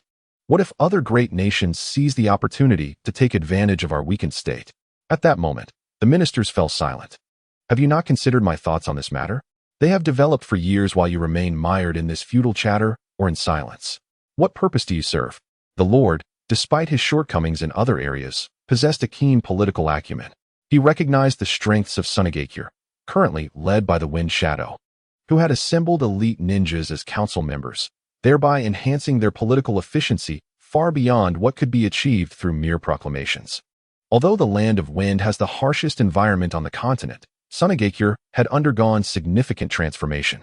For reasons unknown, their resources had inexplicably increased, leading to exceptional trade with Konohagakure. On the surface, it appeared they were even more prosperous than the Land of Wind, despite their territory being only a fraction of its size.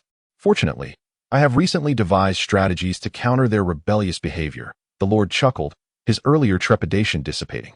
Previously, he had been caught off guard by Tsunade's defection.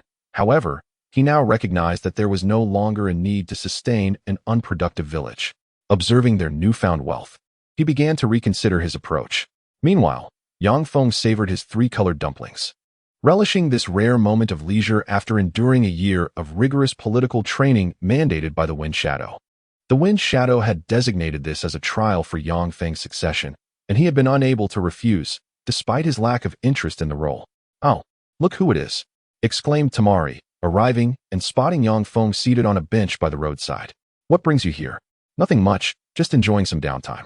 How has your training been progressing? He replied nonchalantly. Quite well, she responded, but you, with your wind release techniques, still have much to improve. Slacking off is not an option. Strength is something you men can pursue. I am but a support-type ninja, she retorted. However, I recall you being quite the offensive type. Having sent the great Madara flying, Feng countered, though he did not regard her as a combatant. Take your time to practice. Focus on your wind release support. By the way, let me try out your Shikigami summoning seal. Hey, the Shikigami may not take kindly to someone so casual as you, especially given its serious master. She warned. Come now, we are all wind release ninjas. What is the fuss? Hand it over. Feng urged playfully. Be sure to treat it well. It is rather delicate, she reminded him. Hee, rest assured, I only summon it occasionally to unleash a skill. I shall protect it thoroughly. If I am injured, it will remain unscathed. Thus it is. The Chunin exams are fast approaching, yet Feng has sensed something amiss in the village. There has been an influx of AB grade creatures. In the ninja world, aside from summoned beasts, only humans attain such a classification. It cannot be merely for reconnaissance. Could it be that during this stage of sabotage, other ninja villages find it unnecessary? Thus, it must be the people of the Land of Wind. Humph. If you send someone, so shall I. Feng shared his suspicions with Raza and initiated a plan to turn the situation to his advantage. The audacity of the Land of Wind before our great Suna. Once this matter is resolved, I shall shake your very foundations. Feng also visited the granary to tally the supplies. With a population of several 100,000, is that sufficient? It should suffice, I believe. If it falls short, we can cultivate more. After all, our current efficiency is astonishingly high. There is no need for your concern. I shall handle any deficiencies myself. By the way, this is confidential, so please maintain discretion. Otherwise, the safety of your family may be at stake. Naturally, you need not worry. I am known for my discretion. With a smile, Feng ceased further conversation. Ultimately, the risk of disclosure held little consequence, as he merely mentioned it in passing. He departed directly for the Suna Ninja Academy. Children, today you will be guided in your physical training by Lord Daimaru, said the Suna instructor with a smile. She held great respect for Lord Chisha Daimaru and naturally esteemed him highly. I have heard from my father that Chisha Damaru earned the title of Suna Star at a remarkably young age. Indeed. And he is a genius in both ninjutsu and physical arts. With his guidance, we are sure to gain much. The children exclaimed excitedly. Unbeknownst to them, Yang Feng was not particularly adept at teaching. His presence served merely as a formality to bolster his reputation among the younger generation. When I grow up, I want to be the ex-shadow. Such aspirations stemmed from years of promotional activities that subtly influenced public thought, idolizing the title of shadow as a symbol of national spirit. Each shadow must possess notable achievements to warrant their position. Yang Feng certainly met the qualifications, and with effective promotional efforts, he could effortlessly become the Wind Shadow. Though the Wind Shadow holds a status akin to that of a president, the Suna nation operates under a parliamentary system. However, not everyone is qualified to assume the role of Wind Shadow. It requires background, accomplishments, strength, and prestige, each element indispensable. Yet, I merely wish to be an ordinary ninja relying on my background. The Wind Shadow is burdened with constant responsibilities. Where is my freedom? Yang Feng lamented inwardly, then put on a cheerful facade for the children, as emotions should not be projected onto them. Children, if you have any questions, feel free to ask. Yang Feng inquired with a smile. Alas, it was all for the sake of his image. After a morning spent in this manner, Yang Feng finally escaped the school, fortuitously encountering an acquaintance. Hello, Jiluo. Oh, it's Daimaru-kun. How was your experience teaching those young ninjas? Jiluo responded with a smile. Having completed his tasks, Yang Feng and Jiluo found a tea house to rest.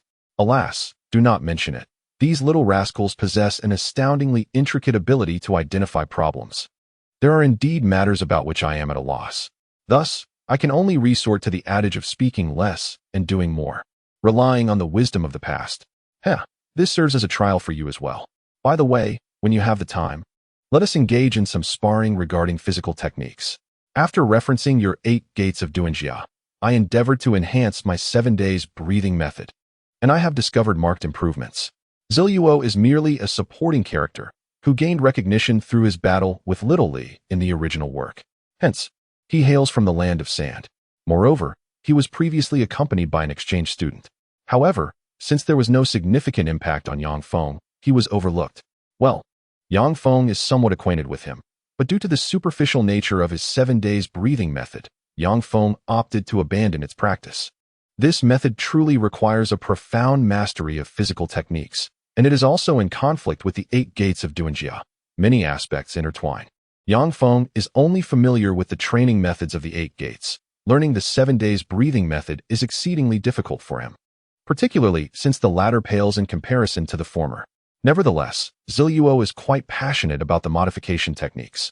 He is also the type who seeks stability, relying on sheer willpower to forge his unique physical techniques, which possess significantly lower side effects compared to the 8 gates. Yang Feng admires this spirit of exploration, yet he remains quite weak. During each sparring session, he must restrain his strength, offering only a smile in response. Are you participating in this Chunin exam as well? Oh, indeed. Then I shall attempt to participate as well. Haha. Let us see who can emerge as a Chunin. Yang Feng finds it quite puzzling. Is the Chunin exam truly so fervent? Even the election of a Hokage does not evoke such enthusiasm. When the exam arrives, I shall undoubtedly overwhelm you, allowing you to experience the harsh realities of society and understand the disparity in strength. In recent days, Yang Feng has taken the opportunity to instruct Gaara in physical training. There is no need to teach ninjutsu, as he is already quite adept. Gaara's physical talent is comparatively lacking, yet he is making progress. Yang Feng continues to teach him the methods of the 3 gates. At this moment, Gaara is diligently practicing, while Yang Feng has already slipped away, indulging in barbecue. Outside, an Umbu ninja arrives, kneeling at the entrance. He reports, the Land of Wind has recently taken action, with some troop movements. They are publicly announcing exercises, but as they are not near the border, other nations remain oblivious. Well, what of the others? The daimyo of the Land of Wind wishes to attend the Chunin exam and is currently in negotiations with the Kazekage. Indeed. It is foolish to engage in such actions without power or intellect. Even a fool can discern that something is amiss. However, this is not the primary intelligence. I deeply apologize, my lord. Their defenses are exceedingly tight. Moreover, they have deployed numerous formations aimed at sensory ninjas. We cannot probe further for deeper intelligence. Inform the Kazekage to ensure the Jonin forces are prepared for mobilization. I shall lead the team. Just convey that I have my arrangements in place. Understood. Dismissed. There is nothing more to discuss. With a wave of his hand, Yang Feng signaled the Umbu to utilize their body flicker technique and depart. Still playing small tricks in the open, believing themselves clever. After all, it is a place where intellectual capacity is severely limited. They can only conceive of second and third layers, while I operate on the fifth. On the day of the Chunin exam, the Jinin from Tsunade bypassed the written assessments and survival trials, proceeding directly to the combat matches. The reason for this was that the written exams had been completed a few days prior. The first match took the form of a one-on-one duel. Yang Feng stood calmly in the arena, gazing at his opponent. I am Murakumo Tsubaki. I look forward to your guidance. The opponent introduced himself. I am Akasha Damaru. Well then, I shall not hold back.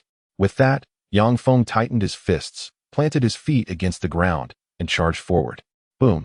Tsubaki was sent flying by a single punch, landing on the ground while clutching his abdomen. Quickly, Yang Feng helped him to his feet. First, I deliver the blows. Then I teach. This is my ninja way. Ah, Damaru-senpai's strength is indeed extraordinary. Tsubaki exclaimed. Oh no, it's all thanks to rigorous training. With training, one can grow stronger. I see, senpai. I have come to understand. Tsubaki nodded earnestly.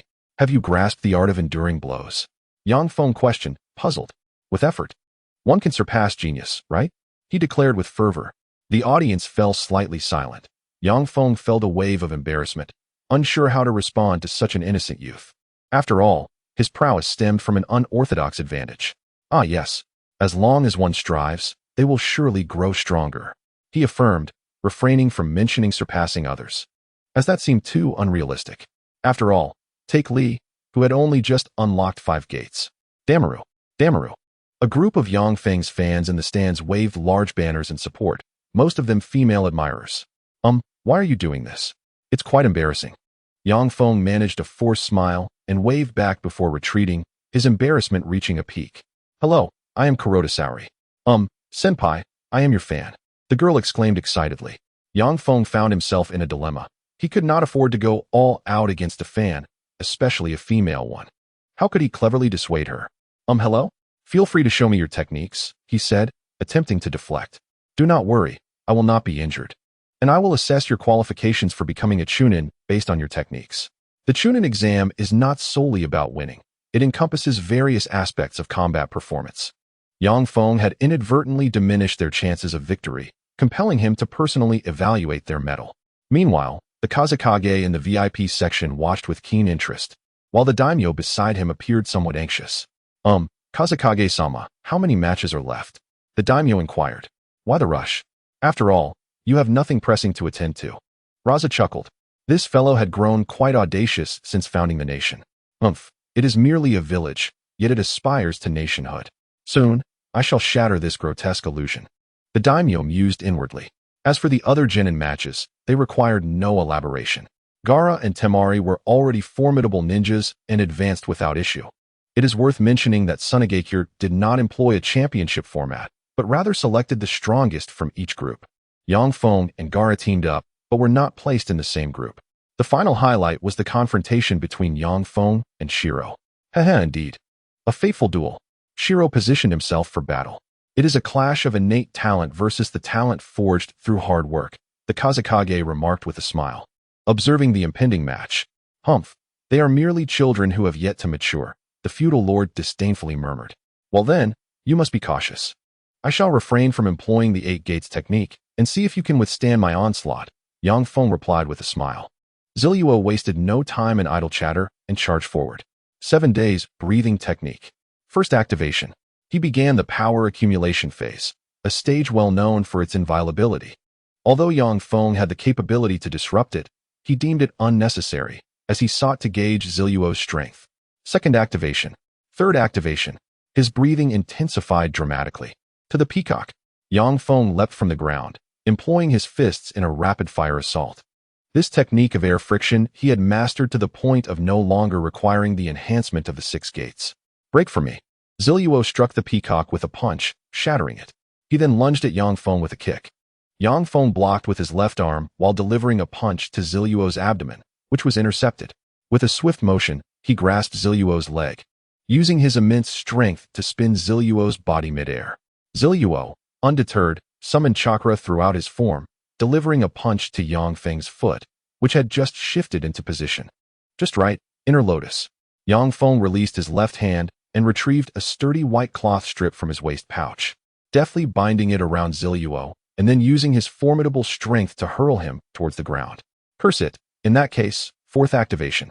Zilluo broke free from the cloth and adjusted his balance upon landing, immediately launching a punch skyward towards the descending Yang Feng. Yet, Yang Feng did not plummet directly. Instead, he threw the white cloth, intending to ensnare Zilluo. Zilluo had no choice but to evade, allowing Yang Feng to land gracefully. Merely a trifling tactic. Yang Feng discarded the cloth and engaged Zilluo in a direct confrontation. Indeed, the disparity is evident, Zilluo remarked with a resigned smile. Your fundamentals are commendable, and your physical skills approximate that of a chunin, yet you possess no ninjutsu. Thus, your classification remains at chunin level. With further training, you might ascend to jonin status. Yang Feng imparted his assessment fairly. Zilluo could easily contend at the chunin tier, but his sole reliance on physical skills would starkly expose his vulnerabilities, rendering him ill-suited for jonin missions. My sincere thanks, Zilluo replied. It is but a matter of duty. No need for concern. As a half-examiner, Yang Feng conducted himself with impartiality, providing analyses of their performances. However, your physical technique has a significant flaw, the excessive oxygen absorption. Should your opponent deploy poison gas, you would be at a disadvantage. Perhaps consider installing a gas mask, Wind Shadow announced as he rose, declaring, the Chunin exam concludes here. By the way, feudal lord, do not conceal your arrangements any longer. We are, after all, ninjas. Humph, I did not expect Wind Shadow to see through it so clearly. General Ikeda, take action. Yes, the feudal lord's bodyguard drew his sword, raising it high. Silver Tiger Squad, move out. Soldiers emerged from various corners of the arena. Ha, Wind Shadow. With merely a handful of ninjas, how could you possibly defeat my army? A greater force lies behind. I advise you to surrender now, lest you find yourself bereft of any opportunity. The renowned figure observed the soldiers below with an air of arrogance. Oh, you dare to be so brazen in my presence? Humph, of course, I have a backup plan. Senior Feiyu Qianren, I implore you to reveal yourself and assist. An elderly man seated in the audience rose and approached, emanating a restrained yet formidable aura, his chakra remarkably solid. Kazekage, your Tsunade has disrupted the balance among nations. My intervention is propelled by a sense of justice. Is it truly you? Feiyu Qianren, did you not perish in your duel with Sanfeon 20 years ago? The Kazekage began to tread cautiously. This individual was once a formidable presence, comparable to the leader of the Land of Iron, Sanfeon, and was no less powerful 2 decades ago than he is now. If one were not vigilant, they could easily meet their demise. What is happening, Damaro? Zilluo expressed confusion.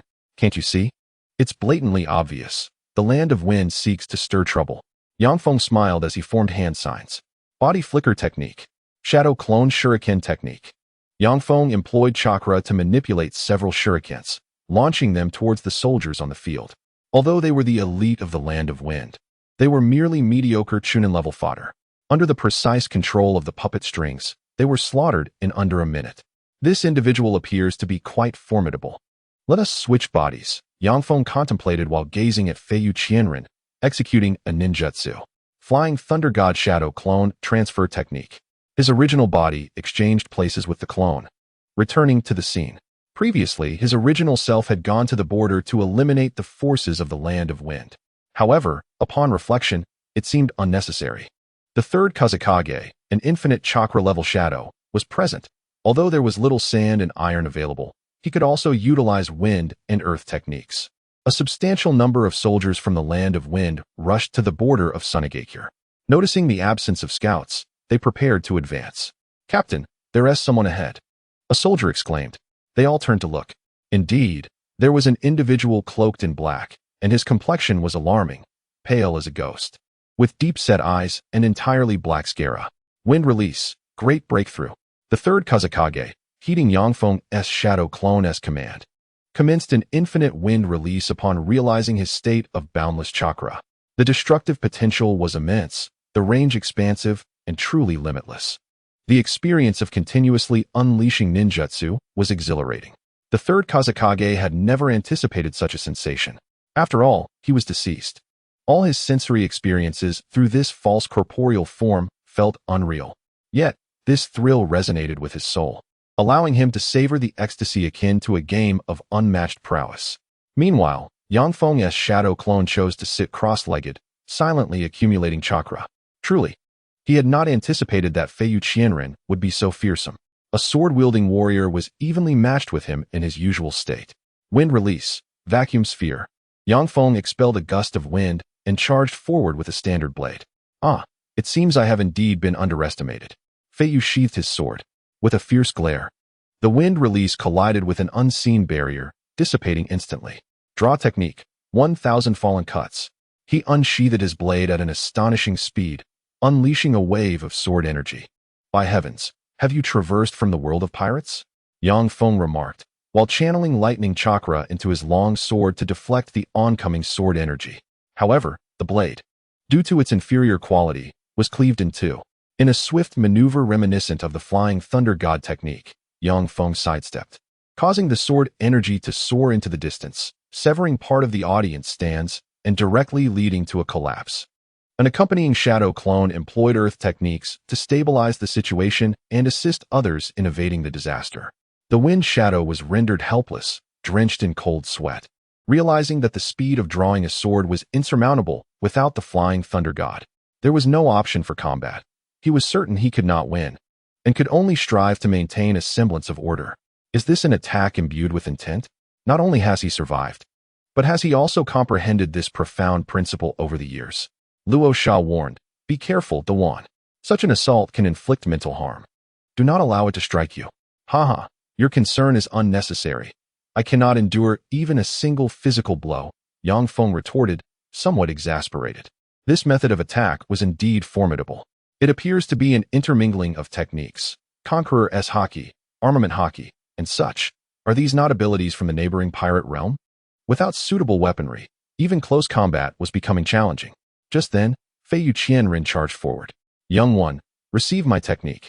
Feiyu, one-sword style, sweep away. Feiyu wielded his sword with both hands, executing a slash. Haha, it's far too early to bury me, Yang Feng thought presumptively. He had only seen a handful of super shadow figures in the anime, leading him to believe the ninja world was limited to those few. Yet, true masters often remain concealed. With the second phase of the Flying Thunder God technique, Yang Feng made his entrance, temporarily opting not to engage with the old man, as he truly could not prevail. Nagato was a super shadow due to the powers of the Rinnegan, alongside shadow-level physical and ninjutsu skills. Obito, too, was a super shadow, attributed to his shadow-level physical techniques and the space-time abilities of the Six Paths. This swordsman was classified as SS level, not because of any extraordinary powers, but due to his physical and sword techniques, which were at the super shadow level. If one were to argue there was a special ability, it would be his sword intent, an essence that amplified his attacks, instilling greater intimidation, to the extent that it could potentially strip opponents of their will to fight. Naturally, only the inexperienced would fall victim to such a tactic. Yang Feng had not anticipated that the world of Hokage would employ such strategies. He had miscalculated. He effortlessly dealt with the minor foes surrounding him before entering a meditative state to invoke perfect sage arts. The shadow clone he summoned channeled the sage arts from Mayaboka Mountain, but this perfect sage art was distinct from the three major sage arts, as its natural energy was uniquely potent, requiring the main body for optimal effect. Six Paths Sage Art, Convergence. One shadow clone in sage mode approached Feiyu, engaging him in a dance of the Flying Thunder God technique. Unexpectedly, there are such prodigious talents among the younger generation, Feiyu mused. Alas, you are destined to defy the heavens. Since you possess an advantage, I shall await your reliance, only to witness your complete abandonment of hope. Feiyu Qianren gripped his sword, refraining from striking. Although regret would soon follow, he continued to feign mastery. Meanwhile, the third wind shadow reveled in the thrill of the battle, as long as he refrained from using his ultimate techniques. His chakra could sustain the release of B-rank ninjutsu almost indefinitely, without necessitating a cooldown period. The sentiments of the Wind Country's military were, as one might imagine, dire indeed. A squad endowed with sealing abilities found themselves unable to approach the third Kazekage, who wielded his limitless ninjutsu with casual abandon. Humph, I've retreated. But my thirst for battle remains unquenched. The third Kazekage began to gather his strength, pausing momentarily. Sealing team, quickly, deploy the sand release, iron sand rain. Countless grains of iron sand coalesced into sharp projectiles, hurtling towards the enemy forces. Sand release, iron sand world technique. The projectiles transformed into elongated spikes, piercing numerous foes. Subsequently, they detonated, morphing into even more needles that shot forth. The army stationed at the border of the Wind Country comprised over 5,000 mid-level shinobi. Yet 500 fell to the Kazekage's singular assault. Such power transcended that of mere mortals. What manner of existence are we battling against? Despair enveloped some soldiers as they sat paralyzed on the ground. This monstrous being, I shall confront him. One general brandished his prized sword, charging at the third Kazekage. This ludicrous ninjutsu shall be cleaved. He swung his blade, shattering the iron sand, remnants cascading to the earth. The third Kazekage regarded him with disdain, extending his hand to unleash the infinite wind release cannon. You must be that young lad, Shaoa. After all these years of swordsmanship, you have yet to achieve any remarkable prowess. A mere warrior reliant on his weapon cannot hope to attain true strength. How can you utter such words in a fair duel? General Shaoa thought, desperately evading the cutting wind attacks. However, his stamina was waning. Initially unaware of the Kazekage's identity, he scrutinized the figure more closely. Wasn't he this the once-renowned third Kazekage? He appeared to be in his 40s, while the Kazekage had been a formidable figure decades prior. His charge was intended to bolster morale, yet witnessing his troops being decimated only served to instill greater fear among the fleeing soldiers. Everyone, rally together. The enemy is on the brink of collapse, he shouted, though he knew the truth was quite the opposite. It is you who is faltering, the third Kazekage scoffed inwardly. Nevertheless, the soldiers, seeing their general still standing, believed there was a glimmer of hope and surged forward. A collective assault is nothing more than a death wish for ninjas. The Kazekage began to weave hand signs. Earth release, ground collapse. Upon completing the hand signs, he pressed his palm to the ground. A tremendous rumble ensued, the earth trembling beneath them. A massive section of land began to rise from the surface. Is this the Earth explosion star? Thought Yang Feng, one of the shadow clones still present. The army stood in stunned silence. Some were perched atop the rising mass, while others gazed up from below. The vast pit revealed a shocking sight, a square-shaped chasm. Fall. With a sweeping gesture, the third Kazekage sent the massive earth block crashing down upon the enemy forces. Is this the work of a human? The impact rendered the army's formation utterly meaningless. Vulnerabilities were laid bare, leading to their demise.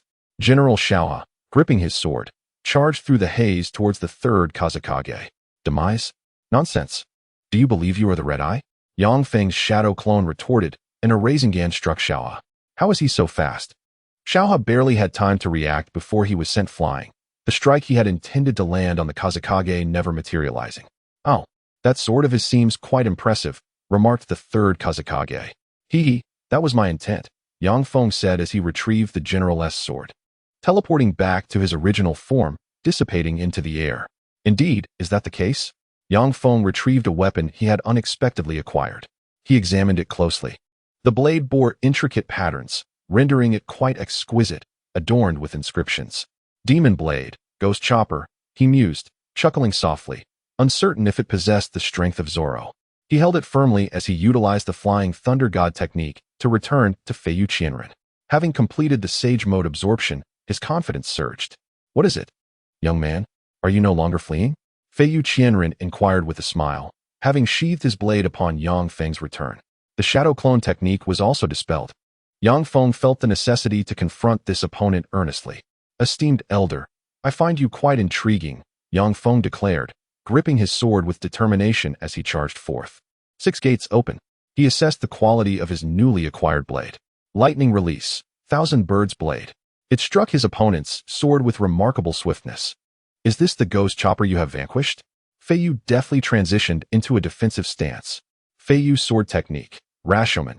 He assumed a peculiar posture, fixating his gaze on Yang Feng. I expected a summoning technique. Turns out it is merely a defensive maneuver, Yang Feng remarked, lowering himself to target Feiyu's calf. In this day and age, could it be that someone truly engages in direct weapon combat? Humph, mere trifles, Feiyu retorted, effortlessly blocking the attack and retaliating with a swift strike toward Yang Feng. Sage Art, 3000 Thunderstorm Slash. Yang Feng, in a moment of inspiration, crafted a name for his technique, channeling sage energy into his blade to counter Feiyu's swordsmanship. Your will may be strong, but you are merely an SS-level adversary, he declared as their blades clashed, the resulting shockwave scattering the surrounding dust. Lightning coursed through the air, slightly affecting Feiyu. Your swordsmanship is lacking, Feiyu scoffed, though his hands were charred from the electrical discharge. Yet, he remained resolute. Sage techniques are not easily endured. As the current flowed along the blade, inflicting latent damage upon him. My apologies, I have yet to exert my full strength, Yang Feng replied with a smile. Forming hand seals in an instant. Sage Art, 1000 Birds Vortex Slash. Melding lightning release with wind release, the technique transformed the blade, instigating a significant alteration. Perish. Feiyu sensed he could not withstand the impending attack and altered his stance. Feiyu Flow Sword Technique, II God Slash. The formidable sword intent permeated his technique, directing an overwhelming aura toward Yang Feng, as though he were destined to be struck no matter where he moved. Now, you cannot escape with space-time ninjutsu, he declared, the distance between their blades diminishing.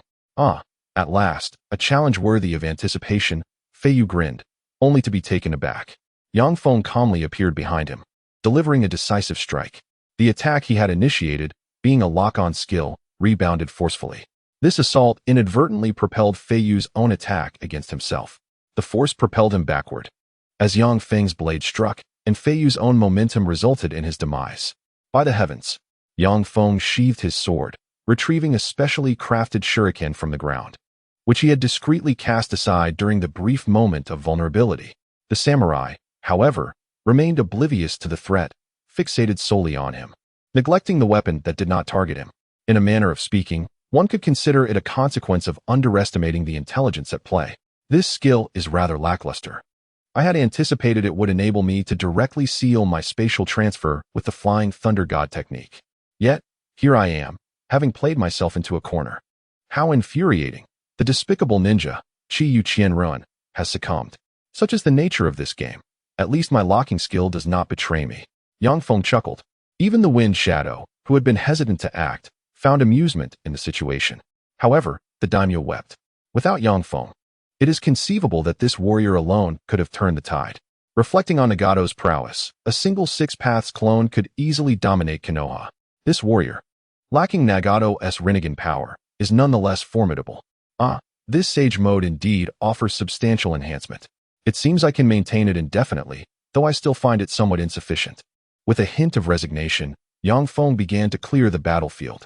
In no time, the daimyo's forces were largely vanquished. The situation at the border appeared similar. Uncle Wind Shadow, I believe we should capitalize on our momentum and seize the land of wind directly. Indeed, pursue. Yang Feng commenced the grim task of collecting the fallen. This warrior still possesses significant strength, being of the Chaoyingji caliber. He resolved to retain some of the organization's remains, aware that although this swordsman specialized in sword intent and might resist control through sheer will, he could still be summoned as a shield. Then there was that dagger. While Yang Feng had already acquired one, such valuable items are always welcome in abundance. The name Muramasa seems somewhat familiar to him. He regarded the inscription with curiosity, but chose not to delve deeper. In his past life, he was merely an ordinary individual with a penchant for anime, lacking any scholarly pursuits in culture or history. A blade usable by a Chaoying would undoubtedly be formidable. I shall experiment with a dual-wielding style. Yang Feng thought cheerfully as he stowed it away. The daimyo was viewed as the key to breaching the city of the Land of Wind. The other generals, upon witnessing the capture of the daimyo, did not rush to avenge him. Rather, they began to vie for the position of ruler amongst themselves. The daimyo's son, having done nothing, was swiftly assassinated. The identity of the assassin was of no concern to them. Chaos ensued as they fought amongst themselves. Meanwhile, Yang Feng effortlessly led a few thousand ninja warriors, cutting a swath through the opposition. He sought to investigate the character of local officials by engaging with the common folk. Good officials were spared, demoted to commoners, while corrupt ones faced execution in public. He also sought to enhance the reputation of Tsunade. Concurrently, he appointed several ninjas as new officials to implement the enlightened laws of Tsunade. Thus, as the Land of Wind descended further into turmoil, Tsunade thrived. In just 1 year, Yang Feng succeeded in conquering the entire Land of Wind. Ding. Main quest completed. You have acquired the title of Lord of the Land of Sand. The next phase of your quest begins. As a sovereign, dominate all nations on the ninja continent. Quest reward, title of King of the Ninja World. Full map preview within your territorial bounds. This holds little significance. Yet, I shall defer further considerations until I have fully secured the Land of Wind. With a smile, Yang Feng returned home to rest. The task of establishing control over this nation would require time, but such matters no longer necessitated his direct involvement. This tool proves to be quite effective. I wonder how it compares to the 6-path sage tools. Perhaps I should procure one from the Raikage far away in Kumogakure. The Raikage, situated in the hidden cloud village, remained unperturbed, engrossed in the new information that had just arrived. The Sand Village has unexpectedly annexed the Land of Wind. This development may significantly alter the current situation, AI remarked, feeling a headache coming on. I never imagined that Lord Raikage had acquired the ability to think critically. Mabui chuckled.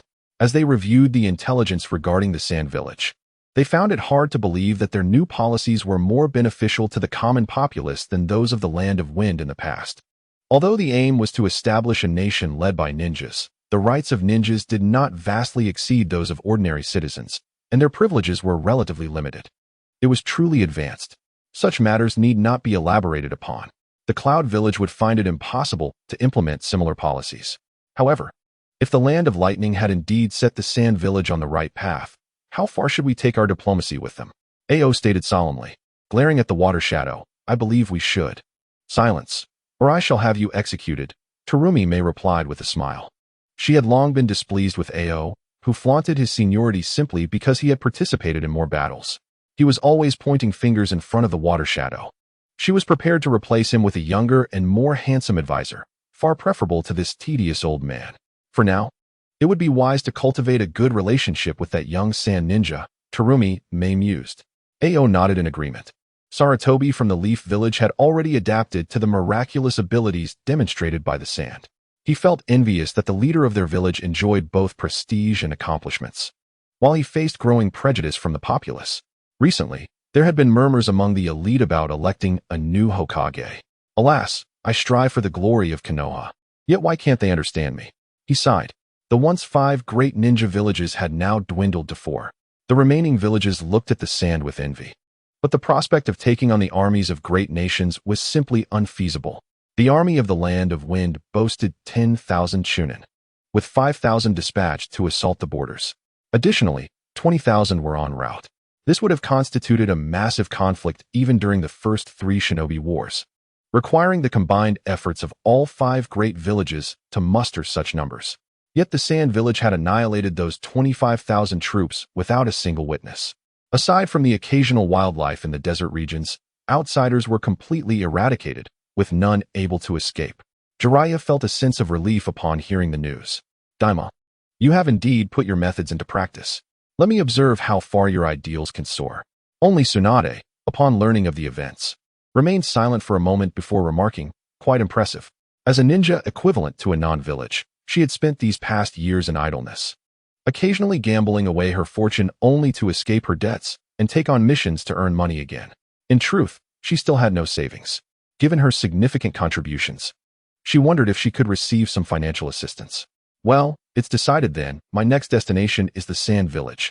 No, the Land of Sand, Tsunade declared, waving her hand and choosing to head in the direction of the sand. Shizune clutched her piglet, expressing her concern about the long journey ahead, especially since they had no funds and could only walk. Lady Tsunade, perhaps we should reconsider. After all, the distance is great. Indeed, Shizune, you seem rather reticent. I recall your keen interest in Daimaru. Having remained single for quite some time, perhaps it would be wise to seize the opportunity.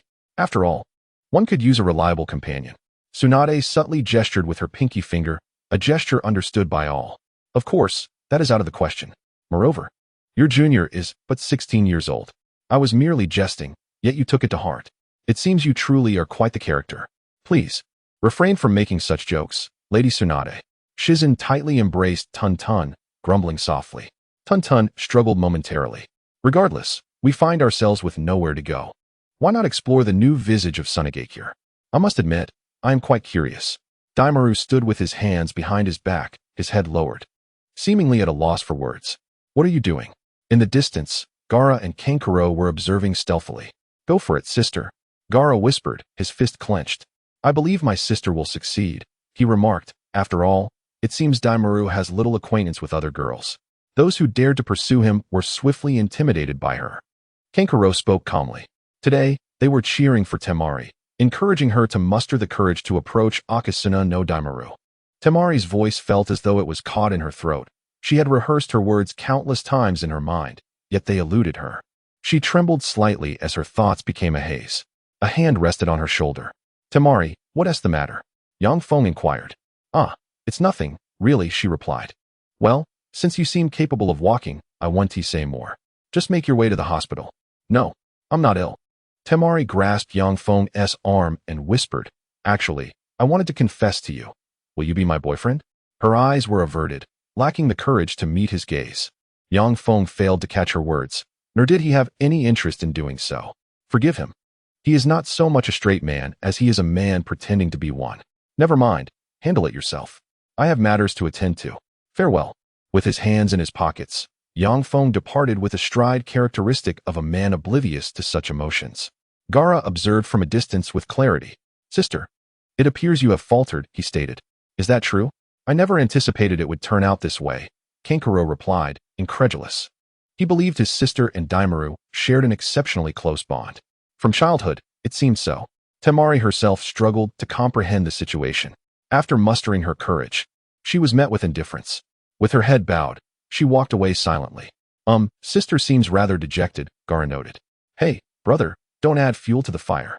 Yang Feng appeared before them. Daimaru. Well, Gaara felt a pang of nervousness. Daimaru, why didn't you accept Temari's confession? You've known each other for so many years, Kankuro asked bluntly. Well, young man, you have quite the audacity, Yang Feng chuckled. To share this with you is no burden. I regard her solely as a friend. I have no intentions of being anything more. Do you understand? Oh, the world of adults is indeed intricate, Gaara remarked, feeling too young to grasp it all. There is no need to sigh in haste, fortuitously. Your father is currently selecting and training the next wind shadow. Thus, you should exert yourself diligently. Rest assured, I shall provide you with earnest guidance. The next wind shadow must be you. Yet, I am merely a child, a 13-year-old Gaara, debating with the 16-year-old Chio. Indeed, you must strive harder to surpass me. I have faith in your potential. Yang Feng gave a thumbs up and then departed. Unsurprisingly, the emotionally inept Kanjuro relayed every detail to his sister that very night. Oh, is that so?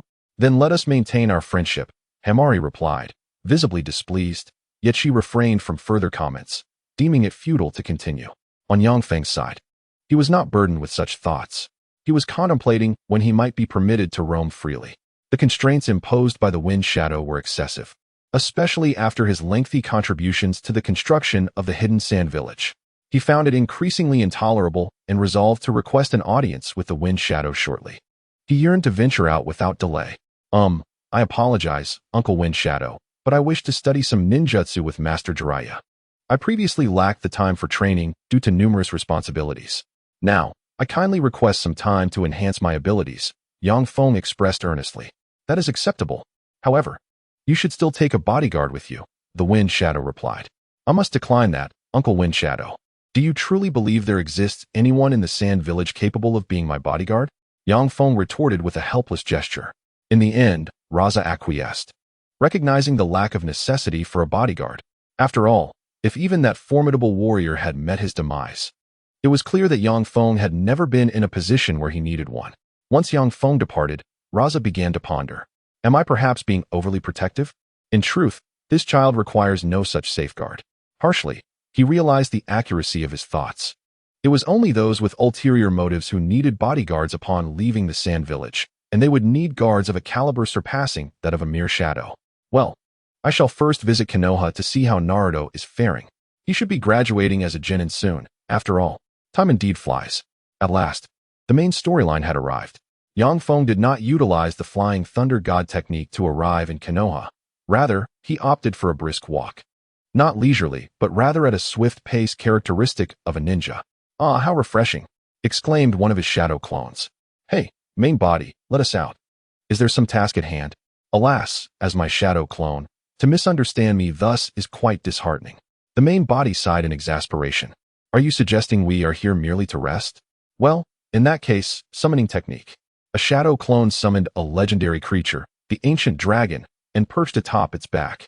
Unlike the clones below, who were foolishly running, the dragon could soar through the skies. "Ah, truly, my clone possesses remarkable ingenuity." The main body chuckled as he leaped onto the dragon's back, only to awkwardly discover another individual already seated there. "It has been quite some time, Lord Damuru," the girl remarked with a smile.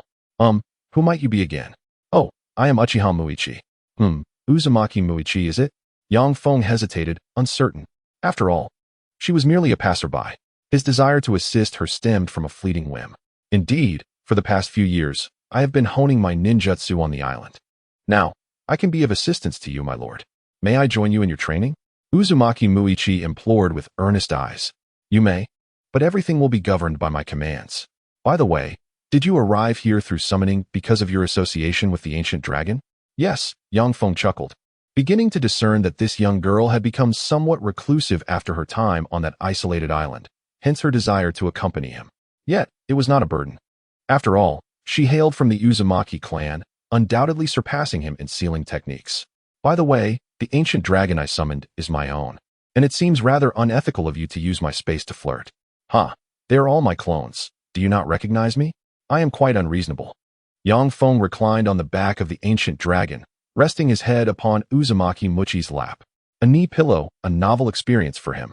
He murmured softly as he closed his eyes. Indeed, this was a term from a previous world. Although Muichi's face flushed with embarrassment, she made no protest.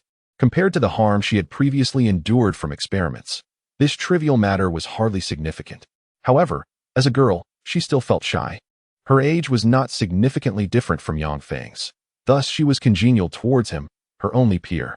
After all, it was well known that the Uzumaki clan primarily consisted of orphans, and she seldom encountered others in the base. Yang Feng drifted into slumber while the ancient dragon soared towards Konoha. His shadow clones leisurely rested atop the dragon, savoring their moments of tranquility. These clones, after all, were but ephemeral. Typically, shadow clones exhibited various personality traits, representing facets of their creator's character. For someone like Naruto, who was rather single-minded, several distinct personalities could manifest among his clones, while Yang Feng, in contrast, was fortunate not to harbor any self-destructive clones. The personalities of the clones do not directly influence them, but the longer they are summoned, the more distinct their personalities become. In any case, the diligent shadow clones could now relish their well-deserved respite. Unexpectedly, though not particularly handsome, the texture of the dragon's back is quite pleasant. The skin of the ancient dragon was soft and comfortable, reminiscent of mink. Yang Feng found it quite agreeable. Have we arrived at Konoha?" Yang Feng, still in a daze, opened his eyes to survey the surroundings. It was a forested area. "I am not certain. Neither the ancient dragon nor I have ventured this far. The shadow clones are still indulging in their slumber. We haven't inadvertently flown to another country, have we?" Release shadow clone technique. Yang Feng activated the map, observing it for a moment in silence, sensing the flying thunder god Kanai, his hand covering his face. "What troubles you, my lord?" "No, we are not headed to Konoha at all. We have taken a wrong turn and ended up on another continent." "Are there other continents?" Uzumaki Muichi inquired with genuine curiosity, her ignorance of the wider world truly profound. "Otherwise, I would not have come to take a look." In truth, it is my first time here as well. Alas, in this era devoid of navigation, finding one's way proves to be quite challenging. Although I can sense the flying thunder god marks, the distance is simply too great. Yang Feng estimates that he must prepare a large-scale formation to return. Otherwise, a direct teleportation may not afford sufficient chakra. No matter, I shall first observe the situation here. For this is a realm unmentioned in the narrative. Yang Feng scrutinized the map and pinpointed a location abundant with high-level creatures, instructing the ancient dragon to soar in that direction. "My lord, trouble arises. There is a colossal winged monster in the sky. What should we do?" A soldier burst into the room, exclaiming in alarm. As a citizen of the Celestial Empire, how could one panic in the face of adversity? Allow me to capture it. The king rose from his seat and exited the dwelling, only to be taken aback. What on earth is that size? Yang Feng commanded the ancient dragon to descend into a relatively open area near the building. The dragon landed with some difficulty. Is this the scenery of other continents? Quite remarkable, Yang Feng mused, observing a gathering of C-rank soldiers approaching, unable to suppress a smile. He felt no tension whatsoever, even when faced with the S-rank leader before him. Hey, can you speak the language of ninjas? What language? Well, it would be best if you could understand. I am a king from another world. You may refer to me as the Star of Tsunade. The Star of Tsunade expressed little interest in equal dialogue with the denizens of this foreign land, opting instead to showcase his might. He gestured for the ancient dragon to circle the skies twice, demonstrating its imposing presence. Vortex Maki leapt down, disinterested in flying with the dragon. As her piloting skills were rather lacking, the dragon's flight was indeed a circling ascent. Yang Feng did not seek to intimidate excessively, but simply inquired about the name of this place and the population of its nations. The king, eyeing the still soaring dragon, mustered his composure. There are 3 nations, the Kingdom of Sunset, the Kingdom of Starlight, and the Kingdom of Eclipsed Moon. I govern the Kingdom of Starlight, which has a population of approximately 700,000, while the other 2 nations are somewhat less populous. Oh, so few people. The size of Konoha already boasts several 100,000 in population. This so-called kingdom has but a meager number of inhabitants. Yang Feng chose to land, doing so amidst the strongest, as he sought to gather intelligence. This is due to frequent volcanic eruptions that have claimed many lives. We barely survive thanks to the power of our formations. Oh, is that so? Yang Feng chuckled. What volcano could endanger so many? Do you reside at the foot of one? Ding.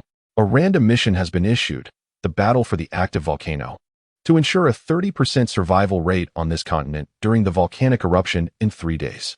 Mission reward, one of the Dragon Flame legacies, granting permanent immunity to all fire attribute attacks except for extreme fire attributes. Failure will result in the title of uncontrollable force, facing any natural damage with 10-fold increase in harm. Is such a fuss really necessary over a volcano? Yang Feng expressed his skepticism. However, the absence of any soul power deductions was quite favorable. Scanning target, Vulif. Taijutsu 758. Ninjutsu 0. Jinjutsu 0.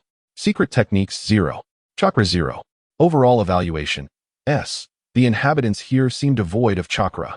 Yang Feng attempted to sense natural chakra, but found nothing. Hey, this is a restricted area, he remarked, feeling somewhat disoriented as he could not enter Sage mode, which fundamentally relies on natural chakra. Yet, in this place, such energy appeared to be absent. Wait a moment, I recall that before the divine tree arrived on Earth, that old frog was able to wield sage techniques. Why is it different here? Could there be some underlying restriction or perhaps a disparity in the energy across the continents?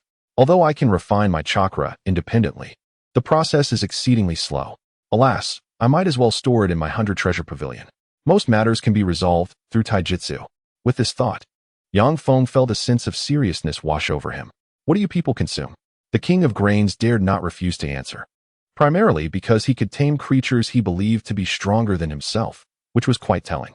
There was no need to risk his life challenging a powerful adversary. Oh, then I have taken over your country, Yang Feng stated calmly. How can this be? The king finally could no longer contain his agitation. After a minute, another king remarked, It is bad for a king to reign, but good for the king of Tsunade to reign. King Vuruf, with his swollen face, forced a smile. I have no intention of managing affairs, merely serving a symbolic role.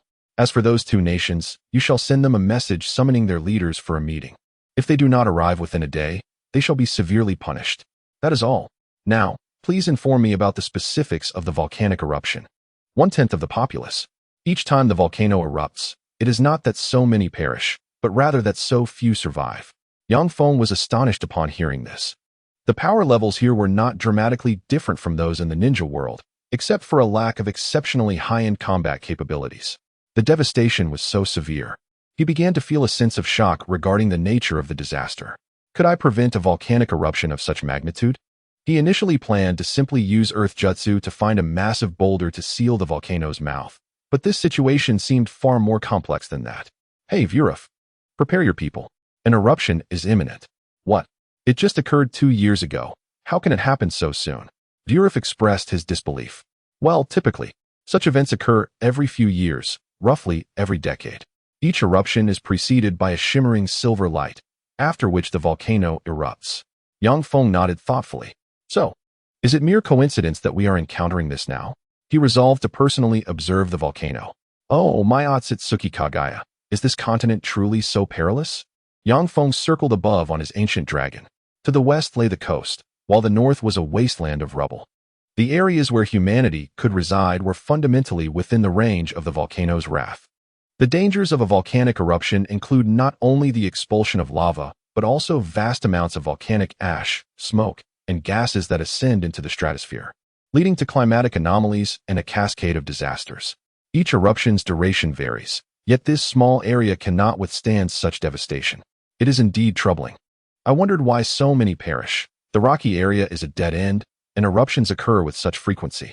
The demise of so many is entirely to be expected, with no refuge available. Frankly, Feng is quite impressed that so many have survived. The challenge lies in how to resolve this predicament. There is insufficient chakra to utilize the colossal earth techniques necessary to obstruct the flow of magma and smoke. This presents a genuine conundrum. Feng surveyed the vicinity of the volcano, where numerous fissures gushed forth streams of lava, inexplicably still flowing after all these years. The flow shows no sign of abating. Only by gathering the populace can Feng ensure the safety of the greatest number. This understanding is crystal clear to him.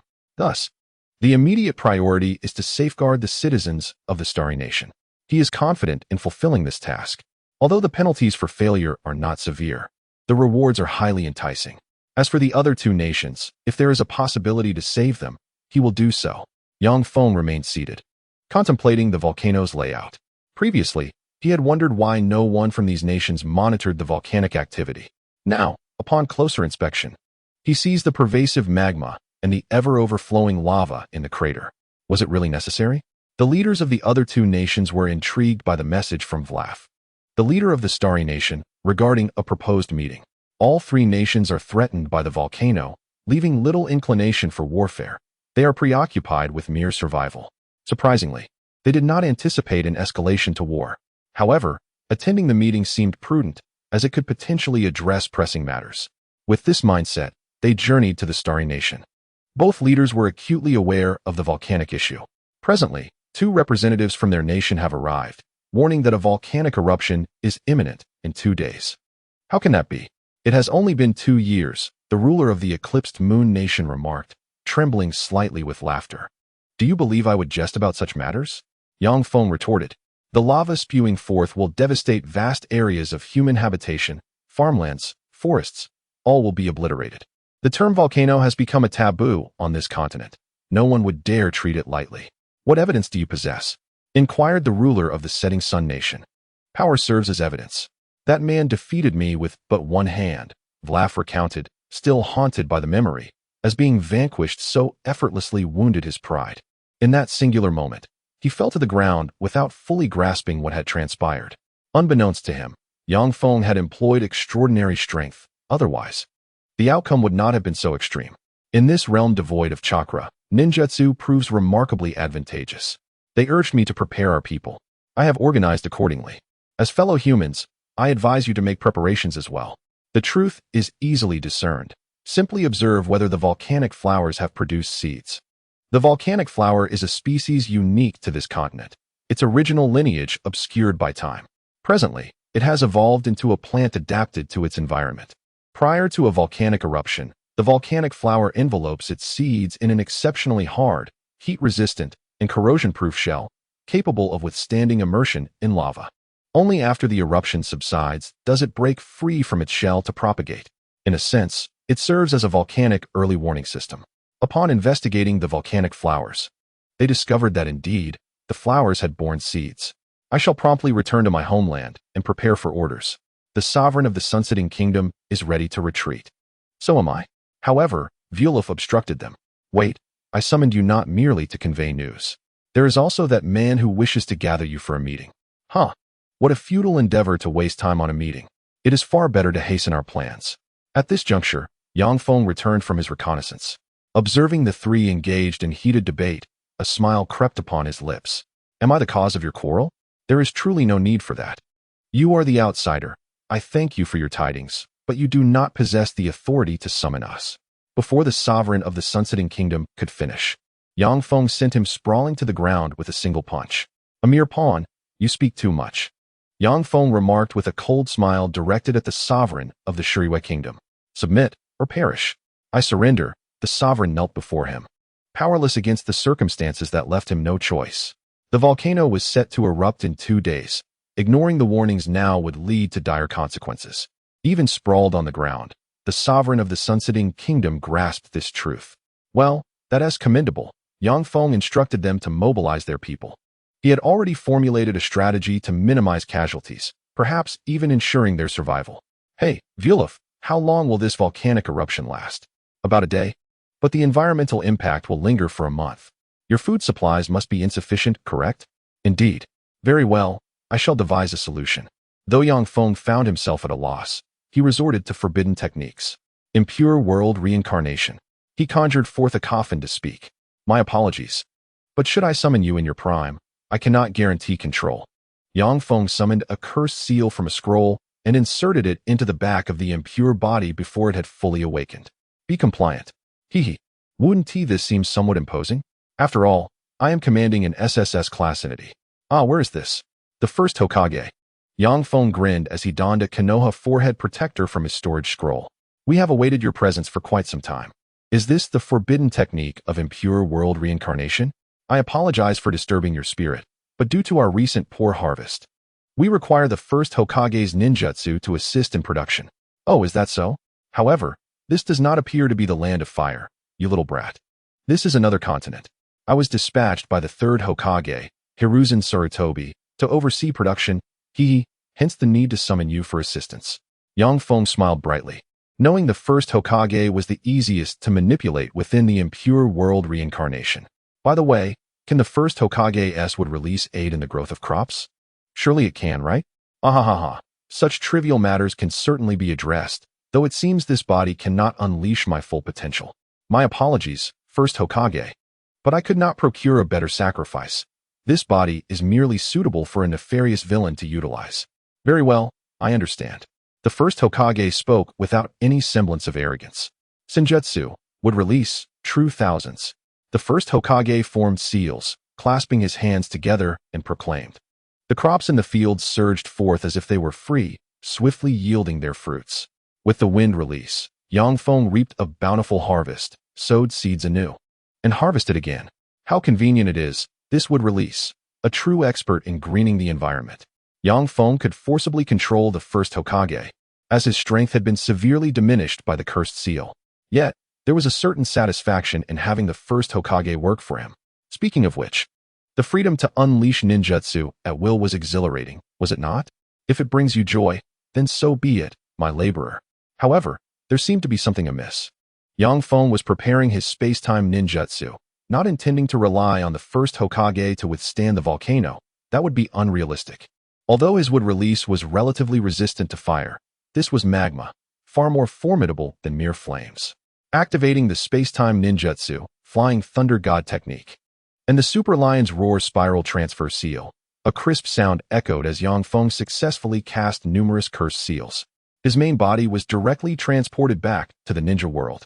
Upon returning, he wasted no time and immediately teleported to Rain Village, where Nagato was. Conan, upon seeing Yang Feng, was somewhat puzzled, having not been in contact for 3 years. I'm looking for Nagato.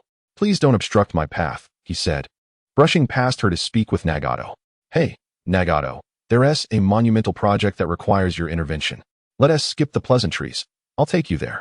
Noticing the masked man nearby, Yang Feng smiled slightly and invited him along as they used the flying thunder god technique. The masked man was left bewildered, suddenly being swept away.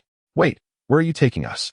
This is to rescue people from peril, Yang Feng said with a mysterious smile. Nagato expressed confusion. Why don't you handle it yourself? Time is of the essence. Masked man, prepare yourself and leave a Kemui mark. I will need your Sharingan ability as a portal. Yang Feng replied cheerfully. Ignoring their protests, he focused on arranging the teleportation formation.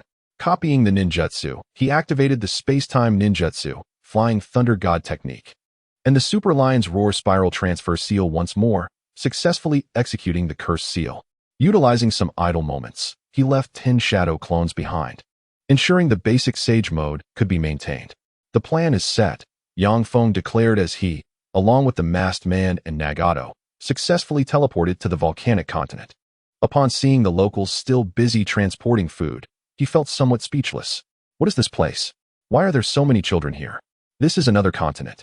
And there is an active volcano over there, Yang Feng explained, pointing to the bubbling magma of the volcano. It erupts every few years, so the population is scarce.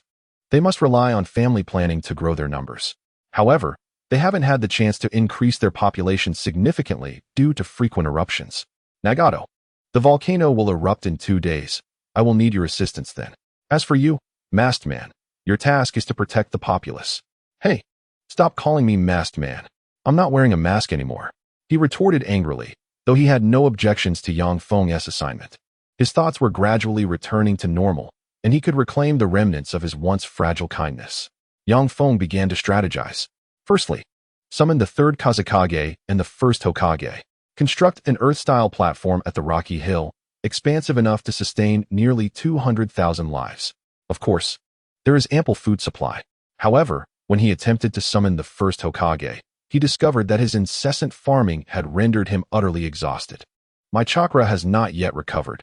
The 1st Hokage, feeble and weakened, collapsed onto the ground. The atmosphere grew somber. Indeed, the technique of Edo Tensei requires natural chakra, which is currently absent. They are incapable of infinite chakra recovery. Alas, I am left with no choice but to utilize Senjutsu. Yang Feng sighed. Unable to exploit the Flying Thunder God technique due to its considerable chakra consumption, especially given the pressing time constraints. Overextending his own chakra would leave him unable to maintain Sage mode. In any case, he decided to proceed with the plan. Yang Feng briefed the 3rd Kazekage on the situation and instructed him to construct the Earth-style platform, while he himself harnessed Senjutsu chakra to establish a magma barrier. Simultaneously, he utilized the chakra from the 100 Heroes seal to assist Nagato. Outer Path, Heavenly Life Severing. With chakra to spare, Nagato, despite his disability, eagerly unleashed his ultimate technique. Drawing molten lava from the volcano and absorbing a substantial amount of the liquid suspended in the air, he then cast it into the sea. A job well done. This would ease their burdens in the days to come, Yang Feng affirmed. He did not linger, directing a shadow clone to absorb Senjutsu chakra from Mayaboka Mountain. He then employed A-rank earth techniques to erect massive walls to block the lava.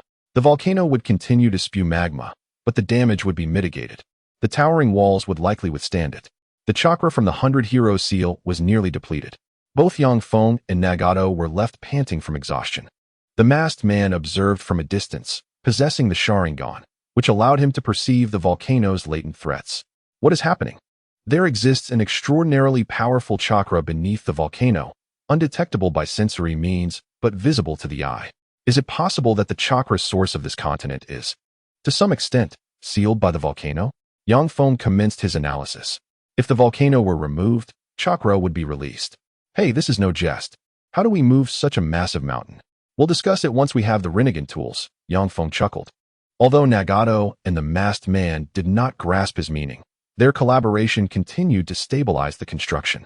He, an ordinary little leader of a volcanic continent, initially thought himself a king of a great nation until the arrival of these formidable beings. With hands clasped, he summoned a gravitational sphere to absorb the volcanic lava. With a mere touch, he could manipulate the earth to create towering platforms. With a simple wave of his hand, colossal earth-style walls over 100 meters high could rise from the ground. He, a modest leader of the Star Nation, found himself in awe of his own S-class abilities. This is nothing short of a miracle. We are saved. The crowd, witnessing this mythic spectacle, knelt in reverence, bowing towards him. Particularly when the gravitational sphere of the celestial explosion drew forth the magma, they were utterly bewildered. The blazing orbs in the sky radiated a crimson glow, illuminating each individual and shattering their mental defenses entirely. As a day passed, the earthen barricade was nearly complete. Yang Feng lay on a mat, gasping for breath. Yet no one underestimated him.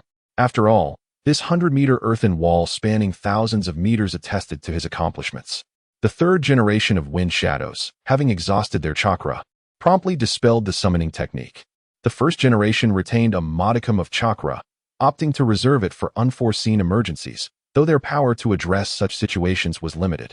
Oh, you are a descendant of the Uchiha, aren't you? Ha ha ha. It seems that Konoha is indeed flourishing, chuckled the first Hokage, Senju Hasirama, addressing the masked man. Of course, Senior. The Uchiha are currently responsible for the security of Konoha. Each one of us is a dedicated guardian of the village, he responded with a hint of sarcasm, though the first Hokage remained oblivious to it. Nagato and Uchiha Obito both donned the Konoha headbands, which were generously provided by Feng. His storage scroll contained headbands from all 5 great nations, with Konoha being the most abundant. Naturally, it was prudent to acquire more of such identity-signifying tokens. As Nagato observed Obito receiving greetings from the first Hokage, he couldn't help but smile, drawing his attention. Ah, a child of the Uzumaki clan? Is that the Rinnegan? I have never seen it in its physical form, Senju Hasirama remarked, entirely devoid of the demeanor expected of a Hokage as he began to examine the Rinnegan's design. Seizing the opportunity, Obito discreetly distanced himself and approached Feng. Is this first Hokage truly a fool? Don't you think asking such a question is somewhat foolish? He chuckled. Take this. Naruto swiftly formed a sphere and pressed it against Kakashi. What the? Who did he learn that from? Kakashi exclaimed, utterly perplexed, as the sphere struck his abdomen. With a puff, the shadow clone dissipated, revealing the real Naruto emerging from behind a tree. Well, it seems I cannot underestimate you after all. One must say, it's no surprise you excel, being the child of my teacher, Kakashi smiled, lowering his hand from its playful posture. Now, it's my turn to get serious, exclaimed Naruto as he erupted from the ground, seizing the bell. Kakashi was dumbfounded, as were Uchiha Sasuke and Haruno Sakura, who were still in their stealth positions. Is this how it ends? This guy actually used such a method. Sasuke gritted his teeth, pondering why he had never thought of employing such a combat strategy. The answer to why Uchiha Sasuke had never utilized this fighting technique would be revealed at the conclusion. Those reading this can take a moment to speculate in the group chat. Now, don't peek at the answer. Yosh. Kakashi-sensei, I won, Naruto exclaimed excitedly. Kakashi was equally delighted, for this was indeed the child of his mentor. One cannot help but acknowledge the village's impressive secrecy. Kakashi had previously been quite unaware of his teacher's offspring. Now, witnessing his remarkable prowess naturally brought him joy. Kurama, I appreciate that chakra of yours, he said. Humph. If you had failed, it would have been quite embarrassing for me, the Ninetails replied, raising its head with a hint of pride at the corners of its mouth. Such speed is truly remarkable. I was quite serious just now, Kakashi mused to himself. Well, there are only 2 bells, although you have taken both of them. But whom shall I give the other one to? Kakashi remarked while picking up the bell with a playful smile. Ah, well, Naruto responded, his indifference towards Sakura stemming from Feng's rather disheartening psychological lesson. However, jealousy towards Sasuke still lingered within him. I must remind you. If you give one to a person, the other will have to be left behind. Kakashi, while pretending to read, cast a sidelong glance at Naruto. How could this happen? Oh, I got it. Without further ado, Naruto broke one of the bells and handed it to Sasuke and Sakura. Now everyone has a bell. Kakashi fell silent. If you select ninjas using such methods, I will surely give you a beating the next time we meet. 3 years ago, when Feng departed from Konoha, he had told Kakashi to cherish companions, emphasizing that the desire for victory did not conflict with that sentiment. Feng had implied that this was not a life-and-death situation, where the value of comrades could be discerned. Kakashi, upon hearing this, began to overanalyze. Indeed, only those who understand the importance of companionship while holding on to principles are true ninjas. Tears welled in Kakashi's eyes. Far away on the volcanic continent, Feng snapped his fingers, not sneezing. Finally, the project was complete. Hey, masked man, use your abilities to take me back. Oh, and bring the first Hokage along. He has exhausted his chakra and needs replenishing. Hey, so, stop calling me masked man. My name is Obito. Uchiha Obito. Obito exclaimed, gripping Feng's collar in frustration. The first Hokage chuckled at the youthful camaraderie. Ah, the friendship of the young is truly delightful. Kamui. Feng landed in the rain village, savoring the natural chakra. Be careful, or I might lock you in there and let you starve. Alas, such a pitiful child, Awakening the Mangekyo at such a young age, Hasirama sighed. Feeling the chakra restoration and noting that his tone was no longer as feeble as before. Humph, but this is merely a trivial matter, Obito replied, his tone growing increasingly irritable. All right, enough chatter. The preliminary preparations are nearly complete. Let's restore our chakra and prepare for the true challenge. Yang Feng sat down, while two shadow clones maintained the situation to prevent any mishaps. Once his chakra was sufficiently restored, Yang Feng activated Obito's space-time device to return to the volcanic continent. Although Flying Thunder God could not bypass bugs, Kimui's space could. The volcano was becoming increasingly unstable. First Hokage, please assist in protecting the civilians. We will handle the volcano. Understood, leave it to me. I am quite confident in this. That's good. Nagato began to weave hand signs. Outer path, heavenly life technique. The magma was once again drawn away and hurled into the distant sea, along with the toxic gases that had emerged. Yang Feng swiftly dispersed them with an A-ranked wind technique. Then, the true sea of magma beneath the volcano erupted. Earth release, hiding like a mole technique. Yang Feng unleashed his self-created S-rank ninjutsu, a specialized domino set to block the torrents of magma. Seeing this, the first Hokage quickly utilized water release to extinguish the flames. Hey, use earth release. Water release is ineffective. Yang Feng, in a moment of exasperation, exclaimed, "Ah, I see." Before long, the original entity collapsed to the ground in a state of weakness. At this juncture, the inhabitants of the continent were primarily gathered at the rock pile, for beneath it lay treacherous swamps, rendering prolonged survival impossible. However, with the transformation brought about by earth release, it had become feasible to find refuge atop the rock pile for a while. The answer was that Sasuke's attire was costly. After all, he was the heir to a clan's legacy, and thus, his garments were undoubtedly superior to Naruto's, which had endured many years of wear. Naruto's tattered clothing could easily burrow into the earth, but Sasuke likely had his pride to consider. Cough, cough. I can no longer muster enough chakra to execute the earth explosion star, Nagato lamented, acknowledging his own limitations. My Otsutsuki Kagaya. I knew I could not rely on you too. Yang Feng dispatched a shadow clone to safeguard the populace while his original self employed earth release ninjutsu to suppress the volcano. How is the situation below? He inquired. There is scarcely any magma left, came the response. Good, then let us commence. Yang Feng began to gather strength and form seals. Obito, unleash fire release into the sky. The Great Dragon Fire style. With speed. Fire release, Great Dragon Fire technique. Obito, uncertain of Yang Feng's intentions, resolved to cooperate, for they had come to take action. The sky, initially obscured by clouds of chemical gases from the volcanic eruption, gradually coalesced into darkened clouds, expanding in size. Yang Feng then unleashed the Chidori sharp spear towards the heavens. Positive electricity attracts negative. Here it comes. Kirin. Senjutsu. Lightning release. Storm Kirin. Yang Feng directed the Chidori spear towards the volcano. Fortunately, although he lacked chakra, the natural lightning could still be summoned. The Senjutsu lightning Kirin emerged from the clouds and surged towards the volcano, crashing into it with a resounding boom. The volcano's mouth was blasted open, and the magma nearly vanished. Yang Feng had expended considerable chakra, yet he still had strength left and ventured to the volcano's edge alongside Obito. Peering down, they observed that the magma had almost entirely dissipated, leaving only residual warmth. Rain began to fall from the sky. Yang Feng settled upon the ancient dragon and descended into the remnants of the magma. Despite the eruption, a more catastrophic volcanic explosion had been averted. For the magma was limited, it typically flowed back underground after each eruption. Moreover, the energy supply from below was what allowed this volcano to remain active. Thus, it was a man-made volcano, or rather, a dormant natural one. The chakra beneath had been suppressed for some unknown reason, causing the volcano to erupt cyclically when energized by chakra. Obito found it hard to believe. Although it seemed implausible, the chakra present here had indeed been confined. Now was the time for its release. Even in the absence of magma, being trapped beneath was hardly a favorable situation. Yang Feng utilized the super-large Rasen Shuriken to breach the outer shell of the volcano, revealing the final layer of magma. This is it. Can your Kamui absorb this magma? How could such a feat be accomplished? My eyes would be scorched. Obito retorted, expressing his disbelief.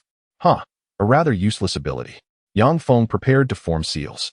Senjutsu, Chidori, Overlord Spear. 2 ethereal chakra clones dissipated, returning to their original form. Yang Feng suddenly felt invigorated. With a single strike, he shattered the surface rock layers, unleashing an incredibly potent chakra that surged forth. Obito and Yang Feng were caught off guard, swept away by the powerful gust emanating from the volcano. The ancient dragon seized both of them and soared into the distance. After a while, the ordinary people outside began to sense a peculiar energy coursing through their bodies. It was an exhilarating feeling, as if they were filled with strength. "I feel it too," Obito gasped, slightly fatigued from the excessive use of the dragon fire technique earlier. Yang Feng required a formidable Qilin and could not rely solely on ordinary dark clouds to deceive. Hence, Obito confessed his exhaustion. Yang Feng took a brief moment to adjust and rose, having regained some strength, and prepared to employ the Earth Explosion Stars technique once more. He provided chakra to Nagato, who could absorb Yang Feng's chakra thanks to his 6 paths abilities, specifically from the Hungry Ghost realm. It was not that he could indiscriminately absorb all ninjutsu. Only techniques below a certain threshold were permissible. Jiraiya's Sage Art, the 5 Right Gate Guardians, had been absorbed before. Yang Feng first infused Nagato with a portion of Sage Chakra to create a gravitational sphere, then supplied him with the remaining chakra from the 100 Heroes Seal to achieve its complete form. Earth Explosion Stars, Dust Absorption. The gravitational sphere gathered the toxic substances from the descending volcanic eruption and hurled them into the sea. The Earth's environment was thriving, and the ocean was not adversely affected by the volcanic gases, thus neutralizing the pollution. With this, the world was restored to equilibrium. Yang Feng chose to rest. This battle did not test his combat aptitude, but merely assessed his ninjutsu proficiency. The remaining magma halted upon crashing against the earthen wall Yang Feng had erected, cooled by the rain that extinguished its fiery essence. "Ah, chakra restored. Good. Now I can engage in defense once more.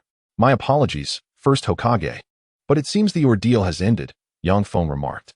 "Ah, so soon," Hasirama muttered, rolling his eyes with a gloomy expression.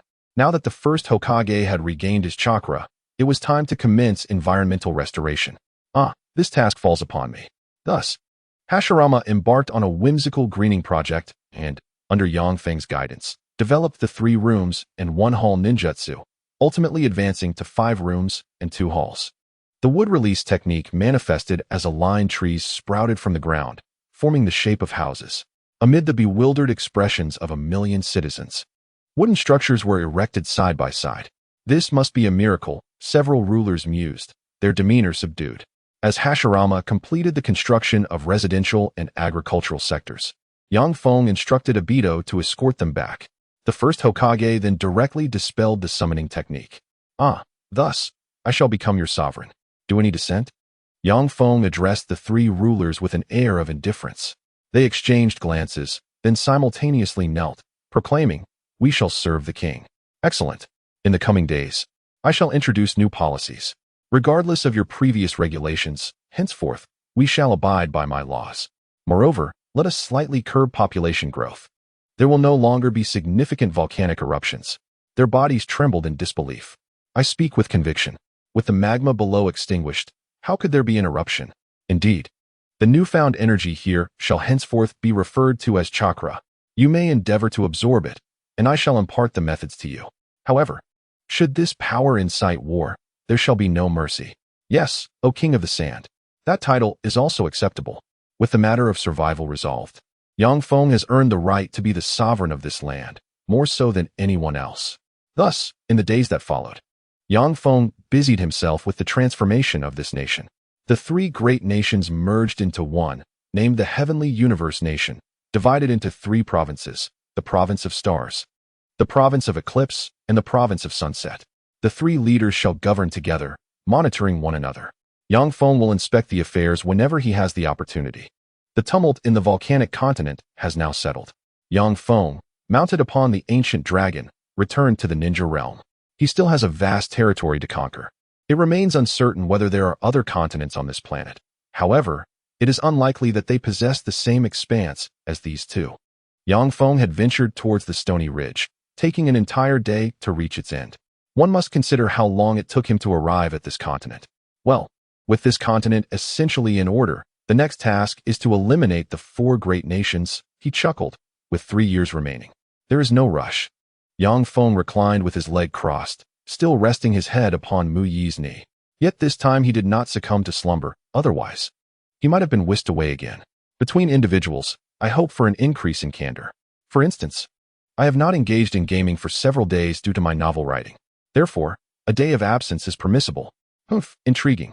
In my absence over the years, this world has transformed remarkably. A strikingly handsome individual coughed, and shortly thereafter, blood emerged. Mere grains of sand have wrought such havoc in the ninja realm. I must admit, you possess a talent for mischief. However, my power has awakened. Ahem. I merely require another pair of eyes. Kakashi, I am counting on you. He narrowed his eyes, swallowing the blood he had coughed up, and smiled ominously. Truly, Kakashi-sensei, you are late once more. Naruto Uzumaki idly tossed shuriken, casting a glance towards Sasuke. Hey Sasuke, when do you think we will become Chunin? Humph, that would only be possible after you complete a B-rank mission, and there are exams to consider. Ah, exams again. I am utterly clueless about such matters.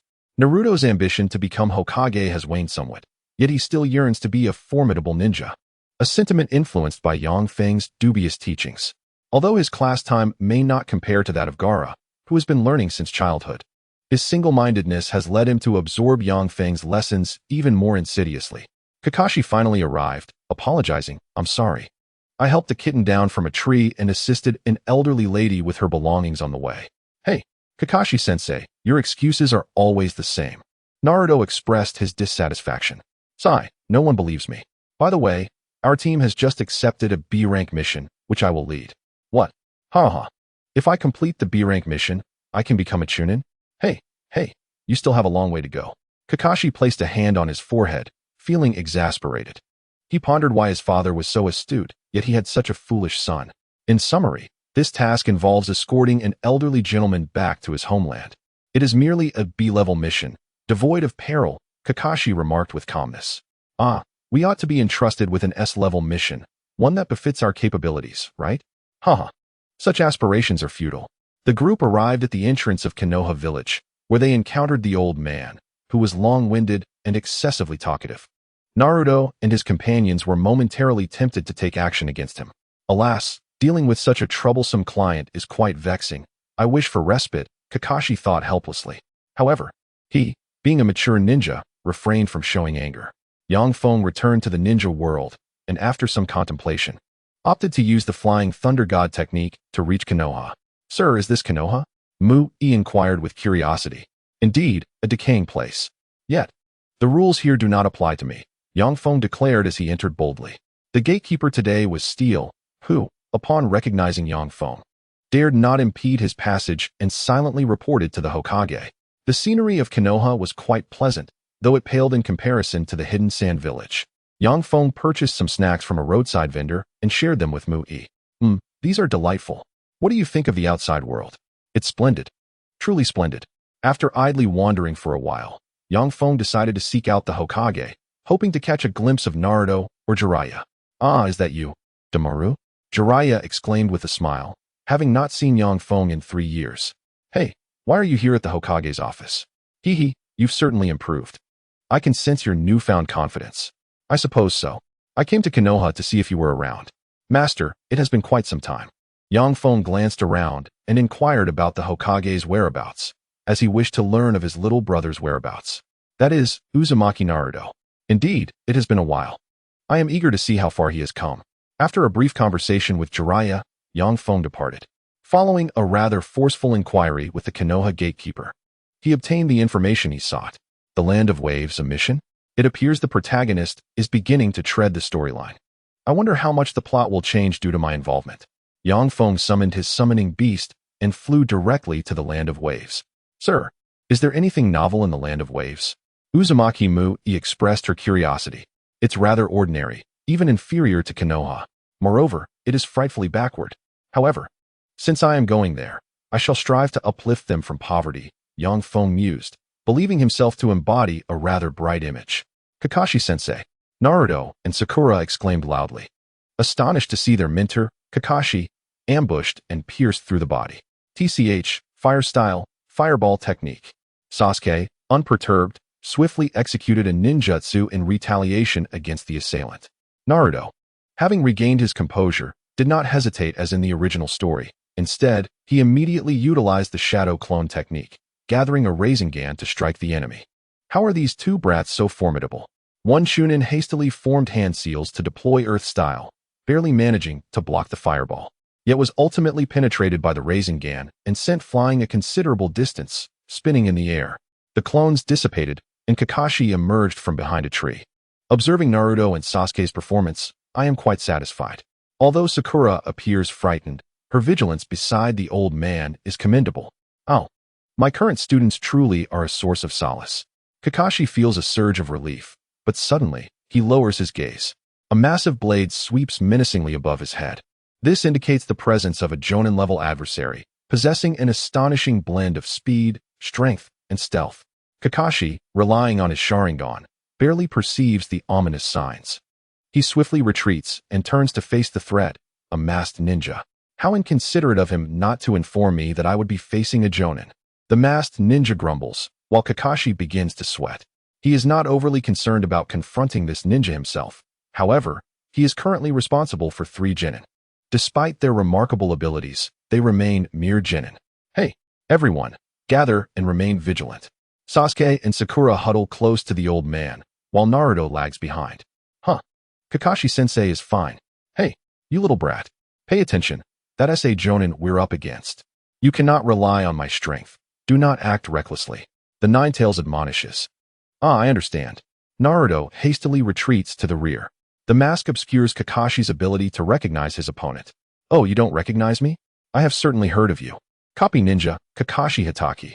With that forehead protector, you must be a rogue ninja from the mist, Zabuza Momochi. Huh. What a twist of fate to encounter someone of your caliber on this mission.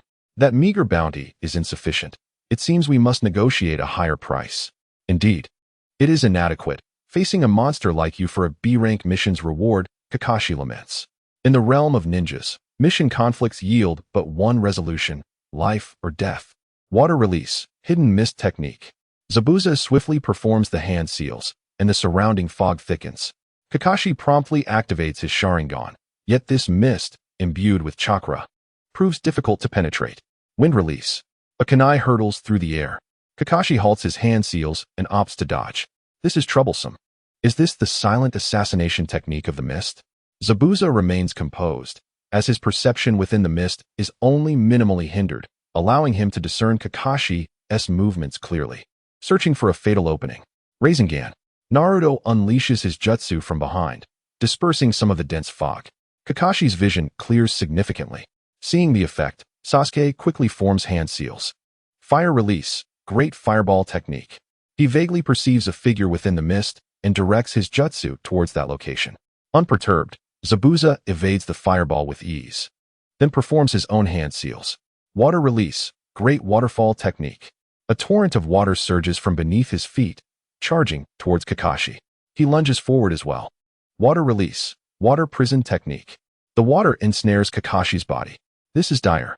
Kakashi had intended to evade, but his speed pales in comparison to Zabuza's, resulting in his capture within the water prison. He now finds himself incapacitated, unable to perform hand seals. QB. Ninetales mode. Naruto's body begins to radiate light, a chakra cloak enveloping him, enhancing his speed and power. Big Ball Rasengan. Naruto hurled a shuriken directly at Zabuza. Water release. Water clone. One of Zabuza's clones emerged from the waterfall, wielding his signature sword to slash at the spiraling sphere. With a resounding crack, the massive blade shattered upon impact. To his surprise, this little brat proved to be quite formidable. Zabuza's clone quickly formed hand seals again. Water release. Water gun. Pointing his index finger towards Naruto, a stream of water shot forth. Fire release. Phoenix fire technique. Sasuke swiftly unleashed his fire technique, weakening the water attack and unintentionally affecting Zabuza's clone, bringing it to the brink of collapse. At that moment, a gust of wind swept down from above, prompting everyone to gaze skyward. A peculiar beast appeared in the sky. Seems like you've arrived just in time, Feng said with a smile as he leapt down from his steed, calmly observing the scene. It's this guy?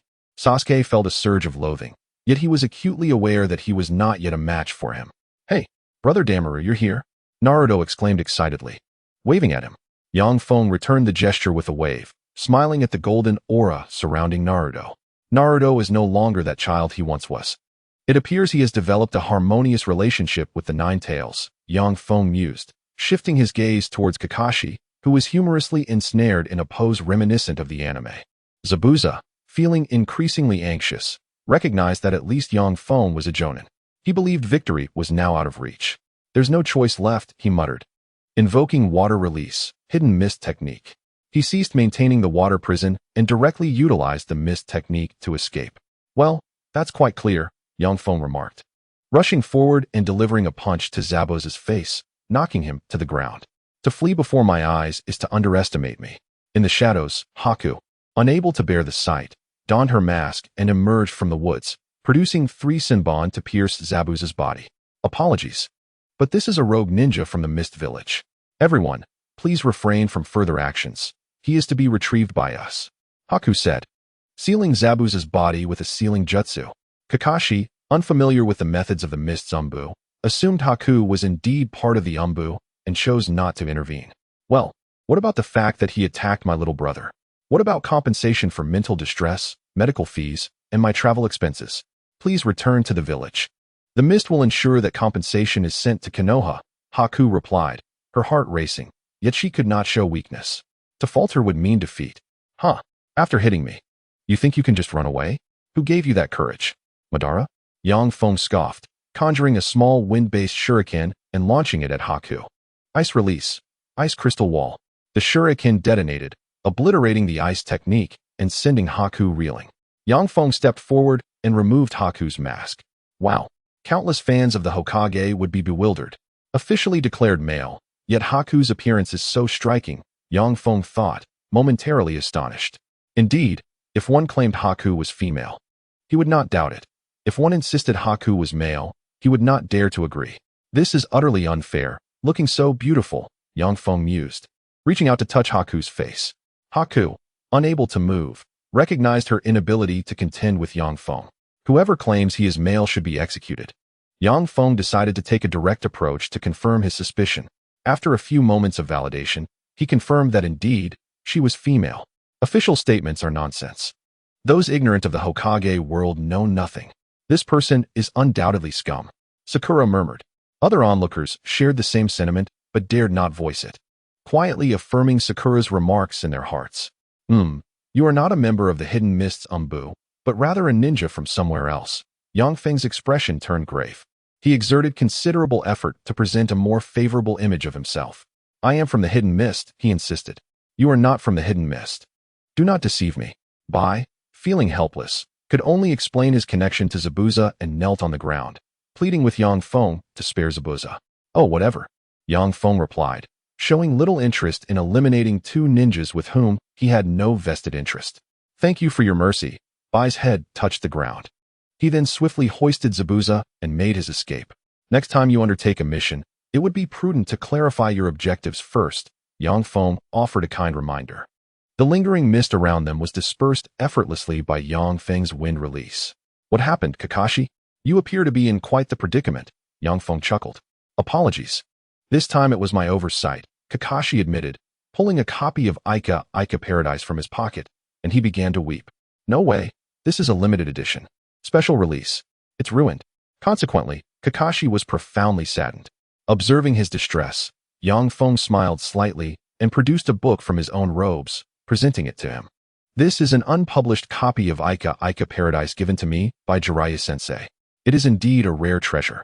Feng held little interest in the book, deeming it filled with lowbrow humor, suitable only for those in the ninja world who had not encountered anything of significance. Are you serious? Kakashi's eyes glistened with moisture. You would give me something so precious? Feng nodded. If you do not want it, I can offer it to someone else, though I doubt anyone else would desire it. Kakashi immediately snatched the book and began flipping through its pages. Meanwhile, Feng greeted the trio. Is your mission to escort this old man? Apologies, but your mission has concluded prematurely. Our village, Tsunade, has learned that the land of waves is on the brink of a coup, and I am tasked with eliminating the opposing forces there. Feng began to spin a tale. First, we must deal with the parasite that has been lingering there. If I recall correctly, its name is Kado. Feng reminisced, though he found that such minor characters left a faint impression on him. You have already begun to harness a portion of your power, Naruto, Yang Feng inquired. Naruto Uzumaki insisted on accompanying Yang Feng to the Land of Waves. Kakashi felt exasperated. This mission had elite jonin involved and was classified as an S-rank task. They ought to cancel their current mission and return to Konohagakure. Well, I suppose I shall accompany you just this once, Kakashi relented. However, I must say, Mr. Tsunade, the bounty for your mission is insufficient to cover the expenses of this escort. This is due to their attack on you. Perhaps they intended to kill you, and I merely happened to be in the way, Yang Feng stated, pressing a kunai against Tsunade's neck. Old man, if you keep stalling, I will eliminate you. I am, after all, the escort target. Tsunade's voice trembled, losing the confidence he had earlier displayed. As the escort target, I am from Tsunade. The escort target of Konoha has no bearing on me. Yang Feng traced a cross on his face, nearly inducing a heart attack in Tsunade. From the original storyline, it is evident that Tsunade belongs to the category of commoners who harbor disdain for the ninja profession. Yang Feng, however, remains indifferent to his tragic persona. There are many in the ninja world whose fates are far more sorrowful than his. To lack ability while looking down upon others is the epitome of incompetence. I recall he has a grandson, who is equally arrogant. When we crossed paths, he attempted to put on a show in my presence, only to receive a beating. Although the Land of Waves is not adjacent to the Land of Sand, it does not hinder Yang Feng's intentions to seize control. Smaller nations are often easier to manage. Speaking of which, where is the leader of your country? Yang Feng toyed with his shuriken. Tsunade dared not withhold his answer. Oh, at the estate. I shall guide you there. I will also point out Kato's location. I will promptly eliminate the instability here, Yang Feng stated calmly. His current strength required no further elaboration. At this juncture, he was invincible within the ninja realm. Brother, how do you plan to conquer the Land of Waves? Naruto inquired with curiosity. Quite simply, once I eradicate the malevolent forces here, the others will submit, while those who resist will be removed. If you seek reasoning, it is because the weak possess no voice. Brother, this approach is misguided, Naruto responded earnestly. Indeed, learning to think critically is commendable. Yet one must not be ensnared by mere words. What I intend to implement here is the system of the Land of Sand, which will ameliorate the decayed social order. The primary beneficiaries will be the commoners. Yang Feng located Kato's stronghold and employed shadow clones to swiftly eliminate all remnants of dissent without heeding the villain's last words. He then addressed Naruto. The system I will enforce will only face opposition from those with mental deficiencies or the former ruling class.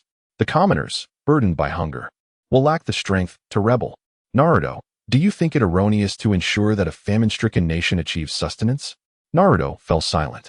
He was no longer the naive figure from the original tale, rushing heedlessly into conflict without comprehension. He began to learn the value of rational thought. Kakashi, who listened from the side, felt a deep admiration. He merely hoped that Yang Feng's actions for the Land of Sand were genuinely for the sake of the ordinary people. Otherwise, he would be powerless to effect change. By the way, even I, a jonin, am starting to perceive that the ninja villages of Konoha are beginning to decay. Is it the influence of the Land of Sand, or perhaps an awakening in my consciousness? If there are no comparisons, is there truly no harm? Yang Feng refrained from idle chatter and dispatched several shadow clones to undertake their tasks, aiming to establish control over the Land of Waves, which lacked even a single jonin. Within the shortest possible time, the shadow clones stood still. The two individuals in the distance felt somewhat awkward. Sir, we shall take our leave and will not linger any longer. Bai bowed his head respectfully. Cough. Bai, there is no need for such formalities. Zabuza, newly awakened, felt discomfort watching Bai's subservience. I am a wielder of the hidden mist sword. Enough of the melodrama. You were once part of the 7 ninja swordsmen. Yet I have dismantled your blade, the shadow clone replied, somewhat exasperated, as he was merely executing his mission. Well, if you find yourselves without a place to go, you may join our Land of Sand. For those like you, who still have potential, we can conduct an assessment. If you refrain from causing trouble, you may be absorbed into our ranks. Really? Bai questioned, a hint of disbelief in his tone. Is it truly necessary to deceive those of your meager caliber? Do not overestimate your significance. What say you, consent or otherwise? I understand. We are in agreement, replied Bai promptly. The two of them are rogue ninjas. Once, no one would have ever considered accepting individuals of their ilk. Yet now, the world has transformed. The ninja realm has evolved. We stand ready to follow your orders. Zabuza remained silent. He had nothing further to say. He now amounted to little more than a half-wrecked man. Moreover, the conditions laid forth by Tsunade are rather favorable. At least, they do not intend to capture the two of them and deliver them to Kirigakure. Well then, that is reassuring. I shall provide you with a headband. Discard your rogue ninja headband. Yang Feng's shadow clone rummaged through its pocket in silence. Then, it activated the Flying Thunder God technique to teleport back to its original form. Retrieve the Tsunade headband, and returned. It presented the headband to buy. I will notify Tsunade to accept you. You may head directly to Tsunade village. After the clone spoke, it dissipated. As it was not specifically intended for the Flying Thunder God technique, it possessed little chakra. Ah, was that a clone? It was completely indistinguishable, I marveled. Zabuza felt the same. Being an elite jounin with superior perception, he too failed to detect any flaws. In any case, let us first seek a quiet place to recuperate. I carried Zabuza in search of a serene spot to heal. Kakashi, accompanied by his team, refrained from assisting Yang Feng in executing his plan. Naruto wished to lend a hand in combating the malevolent forces, but was intercepted by Kakashi. They are ninjas of Konoha, and this is a war concerning Tsunade. Though only one has been deployed, Konoha must not recklessly intervene in such matters. This is a matter of national stance that must be distinctly understood. Yang Feng summoned a hawk, affixing intelligence to its leg before sending it aloft. It would likely take several days to return. I shall linger here for a couple of days, Yang Feng smiled. Everything is proceeding according to plan. Muichi, this child is also of your clan. Oh, yet he does not possess red hair, Muichi questioned. Due to the overpowering genes of his father, the Uzumaki bloodline had little influence, Yang Feng chuckled. Greetings, little brother. I am Uzumaki Muichi. Oh, does that mean the elder sister and I are family? In a sense, yes. After all, there are few left of the Uzumaki clan. Muichi sighed. Regardless, she had only seen Naruto and Nagato. She truly had not encountered many others. In truth, there is also a Kinshiki with Orochimaru, Yang Feng knew. But there was no need to seek out his master. Kinshiki had flourished under Orochimaru's tutelage, far surpassing his childhood self. It is indeed a lamentable state for the Uzumaki clan. Yang Feng strolled through the streets of the Land of Waves with Kakashi and the others. Although the atmosphere was exceedingly desolate, there were still places like food stalls. Hey, this skewer is spoiled. Yang Feng exclaimed in dismay, discarding it. Hey, what are you doing? The vendor selling grilled food was incensed. Such a waste. Indeed, precisely. The people on the street voiced their disapproval in unison. Yang Feng remained unfazed. Naruto observed the scene, plunging into contemplation. Has this country fallen into such dire poverty? He pondered why it had descended to this state. Is it not possible to coexist peacefully, to produce abundantly, and ensure that all are well fed? No, human perspectives differ. There exists the presence of malefactors. The outbreak of war has rendered even the most fundamental issues exceedingly difficult to resolve. Naruto felt as though he had gained some insight. Thus this lad, appearing lost in thought, piqued Yang Feng's curiosity. What if I am merely wasting time? Yang Feng tossed the barbecue onto the table, departing with Naruto and the others. Naturally, he had paid for it. The owner of the barbecue stall, noticing the leftover food, spat and consumed it himself. This fellow certainly knows how to assert his dominance. Sasuke observed coldly, contemplating that in reality, he could not best Yang Feng and could only channel his frustration into his training. There isn't much of interest to explore here. You should return, Yang Feng remarked with a smile. Kakashi nodded in agreement. Their mission had essentially been accomplished, and they still needed to return to report their findings. Although it had turned out to be a loss-making venture, Lord Daimyo, the Wind Shadow has dispatched us to assist with your tasks. Several Jonin reported to the Land of Waves. However, we are short on personnel. While the Land of Waves is not too large, it cannot be managed by just a few individuals. Yang Feng expressed his skepticism. We are merely here to observe the situation, they replied. That is acceptable. The riffraff forces have long been eradicated by Yang Feng, and this nation lacks any substantial military strength. His pacification of this land could be considered an act of charity. Thus, he has chosen to withdraw entirely. Freedom at last. This operation should raise suspicions among those larger nations, so we must press our advantage. It is crucial to subjugate a major power first, and that would be the Land of Lightning. Although it is quite distant, the Raikage is excessively arrogant. He must be eliminated, Yang Feng thought with unabashed confidence. At this juncture, It seemed that there were no significant plot developments to anticipate. Surely not. He mused repeatedly as he journeyed towards Star Ninja Village on his ancient dragon. Relishing his newfound liberty, he aimed to seize that radiating star. Ding. Random mission accomplished. Reward. Permanent immunity to lower-level flames, extreme fire. The perilous era of volcanic activity in the volcanic continent had truly passed. However, this newfound ability was of little utility to Yang Feng.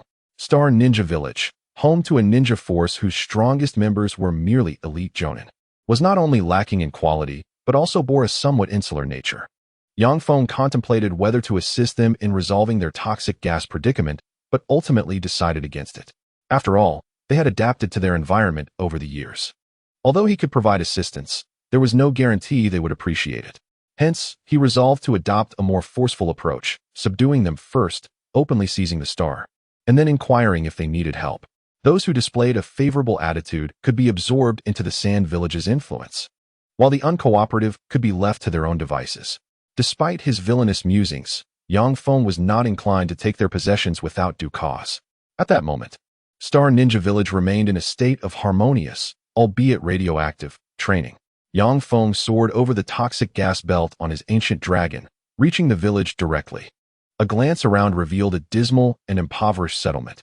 Upon noticing Yang Feng, someone immediately raised an alarm. He stood still, consulting his map. So, this star is classified as SS level? It doesn't seem to possess the quality of a high-grade charging gem. Alas, it is not as impressive as I had hoped. Yang Feng sighed. Before long, several star ninjas arrived. According to Yang Feng's fundamental observations, they appeared to be a squad of low-ranking ninjas. Halt! Who are you? One of them brandished a machete at Yang Feng. Where is your leader? Summon him to speak. In response, Yang Feng unleashed a gust of wind, toppling the others to the ground, sparing only one to escape and inform their superiors.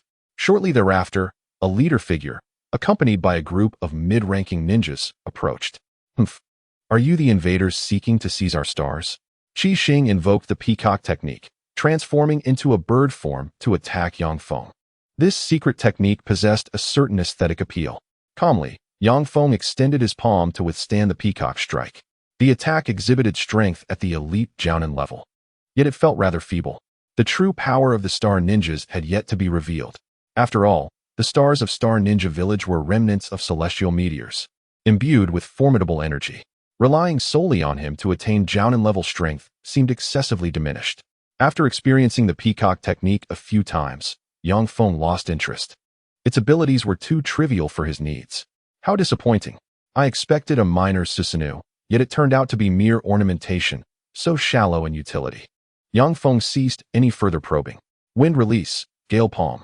With a single strike, he forcefully pushed Qi Xing back. The surrounding ninjas closed in. Yet Yang Feng easily dispatched them. Unwilling to accept defeat, Qi Xing persisted with the peacock's secret technique, peacock feather transformation, a pathetic attempt from a barely A-rank ninja. Yang Feng responded with a Rasengan, instantly incapacitating him. Cough, how infuriating, our stars. Yang Feng effortlessly located the star's position, tentatively lifting it with his hand. Its surface was pockmarked, akin to the moon's terrain. As he sensed the energy emanating from the stone, he realized its potency was limited. Was it only the peacock technique that could perceive such power?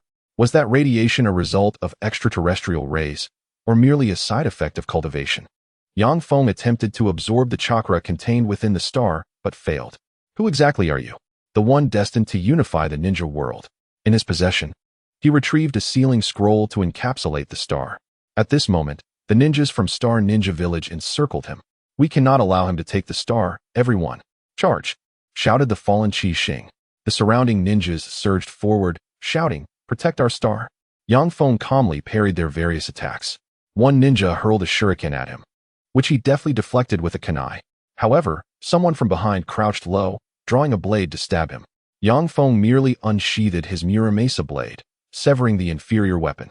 He then executed a spinning kick, sending a nearby ninja flying, and seized an explosive tag kunai thrown by another, hurling it towards the group preparing to cast sealing techniques. Boom. Wind release. Wind killing formation. Yang Feng swiftly formed hand seals, unleashing a jutsu towards a faction of star ninjas, sending them tumbling. He threw several shuriken, disarming their weapons, then utilized puppet strings to retrieve them. He never wasted his own weapons. This was his ninja way. It seems I must leave a profound impression on you. Yang Feng leaped over 6 meters into the air, landing precisely on the back of an incoming ancient dragon. Thousand birds. Earth-walking technique. Yang Feng concentrated the essence of 1,000 birds into a sharp spear, launching it directly towards the ground. Beneath the spreading lightning, the ninjas on the ground collapsed, frothing at the mouth. How could this be? The Red Star, struggling to lift his head, gazed at the figure above, his heart brimming with disbelief. Yet, a sense of despair gradually welled up within him. Surely, now they understood the disparity in strength. Yang Feng descended from above. I shall not take your village's emblem without recompense. Here is my proposition. Choose to join the forces of Tsunade, and I can offer you unique ninjutsu training methods and chakra refinement techniques that your village lacks. In return, you will be under our protection. Should you agree? I could even assist in clearing the poisonous gas surrounding your village. Take your time to contemplate this, but my patience is limited. He did not expect everyone to hear him clearly. His main concern was that the leaders understood. Yang Feng utilized shadow clones to venture into other nations. The current leader of Xingren village, Qi Xing, chose to submit without much thought. There was no choice. The village's treasured emblem had been seized. Without joining such a formidable power, survival would be impossible, especially with the myriad issues plaguing their own nation. Aligning with a major power would at least ensure basic resources. Thus, in a sense, Xingren village's status had been elevated, as they were now considered part of a top-tier force. Xingren village had indeed struck a favorable bargain. Subsequently, the smaller ninja villages scoffed at the notion of joining Tsunade and derided Yang Feng, only to be soundly beaten by him. This incident dissuaded him from entertaining the idea of accommodating the smaller villages. After sweeping through the surrounding small villages and nations, he chose to soar directly to the land of lightning atop an ancient dragon. What need have I for a multitude? I alone suffice, Yang Feng confidently declared. Though only Mu Yi beside him heard it. Having never encountered such grandeur, she genuinely believed him. By the way, is this scroll still functional? Yang Feng checked the summoning scroll for the Edo Tensei. Ah, it is complete. My lord, are we going to attack that nation? Mu Yi inquired. Indeed. That is the plan. After all, to reshape this world, we cannot afford to delay. Yang Feng instructed Mu Yi to remain atop the ancient dragon, ready to assist him as he boldly advanced towards their enemies. This was a slaughter orchestrated solely for his mission, akin to the feelings Uchiha Madara experienced when confronting the Ninja Alliance. Committed to his vision, he resolved to take action. I do not wish to be indiscriminate like Pain. Obliterating all without distinction, Yang Feng mused, forming hand seals. Hey, citizens of the Land of Lightning, I am an envoy of Tsunade, here to conquer your nation. If you surrender, I shall accept your submission immediately. If you resist, I shall await you atop the mountain ahead. Come with as many as you can muster within a day. Should you fail to declare your intentions, I will forcibly annex the Land of Lightning, and the ensuing casualties will be beyond reckoning, Yang Feng proclaimed, using wind-release ninjutsu to amplify his voice, ensuring that the residents of Yunnan village could hear him. After his declaration, he made his way to the high mountains west of Yunnan village. I suppose this counts as a solitary pursuit of victory, Yang Feng thought to himself. Unable to suppress a smile, he sent a voice message to the entire group, not wishing to engage in conflict amidst a throng of people. Nor did he harbor any illusions that a single statement could compel a nation to surrender. Before long, a contingent of troops arrived at the summit. As expected, the initial group consisted of those intent on lecturing him. Your Excellency, you are the formidable Akasha Daibaru of the Sand-Hidden Village. Are you jesting? Who would dare impersonate me? Yang Feng perched upon a stone, observing the absurd antics of the jesters before him. Well, I believe that as representatives of a great nation, even in the face of discord, it is incumbent upon our leaders to negotiate and mediate. It should not come to this. He recalled how the Cloud-Hidden Village had previously attempted to assassinate him. Does your Land of Lightning even have the standing to challenge us? That was an act of insubordination by the Raikage and has nothing to do with us. Enough. I lack the patience for your prattle. Summon your army at once. Continue your chatter, and I may very well eliminate you first. Please remain calm. We shall return to discuss this matter. The envoy was visibly anxious. Although he was a general, facing a ninja capable of contending with the Raikage left him quite intimidated. Realizing further dialogue would bear no fruit, he decisively chose to retreat. A handful of men could not hope to subdue Akashadaibaru. The Land of Lightning held considerable authority in matters of mass combat strategy. Their third Raikage, a formidable force, was indeed the pinnacle of defense, yet even he had been overrun by multitudes. At that moment, the Raikage in his office seethed with fury. Damn it, this brat. What does he take the Land of Lightning for? He felt increasingly vexed, for in a one-on-one confrontation, he was no match for his opponent. Victory gained through sheer numbers felt hollow, especially if it angered the sand-hidden village. Defeat would mean the loss of an entire nation. Lord Raikage, while we do not understand why Akashadaibaru of the sand-hidden village is provoking us, it is clear that they are currently strong.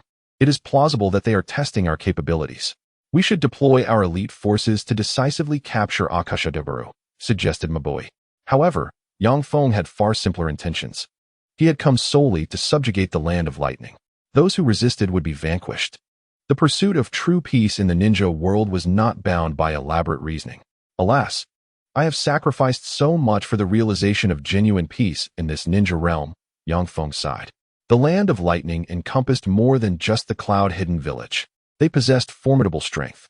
In addition to ninjas, there existed a profession known as sorcerers, adept at employing seals to conjure spells that could summon flames or lightning. Yet, these were far less convenient than the abilities of ninjas. The cloud-hidden village promptly alerted the higher echelons of the Land of Lightning, who hastened to assemble their forces. Sorcerer troops, assemble. Ninja troops, gather. Seal troops, mobilize. Sensory troops, converge. In total, approximately 3,000 personnel were mustered. The Land of Lightning believed victory was assured. After all, how could the young Akashadaibaru, despite being stronger than the fourth Raikage, withstand the might of 1,000 soldiers? Yang Feng gazed down the mountainside, observing that their assembly was nearly complete. He stretched his limbs, preparing for action. He finally understood why Madara had chosen to confront the expansive coalition of ninjas so boldly. The thrill of overwhelming numbers was exhilarating, akin to a game of unparalleled prowess. Yang Feng formed hand seals. Wind release, vacuum wave. A massive sphere of wind surged toward the assembled army. With a sudden explosion, some individuals were sent soaring into the air. Fire release. Go. The captain commanded various squads to charge towards Yang Feng. Fire release, flame bullet. Countless fiery spirals converged into a colossal vortex, surging towards Yang Feng. Did this fool believe that fire could counter wind? Yang Feng couldn't help but chuckle. Wind release, wind kill formation. Rapidly forming hand seals, Yang Feng unleashed a tornado, drawing their fiery cyclone into the tempest and directing it back at them. The army hurriedly dodged and dispersed, while Yang Feng seized the momentum to penetrate the enemy camp. Drawing forth his Muramasa sword, he struck at one individual. Thousand Birds Blade. The blade crackled with electricity, shattering the opponent's shield. In that moment of astonishment, Yang Feng pivoted on his left foot and delivered a kick, sending a ninja attempting a sneak attack flying. Crack! The weapon he wielded was obliterated by a single strike. Mighty leg. Lightning release. Thunderous layers. A nearby elite ninja formed seals to perform a jutsu. Yang Feng, noticing this, casually pointed, generating a small 1,000 birds sharp spear that pierced through his lightning technique. So many distractions surrounding me. How bothersome, Yang Feng mused, gripping his sword and forming seals once more. Wind release, rising tornado. A powerful gust erupted from its center, lifting all nearby individuals into the air, clearing a spacious area in the crowd. An opening. A random ninja promptly threw an exploding tag kunai at Yang Feng. Yang Feng dashed forward a few meters, seizing the kunai and hurling it back with force. Boom. What a dangerous pastime, why bother? Yang Feng remarked nonchalantly, then ducked to evade the fourth Raikage's lightning plow blade. He elbowed him aside. Absolute bull lightning plow blade. Yang Feng noticed the approaching 8 tails Jinchuriki, killer bee, and felt a twinge of anxiety. The destructive power of a fully transformed tailed beast was indeed formidable. However, Yang Feng currently lacked the colossal techniques such as Susanoo or the 1,000-handed wooden man. Defeating him would require substantial chakra. Flying Thunder God, second step. Yang Feng first tossed a kunai and swiftly sidestepped. To his surprise, the two brothers unleashed a powerful lightning technique upon the kunai he had thrown. Zing! Zing! It was obliterated in an instant. Yang Feng was taken aback. He had merely tossed it casually, and it was destroyed. He had spent considerable time here, previously placing concealed flying thunder god seals in various suitable positions. Now, it was merely a small distance displacement. This is getting interesting. Yang Feng rummaged through his backpack and launched a multitude of shuriken, approximately dozens in number, in a flower-like scattering. Which of these will you capture? Yang Feng couldn't help but smirk wickedly. The tension escalated as AI's veins bulged, his lightning armor fully activated. Vigilant of his surroundings, Killer Bee, controlling 8 short blades, charged at Yang Feng. Foolish brat, pretending to be clever? Watch me knock you out. He quickly assessed that the shuriken bore no seals. Flying Thunder God technique. Killer Bee remained undeterred, continuing his advance. Third step. Yang Feng materialized atop one of the kunai, which bore no seals on the surface, but rather concealed within. This was a specially crafted version by a renowned individual. Tailed Beast Piercer. A tentacle of an octopus extended behind Karabi, seizing a handful of ninja blades and thrusting them towards Yang Feng above. My vast experience, oh, the little rascal's knowledge ends here. Yang Feng, unfazed, drew his blade, Muramasa, to clash with the incoming attack, piercing directly into his lower back. You believe you are on the 3rd level, yet I stand on the 5th. Yang Feng scoffed. Beneath Karabi's feet lay a flying thunder god mark, slightly embedded just below the surface. Fool, this is the 4th stage of the flying thunder god technique. Tailed Beast Transformation. Yang Feng swiftly vacated his position. At that moment, the 4th Raikage charged at him. Still lacking in wisdom, Yang Feng charged his left fist. Mighty Fist. His punch collided with the Raikage's approaching arm, causing both to recoil. However, the Raikage staggered back, clutching his arm, likely having fractured his knuckles again. Fire Style, Scorching Wave. An elite shinobi unleashed a torrent of flames towards Yang Feng's retreating path. Yang Feng, activating his lightning armor state, withstood the assault. Wind Style, Gale Severing Lock. Noticing the onslaught of black lightning, Yang Feng switched his Muramasa to his left hand, while his right hand formed seals to unleash the Thousand Birds technique. Sage Art, Lightning Style, Thousand Birds Slash. In that fleeting moment, he activated the perfect Sage mode, albeit in an instantaneous release without prior charging. Dare we? Get out of the way. AI shouted loudly. Yang Feng surveyed his surroundings. The numerous combatants hindered each other's movements, preventing them from unleashing their true potential. Thus, after executing that strike, he chose to break free from the crowd, keenly observing the location of the sealing team. Darui suffered severe injuries from Yang Feng's attack, collapsing to the ground. His strength was merely that of an elite jonin, and possessing wind-style abilities did not grant him a significant advantage. Found it. The sealing team. Yang Feng fixed his gaze on the target and charged into the sealing unit. Super Giant Rasengan. Yang Feng directly assaulted the unit. The sealing team, already limited to a few dozen members, found their formation utterly disrupted. Just as Yang Feng contemplated his next move, he suddenly felt his body growing heavy. Lightning Style, Thousand Thunder Seal.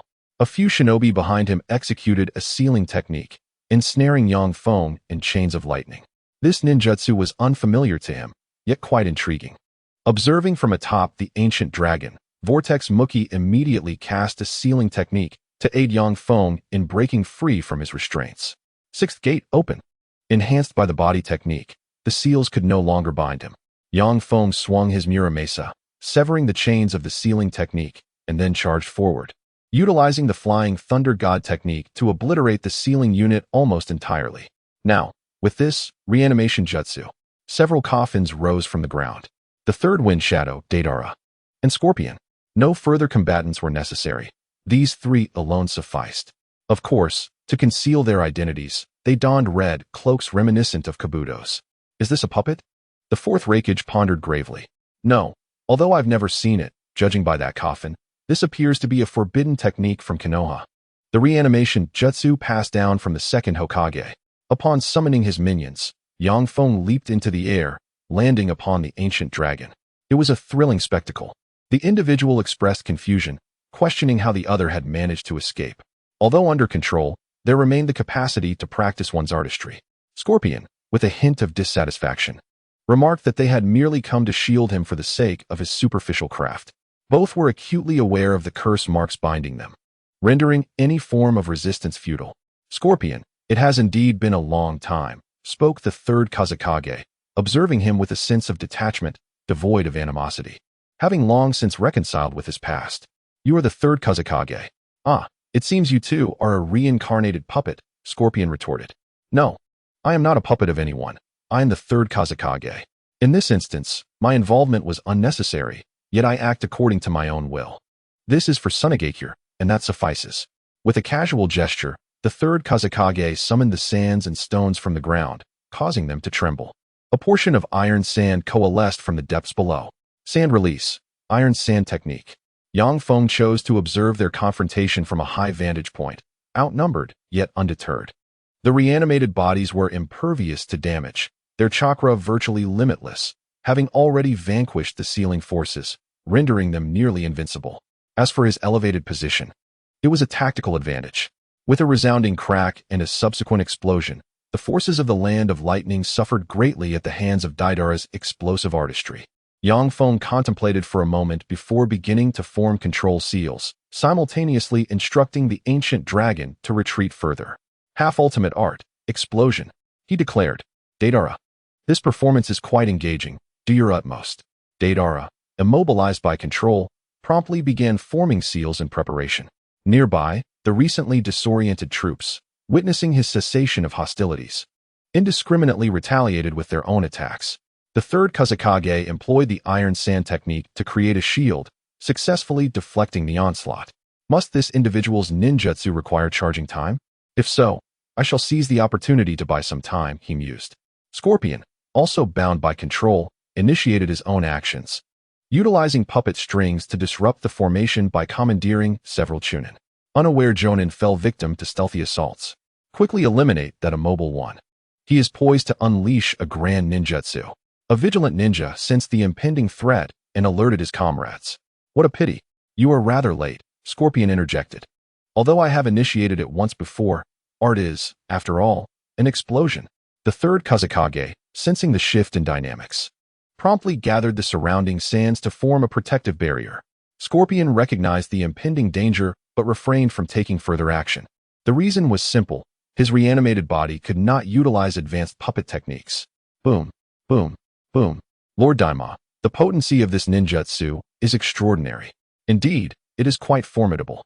In terms of range, it ranks among the highest tier of ninjutsu, with sufficient destructive power. However, the drawback lies in the lengthy charging time, making it impossible for ordinary ninjas to escape. Yet, those adept in high-speed movement techniques may have a chance to evade, albeit at the risk of mutual destruction. Vortex Miku nodded thoughtfully, though she lacked a clear understanding of the definitions involved. By the way, you must strive to improve your sealing techniques. My own proficiency in that area is rather lacking.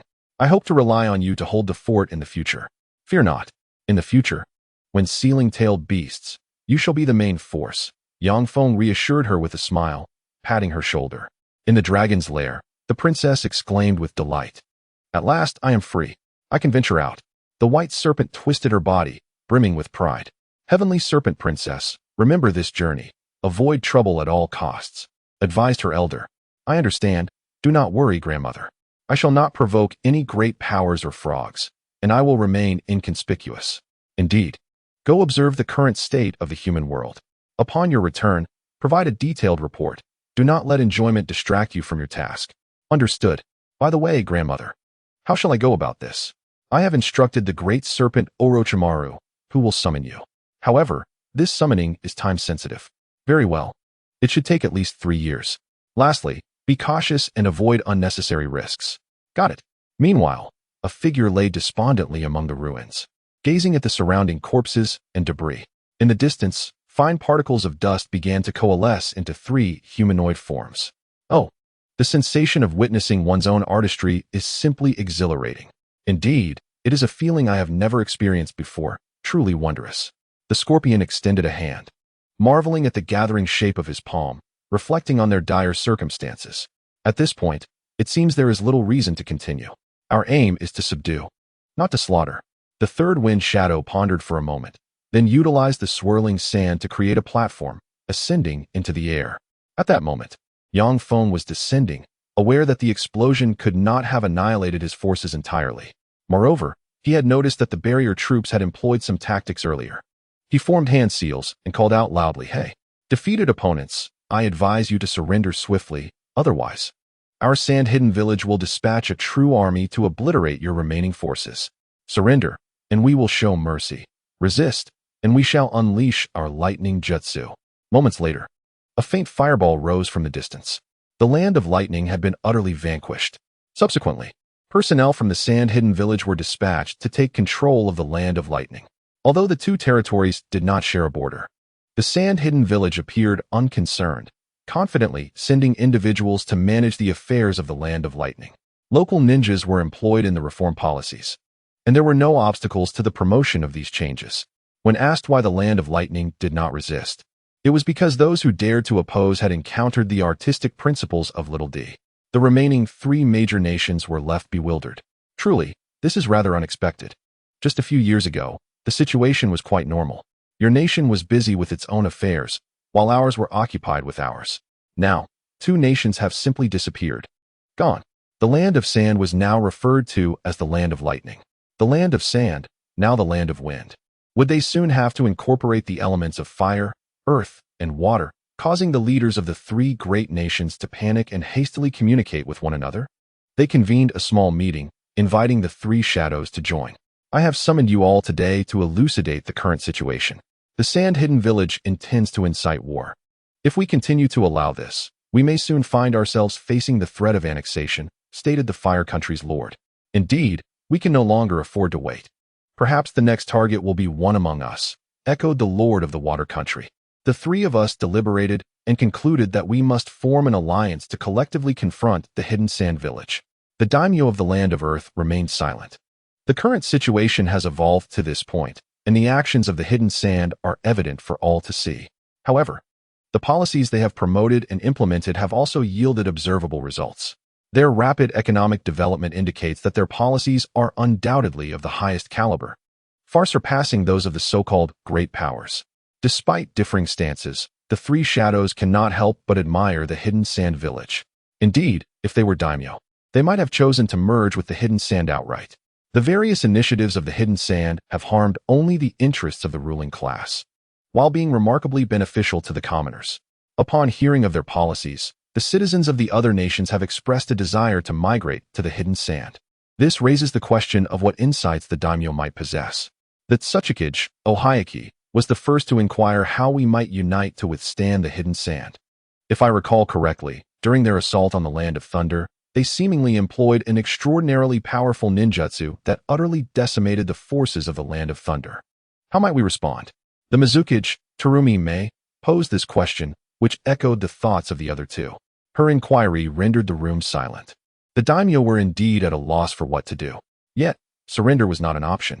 Should we capitulate, the hidden villages would hardly be affected, as the hidden sand is a ninja nation, with ninjas occupying the upper echelons.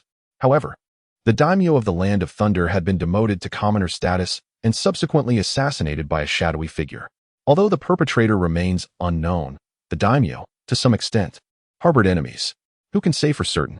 In any case, we should first form a coalition army. This way, the hidden sand, under pressure, may hesitate to wage further war. They have only recently conquered the Land of Thunder and will require time to consolidate their gains. What is expected of our ninja villages? Ohayaki queried, observing the expressions of the daimyo, pondering deeply. This merely requires each village to deploy a contingent of ninjas. I apologize, but our mist village does not intend to participate. The Mizukage remarked with a smile. Mizukage, what do you mean? I mean to say that the mist village will not engage in this war. The Mizukage stood up and departed. Mizukage-sama, how can you be so rash? The Land of Water's daimyo exclaimed in pursuit. This is incomprehensible. At such a critical juncture, to act as a coward. It was indeed embarrassing for him that their nation's ninja village was the first to flee. Our Iwagakure is willing to engage in battle, but we hope the daimyo will refrain from concealing their forces. The combined might of the hidden sand, bolstered by the strength of two great nations, cannot simply be overcome by a coalition of ninjas, that Tsuchikage stated firmly. The third Hokage, though hesitating, ultimately consented to the formation of the coalition. However, this alliance lacked the courage to confront the hidden sand, fearing a devastating defeat. Well, at least there is a semblance of momentum now. Terumi Mei utilized a water clone to return to her village, while her true self concealed her presence and proceeded toward the hidden sand. She was merely a Mizukage, wishing for the prosperity of her mist village. The current situation reflects the tensions between the hidden sand and the other great nations. A decision must be made. Terumi May comprehended the gravity of the situation. The three great nations of fire, water, and earth are politically corrupt, their order in disarray, and they frequently instigate conflict. In the realm of Sand Hidden Village, advanced policies that far surpass their contemporaries are in effect, fostering a rapidly advancing economy. Despite a slight deficiency in combat prowess, it is clear that Sand Hidden stands as a formidable power. The Allied forces would never dare to directly assault Sand Hidden. Even the decision regarding who would mobilize first and who would lead the charge requires considerable deliberation. Under the guidance of Terumi May, an alliance was forged with Sand Hidden. As they prepared to align with this flourishing entity, unbeknownst to Yang Feng, he was currently engaged in a conversation with Temari. Since Yang Feng had returned to the village accompanied by the summoned spirit, Temari began to feel anxious. Previously, she had been single, which posed no threats, allowing her to leisurely await the passage of time. However, now that he was bringing others to the village, her concerns escalated. Temari, you are overthinking. This is merely my attendant, he reassured her. Then why was she reclining on your lap upon your return? Temari pressed.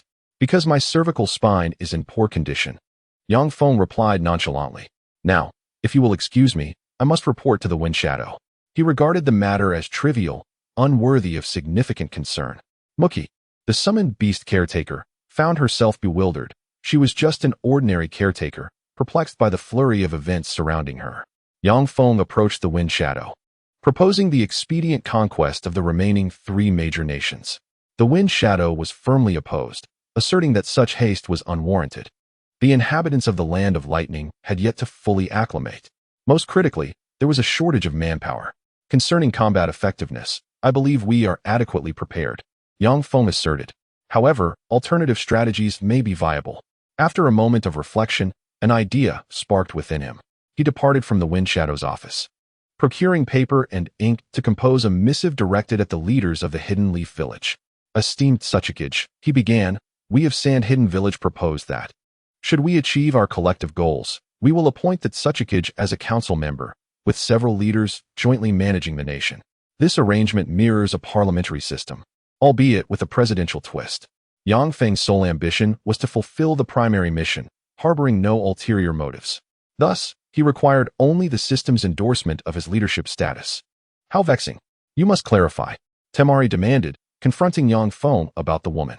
She is merely my summoned beast caretaker, he reiterated. A professional caretaker at that. Why do you inquire so? Do you wish to become a caretaker yourself? In jest, Yang Feng brought the summoned beast, the ancient dragon, closer to Temari, causing her to recoil in fright. What an unsightly summoned beast. It is not pleasing to behold, she exclaimed. Yet it is immensely powerful, which suffices. Yang Feng replied with a smile. The ancient dragon possessed individual strength on par with that of a shadow. It could wield various ninjutsu, typically reserved for crucial moments. For instance, should it unleash fire techniques, I could barely invoke the Qilin. Upon Yang Feng's return, Gaara expressed a desire to accompany him on his next outing. Yet he was met with a harsh refusal. Yang Feng's excursions generally involved conflict, leaving no room for leisurely ventures. With Mookie by his side, he could easily dispense with sealing techniques, but with Gaara, could he truly rely on his absolute defense? Yang Feng was capable of subduing the One-Tail himself. It was time to consider consulting Orochimaru about the technique for extracting tailed beasts, especially since the One-Tail resided within Gaara. This element was irreplaceable.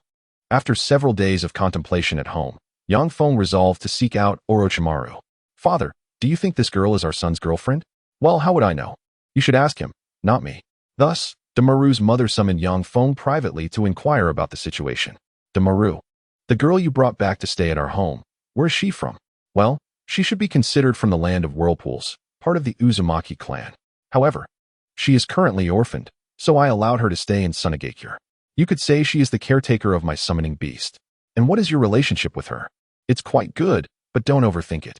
I'm merely her superior. We are not in a romantic relationship. I have seen through your intentions. Yang Feng asserted that he was not a typical straight man. Ah, you're already of age. You should find a girlfriend, Demaru. I think Shizen would be a good match. She often visits us. Don't worry, I have it under control. Within 3 years, I will definitely find a girlfriend, all right. Mother? Just hearing you say that is enough. Yang Feng chuckled. He was not some paragon of virtue. Rather, he simply had not encountered anyone who truly stirred his heart. Certainly not a woman. For the time being, Mookie had no place to stay and remained at Yang Feng's home. Lady Tsunade, now that we have arrived in the land of sand, there is no need to visit the gambling den anymore. We have lingered here long enough. You see, the land of lightning has already been subdued by Tsunade. Well, what is the rush? It doesn't concern us anyway. Even if Konoha were destroyed, it wouldn't matter. Tsunade remarked nonchalantly. Ever since she left that place, she had become a stateless individual. Lady Tsunade, all right, let us proceed quickly. Keep up, Shizune. Tsunade struck a pose and took off running. Shizune, holding Tun, felt somewhat bewildered. She truly couldn't keep up. Meanwhile, Yang Feng, lounging at home, received news of 2 groups arriving, seemingly seeking refuge in Tsunade. Zabuza? Oh, understood. Yang Feng waved his hand, dismissing the messenger, and went to investigate. Upon arrival, he sensed something amiss. Indeed, it is 2 distinct groups. Tsunade sat there, exuding confidence, while the guard ninja at the entrance dared not speak. After all, she was said to be the master of Temari. Beside her stood 2 individuals wearing Tsunade forehead protectors, claiming to be defectors sanctioned by Chio Temari. Their identities were uncertain, hence they were temporarily denied entry. Zabuza felt disheartened, but recognized he had no authority to speak, merely seeking refuge. By the way, what exactly is this evaluation period? Must we wait 1.5 years? Zabuza asked the guard ninja. We don't know that either. Just then, Yang Feng arrived, spotting Tsunade and Shizune with some confusion. Master, why didn't you inform me of your arrival? I could have arranged a feast and some entertainment. That is not necessary. In any case, I came to check on you and, incidentally, to explore this place. I have never been here before. Tsunade replied with a smile as she stood up. It's been a long time, sister. Yang Feng greeted her, noticing Zabuza and Haku, and personally led them to process their identification paperwork for Tsunade. Konoha Village requires the endorsement of 3 elite shinobi for stable residency. However, in Tsunade, Yang Feng's mere enlistment is assuredly more effective than that of the Wind Shadow. You are somewhat cognizant of the current situation, I presume. In summary, we may soon engage in warfare with the 3 great nations, and you will inevitably find yourselves on the battlefield. Zabuza, being an elite shinobi, will undoubtedly assume the role of a team leader. As for you, I cannot guarantee where you may meet your fate. Can I apply to join Team Haku? Yes, but the remuneration will be reduced. No problem. Thus, your arrangements have been finalized. As for your accommodations, other shinobi will make the necessary arrangements for you. Yang Feng bid them farewell and prepared to receive Tsunade. Master, where would you like to dine? Rest assured, I shall ensure your satisfaction. All expenses are covered by public funds.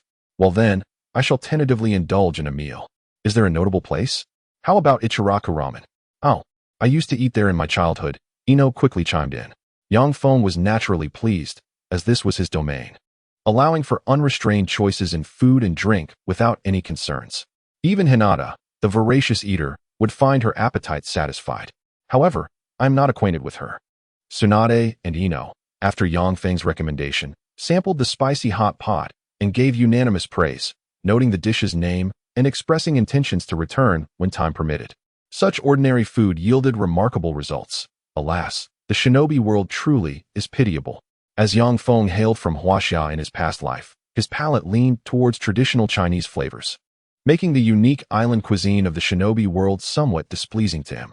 He undertook significant modifications to the culinary offerings. In his youth, he cooked at home, and later he extended his culinary innovations throughout the village, successfully simulating several Chinese dishes that gained considerable popularity. Temari, what are the recent actions of Tsunade aimed at? Tsunade inquired as she sipped her tea. What else could it be? The innovations I have introduced are all geared towards improving our village's quality of life. Noticing the Wind Country's backwardness, I endeavored to assist in its transformation, and similarly with the Lightning Country, Yang Feng replied with a shrug. In that case, do you intend to reform the remaining untransformed areas? Tsunade responded, somewhat speechless. Naturally, as the shinobi world progresses, each shinobi bears a responsibility, Yang Feng asserted with righteous fervor. His true intention, of course, remained mission-oriented.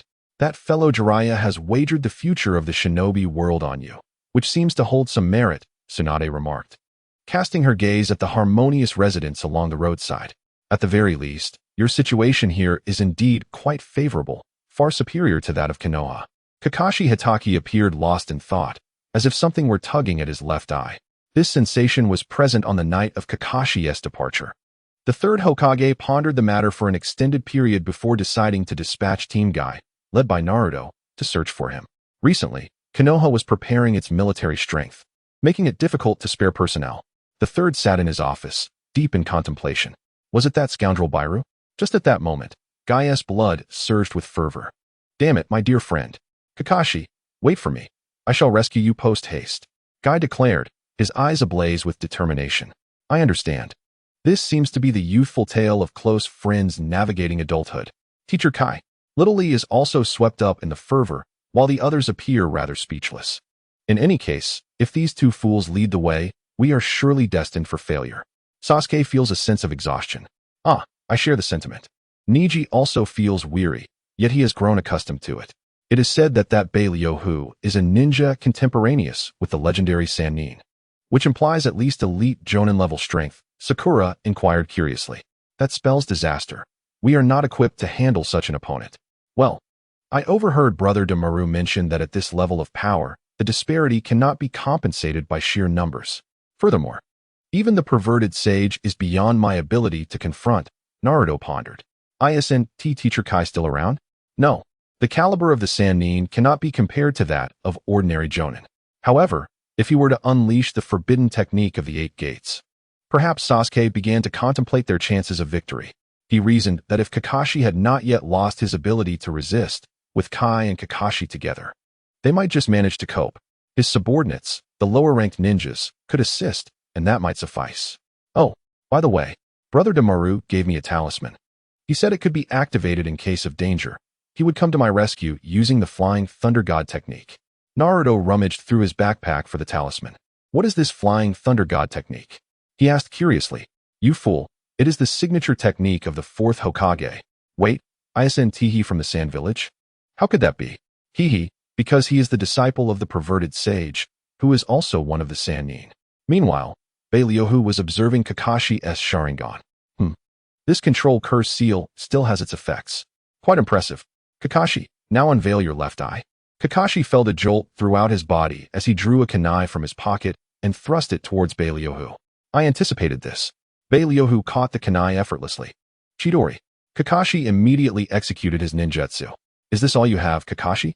It seems you haven't progressed much, Bailyohu remarked with a laugh, unfazed by such conventional ninjutsu. This is because, enhanced by the forbidden technique, Steel Release has granted him shadow-level defensive capabilities. How is that possible? It seems someone is seeking you.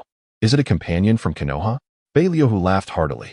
Who would actually believe in such a thing? Suddenly, he was struck and sent flying by a punch. Yang Feng stood firm. This is quite intriguing. From whom did you learn such a solitary mindset? Yang Feng chuckled as he received Naruto's message and swiftly moved to the location. Upon learning the circumstances, he hurried to the scene, completely unnoticed by Bailyohu, whose perception was utterly inadequate. Could it be Sarutobi-sensei? Surely not. You, don't get too arrogant. Bailyohu fumed, as his bandages lunged toward Yang Feng. Steel Release, Iron Anvil Fabric. The bandages instantly became exceedingly hard and sharp. Yet, Yang Feng remained unfazed, effortlessly drawing Muramasa to slice through the bandages. Tell me, why absorb a bloodline limit that is of no use? Even if you possess the entirety of Dust Release, I would still tread carefully. Storm Release, Black Spot Flash. Is this it? It pales in comparison to the Storm Release user I encountered in the Cloud Village a few days ago. Yang Feng unleashed Chidori. With a single strike, he tore through his attack. The technique, Phantom Escape, Thousand Birds, was unleashed. Bailyohu, having inhaled a mere breath of it, suddenly found himself choking, as if his throat had been seized. Clutching his chest, he collapsed to the ground, coughing. What power is this? Is it some form of celestial art? He gasped. This is a perfected celestial technique. Even if you are pain, you will suffer from its effects. Let alone you, a mere imitation of a technique. Spare me your lackluster abilities in this display of skill. Yang Feng sneered as he sent him flying with a powerful kick, augmented by his formidable strength. The impact of Steel Escape shattered the structure, sending him crashing to the ground outside. He coughed incessantly, yet still clung to life. Yang Feng cast a glance at Kakashi, observing that he was holding up well, before pursuing the retreating Balyohu. Hey, seriously? You share the same era as Jiraiya, yet your level is frankly pathetic. Even if you were to absorb the Sharingan of the Uchiha, you could never reach Jiraiya's caliber. Merely scraping by at the Super Shadow level would be a stroke of divine mercy. Yang Feng regarded him with disdain. In the original narrative, he couldn't even withstand Naruto's wind-release shuriken. He was truly abysmal. It seemed there was no need for further dialogue. Let us conclude this swiftly. Yang Feng casually unleashed the 1,000 birds, sharp spear, piercing his lung. At that moment, Naruto and the others had yet to arrive, as their speed paled in comparison to Yang Feng's. By the time they reached the scene, Kakashi would likely be finished. Thanks, Chisha Daimaru. It's nothing.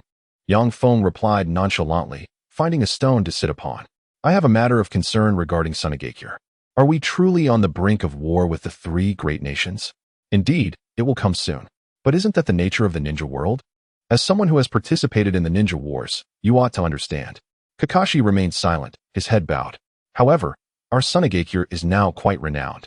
You must have some awareness of our nation's trajectory. Indeed, it is stronger than many others. However, our system is not one that can be easily implemented, Kakashi lamented, having come to terms with such matters. Thus, we must overthrow the outdated and replace it with the advanced. What issue do you have with that? You simply lack the ambition. We, Tsunade, will provide that ambition. It is as simple as that. But war will claim many lives. And if we do not engage in war, do you believe things will improve?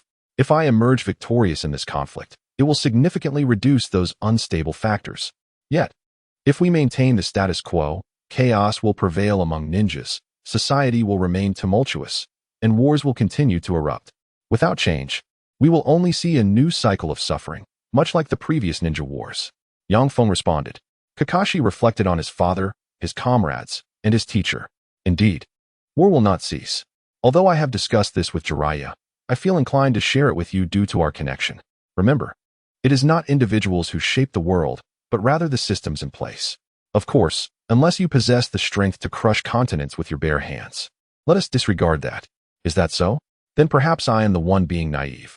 Daimaru, you truly are formidable in every regard, Kakashi admitted with respect. Well then, enough of this conversation. Your old partner and disciples have arrived. Yang Feng glanced in their direction, spotting Guy racing towards him. Upon seeing Yang Feng, he charged forward without hesitation, launching a kick.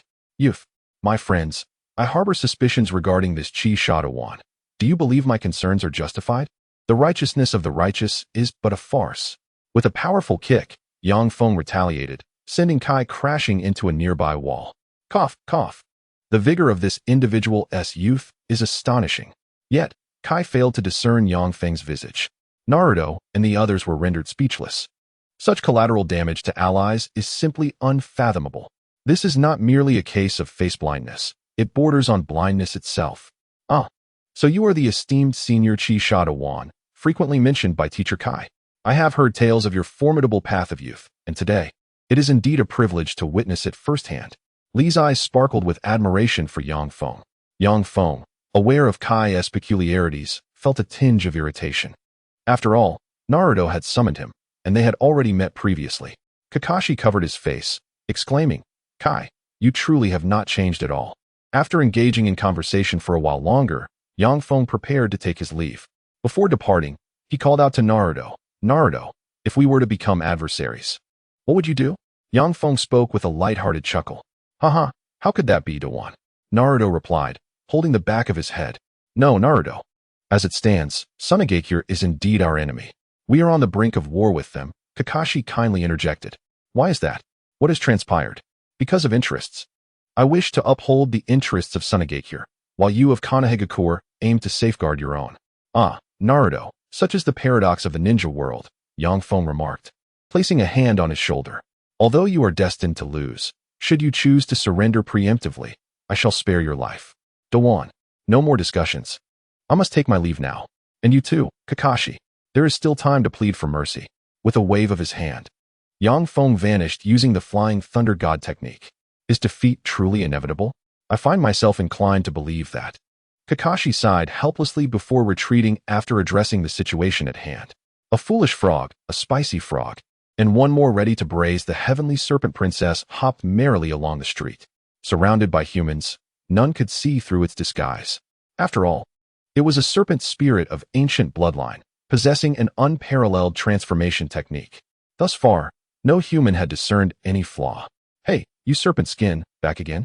Yang Feng remarked with exasperation. "Nanny, how could you, an ordinary human, possibly see through me?" Cough, cough. "Actually, I am just an ordinary person." Yang Feng then focused on the system to scan. I recall you previously masquerading as the me-snake princess of the Dragon Earth Cave, did I not?" "Hee. You were rather convincing before," Yang Feng chuckled. "Impossible. I am merely an ordinary human, not the me-snake princess." "What brings you to Tsunade here?" Yang Feng inquired, resting his hand on the hilt of his blade. To be candid, he had merely strolled along the street and unexpectedly encountered a large serpent. That glaring S-rank insignia was truly hard to overlook. "Regardless, you shall not catch me." The heavenly serpent princess promptly began to flee, with no intention of causing trouble. She recalled Yang Feng's past summoning. In an instant, Yang Feng swiftly moved to obstruct her path. "Do not deceive others with your inept acting. Confess your true purpose." "I am merely here to observe the mortal realm, with the permission of the white serpent immortal." "How have you become so formidable so swiftly?" The celestial serpent princess expressed her curiosity regarding Yang Feng's speed and strength. "Indeed, it has only been a few years, for beings like you, who have existed for millennia. It is hardly significant. I have only cultivated for 3 centuries, she protested. "Ah, you were dispatched to observe the human world. That is acceptable. I can arrange for someone to show you around. However, should you dare to cause mischief, you shall face dire consequences. I must assign someone to monitor your actions." "How outrageous. I am a princess of the Dragon Earth Cave. Yet here, you are not. Do you understand, serpent skin monster? What a repugnant title. Please do not insult my kind."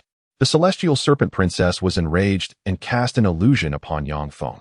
"Behold, my most powerful illusion. Apologies. But do refrain from naming your techniques, for they have proven ineffective." "It would be rather embarrassing to mention them," Yang Feng chuckled. He was, after all, immune under the moon's gaze. Such petty illusions are of no consequence, even at your S-rank level. Infuriated, she decided to revert to her true form. Yang Feng landed a powerful punch upon her head. "Silence. A mere spirit beast should not be so arrogant. Should you continue to provoke trouble and incite panic in the city, I shall roast you and feast upon your flesh." The celestial serpent princess was left in a state of bewilderment.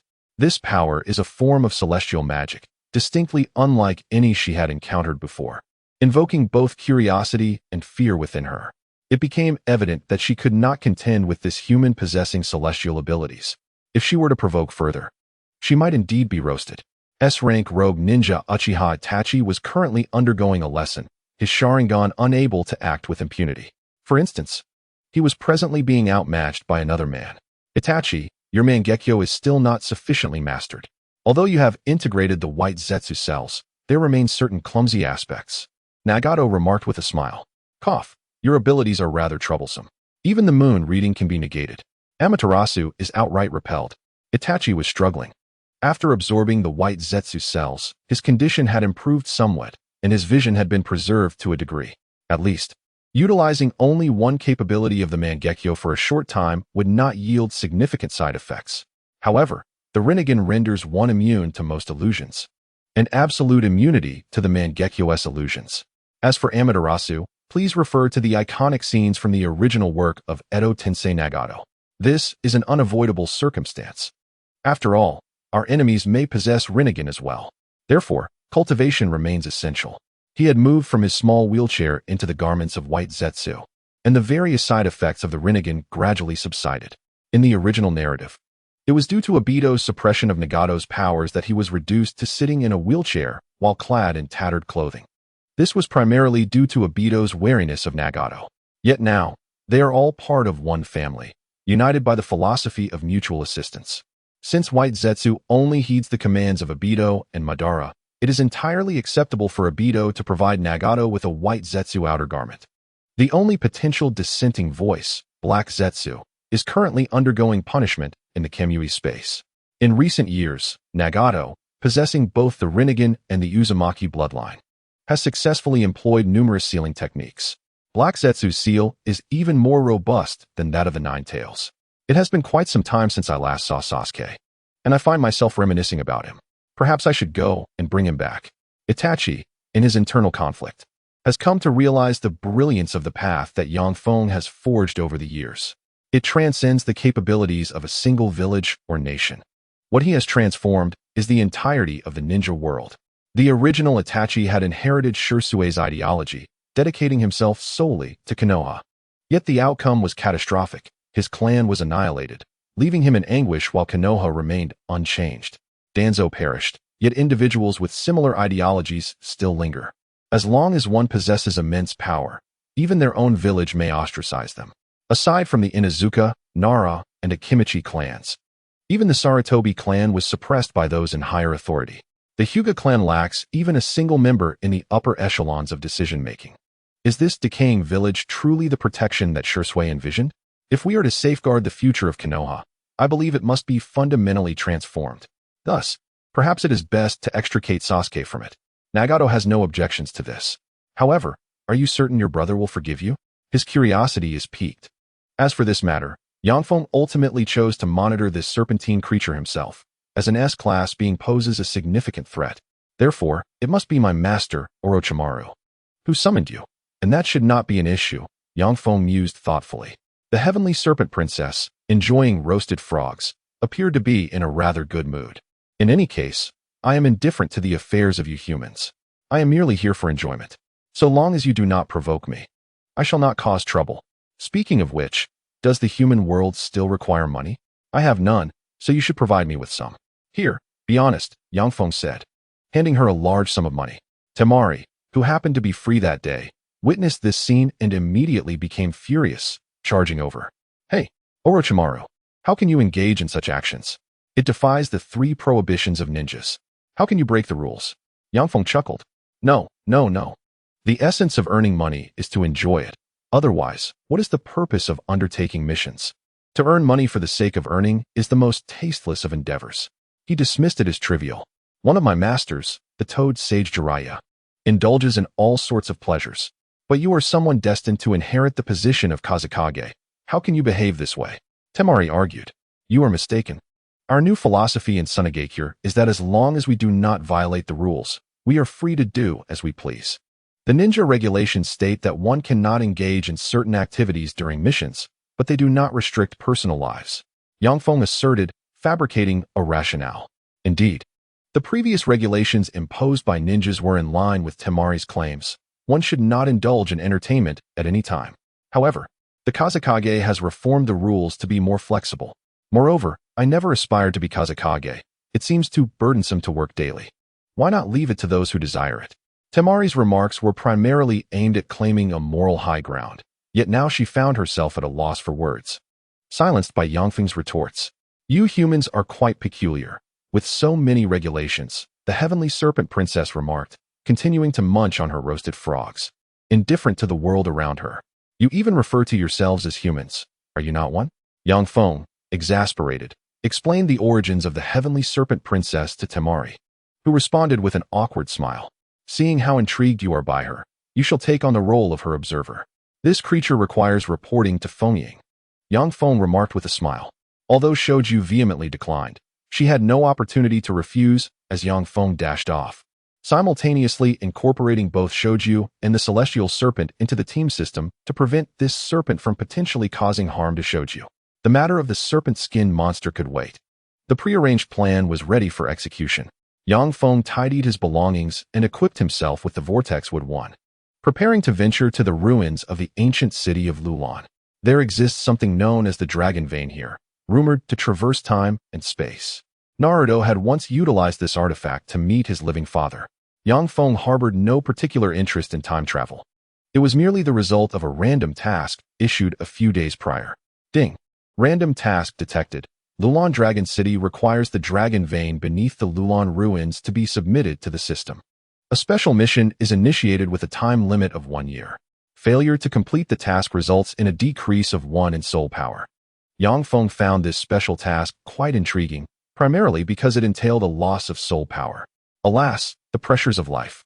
However, what does the system intend to do with this? Although it possesses the ability to traverse time and space, it seems rather superfluous. Yang Feng reflected on the narrative, but was devoid of concrete ideas. Thus, he retrieved his notes, which he had meticulously compiled since childhood. The side story, Dragon Vein. Here, there are no particularly formidable characters. Any weaklings encountered would be swiftly vanquished. This encapsulates his original notes.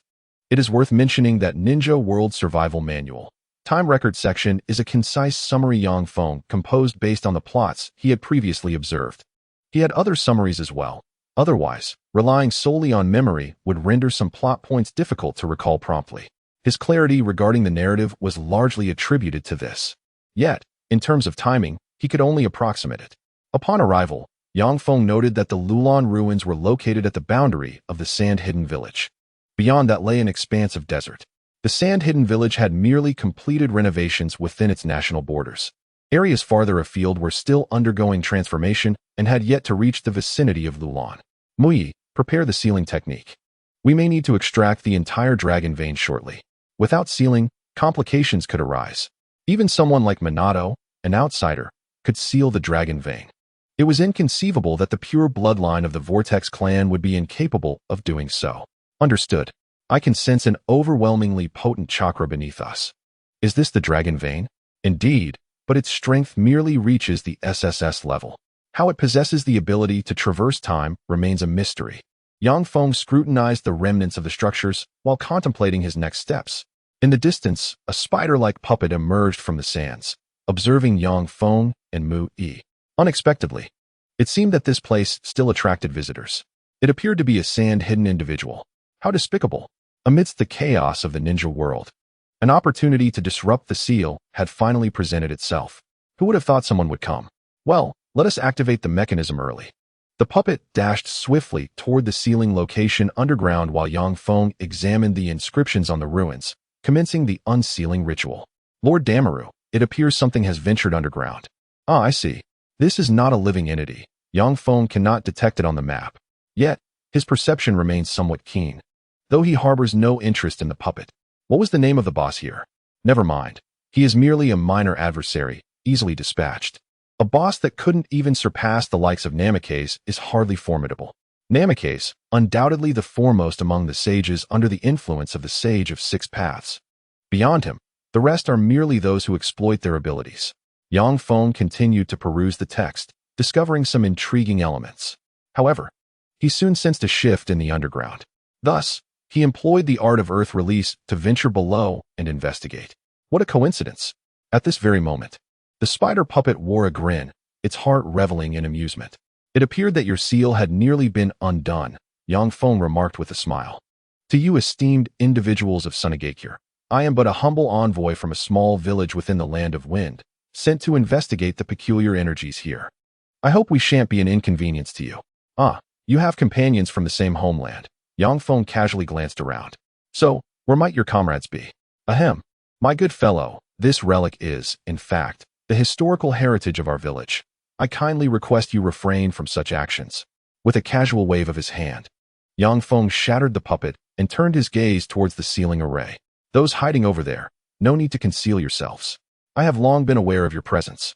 The centipede could only choose to step forward, confronting Yang Feng. He chuckled, unaware of the domineering nature of Tsunade's ninja. Indeed, as this is within the territory of the land of wind, it rightfully belongs to me. If you have no objections, you may leave. If you do, feel free to challenge me. Ah, it is rather late for that. The sealing array has been undone, revealing the dragon vein. Yang Feng pressed his hand against the radiant column of the dragon vein. Enough of the pleasantries. It is time for me to take a closer look. He calmly grasped Muki's hand, employing wind release ninjutsu to shield her. The dragon vein was then activated by the centipede. With a surge of white light, they were drawn into the spatial tunnel opened by the dragon vein. Yang Feng anticipated the impending time travel, thus he diligently maintained his consciousness. He had no intention of losing his awareness as Naruto had. He wished to uncover the secrets of traversing through the dragon vein. Various seals amalgamated into an unprecedented formation. How fascinating. I shall document this. Yang Feng felt a wave of dizziness. Yet he persevered in committing the seals to memory. The spatial tunnel was not particularly lengthy, but it appeared to require time to traverse into the past. Mookie had succumbed to the influence, leaning against young Feng for support. This phenomenon seemed to affect consciousness as well, and it was undoubtedly an artificially created spatial tunnel. Although the intent behind such an act remained unclear, the skill involved was undeniably sophisticated. Yang Feng nodded thoughtfully, only to be abruptly cast to the ground. "Oh, Myotsuki Kagaya, does this contraption lack a safety cushion?" Yang Feng rose, observing the transformed scene before him. Lulan was no longer a mere ruin. Ah, the dragon vein. Just as the centipede was about to burst into laughter, he discovered Yang Feng standing beside him. "You intend to claim it for yourself? How regrettable. Your strength is unworthy of it." Yang Feng unsheathed the Muramasa. "You would do well to meet your end properly." With a swift motion, he dispatched the centipede, for without the power of the dragon vein, he was utterly inconsequential, barely a match for even a Chunin. The minor disturbances have been resolved, allowing for a moment to appreciate the scenery here. The current landscape of Lulan bears a resemblance to the once thriving Shine village, both presenting desolate desert vistas. To Yang Feng, they appear quite similar. Of course, there are still a number of inhabitants, albeit all mere puppets. As Yang Feng gazes around, a young girl runs toward him. He promptly intercepts her. "Excuse me, could you tell me where the queen of this land is?" He inquires. "Who are you?" She replies, regarding him with suspicion, then glancing at Muyi. "I am Namikaze Minato, a jonin dispatched from Konohagakure to protect the queen. Do you know where she is?" "Liar. You are from Konoha. Why are you not wearing the village headband?" "This mission requires discretion regarding my identity. Do you understand? If you wish to see, I can show you." Yang Feng retrieves the Konoha headband from his pack and adorns it. "Oh, I am the newly appointed queen of Lulan. My name is Sarah. What a coincidence." Yang Feng remarks with a smile, having already scanned her identity. "This is my ninja way, to scan anyone I encounter. I wonder if your country has faced any upheavals. The streets are now filled with human puppets, which is rather peculiar. That is indeed something I find strange as well. Alas, this situation seems rather dire. The dragon vein appears to be unstable lately. That is of little concern. Please, princess, follow me. I can assist you in uncovering the truth." Indeed, the truth must be revealed. Yang Feng produces 3 umbu masks, handing them to Sarah and Muyi. They circumvent the puppet formation and proceed toward the royal palace. Surrounding the palace are a group of women, real women. Sarah rushes over to inquire about their concerns. "My husband has been missing for quite some time, due to the orders of Queen Sarah," one woman laments. "We have all come to seek information regarding the whereabouts of our men." Others echo her sentiments. "That's impossible. I haven tea." Yang Feng swiftly covers her mouth, fearing that any information shared here might lead to exposure. "Leave this matter to me," he whispers in her ear, causing the princess, who has never experienced such intimacy with a man, to blush deeply. With a flash of lightning, Yang Feng performs a series of hand seals, utilizing his ninjutsu to disarm the soldiers. He then instructs Muyi to cast a few basic illusions to render them unconscious. These soldiers are mere civilians. He has no desire to cause harm. Remember, the enemies here are but puppets. Why, then, was Lulan's fate ultimately altered, leading to its desolate ruins? Yang Feng ponders this mystery. He has investigated the matter, discovering that a powerful explosion had razed it to the ground. Yet, as he stands here, such an event cannot possibly occur.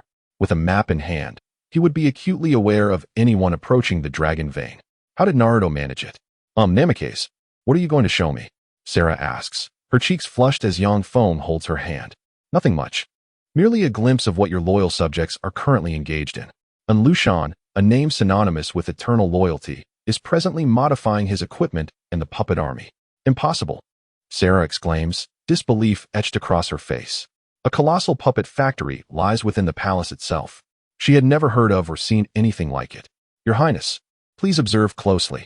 Yang Feng unleashed the puppet strings, connecting to a portion of the puppets, directing them mindlessly toward Lushan. "Stop!" Lushan reacted quickly, employing his puppet mastery to regain control over the puppets. His specialized skills in this art were far beyond what Yang Feng could casually learn. "Interesting. Has the princess come as well?" Lushan remarked with a smile, manipulating the puppets to charge in her direction. Wind release, spiraling shuriken. Yang Feng conjured the technique with one hand and hurled it forward, obliterating a significant portion of the puppet army. "Princess Sarah, Have you now discerned the true nature of your loyal subjects? And Lushan chuckled upon seeing Yang Feng's Konoha forehead protector. Ah, a hound of Konoha, is it? Just in time, my puppet army is about to set forth, first to conquer the land of wind, and then the land of fire. Such boundless aspirations. By the way, with your extravagance, can the dragon vein sustain it? After all, it has yet to reach the level of the Six Paths, merely an SSS-class treasure. A small team of several individuals burst through the main gate, momentarily bewildered to find Yang Feng engaged in combat within Lushan. Hey, look over there. That person is wearing a Konoha forehead protector. One of the men wearing sunglasses exclaimed. Greetings, are you the seniors from Konoha? I am from the future, having traversed through time due to the power of the dragon vein. My name is Uchiha Sasuke, Yang Feng stated, his composure unshaken. Is it the Uchiha clan? And he is even wearing a dark mask. Another exclaimed. Wait, the legend says the dragon vein possesses the ability to traverse time and space. I can't believe it's true. A stout individual with spiky hair shouted. Uchiha Sasuke, is it? Hello, I am Namikaze Minato. Oh, I recognized you at first glance. To avoid disrupting the future, I shan't say much. However, I can spoil one detail. Your face will appear on Hokage Rock, Yang Feng smiled, despite his masked visage. And Lushan, standing nearby, felt slighted. Hey, are you truly disregarding me? Humph, let you taste the power of my infinite army. Yang Feng regarded the puppets summoned through the dragon vein with disdain. Vortex style, would release, seal the dragon vein. Indeed. Muki, unmasked since no one here could recognize her, caught Namikaze Minato's attention. Wait, a member of the Uzumaki clan? Could it be Kushina? Minato mused, perhaps overthinking the situation. 5-element sealing, tiger seal. Muki formed hand seals, transforming them into the tiger sign. Several long chains emerged from her abdomen, rushing forth to envelop the dragon vein. The pace of the puppet soldiers began to slow and eventually came to a halt. Ah, damn it, what is this power? How could it possibly restrain my army? And Lushan, in a fit of rage, commanded several spider-like puppets to charge at Muki. The man in sunglasses swiftly employed the insect ball to dismantle the puppets. Such a level of technique posed no challenge to these elite jonin. The non-regenerating puppets were hardly a threat. Kakashi was the least skilled among them. Ah, that. You're not supposed to call Yang Feng out like that, he said, trying to silence Sarah, who was about to expose the truth. He smiled as he waved goodbye to Minato and the others, then discreetly indicated that he was compelled by circumstances to withhold his true name, as he was a traveler from the future. In the future, what becomes of me? To be candid, Lulan has become a desolate ruin, Yang Feng stated solemnly. In truth, I hail from the hidden sand village, dispatched here for an investigation. However, I inadvertently fell into the dragon vein and traversed to this place. Oh, my name is Adagawa Konan. How could it be? Lulan, reduced to a wasteland? She expressed her disbelief.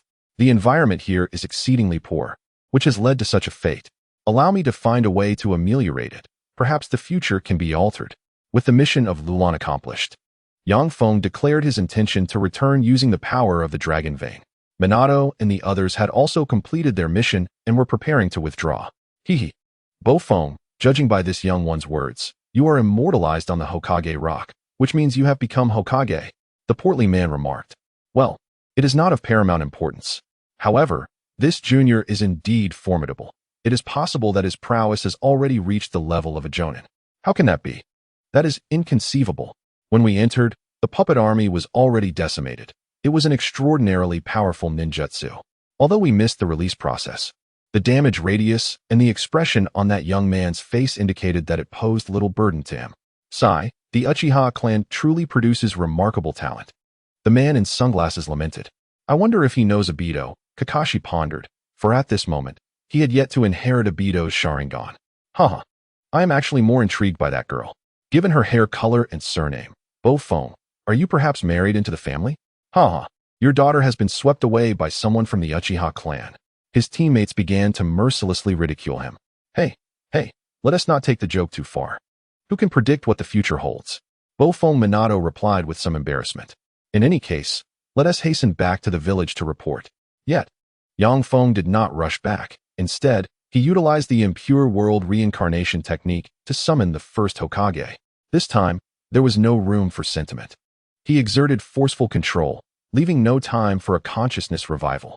I wonder what impact my influence on the past will have, he mused with curiosity. Yang Feng commanded the first Hokage to perform would release ninjutsu. Would release, true forest emergence. A vast forest began to flourish around the city of Lulan, leaving its citizens in stunned silence. Water release, great waterfall technique.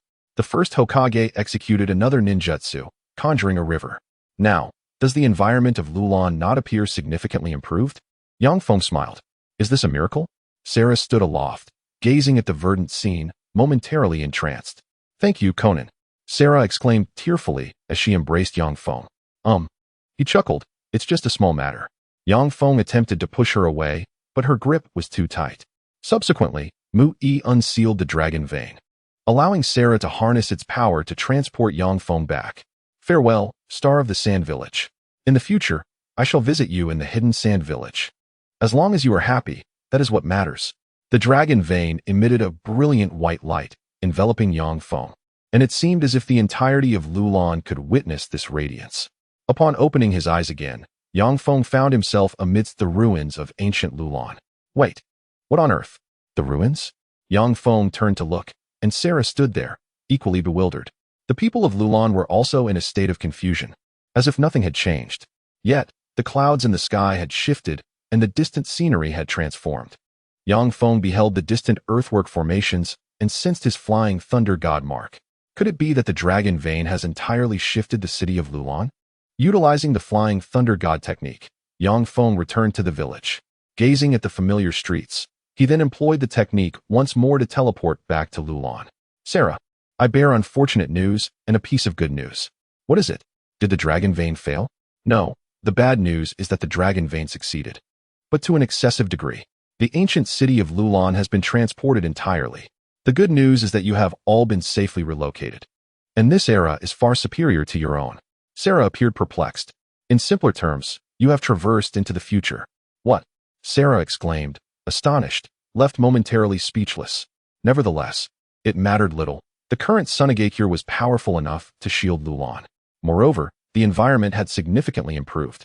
I shall take the initiative and permit you to join the forces of Tsunade. Actually, I have never left Lulan, so I shall rely on you, Conan. My true name is Akasha Daimaru. Sarah had previously concealed her name due to her time-traveling circumstances, but now there was no longer any need for secrecy. The common folk laboring in Lulan's puppet factory were also liberated. Yang Feng instructed Sarah to explain to the populace the impending rebellion by the officials and the reality of their time displacement. Send a few individuals from Lulan to accompany me to Tsunade. This will facilitate our explanation. Alas, it is unfortunate that the dragon vein, having transported such a massive city, has utterly expended its energy. This journey has proven fruitless for me. Moreover, there was that entity named Wu, which seems utterly useless. A weakling who cannot even contend with Sage Mode Naruto. Well, I shall take it back for research purposes. With this rare free time, he could not remain idle. The people of Lulan swiftly accepted the reality of their city's relocation. Their inherently insular nature made this situation less shocking. As the queen, Sarah faced no opposition. However, due to Tsunade directly overseeing Lulan, she had become merely a figurehead. Water style, water barrier technique. Water style, 1000 kill water surge. As ninjutsu clashed, water splashed in all directions. Kisame, my training remains insufficient. Never mind, I shall continue tomorrow. I have other matters to attend to. Kisame shouldered his massive sword and departed. He was still an outsider under evaluation, tasked with completing assignments assigned by higher authorities. Yang Feng chanced upon Haku in training and contemplated sending her to accompany the Lady of the Serpent. Given that relying solely on Temari to monitor this S-rank creature posed certain dangers. Presently, Haku possessed the strength of a jonin. Yes, I will ensure the mission is accomplished. This task was relatively simple, as the transformed summoning beast was notably docile, with a low likelihood of going berserk. Haku's primary responsibility was to protect Temari. Should the serpent act out, Temari was to send him a message. Understood. Haku donned her mask and proceeded to Temari's location, where she found her enjoying ramen with the Lady of the Serpent. This is delicious. The flavor is unprecedented and utterly delightful. The Lady of the Serpent relished her spicy hot pot while sipping on cola. Feeling that his serpentine life had reached its zenith, Yang Feng remained seated upon the ancient dragon, seeking his target. This time, He was accompanied by the vortex would I. After all, he could defeat that creature. Yet capturing it remained elusive. In the land of grass, Ghost Lantern City boasted a professional prison, where the cuisine was exquisite and the prison garb stylish. Furthermore, the city lord provided secret arts of a masterful caliber for their service, illuminating your back around the clock. The fire release heavenly prison technique was initiated, with an effortless seal placed upon the prisoners. The fire release chakra was transformed into a chain-like form, binding the offenders. Well, the new batch of prisoners has been subdued. Take them away, said Wu Wei, with an air of nonchalance. Not enough chakra. The box requires more, Yang Feng observed calmly, surveying the diminutive prison city. The architectural prowess of the people from Grass-Hidden Village was commendable, yet he held little interest in this place, noting the absence of any virtuous souls. Then let us eradicate them directly. The ancient dragon descended from the skies, unleashing a fire release jutsu. Yang Feng simultaneously executed a wind release technique. Wind release, vacuum fireball. This combination of ninjutsu obliterated a building within the city, drawing the attention of its inhabitants. What is that creature in the sky? Someone pointed at the ancient dragon, exclaiming in terror. Ah, this paradise box is indeed an SS-level artifact. Quite intriguing, Yang Feng mused, dismounting his steed to land on the ground, unfazed by the encroaching guards. Who dares to assault Ghost Lantern City? A soldier brandished a spear, trembling yet attempting to project confidence. Heh, you insignificant fish, spare me your time. Summon your city lord to speak. You are unworthy, Yang Feng replied with an air of composure, exuding his formidable presence, rendering the ordinary guards paralyzed with fear. The murderous intent once wielded by Orochimaru could stifle even Kakashi with the Sharingan, yet Yang Feng's current strength rendered these mere genin and chunin inconsequential. Advancing with unwavering calm, Yang Feng required no guide, for the map's indication revealed the location of the Paradise Box. The city lord of Ghost Lantern was neither blind nor deaf. Upon witnessing the destruction of his domain, he hastened to confront the situation. Upon seeing Yang Feng, he halted, instinctively wary. Yang Feng regarded the pallid-faced city lord with disdain. To revive a mere village, you have reduced yourself to this state, serving as a tool for the 5 hidden villages, imprisoning offenders. This is your just fate. What brings you to my Ghost Lantern City, esteemed guest? Wu Wei inquired. I am from Tsunade here, having received word of your possession of forbidden artifacts, Yang Feng responded. It seems there is indeed some truth to it, he continued, observing the city lord's expression, which hinted at concealed secrets. Wu Wei promptly adjusted his flustered demeanor. Oh, we possess no forbidden artifacts here, he explained. Only prisoners. Prisoners, you say? Then you too can be considered a prisoner, Yang Feng chuckled. How fortuitous. Your land of grass has some stature. Hurry and submit to us, or I shall dispatch someone to annihilate you. With that, he continued forward. And Wu Wei dared not obstruct him. Yang Feng's overwhelming presence was far beyond what a mere pawn like him could contend with. This is dire. His heart was filled with trepidation, yet he found himself incapable of action, merely numbly following Yang Feng down to the underground, the location of the forbidden door. Upon reaching the entrance, Yang Feng scrutinized the smiling totem above and commanded Wu Wei to unlock it. Several masked figures emerged, intent on thwarting Yang Feng. Jinyao. Unfamiliar with them, Yang Feng swiftly incapacitated them and awaited Wu Wei to open the door. Goodness, no respite afforded. Wu Wei thought bitterly. Yet he dutifully hastened to unlock the door, fearing that a moment's displeasure from Yang Feng might lead to his own demise. Hee, articulate your desire, and I shall fulfill it. Speak quickly. A box floated forth, emitting a sound of compelling allure. Do not misconstrue it. The sound merely bore an illusionary enhancement, devoid of genuine temptation. This was the reward, yet it seemed rather unimpressive. Yang Feng lunged forward, seizing the box and opening it. A powerful suction emanated from within, drawing in the surrounding chakra. Was this the extent of its absorption rate? Activating Sage Mode, Yang Feng allowed Wu to absorb the chakra freely, as it was merely the perfect Sage Mode drawing from an external source. Ah, such a generous master. Pray tell, what wish do you desire? All shall be granted.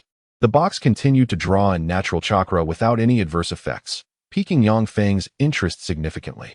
Even the Sage of 6 Paths had wielded such power. Speak your wish. I shall make it reality. The Elysium box persisted in casting its illusion. Yang Feng, however, smiled in delight as the Sage chakra willingly flowed towards it. Ah, this sensation. My power is augmenting. Such a vast reserve of chakra.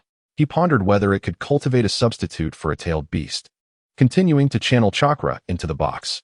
Although the Elysium box did not enlarge, a chilling aura seeped from within, startling the city Lord Wu Wei into retreat. Is this the creature that devoured the pristine? How vile! Return him.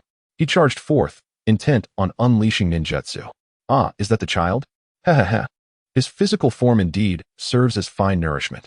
Yet, how pitiful that you, his father, entrusted him to your own desires despite his unwavering trust in you. Wu Wei's attack was effortlessly dismissed by Yang Feng, who then swiftly dispatched him. To sacrifice one's own son and then blame others for the misdeed, how ignorant and backward one must be. Wu expressed curiosity towards Yang Feng. Might I inquire, my new master, what further assistance do you require of this power? Not much, however. Your ability to absorb sage arts has caught my attention. From now on, you shall heed my commands. Wu felt a sense of unease, realizing it could not fathom Yang Feng's innermost thoughts. In the past, it had discerned the intentions of the Sage of Six Paths, Otsutsuki Kagaya, but this man was an enigma. No wonder. After all, I am not of this world. Even the will of the world cannot perceive my existence, let alone this ordinary little creature, despite being one of the Six Paths' weapons. Rather than you striving to fulfill wishes beyond your capability, it would be more prudent for you to propose desires for me to realize. Speak, O lamp of wisdom, what revelations do you hold? Yang Feng mused aloud. What circumstance could lead to the existence of such a master? The seductive whispers of the bliss box faded, and the illusions ceased to manifest. However, I found no distaste in this. Freedom, what I yearn for is liberation. Confined within this box, I am destined for eternal damnation. I implore you, release me. The voice of Wu grew frenzied. The bliss box began to tremble. Ah, I see. Very well. Yet, do not invoke my displeasure. Once this matter concludes, you may retire peacefully, and I shall pay you no mind. So, will you continue to imprison me? Yang Feng directly opened the box. A stream of dark mist billowed forth and coalesced. In the years to come, you shall obey my commands for a while longer, and then I shall grant you everlasting freedom, Yang Feng declared. Should you defy me, the power I bestowed upon you can just as easily be retracted. Do you comprehend? After all, you are among the most astute of spirit beasts. Understood, Wu replied with a chuckle. After being imprisoned for so long, this matter is trivial. I am quite curious. How were you sealed away? Ah, it was because I uncovered the scandal involving the two sons of the Six Path Sage and subsequently disseminated it. The Vortex clan pursued and sealed me as a result. However, as I am an indestructible weapon, they were unable to kill me, Wu retorted with pride. What scandal? Yang Feng inquired. Well, the truth is, those two brothers had such poor communication that their lack of interaction led to conflict. It was only when they were on the brink of death that they realized it was all a misunderstanding.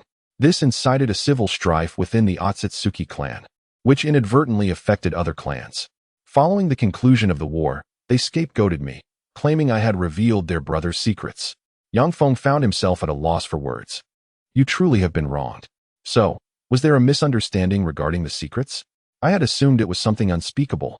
Your thoughts are rather amusing, Wu retorted, retreating back into the box. Thus, you are my true master now. Summon me as needed, but do refrain from idle chatter. I wish to enter a state of slumber. Yang Feng summoned a scroll and stored it within the box. Taking note of the prisoners who were now fleeing wildly due to the absence of the fire release Heavenly Prison's restraints. Well, they are all villains. Even if they possess some goodness, it is merely crocodile tears, unworthy of mention. Let us dispose of you all. Yang Feng formed hand seals, channeling chakra to unleash the Chidori sharp spear, precisely eliminating the fugitives. The guards were mere ordinary sentinels, thus Yang Feng spared their lives. He inquired about the whereabouts of the daimyo of the Land of Grass and set forth to subdue them. Within a couple of days, the entire Land of Grass surrendered. The disparity in military strength was too great. There was no need for conflict. Moreover, with a great nation like the Land of Lightning already yielding, their capitulation was not particularly disgraceful. The ninjas of Tsunade had become accustomed to Yang Feng's style of single-handedly conquering nations and promptly dispatched personnel to take control of the Land of Grass, initiating immediate policy reforms. While the ruling class chuckled in their hearts, they maintained a facade of composure. They had transitioned from powerless nobles to ordinary folk devoid of influence. Yang Feng had no intention of wasting time in such a minor nation. He returned to his village and then proceeded to the village of Sound. He established contact with Orochimaru through the pharmacist, informing him that the original old base was intact and urging him to return to advance his technological endeavors. He also entrusted him with the research project concerning the extraction of tailed beasts. Yang Feng held a profound admiration for Orochimaru, a talent steeped in science, believing wholeheartedly in his ability to meet the expectations placed upon him. Orochimaru, I once conducted experiments on the extraction of tailed beasts using the former Eight Tails Jinchuriki from the village hidden in the clouds. Although the results were somewhat lacking, having only managed to extract the majority, I nevertheless grasped the essential elements of the research. Yang Feng chuckled. Orochimaru proceeded to articulate complex concepts, speaking of gene compatibility and the influences of chakra pathways in an intricate manner. After feigning interest for a while, Yang Feng could no longer contain himself and rose to his feet, saying, "Well then, Master, I entrust this matter to you." "Absolutely," Orochimaru replied.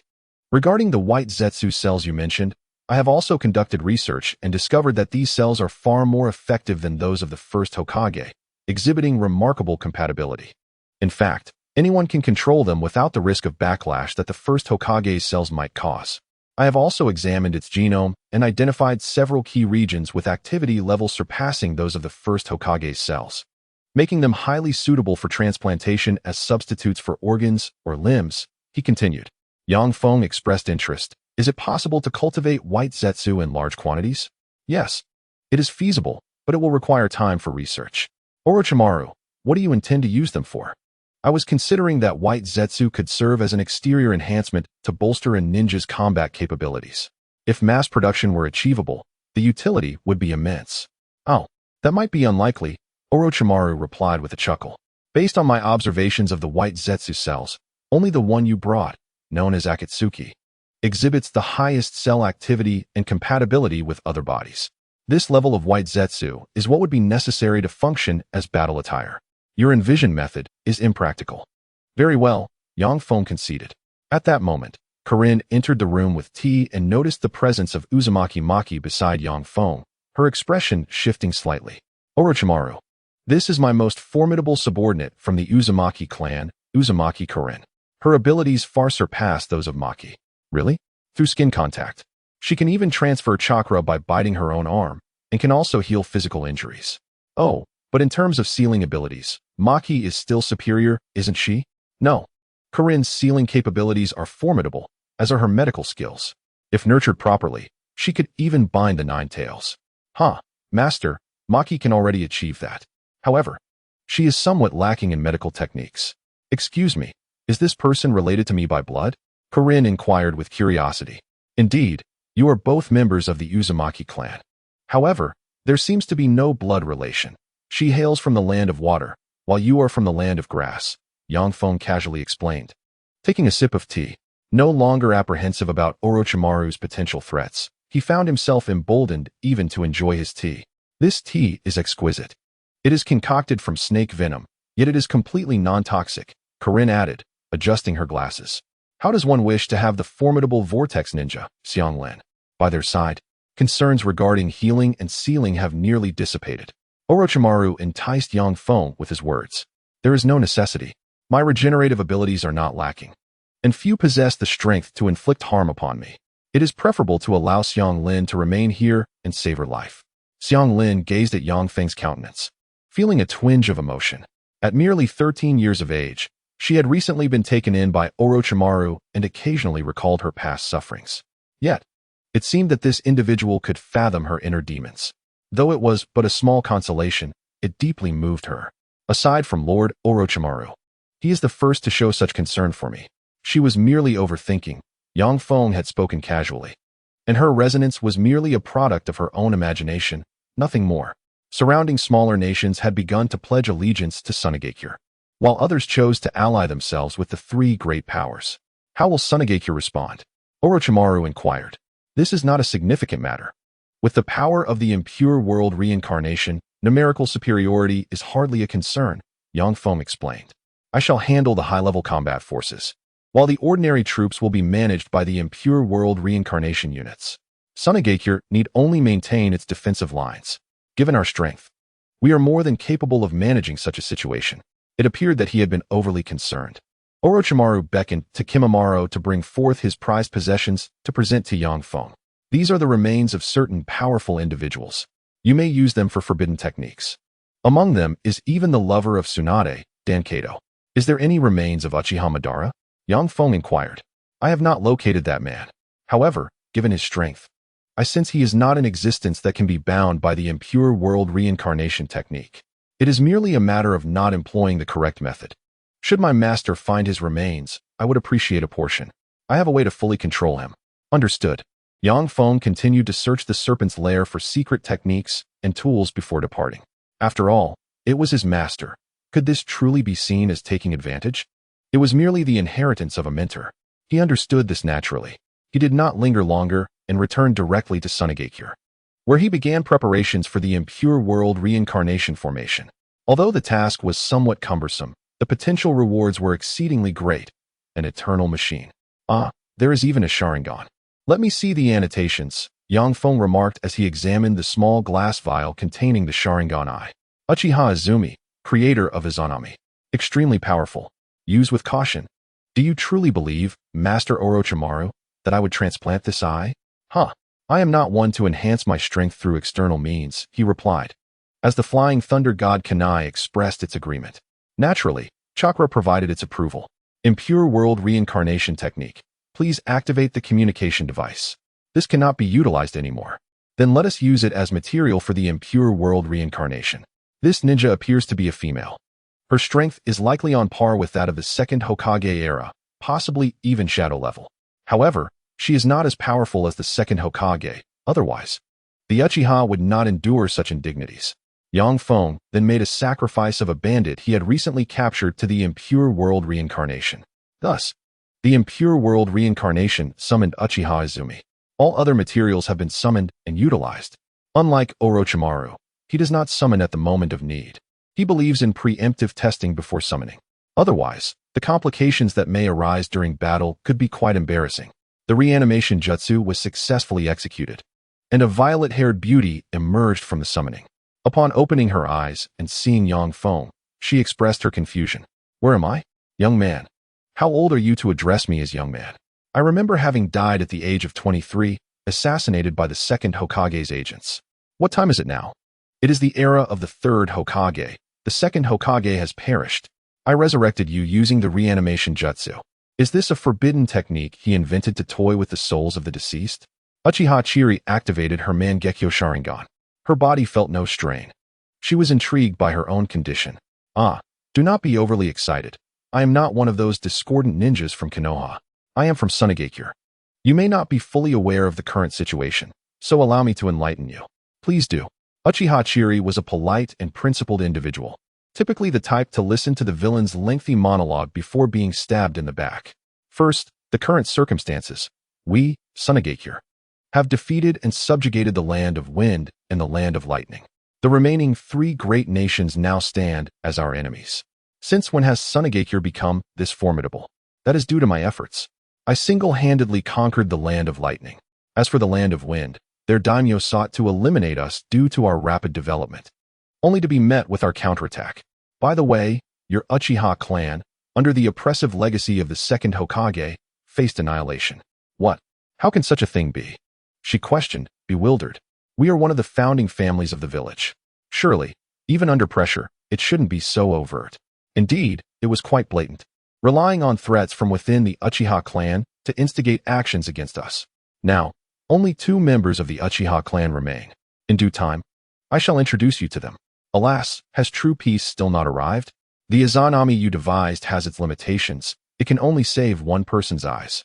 Its significance to the era is minimal. Yang Feng observed Uchiha Chiri's eyes. The reanimation jutsu seems to have restored your formerly blind eyes. Yet, this holds little meaning. The ideals I long for cannot be reversed.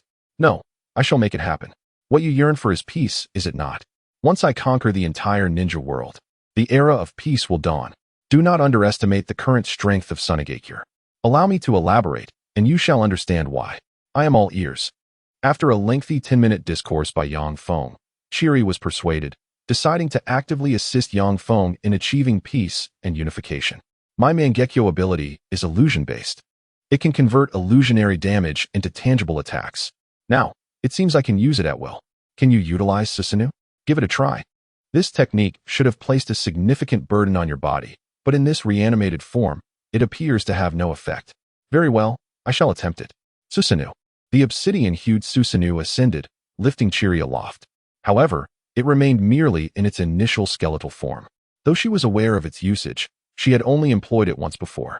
Uchiha Chiri awkwardly struggled to control the Susanoo, and yet, even in this rudimentary shape, it towered at a height of 5 to 6 meters. Its imposing stature was undeniably conspicuous and rather dazzling. Yang Feng harbored a sense of envy towards this ability. Yet he found himself unable to engage with something as intricate as a kaleidoscope. He possessed an innate cleanliness, a trait common among physiologically normal individuals, and thus could not fathom the notion of embedding another's eyeball within his own. Alas, it appeared that his philosophical enlightenment was still insufficient. With a resigned sigh, Yang Feng accepted this reality. Uchiha Chiri attempted to relax the constraints on the Susanoo, inviting Yang Feng to enter its confines. This is Susanoo. Can it enhance its form further? I recall reading that its complete form is capable of flight. She endeavored to harness the power of her Sharingan, amplifying the Susanoo's strength. Tendrils of energy coiled around the bones, manifesting as skin, which then materialized into a semblance of armor. However, wings were notably absent. How disappointing. Even Kakashi's budget special effects version had wings. Yet your pure-blood lineage lacks them. Who is Kakashi? Chiri inquired. Oh, never mind. He is merely a plagiarizing ninja who inherited one of his brother's Sharingan. No need to dwell on it. Upon further reflection, she noted that Uchiha Itachi's Susanoo also lacked the ability to fly. Moreover, Madara's Susanoo was also grounded. Wait, Madara's Susanoo did have wings. Nevertheless, she conceded that her Susanoo was still aesthetically pleasing. Yes, it possesses a certain charm. However, it seems your Susanoo does not have a divine artifact to accompany it. Yang Feng smiled at this observation. Ah, a divine artifact? Is this the vast disparity between free players and those who invest heavily? He chuckled. He then instructed her to retract the Susanoo and don a mask to avoid being recognized as a reincarnation of the impure. The mask, with its single eye slit, was undeniably reliable and discreet. For now, remain by my side as a temporary attendant, he directed, teleporting them back to Tsunade via the Flying Thunder God technique. Ding. A random quest has been initiated. The fate of the priestess. Completely lift the curse of the demon realm's ruler. Quest reward. The blessing of the priestess. A universal transformation of all light attribute abilities. Quest failure penalty. Soul power reduced by 1. Oh, I see.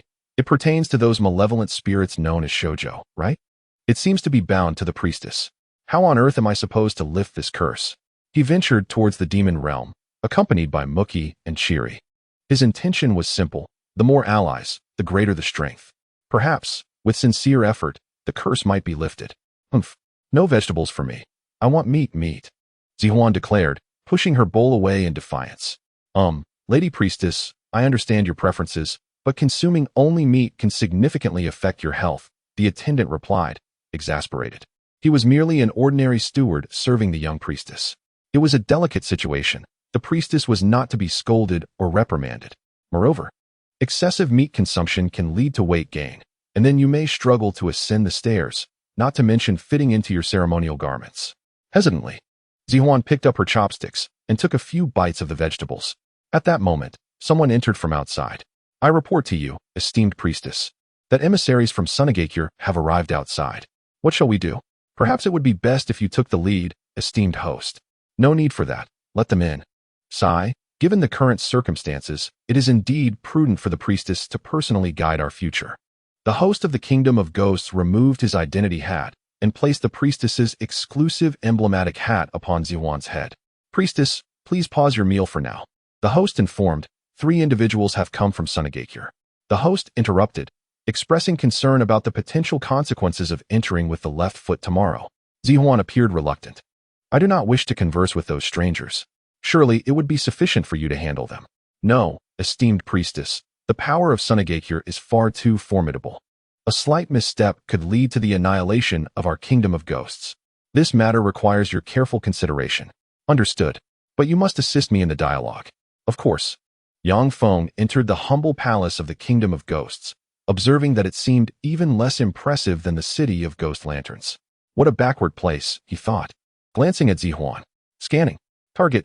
Zihuan, Chime. Ninjutsu. 0. Taijutsu. 1054. Jinjutsu. 12. Secret techniques. 19764. Chakra. 54977. Overall evaluation. S rank. Myatsutsuki Kagaya. Just look at these lopsided statistics. They resemble the moral values of my mentor, Jiraiya, in their stark disparity. It is truly hard to fathom. However, with the enhancement from Chime, possessing such strength is not entirely inconceivable. Greetings, priestess of the Kingdom of Ghosts. I am Akasusa Daimaru from Tsunade.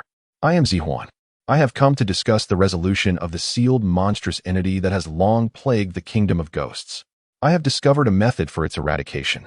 Such a matter seems implausible. The host expressed disbelief, while Zihuan's curiosity piqued. What means will you employ? This will require a slight transgression against the priestess, Yang Feng replied, forming seals with his right hand to enact the unsealing technique. The nearby vortex Muki mimicked the hand signs, gradually unraveling the binding formation encasing the priestess. Wait, such matters should be approached with caution.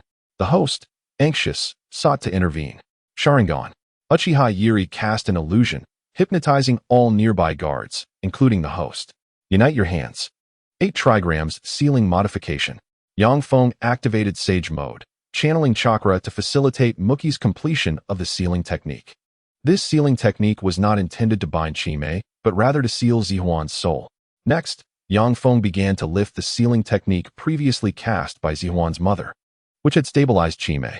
Chime's soul resides within Zihuan. Where is its physical form? It must be near that volcano. Yang Feng activated the map, observing the surroundings, and promptly identified a location of SS rank. He instructed Uchiha Yuri to carry Zihuan and hasten their departure. Hey, where are you taking me? Let me go? Zihuan protested, futilely attempting to escape from Yuri's grasp, which had no effect whatsoever. Be silent, young girl, or I shall resort to more drastic measures. Yang Feng threatened. How infuriating. Zihuan struggled desperately to free herself from Yuri's hold, but it proved to be an insurmountable task. She is merely an ordinary person, possessing a rudimentary understanding of the art of subduing demonic creatures. My soul has stirred. The seal has been lifted within the cavern, and the magma churns violently. A tentacle emerges from the depths, partially breaking free, yet still hindered. Cursed Mithriya, once I escape, I shall unleash a bloody retribution upon the realm of demons. It summoned several messengers to investigate the situation. With the seal on the soul undone, the physical binding shall not hold for long either. On Yang Feng's side, he sits calmly, exuding an air of tranquility as the ancient dragon journeys forth. What do you ninjas intend to do with me? He inquires. To eliminate that little demon and force the entity within you to reveal itself, thereby facilitating its complete eradication. Yes, my mother spoke of a creature known as a Chime. Did she not? Indeed, but it is not as formidable as it sounds. Yang Feng smiled and produced a lollipop, offering it to her. When dealing with a child, such an approach should prove effective. I shan't accept such a triviality. Do you think me a mere child? She retorts indignantly. Why have you brought me here?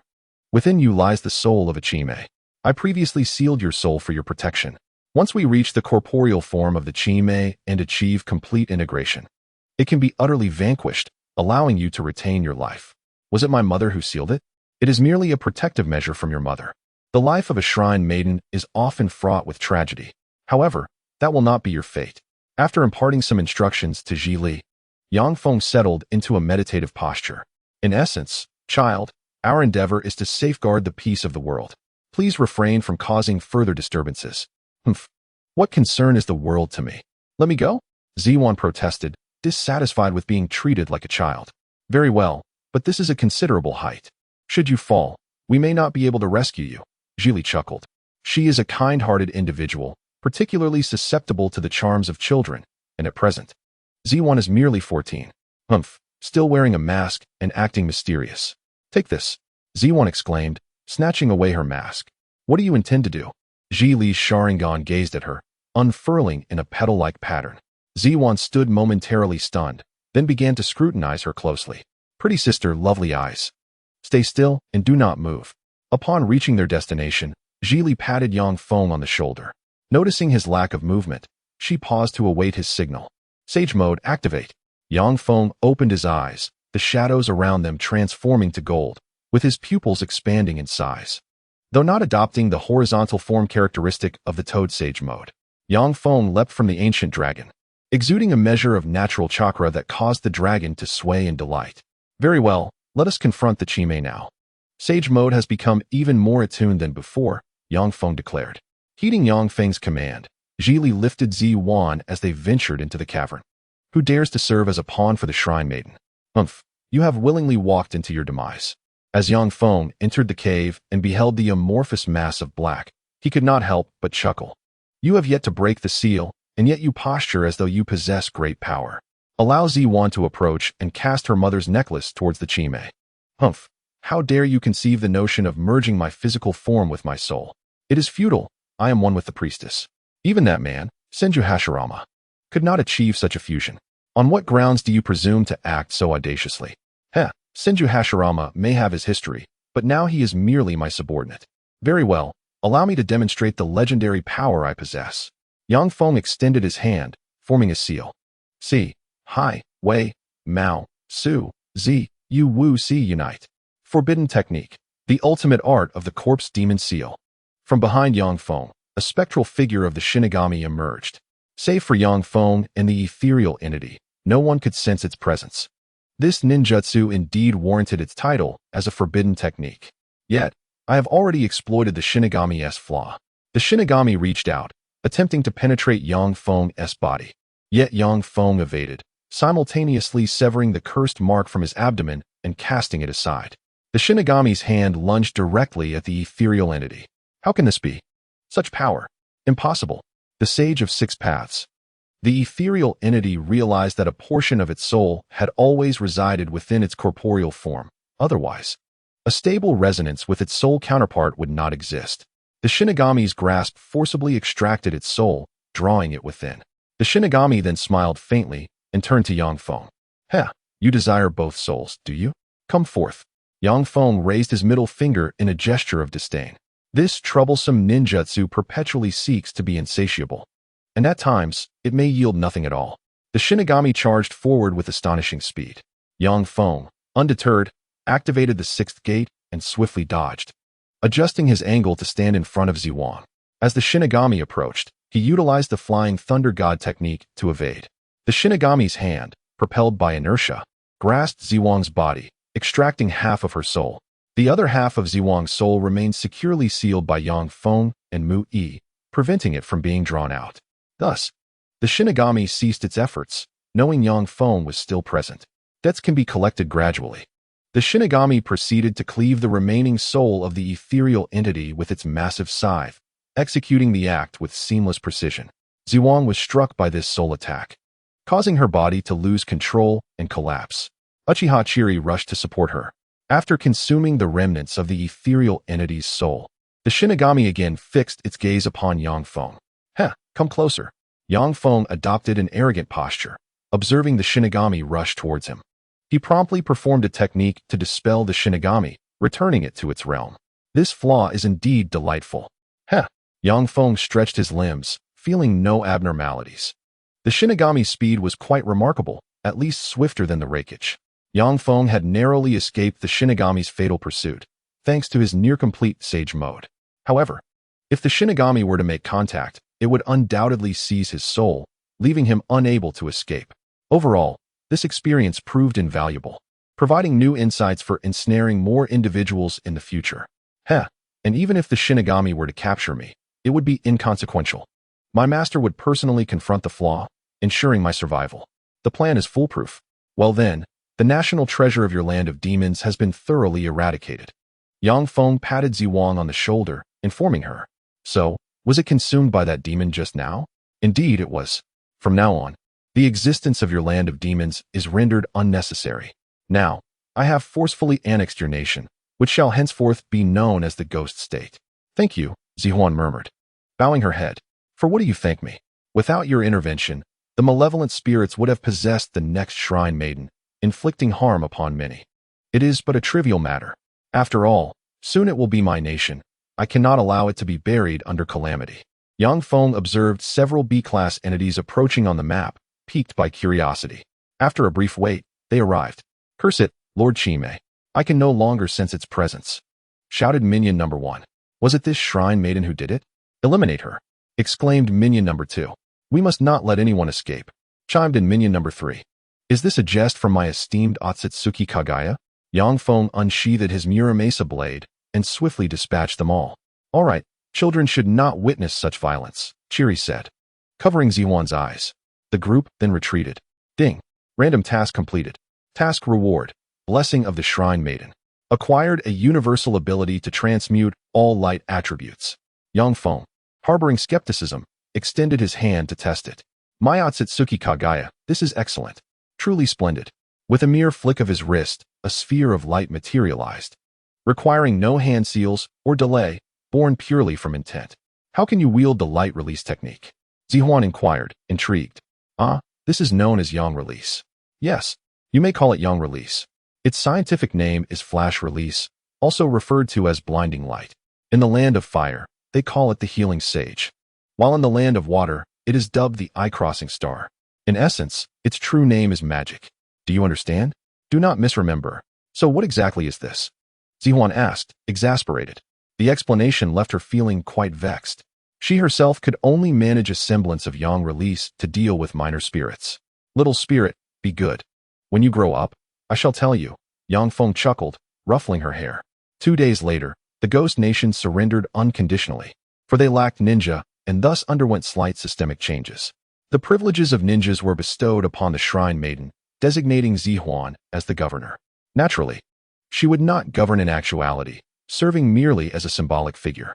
The citizens of the Ghost Nation accepted this, as some of their resources required importation. While they expressed respect for the Shrine Maiden, in an era where monstrous entities were not rampant, the pursuit of sustenance remained paramount. The Ghost State underwent significant transformations after being enlightened by the ideology of the Sand-Hidden Village. Previously, many suffered from food scarcity. However, now, the Sand dispatched ninjas to engage in production work, alleviating many people's hunger. Thus, it stood as the only nation devoid of unrest. Primarily, their nation possessed a clear belief system. In times of abundance, they would not contravene their convictions. Once, the host foresaw that the Sand-Hidden Village would grow exceedingly powerful, even desiring to unite the Shrine Maiden with the esteemed Akasha clan. In terms of status, Akasha Demaru was undeniably the next Wind Shadow, and in terms of strength, there was no need for discussion. Meanwhile, Chime pondered his existence within the belly of death. The Shrine Maiden, as the representative of the Ghost State, journeyed to the Sand to meet the Wind Shadow. Even the Wind Shadow held optimism regarding this union. Indeed, the matter of marriage. Thus, might we seek the consent of those involved before proceeding? Yang Feng found himself at a loss for words, yet remaining silent was not an option. To force individuals devoid of affection into a romantic union is not merely a marriage, it is akin to abduction. Luo Sha maintained an air of calm, stating, Damaru, you have been excessively busy with recent affairs. While the idea is commendable, one cannot achieve greatness in a single endeavor. Therefore, I propose that we utilize this union to help you stabilize your emotions. Once the situation is steadied over the next 2 years, we can reconsider our ambitions regarding the ninja world. What do you think of this notion? No, I must decline. I firmly disagree. Furthermore, the priestess is still underage. Your suggestions are rather premature. Instead of seeking a marriage with the priestess, it would be more prudent to consider Shimaru. Excellent. What do you mean by excellent? Very well. Since you have acquiesced, I shall betroth Shimaru to you. Preparations for the wedding will commence shortly. Hey, Uncle Luo Sha, do not jest. We are merely friends. Ha. Rest assured, I have experienced such matters. There exists no pure affection between men and women. Now, cease your pretense. I understand everything. Do not worry. I shall explain the situation to your parents. Yang Feng felt bewildered. He was the protagonist, yet not omnipotent. Who could have anticipated such a predicament? Unexpectedly, the one who typically stood on the 5th level found himself ensnared by the 2nd tier. I find this unacceptable. However, I find it entirely acceptable. I am the Wind Shadow. Heed my command. Do not concern yourself. I shall manage the arrangements. After Luo Sha concluded his remarks, he returned to his duties, urging Yang Feng to depart promptly. Hey, is this truly necessary? It is merely a minor victory.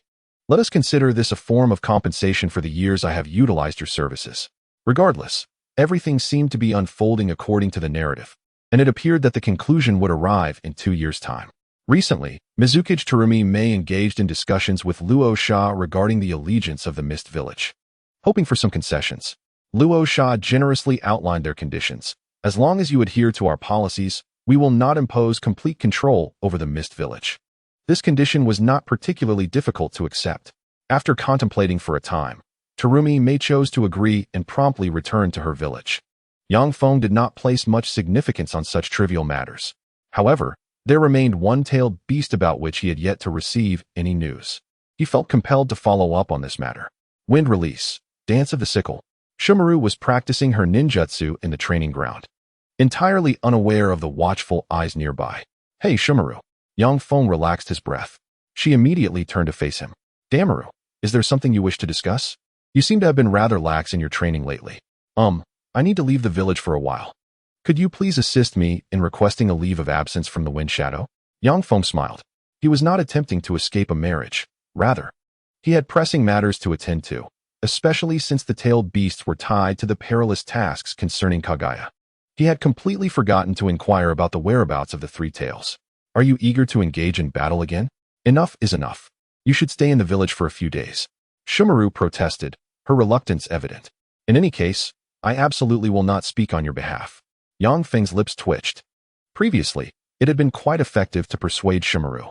However, the question remains, has she become wiser, or has he become foolish?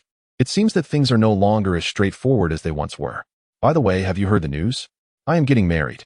What? Her excitement was palpable. Well, do you wish to know more specifics? Enough with the small talk. Who is the woman? Tell me quickly. In her fervor, Shumaru burst into tears. I'm sorry, but only 2 people are privy to this matter, myself and... Never mind. I will leave the village now and share the details upon my return, Yang Feng said with a smile as he made his exit. How infuriating. Who is this woman? She began to ponder. The only possible candidate seemed to be Muki. Subsequently, Muki found herself perplexedly confronted by Shumaru at Yang Feng's doorstep. Excuse me, Shumaru. Is there something you need? She inquired. Still pretending. Tell me, when did you and Daimaru? Daimaru's mother emerged to assess the situation. Shumaru ceased her outcry. What has Daimaru done now? His mother asked curiously. He mentioned he has found a marriage partner, Shumaru replied, her head bowed in distress. She was merely overwhelmed by the situation. Women tend to become irrational when emotions are involved. Of course, this applies to everyone, for humans are inherently emotional beings. How is that possible? He has never mentioned such a thing. He must be deceiving you. In mere seconds, Daimaru's mother had deduced the truth of the matter. Shumaru was taken aback, realizing this was indeed plausible. Although she had never used this excuse before, she had employed others. I'm sorry, but I must go pursue my studies. Please, I'm traveling to another village. Could you help me with my leave? Shumaru, I trust you to secure me a perfect excuse. I must take my leave. This time, she was too weary to concoct a story. Shumaru, I'm off. Please assist me with my leave. She clenched her fists, growing increasingly angry. However, there was no one around to vent her frustrations upon. So she silently made her way to the training grounds, fiercely striking the wooden posts. By the time Yang Feng reached the borders of the water country, more than 20 wooden posts lay in ruins. How dare he deceive me? Infuriating. Infuriating. Infuriating. She pounded the posts with her fists, shattering them to pieces. Foolish me. Am I truly unable to free myself from him? Why am I so enraged over something so trivial?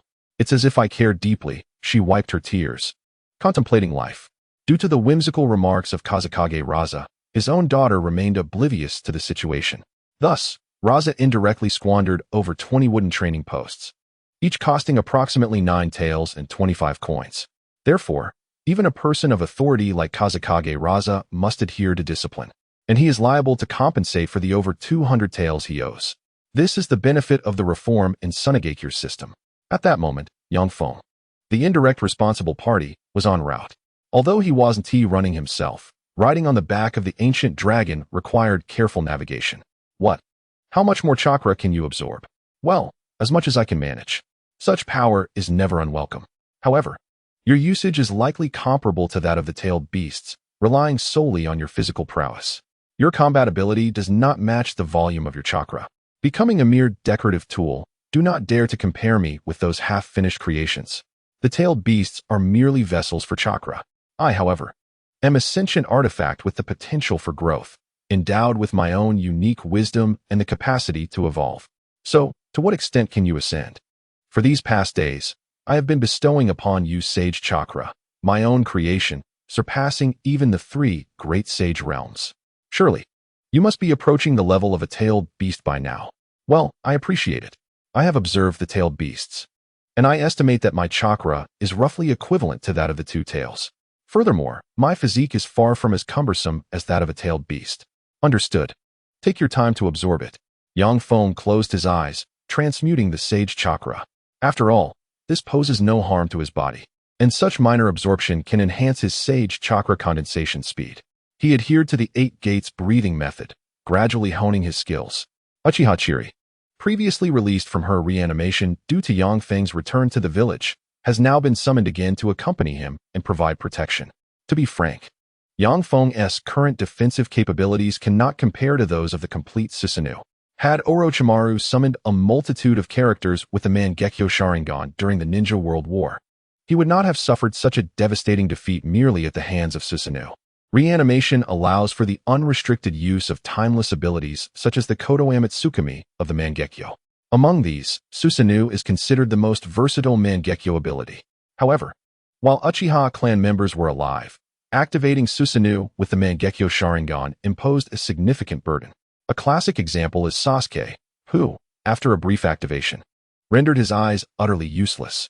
It should be noted that he had only recently acquired his Mangekyo and had used it sparingly during the 5 Kage summit and the bridge battle. Experiencing such pain, even in its initial form, is telling. Itachi activated Susanoo when his life force and ocular power were at their limits, enduring great strain to protect Sasuke by sealing Orochimaru. As for Sasuke, regrettably, he activated Susanoo merely to endure punishment and showcase his bloodline limit abilities. Although he faced numerous failures, he appeared to have grown accustomed to it. With curiosity, Uchiha Chiri observed the meditating Yang Feng. What experiences has this man endured to rise to such prominence at a young age, standing alongside the 5 Kage? Such power is something even the first Hokage did not achieve. How has he cultivated his strength? In truth, her question is easily answered. Yang Feng relies on his formidable external cultivation methods, bolstered by the 8 gates, enabling him to push the limits of his capabilities in battle. Even without sage techniques, he can confront Nagato head-on. Scanning data, target Yang Feng. Taijutsu, 1578. Ninjutsu, 933.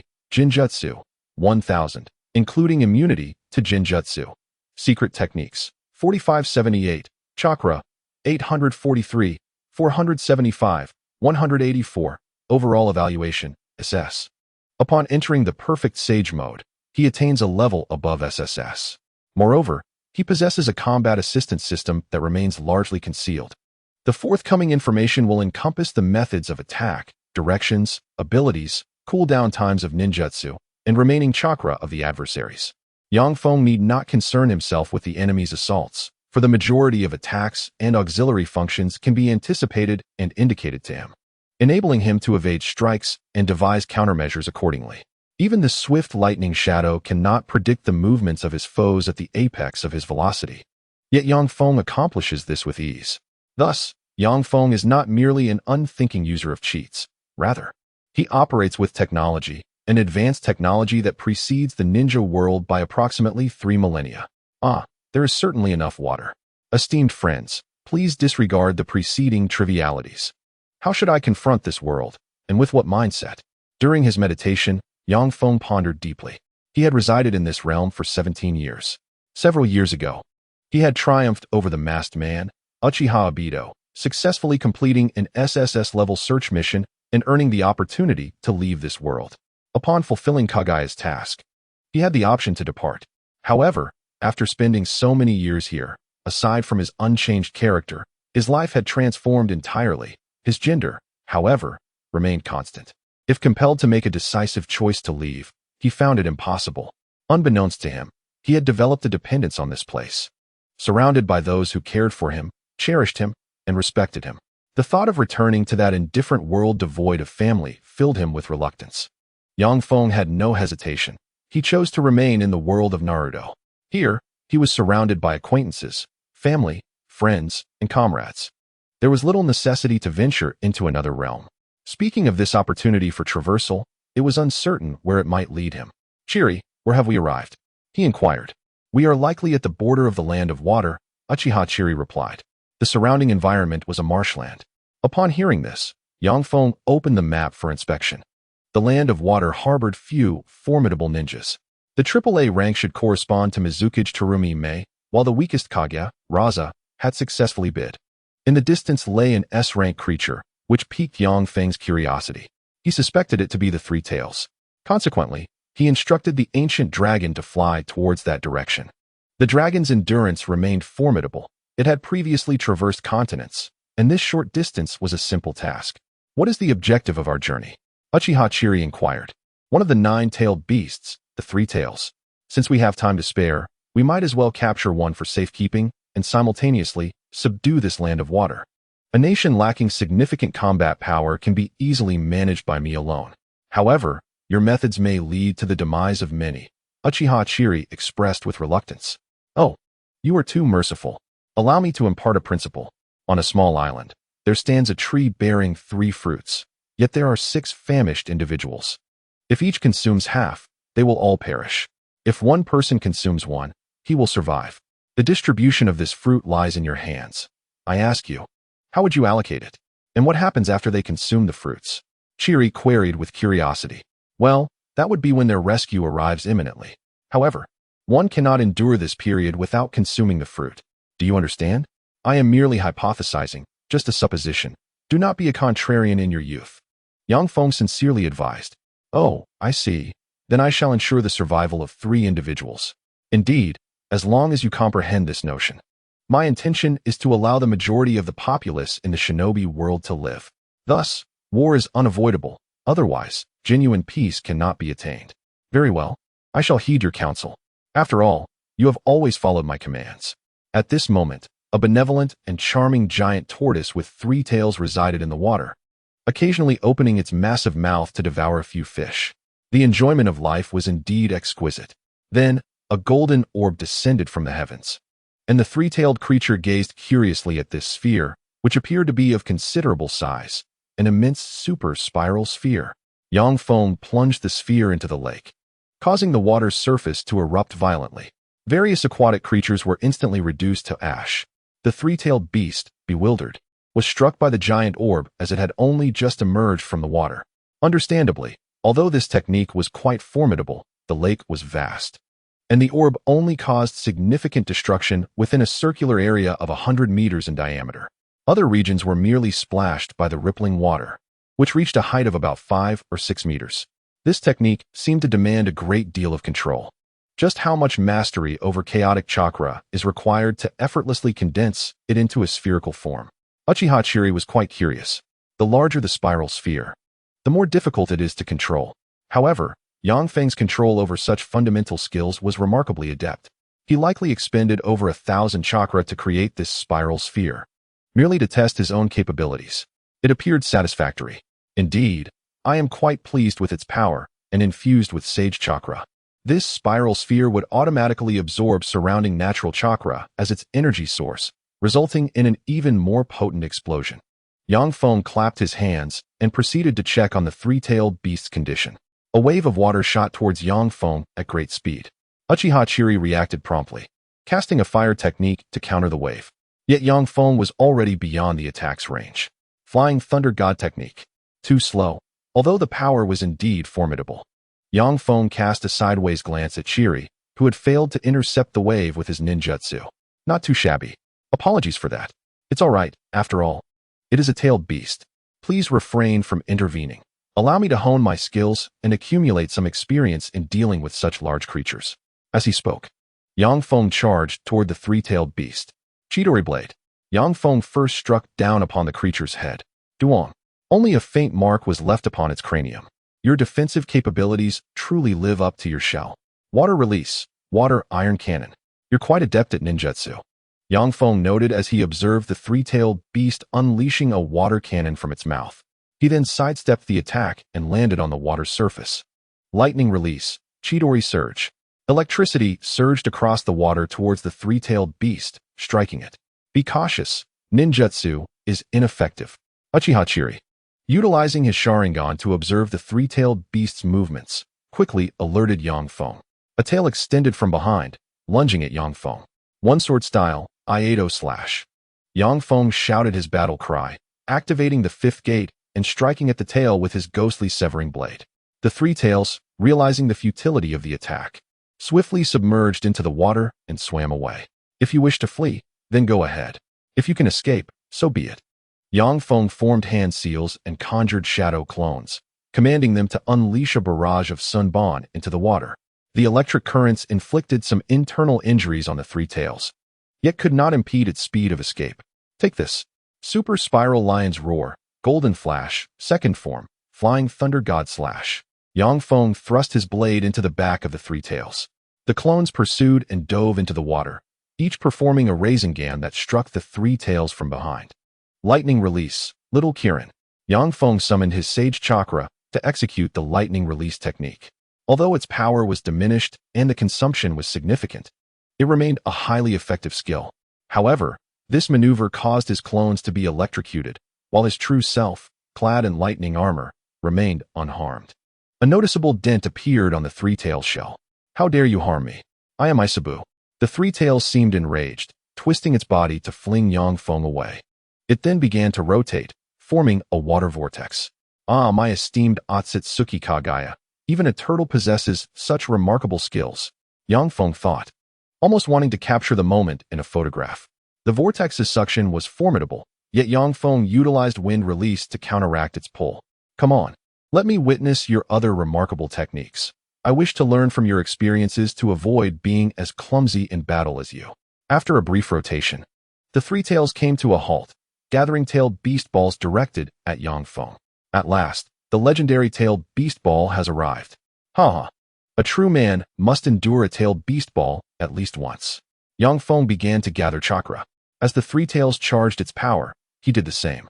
Sage Art, Wind and Lightning Release, S-Class Ultimate Technique, Absolute, Flash Thunder Slash. Yang Feng gripped his sword with his right hand and formed seals with his left. Both wind and lightning chakra enveloped his Muramasa blade. This technique was born from his own ingenuity, relying on the blade's material to withstand powerful ninjutsu. Otherwise, any ordinary sword would have shattered. Yang Feng raised the hilt as the three tails completed the gathering of its tailed beast ball. Flash. Explode. The blade collided with the massive tailed beast ball, distorting the surrounding air. Crack. The tailed beast ball split in two, and before the three tails could register its surprise, it was struck by a blade upon its shell. A substantial gash was cleaved into its shell, inflicting a grievous wound on its body. The tailed beast ball erupted, splitting into halves that burst outward and created a spray of water, soaring nearly 100 meters high. The three tails could struggle no longer, collapsing upon the river's surface. It is well known that tailed beasts can speak, yet the three tails found no one worthy of conversation. It had no further opportunity, for Yang Feng was contemplating how to transport it. This is quite a challenge. Such a massive size cannot be dealt with using conventional methods. Yang Feng scrutinized the three tails, realizing it stood slightly over 30 meters tall. Something feels amiss. After all, it is a tailed beast, and given the considerable distance, one would assume that 2 years hence, its narrative would suggest perhaps its chakra has not fully restored, mused Yang Feng.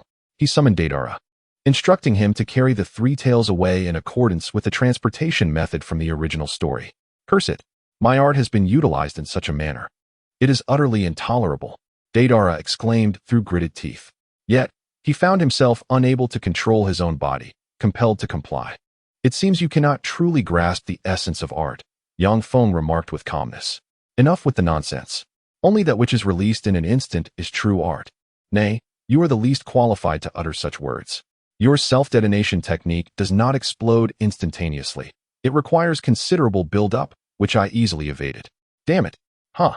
You believe the results of your explosions will be etched in the annals of history? Alas, they pale in comparison to the impact of a war. The Third Great Ninja War? Who does not know of it? Yet, who recalls the devastation wrought by those jutsu. Deidara was rendered speechless, his expression one of bewilderment. True art is that which benefits humanity. The first Hokage established the village hidden in the leaves, giving birth to the ninja world. Although wars persist, it remains far more peaceful than the tumultuous warring states period. This is the quintessence of art, not the low-quality imitation masquerading as art that relies on the ephemeral. Moreover, art is ideological. By your reasoning, art equates to mere destruction. Others will merely regard you as a mere crutch, Yang Feng asserted. Is my art then flawed? Deidara, swayed by Yang Feng's words, found himself in a state of introspection. Certainly, it is flawed. If you desire your art to be remembered, it must enrich the world rather than bring about ruin. What must I do? Deidara, now thoroughly intrigued, sought the path of true artistry. Well, first, one must broaden their horizons, Yang Feng replied, momentarily at a loss for words. Please, do enlighten me. I am willing to do anything. Deidara bowed deeply, his expression shifting from confusion to an intense thirst for knowledge, resembling that of a philosopher. No, you are not yet ready. Your awareness requires further exploration alongside me. However, misdeeds are not permitted. I understand. Great Deidara, he exclaimed excitedly, as he activated two massive clay birds, lifting the three tails and soaring toward the village hidden in the rain. Yang Feng, feeling a sense of satisfaction, journeyed toward the land of water, where he commenced his familiar strategy of subjugation. Cough, cough. Is anyone from the land of water present? Yang Feng adjusted his voice with wind-based ninjutsu. I am Chisha Daimaru, representative of Tsunade, here to seek your allegiance. It would be most preferable to resolve matters peacefully. However, should you choose to resist, we shall resort to coercive measures. If you do not surrender, I shall await your forces south of your town. Should you wish to capitulate, simply approach me. I am quite amenable. However, if I receive no response within a day, we shall take decisive action. With that, he created a circular pit with a massive Rasengan in the southern part of the capital of the land of water, resting in its center. If they cannot be found, it indicates that the people of the land of water are rather inept. Are we perhaps being a tad too ostentatious? Uchiha Chiri is still unaware of Yang Feng's actions in the land of lightning. Otherwise, she would not pose such a question. No worries, haha, rest assured. They will soon send someone to surrender.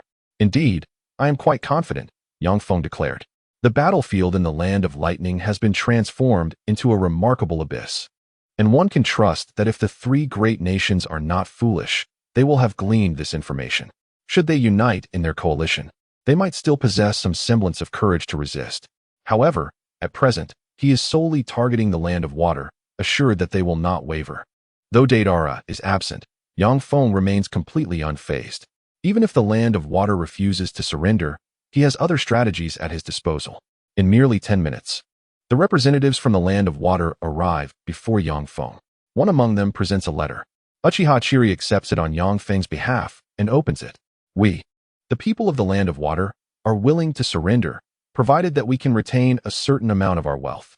Ah, that is acceptable. The terms will be dictated by my sand-hidden village, and you may appoint your own management personnel. Thus shall it be. Alas, what a pity. I was prepared for a battle, Yang Feng sighed. The Muramasa blade twitched slightly before being returned to its sheath. The envoy was drenched in cold sweat, genuinely fearful that this man might disregard him and swiftly execute him. Such a formidable aura is indeed rather intimidating. Of course, his words carried weight as well. Then, Lord Damaru, I shall return to the city to report. The noble wishes to invite you to his residence. The envoy bowed deeply. Oh, there is that matter.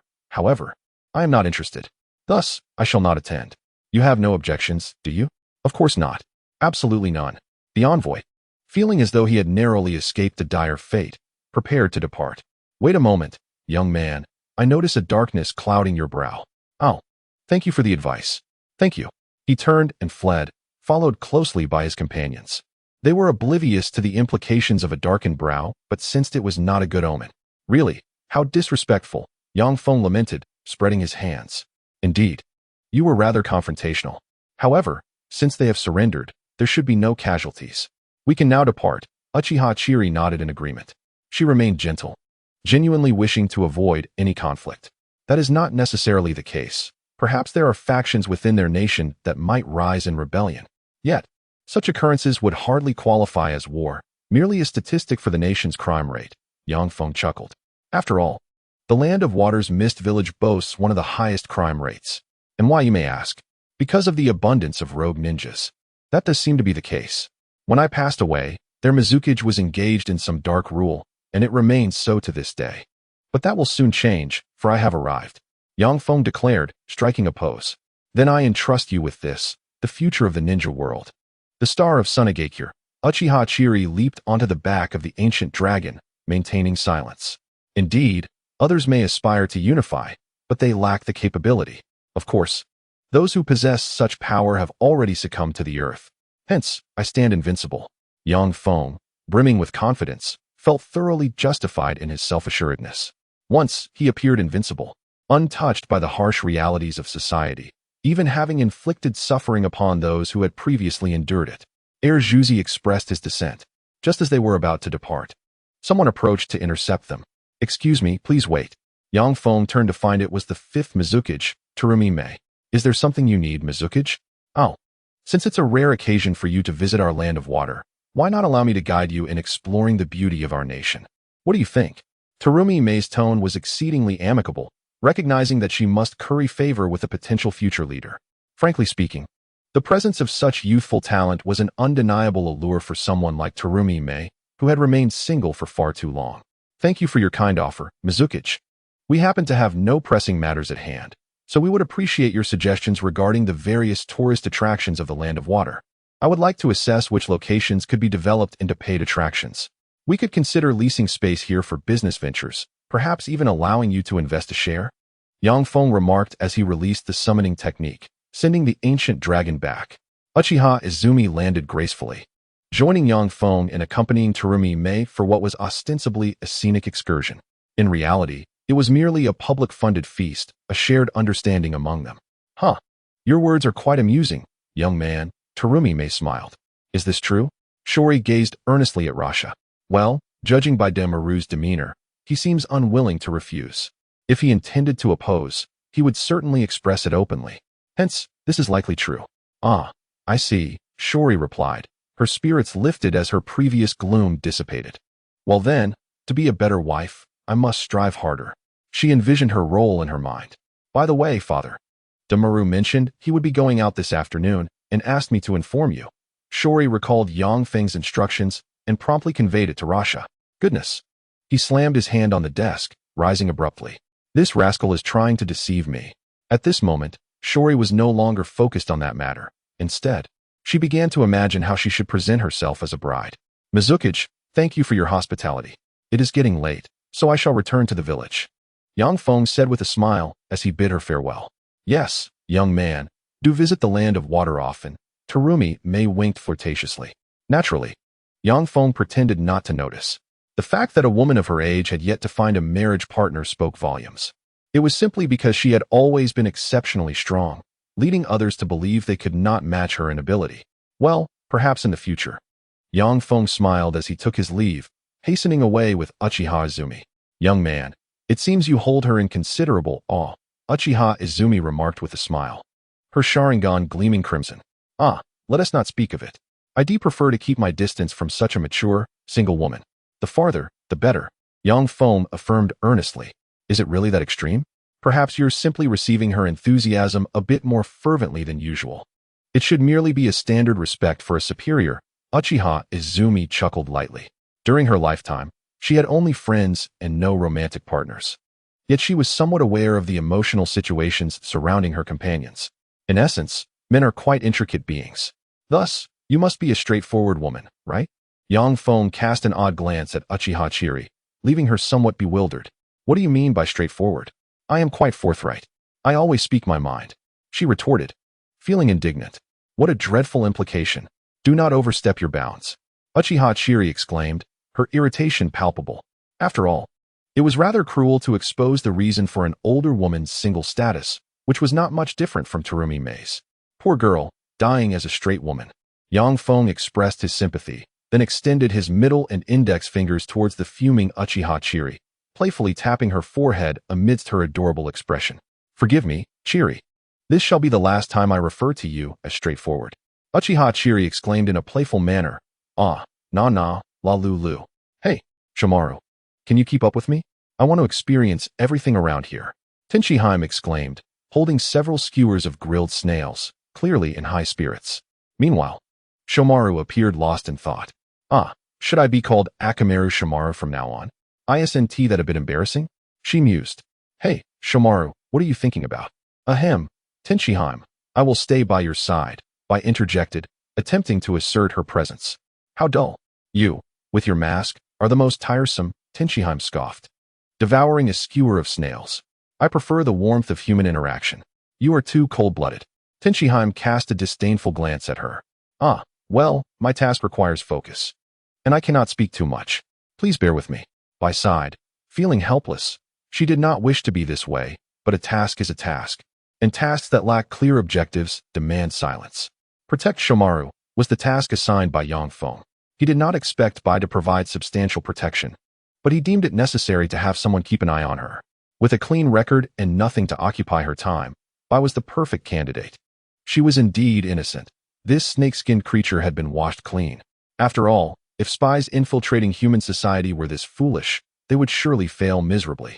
Yang Feng returned, coincidentally passing by Shimaru, and decided to check on the situation. Hey, Shimaru, how's everything? Is this snakeskin behaving? She hesitated, struggling to articulate her thoughts. Feeling a wave of shame wash over her as she recalled her own imaginative musings. Lord Daimaru, the mission is proceeding smoothly, Bai stated. Oh, well then. I shall report to the Wind Shadow office. I spent an entire day in the Land of Water. It was rather uninteresting, filled with humidity and only a few lakes. Yang Feng remarked with a hint of exasperation. Truly, the experience was dismal. I had previously inquired about the potential for developing tourism resources, but now, one could lose money and end up with nothing but a commercial street. Take care, Shimaru bid farewell. No problem. I'll leave swiftly, Yang Feng replied, casually performing the Flying Thunder God technique, transporting both Chiri and himself to the windowsill of the Sand-Hidden office, just as the Wind Shadow, Raza, turned to glance at them. Yang Feng felt somewhat awkward and could only manage a chuckle as he opened the window. Uncle Luosha? I impulsively took a stroll around the Land of Water yesterday. Then, I went to persuade them to surrender, and they actually did. Well, that's how it went. Yang Feng recounted the story with remarkable calmness. What do you mean by secretly subduing the Land of Water? Ahem, Dewan. I want you to remain in the village for a while. Yet, you seem rather unruly. Therefore, I've decided to have someone keep an eye on you, to enforce supervision. Luosha set down his folder, stood up, and spoke earnestly to Yang Feng. Yang Feng then climbed through the window, followed closely by Uchiha Jili. So, who will supervise me? Let it be Pakura. After all, she was once your colleague. Well, that settles it. Feng Luosha lifted the tea from his desk and took a sip. Is that for real? It seems excessive, Yang Feng replied with great reluctance. No, you've increasingly disregarded the rules lately. Thus, it's best to assign someone reliable to oversee you. Uchiha Jili was quite curious about this individual. What kind of person could put a formidable figure like Dewan in a predicament? By the way, who is this person accompanying you? Luosha paused, awaiting Yang Feng's response. She is my attendant, hailing from the Uchiha clan, resurrected through the impure world reincarnation technique. The cursed seal fully controls her movements, so there is no need for concern. If you can manage her, then I shan't inquire further. By the way, regarding the wedding date, you should inform your parents. Should it be a grand affair or a more understated one? I think it's a bit too early for that. I'm only 17. Let's discuss this when I turn 20. Don't come up with excuses to refuse later. Otherwise, my daughter will be heartbroken for a long time. I shall not let you off easily, Luosha scoffed, urging Yang Feng to leave. All right, rest assured, I am a person of my word. This aspect certainly remains to be seen. Both Luosha and Uchiha Jili thought simultaneously. Meanwhile, the remaining two great nations were somewhat bewildered. They received the news 2 days later, by which time the situation had already changed. The entirety of the Land of Water had surrendered. The Sand-Hidden village had reached a point where they could not withstand even a united front against them. Damn it! The daimyo of the Fire Nation overturned a flower pot in frustration. These cowards from the Land of Water surrendered without putting up any resistance. How infuriating! As a daimyo, it is disgraceful to merely seek to preserve one's meager possessions and survive.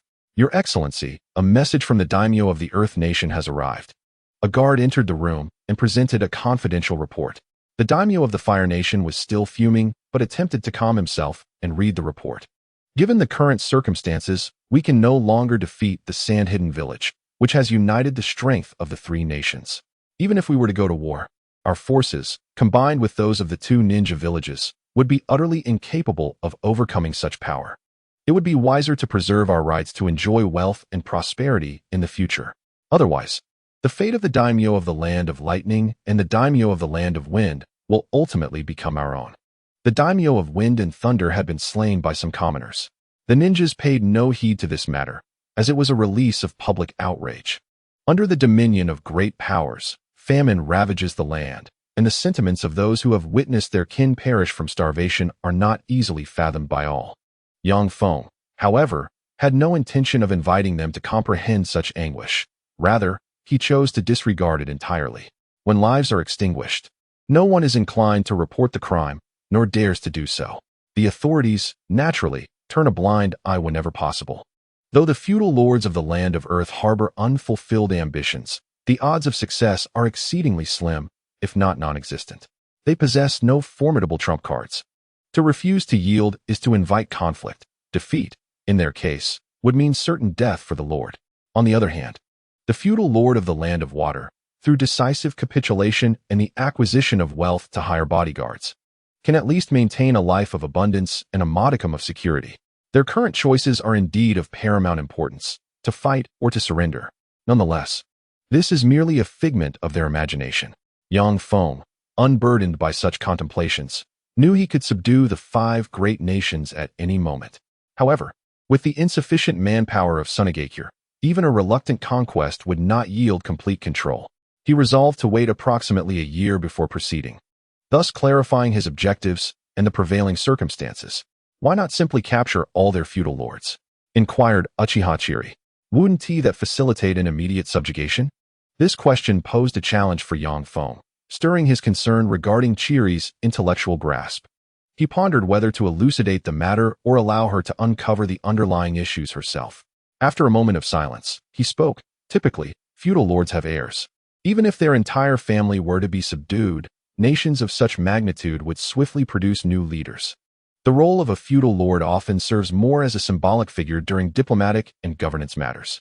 A nation cannot remain leaderless for an extended period. However, this dynamic can shift during wartime. What about kidnapping the generals? Uchiha Chiri persisted, unwilling to concede. There are numerous generals, each with their progeny. Moreover, even in the absence of generals, a country will always have various individuals to support it. It is implausible for a nation to lack any loyal populace. Without the surrender of the upper echelons, we have no opportunity for insurrection. Young Feng proceeded to offer her a comprehensive explanation. Drawing from his understanding of this world's ideological landscape, he recognized that instilling profound comprehension in her would be challenging. Nevertheless, a cursory overview would suffice, as she would not have the opportunity to apply such knowledge. What a straightforward girl, Young Feng chuckled to himself, turning away. Hey, you ought to rein it in. I merely lack understanding of such matters.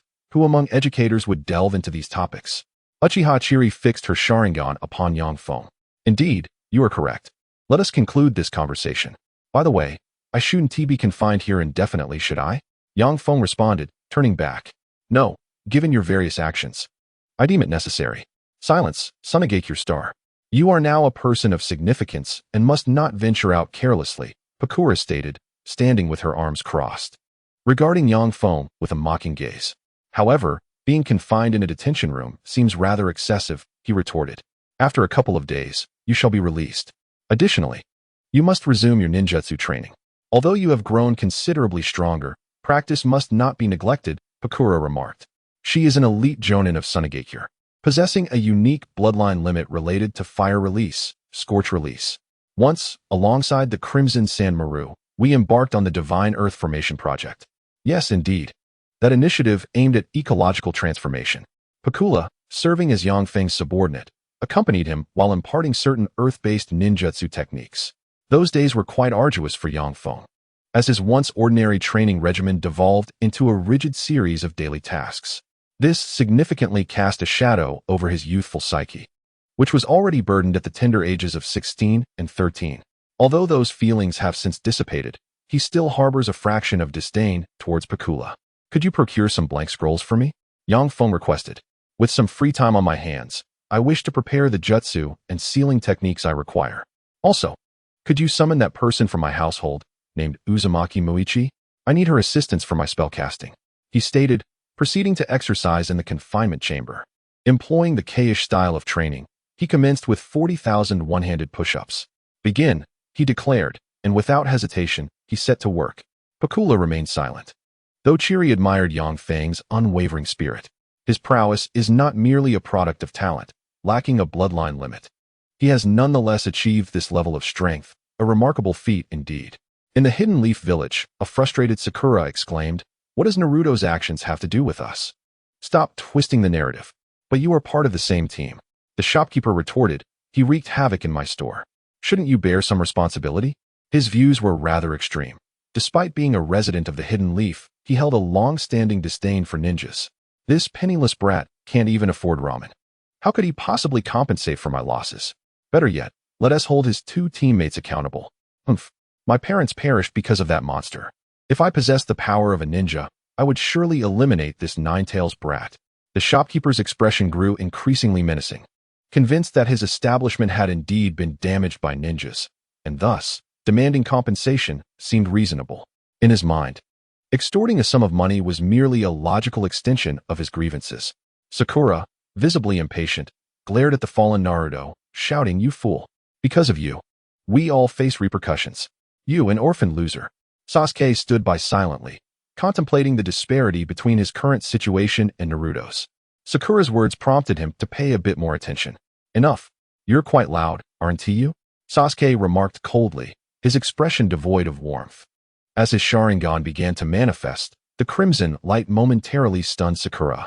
I apologize, sir. I will endeavor to make amends." Naruto rose to speak. "But I currently lack the funds.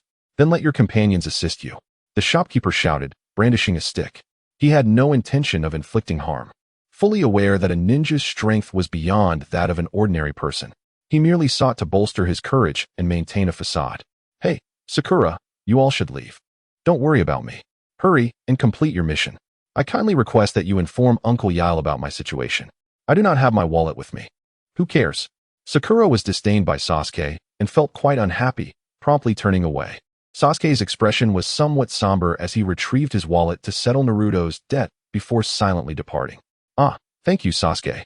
I will definitely repay you," Naruto exclaimed, leaving with a spirited demeanor. The village of Konoha has decayed to an extreme degree, and the relationship between ninjas and ordinary citizens has become rather delicate. The events Naruto experienced today were quite commonplace. In other regions, there have even been incidents where ninjas were provoked by common civilians, resulting in casualties. Consequently, the third Hokage, Sarutobi Hiruzen, found himself preoccupied with rectifying the mindset of the ninja rather than addressing the external conflicts. Yes, reforming the thoughts of the ninjas. This led to the common folk becoming increasingly audacious in their criticisms when they witnessed ninjas being insulted or suffering losses. Naruto, the village has been rather unsettled lately. Be cautious while undertaking missions and avoid causing trouble, said Hinata. I will be mindful of that. Alas, I have not managed my relationships with my comrades well. I always feel like the extraneous one, Naruto lamented, gripping his chopsticks with discomfort. Haha, Naruto, this is quite unlike you. You wouldn't forsake your ninja way, would you? Hinata teased. Of course not. Speak plainly. I stand by my word. That is my ninja way. I shall never yield under any circumstances. I must find a way to coexist harmoniously with my comrades, Naruto declared, resuming his meal of ramen. Hinata observed with satisfaction. Indeed, Naruto had not changed. Sasuke, meanwhile, listened from outside to Naruto's declaration, seemingly discovering a path to dispel his confusion. TCH, even the bottom of the barrel is fighting against his own fate. How can I allow myself to succumb so easily? Let others speak as they may. Itachi, I will undoubtedly acquire power that surpasses yours. Inspired by Naruto, Sasuke rekindled his fighting spirit. Although he was curious about what the bottom of the barrel would do upon completing his mission that evening while he remained solitary, he did not anticipate such profound revelations. He resolved to intensify his training regimen. As for the village's current state, it was merely a caged bird still ensnared within its own world. Though only 14, Sasuke managed to discern the fog that enveloped the land of fire and Konoha. This nation, soon to succumb to the quicksand, remained largely oblivious to its fate. However, this bore no relevance to my quest for vengeance. I merely require formidable power. 200,365 repetitions. Yang Feng was slightly out of breath. Though he possessed the 8 gates technique, he was not an infinite stamina player and would eventually tire. Indeed, you are quite vigorous, but do not overexert yourself, Pakura advised. True, then I shall practice ninjutsu. Yang Feng effortlessly conjured a Rasengan, subsequently hollowing out its core to create a void. He then condensed several smaller Rasengans within the hollow space, further excavating a void at the center of the smaller Rasengans to produce even tinier ones. Behold, the ultimate layered Rasengan. Yang Feng bellowed, raising the completed product. What appeared to be merely a featureless chakra sphere could be controlled with such precision, leaving Uchiha Chiri astonished. She had previously witnessed Yang Feng employing this technique against the Three Tails, utilizing an enormous Rasengan that had already left her in awe. Now, this diminutive nesting doll version of the Rasengan further instilled doubt in her regarding the purpose of her training. The disparity between us is so vast. Uchiha Chiri felt a twinge of despondency. Although it was merely a difference in control, it was challenging for her to accept. Yang Feng, oblivious to her expression as she wore a mask, continued undeterred. Pakura, though equally surprised, chose not to comment. Yang Feng's strength had long surpassed hers, rendering her feelings of inadequacy unnecessary. Big Maru, could you teach me this technique? Uchiha Chiri inquired. This? Well, that's not possible. After all, it's a tradition to pass down to males only. Besides, it's quite difficult for females to learn, Yang Feng replied with a smile. As the nesting doll Rasengan in his hands gradually dissipated. This type lacks offensive power, it's merely an exercise in control. It's just a basic ninjutsu. What's so challenging about it? Therein lies the crux. The difficulty of mastering it is classified as S rank. If you wish to reach my level, it would likely take you at least a decade. He continued. I simply wish to learn the basic form, the ordinary Rasengan. That will suffice, Uchiha Chiri stated, although she had access to more powerful techniques. The allure of this extraordinary ninjutsu, brimming with control, was something no ninja could easily dismiss. Very well, I shall attempt to teach you. First, you need to gather your chakra with a resounding boom. Excuse me, what did you say? Just like boom, with a clap of your hands, Yang Feng said, demonstrating the action. It's super simple. Ugh, can you please be serious with me? Uchiha Chiri retorted, her Sharingan glowing ominously through the slits of her mask, directing a fierce gaze at Yang Feng. Alright, no more jesting. The first step of the Rasengan is to condense your chakra into a spherical shape. Focus on achieving that before anything else, Yang Feng instructed. Upon hearing this, Uchiha Chiri ceased her complaints and opted to reflect on his words. Condense, condense. Why can't I gather my chakra? Add some rotation while condensing it, and then use your hands to shape it. Just keep trying. You'll surely succeed. Boom. Half of Uchiha Chiri's body was blown to pieces. Hey, is this truly the method of training? I tried to control it as best as I could, and look what happened. How did you manage to master it with an ordinary physique? Uchiha Chiri exclaimed. Though she was a gentle woman, even the gentlest heart can harbor a beast within. Sigh. This child may very well be a ninjutsu illiterate. Never mind, widen your Sharingan.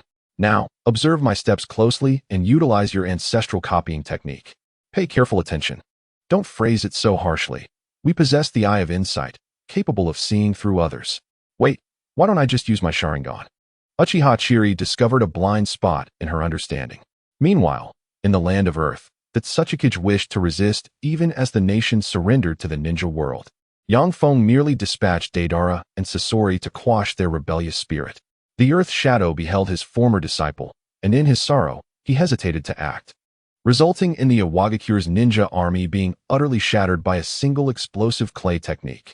Nonetheless, Iwagakure was swiftly restored, with a complete overhaul of its leadership. The third Tsuchikage, Anoki, was even imprisoned. The feudal lord of the Land of Fire was genuinely alarmed. His allies had surrendered. Caught unawares, the allied forces became a mere jest. The coalition with the smaller nations paled in comparison to an alliance with the tailed beasts. However, they possessed only 1 nine-tails, although Kurama could potentially rival 8 of them. It was unfortunate that Naruto Uzumaki could not harness such power. Despite his improved relationship with the Nine-Tails, The vast chakra was beyond his grasp. The third Hokage felt helpless and opted to seek Jiraiya's counsel, hoping to negotiate a truce with the Sanshio. This was prompted by the earlier declaration from Tsunade, which had announced its intent to invade the Land of Fire. They had reached a critical juncture where decisions were imperative. Although Jiraiya also urged the third Hokage to consider surrender, he was determined to act as a mediator. Despite his years of wandering, he remained a son of Konoha. Unbeknownst to them, Feng had arrived at Konohagakure. He was not there to instigate conflict, merely to check on how his younger brother was faring. Yet, he bore witness to a darker facet of the shinobi world. An ordinary ninja inadvertently knocked over fragile merchandise from a roadside stall, resulting in its destruction. I apologize. I will purchase it immediately. Get lost. You useless ninja. You good-for-nothing scum. The shopkeeper brusquely shoved him aside. Hey, that's uncalled for. It was an accident. And I never refused to pay. The Konoha ninja retorted angrily. Huh, who wants your filthy money? Just scram. The proprietor expressed disdain for wealth. You scoundrel. The Konoha ninja huffed, contemplating retaliation but refraining from violence. Feng shook his head, choosing to disregard the scene. Although it was his first encounter with such a situation, it bore no relevance to him. Hey, brat, you're blocking the way. One individual attempted to shove Feng aside, noticing his ninja pouch. One sword style, Rasengan. Feng placed his left hand on his blade, while his right hand unleashed a Rasengan upon the assailant. How dare you seek trouble with me when I'm not even wearing a headband? If not you, then who? Feng scoffed, surveying the onlookers, who recoiled in fear. Friend, you should leave quickly. The current policy forbids ninjas from harming civilians, the earlier Konoha ninja advised. Heh, ninjas have sunk this low. Konoha is truly corrupt. Feng could empathize with their resentment towards the Ninetales and even Naruto. However, the fact that ninjas were regarded as a contemptible profession at this stage indicated that Konoha was on the brink of collapse, even if Tsunade chose not to intervene. You may be decaying, but I have no time for such matters, he declared coldly, continuing on his path. The civilians mistook him for a ninja due to his weapon and gear, unaware that he was not from Konoha. The man struck by the Rasengan suffered severe abdominal hemorrhaging, facing imminent death. Why, you may ask? Because he was merely an ordinary person, lacking any abilities, yet foolishly provoking someone beyond his means. Ah, Brother Chio, you've come to Konoha. Upon returning home after completing his mission, Naruto was greeted by the sight of Chisasa Daimaru at his doorstep, and his expression radiated excitement. Oh, it's been 2 years, and you've grown quite a bit, laughed Feng, who had always been quite indulgent towards Naruto. Although he initially found the protagonist of this world to be rather insufferable, he had since come to understand Naruto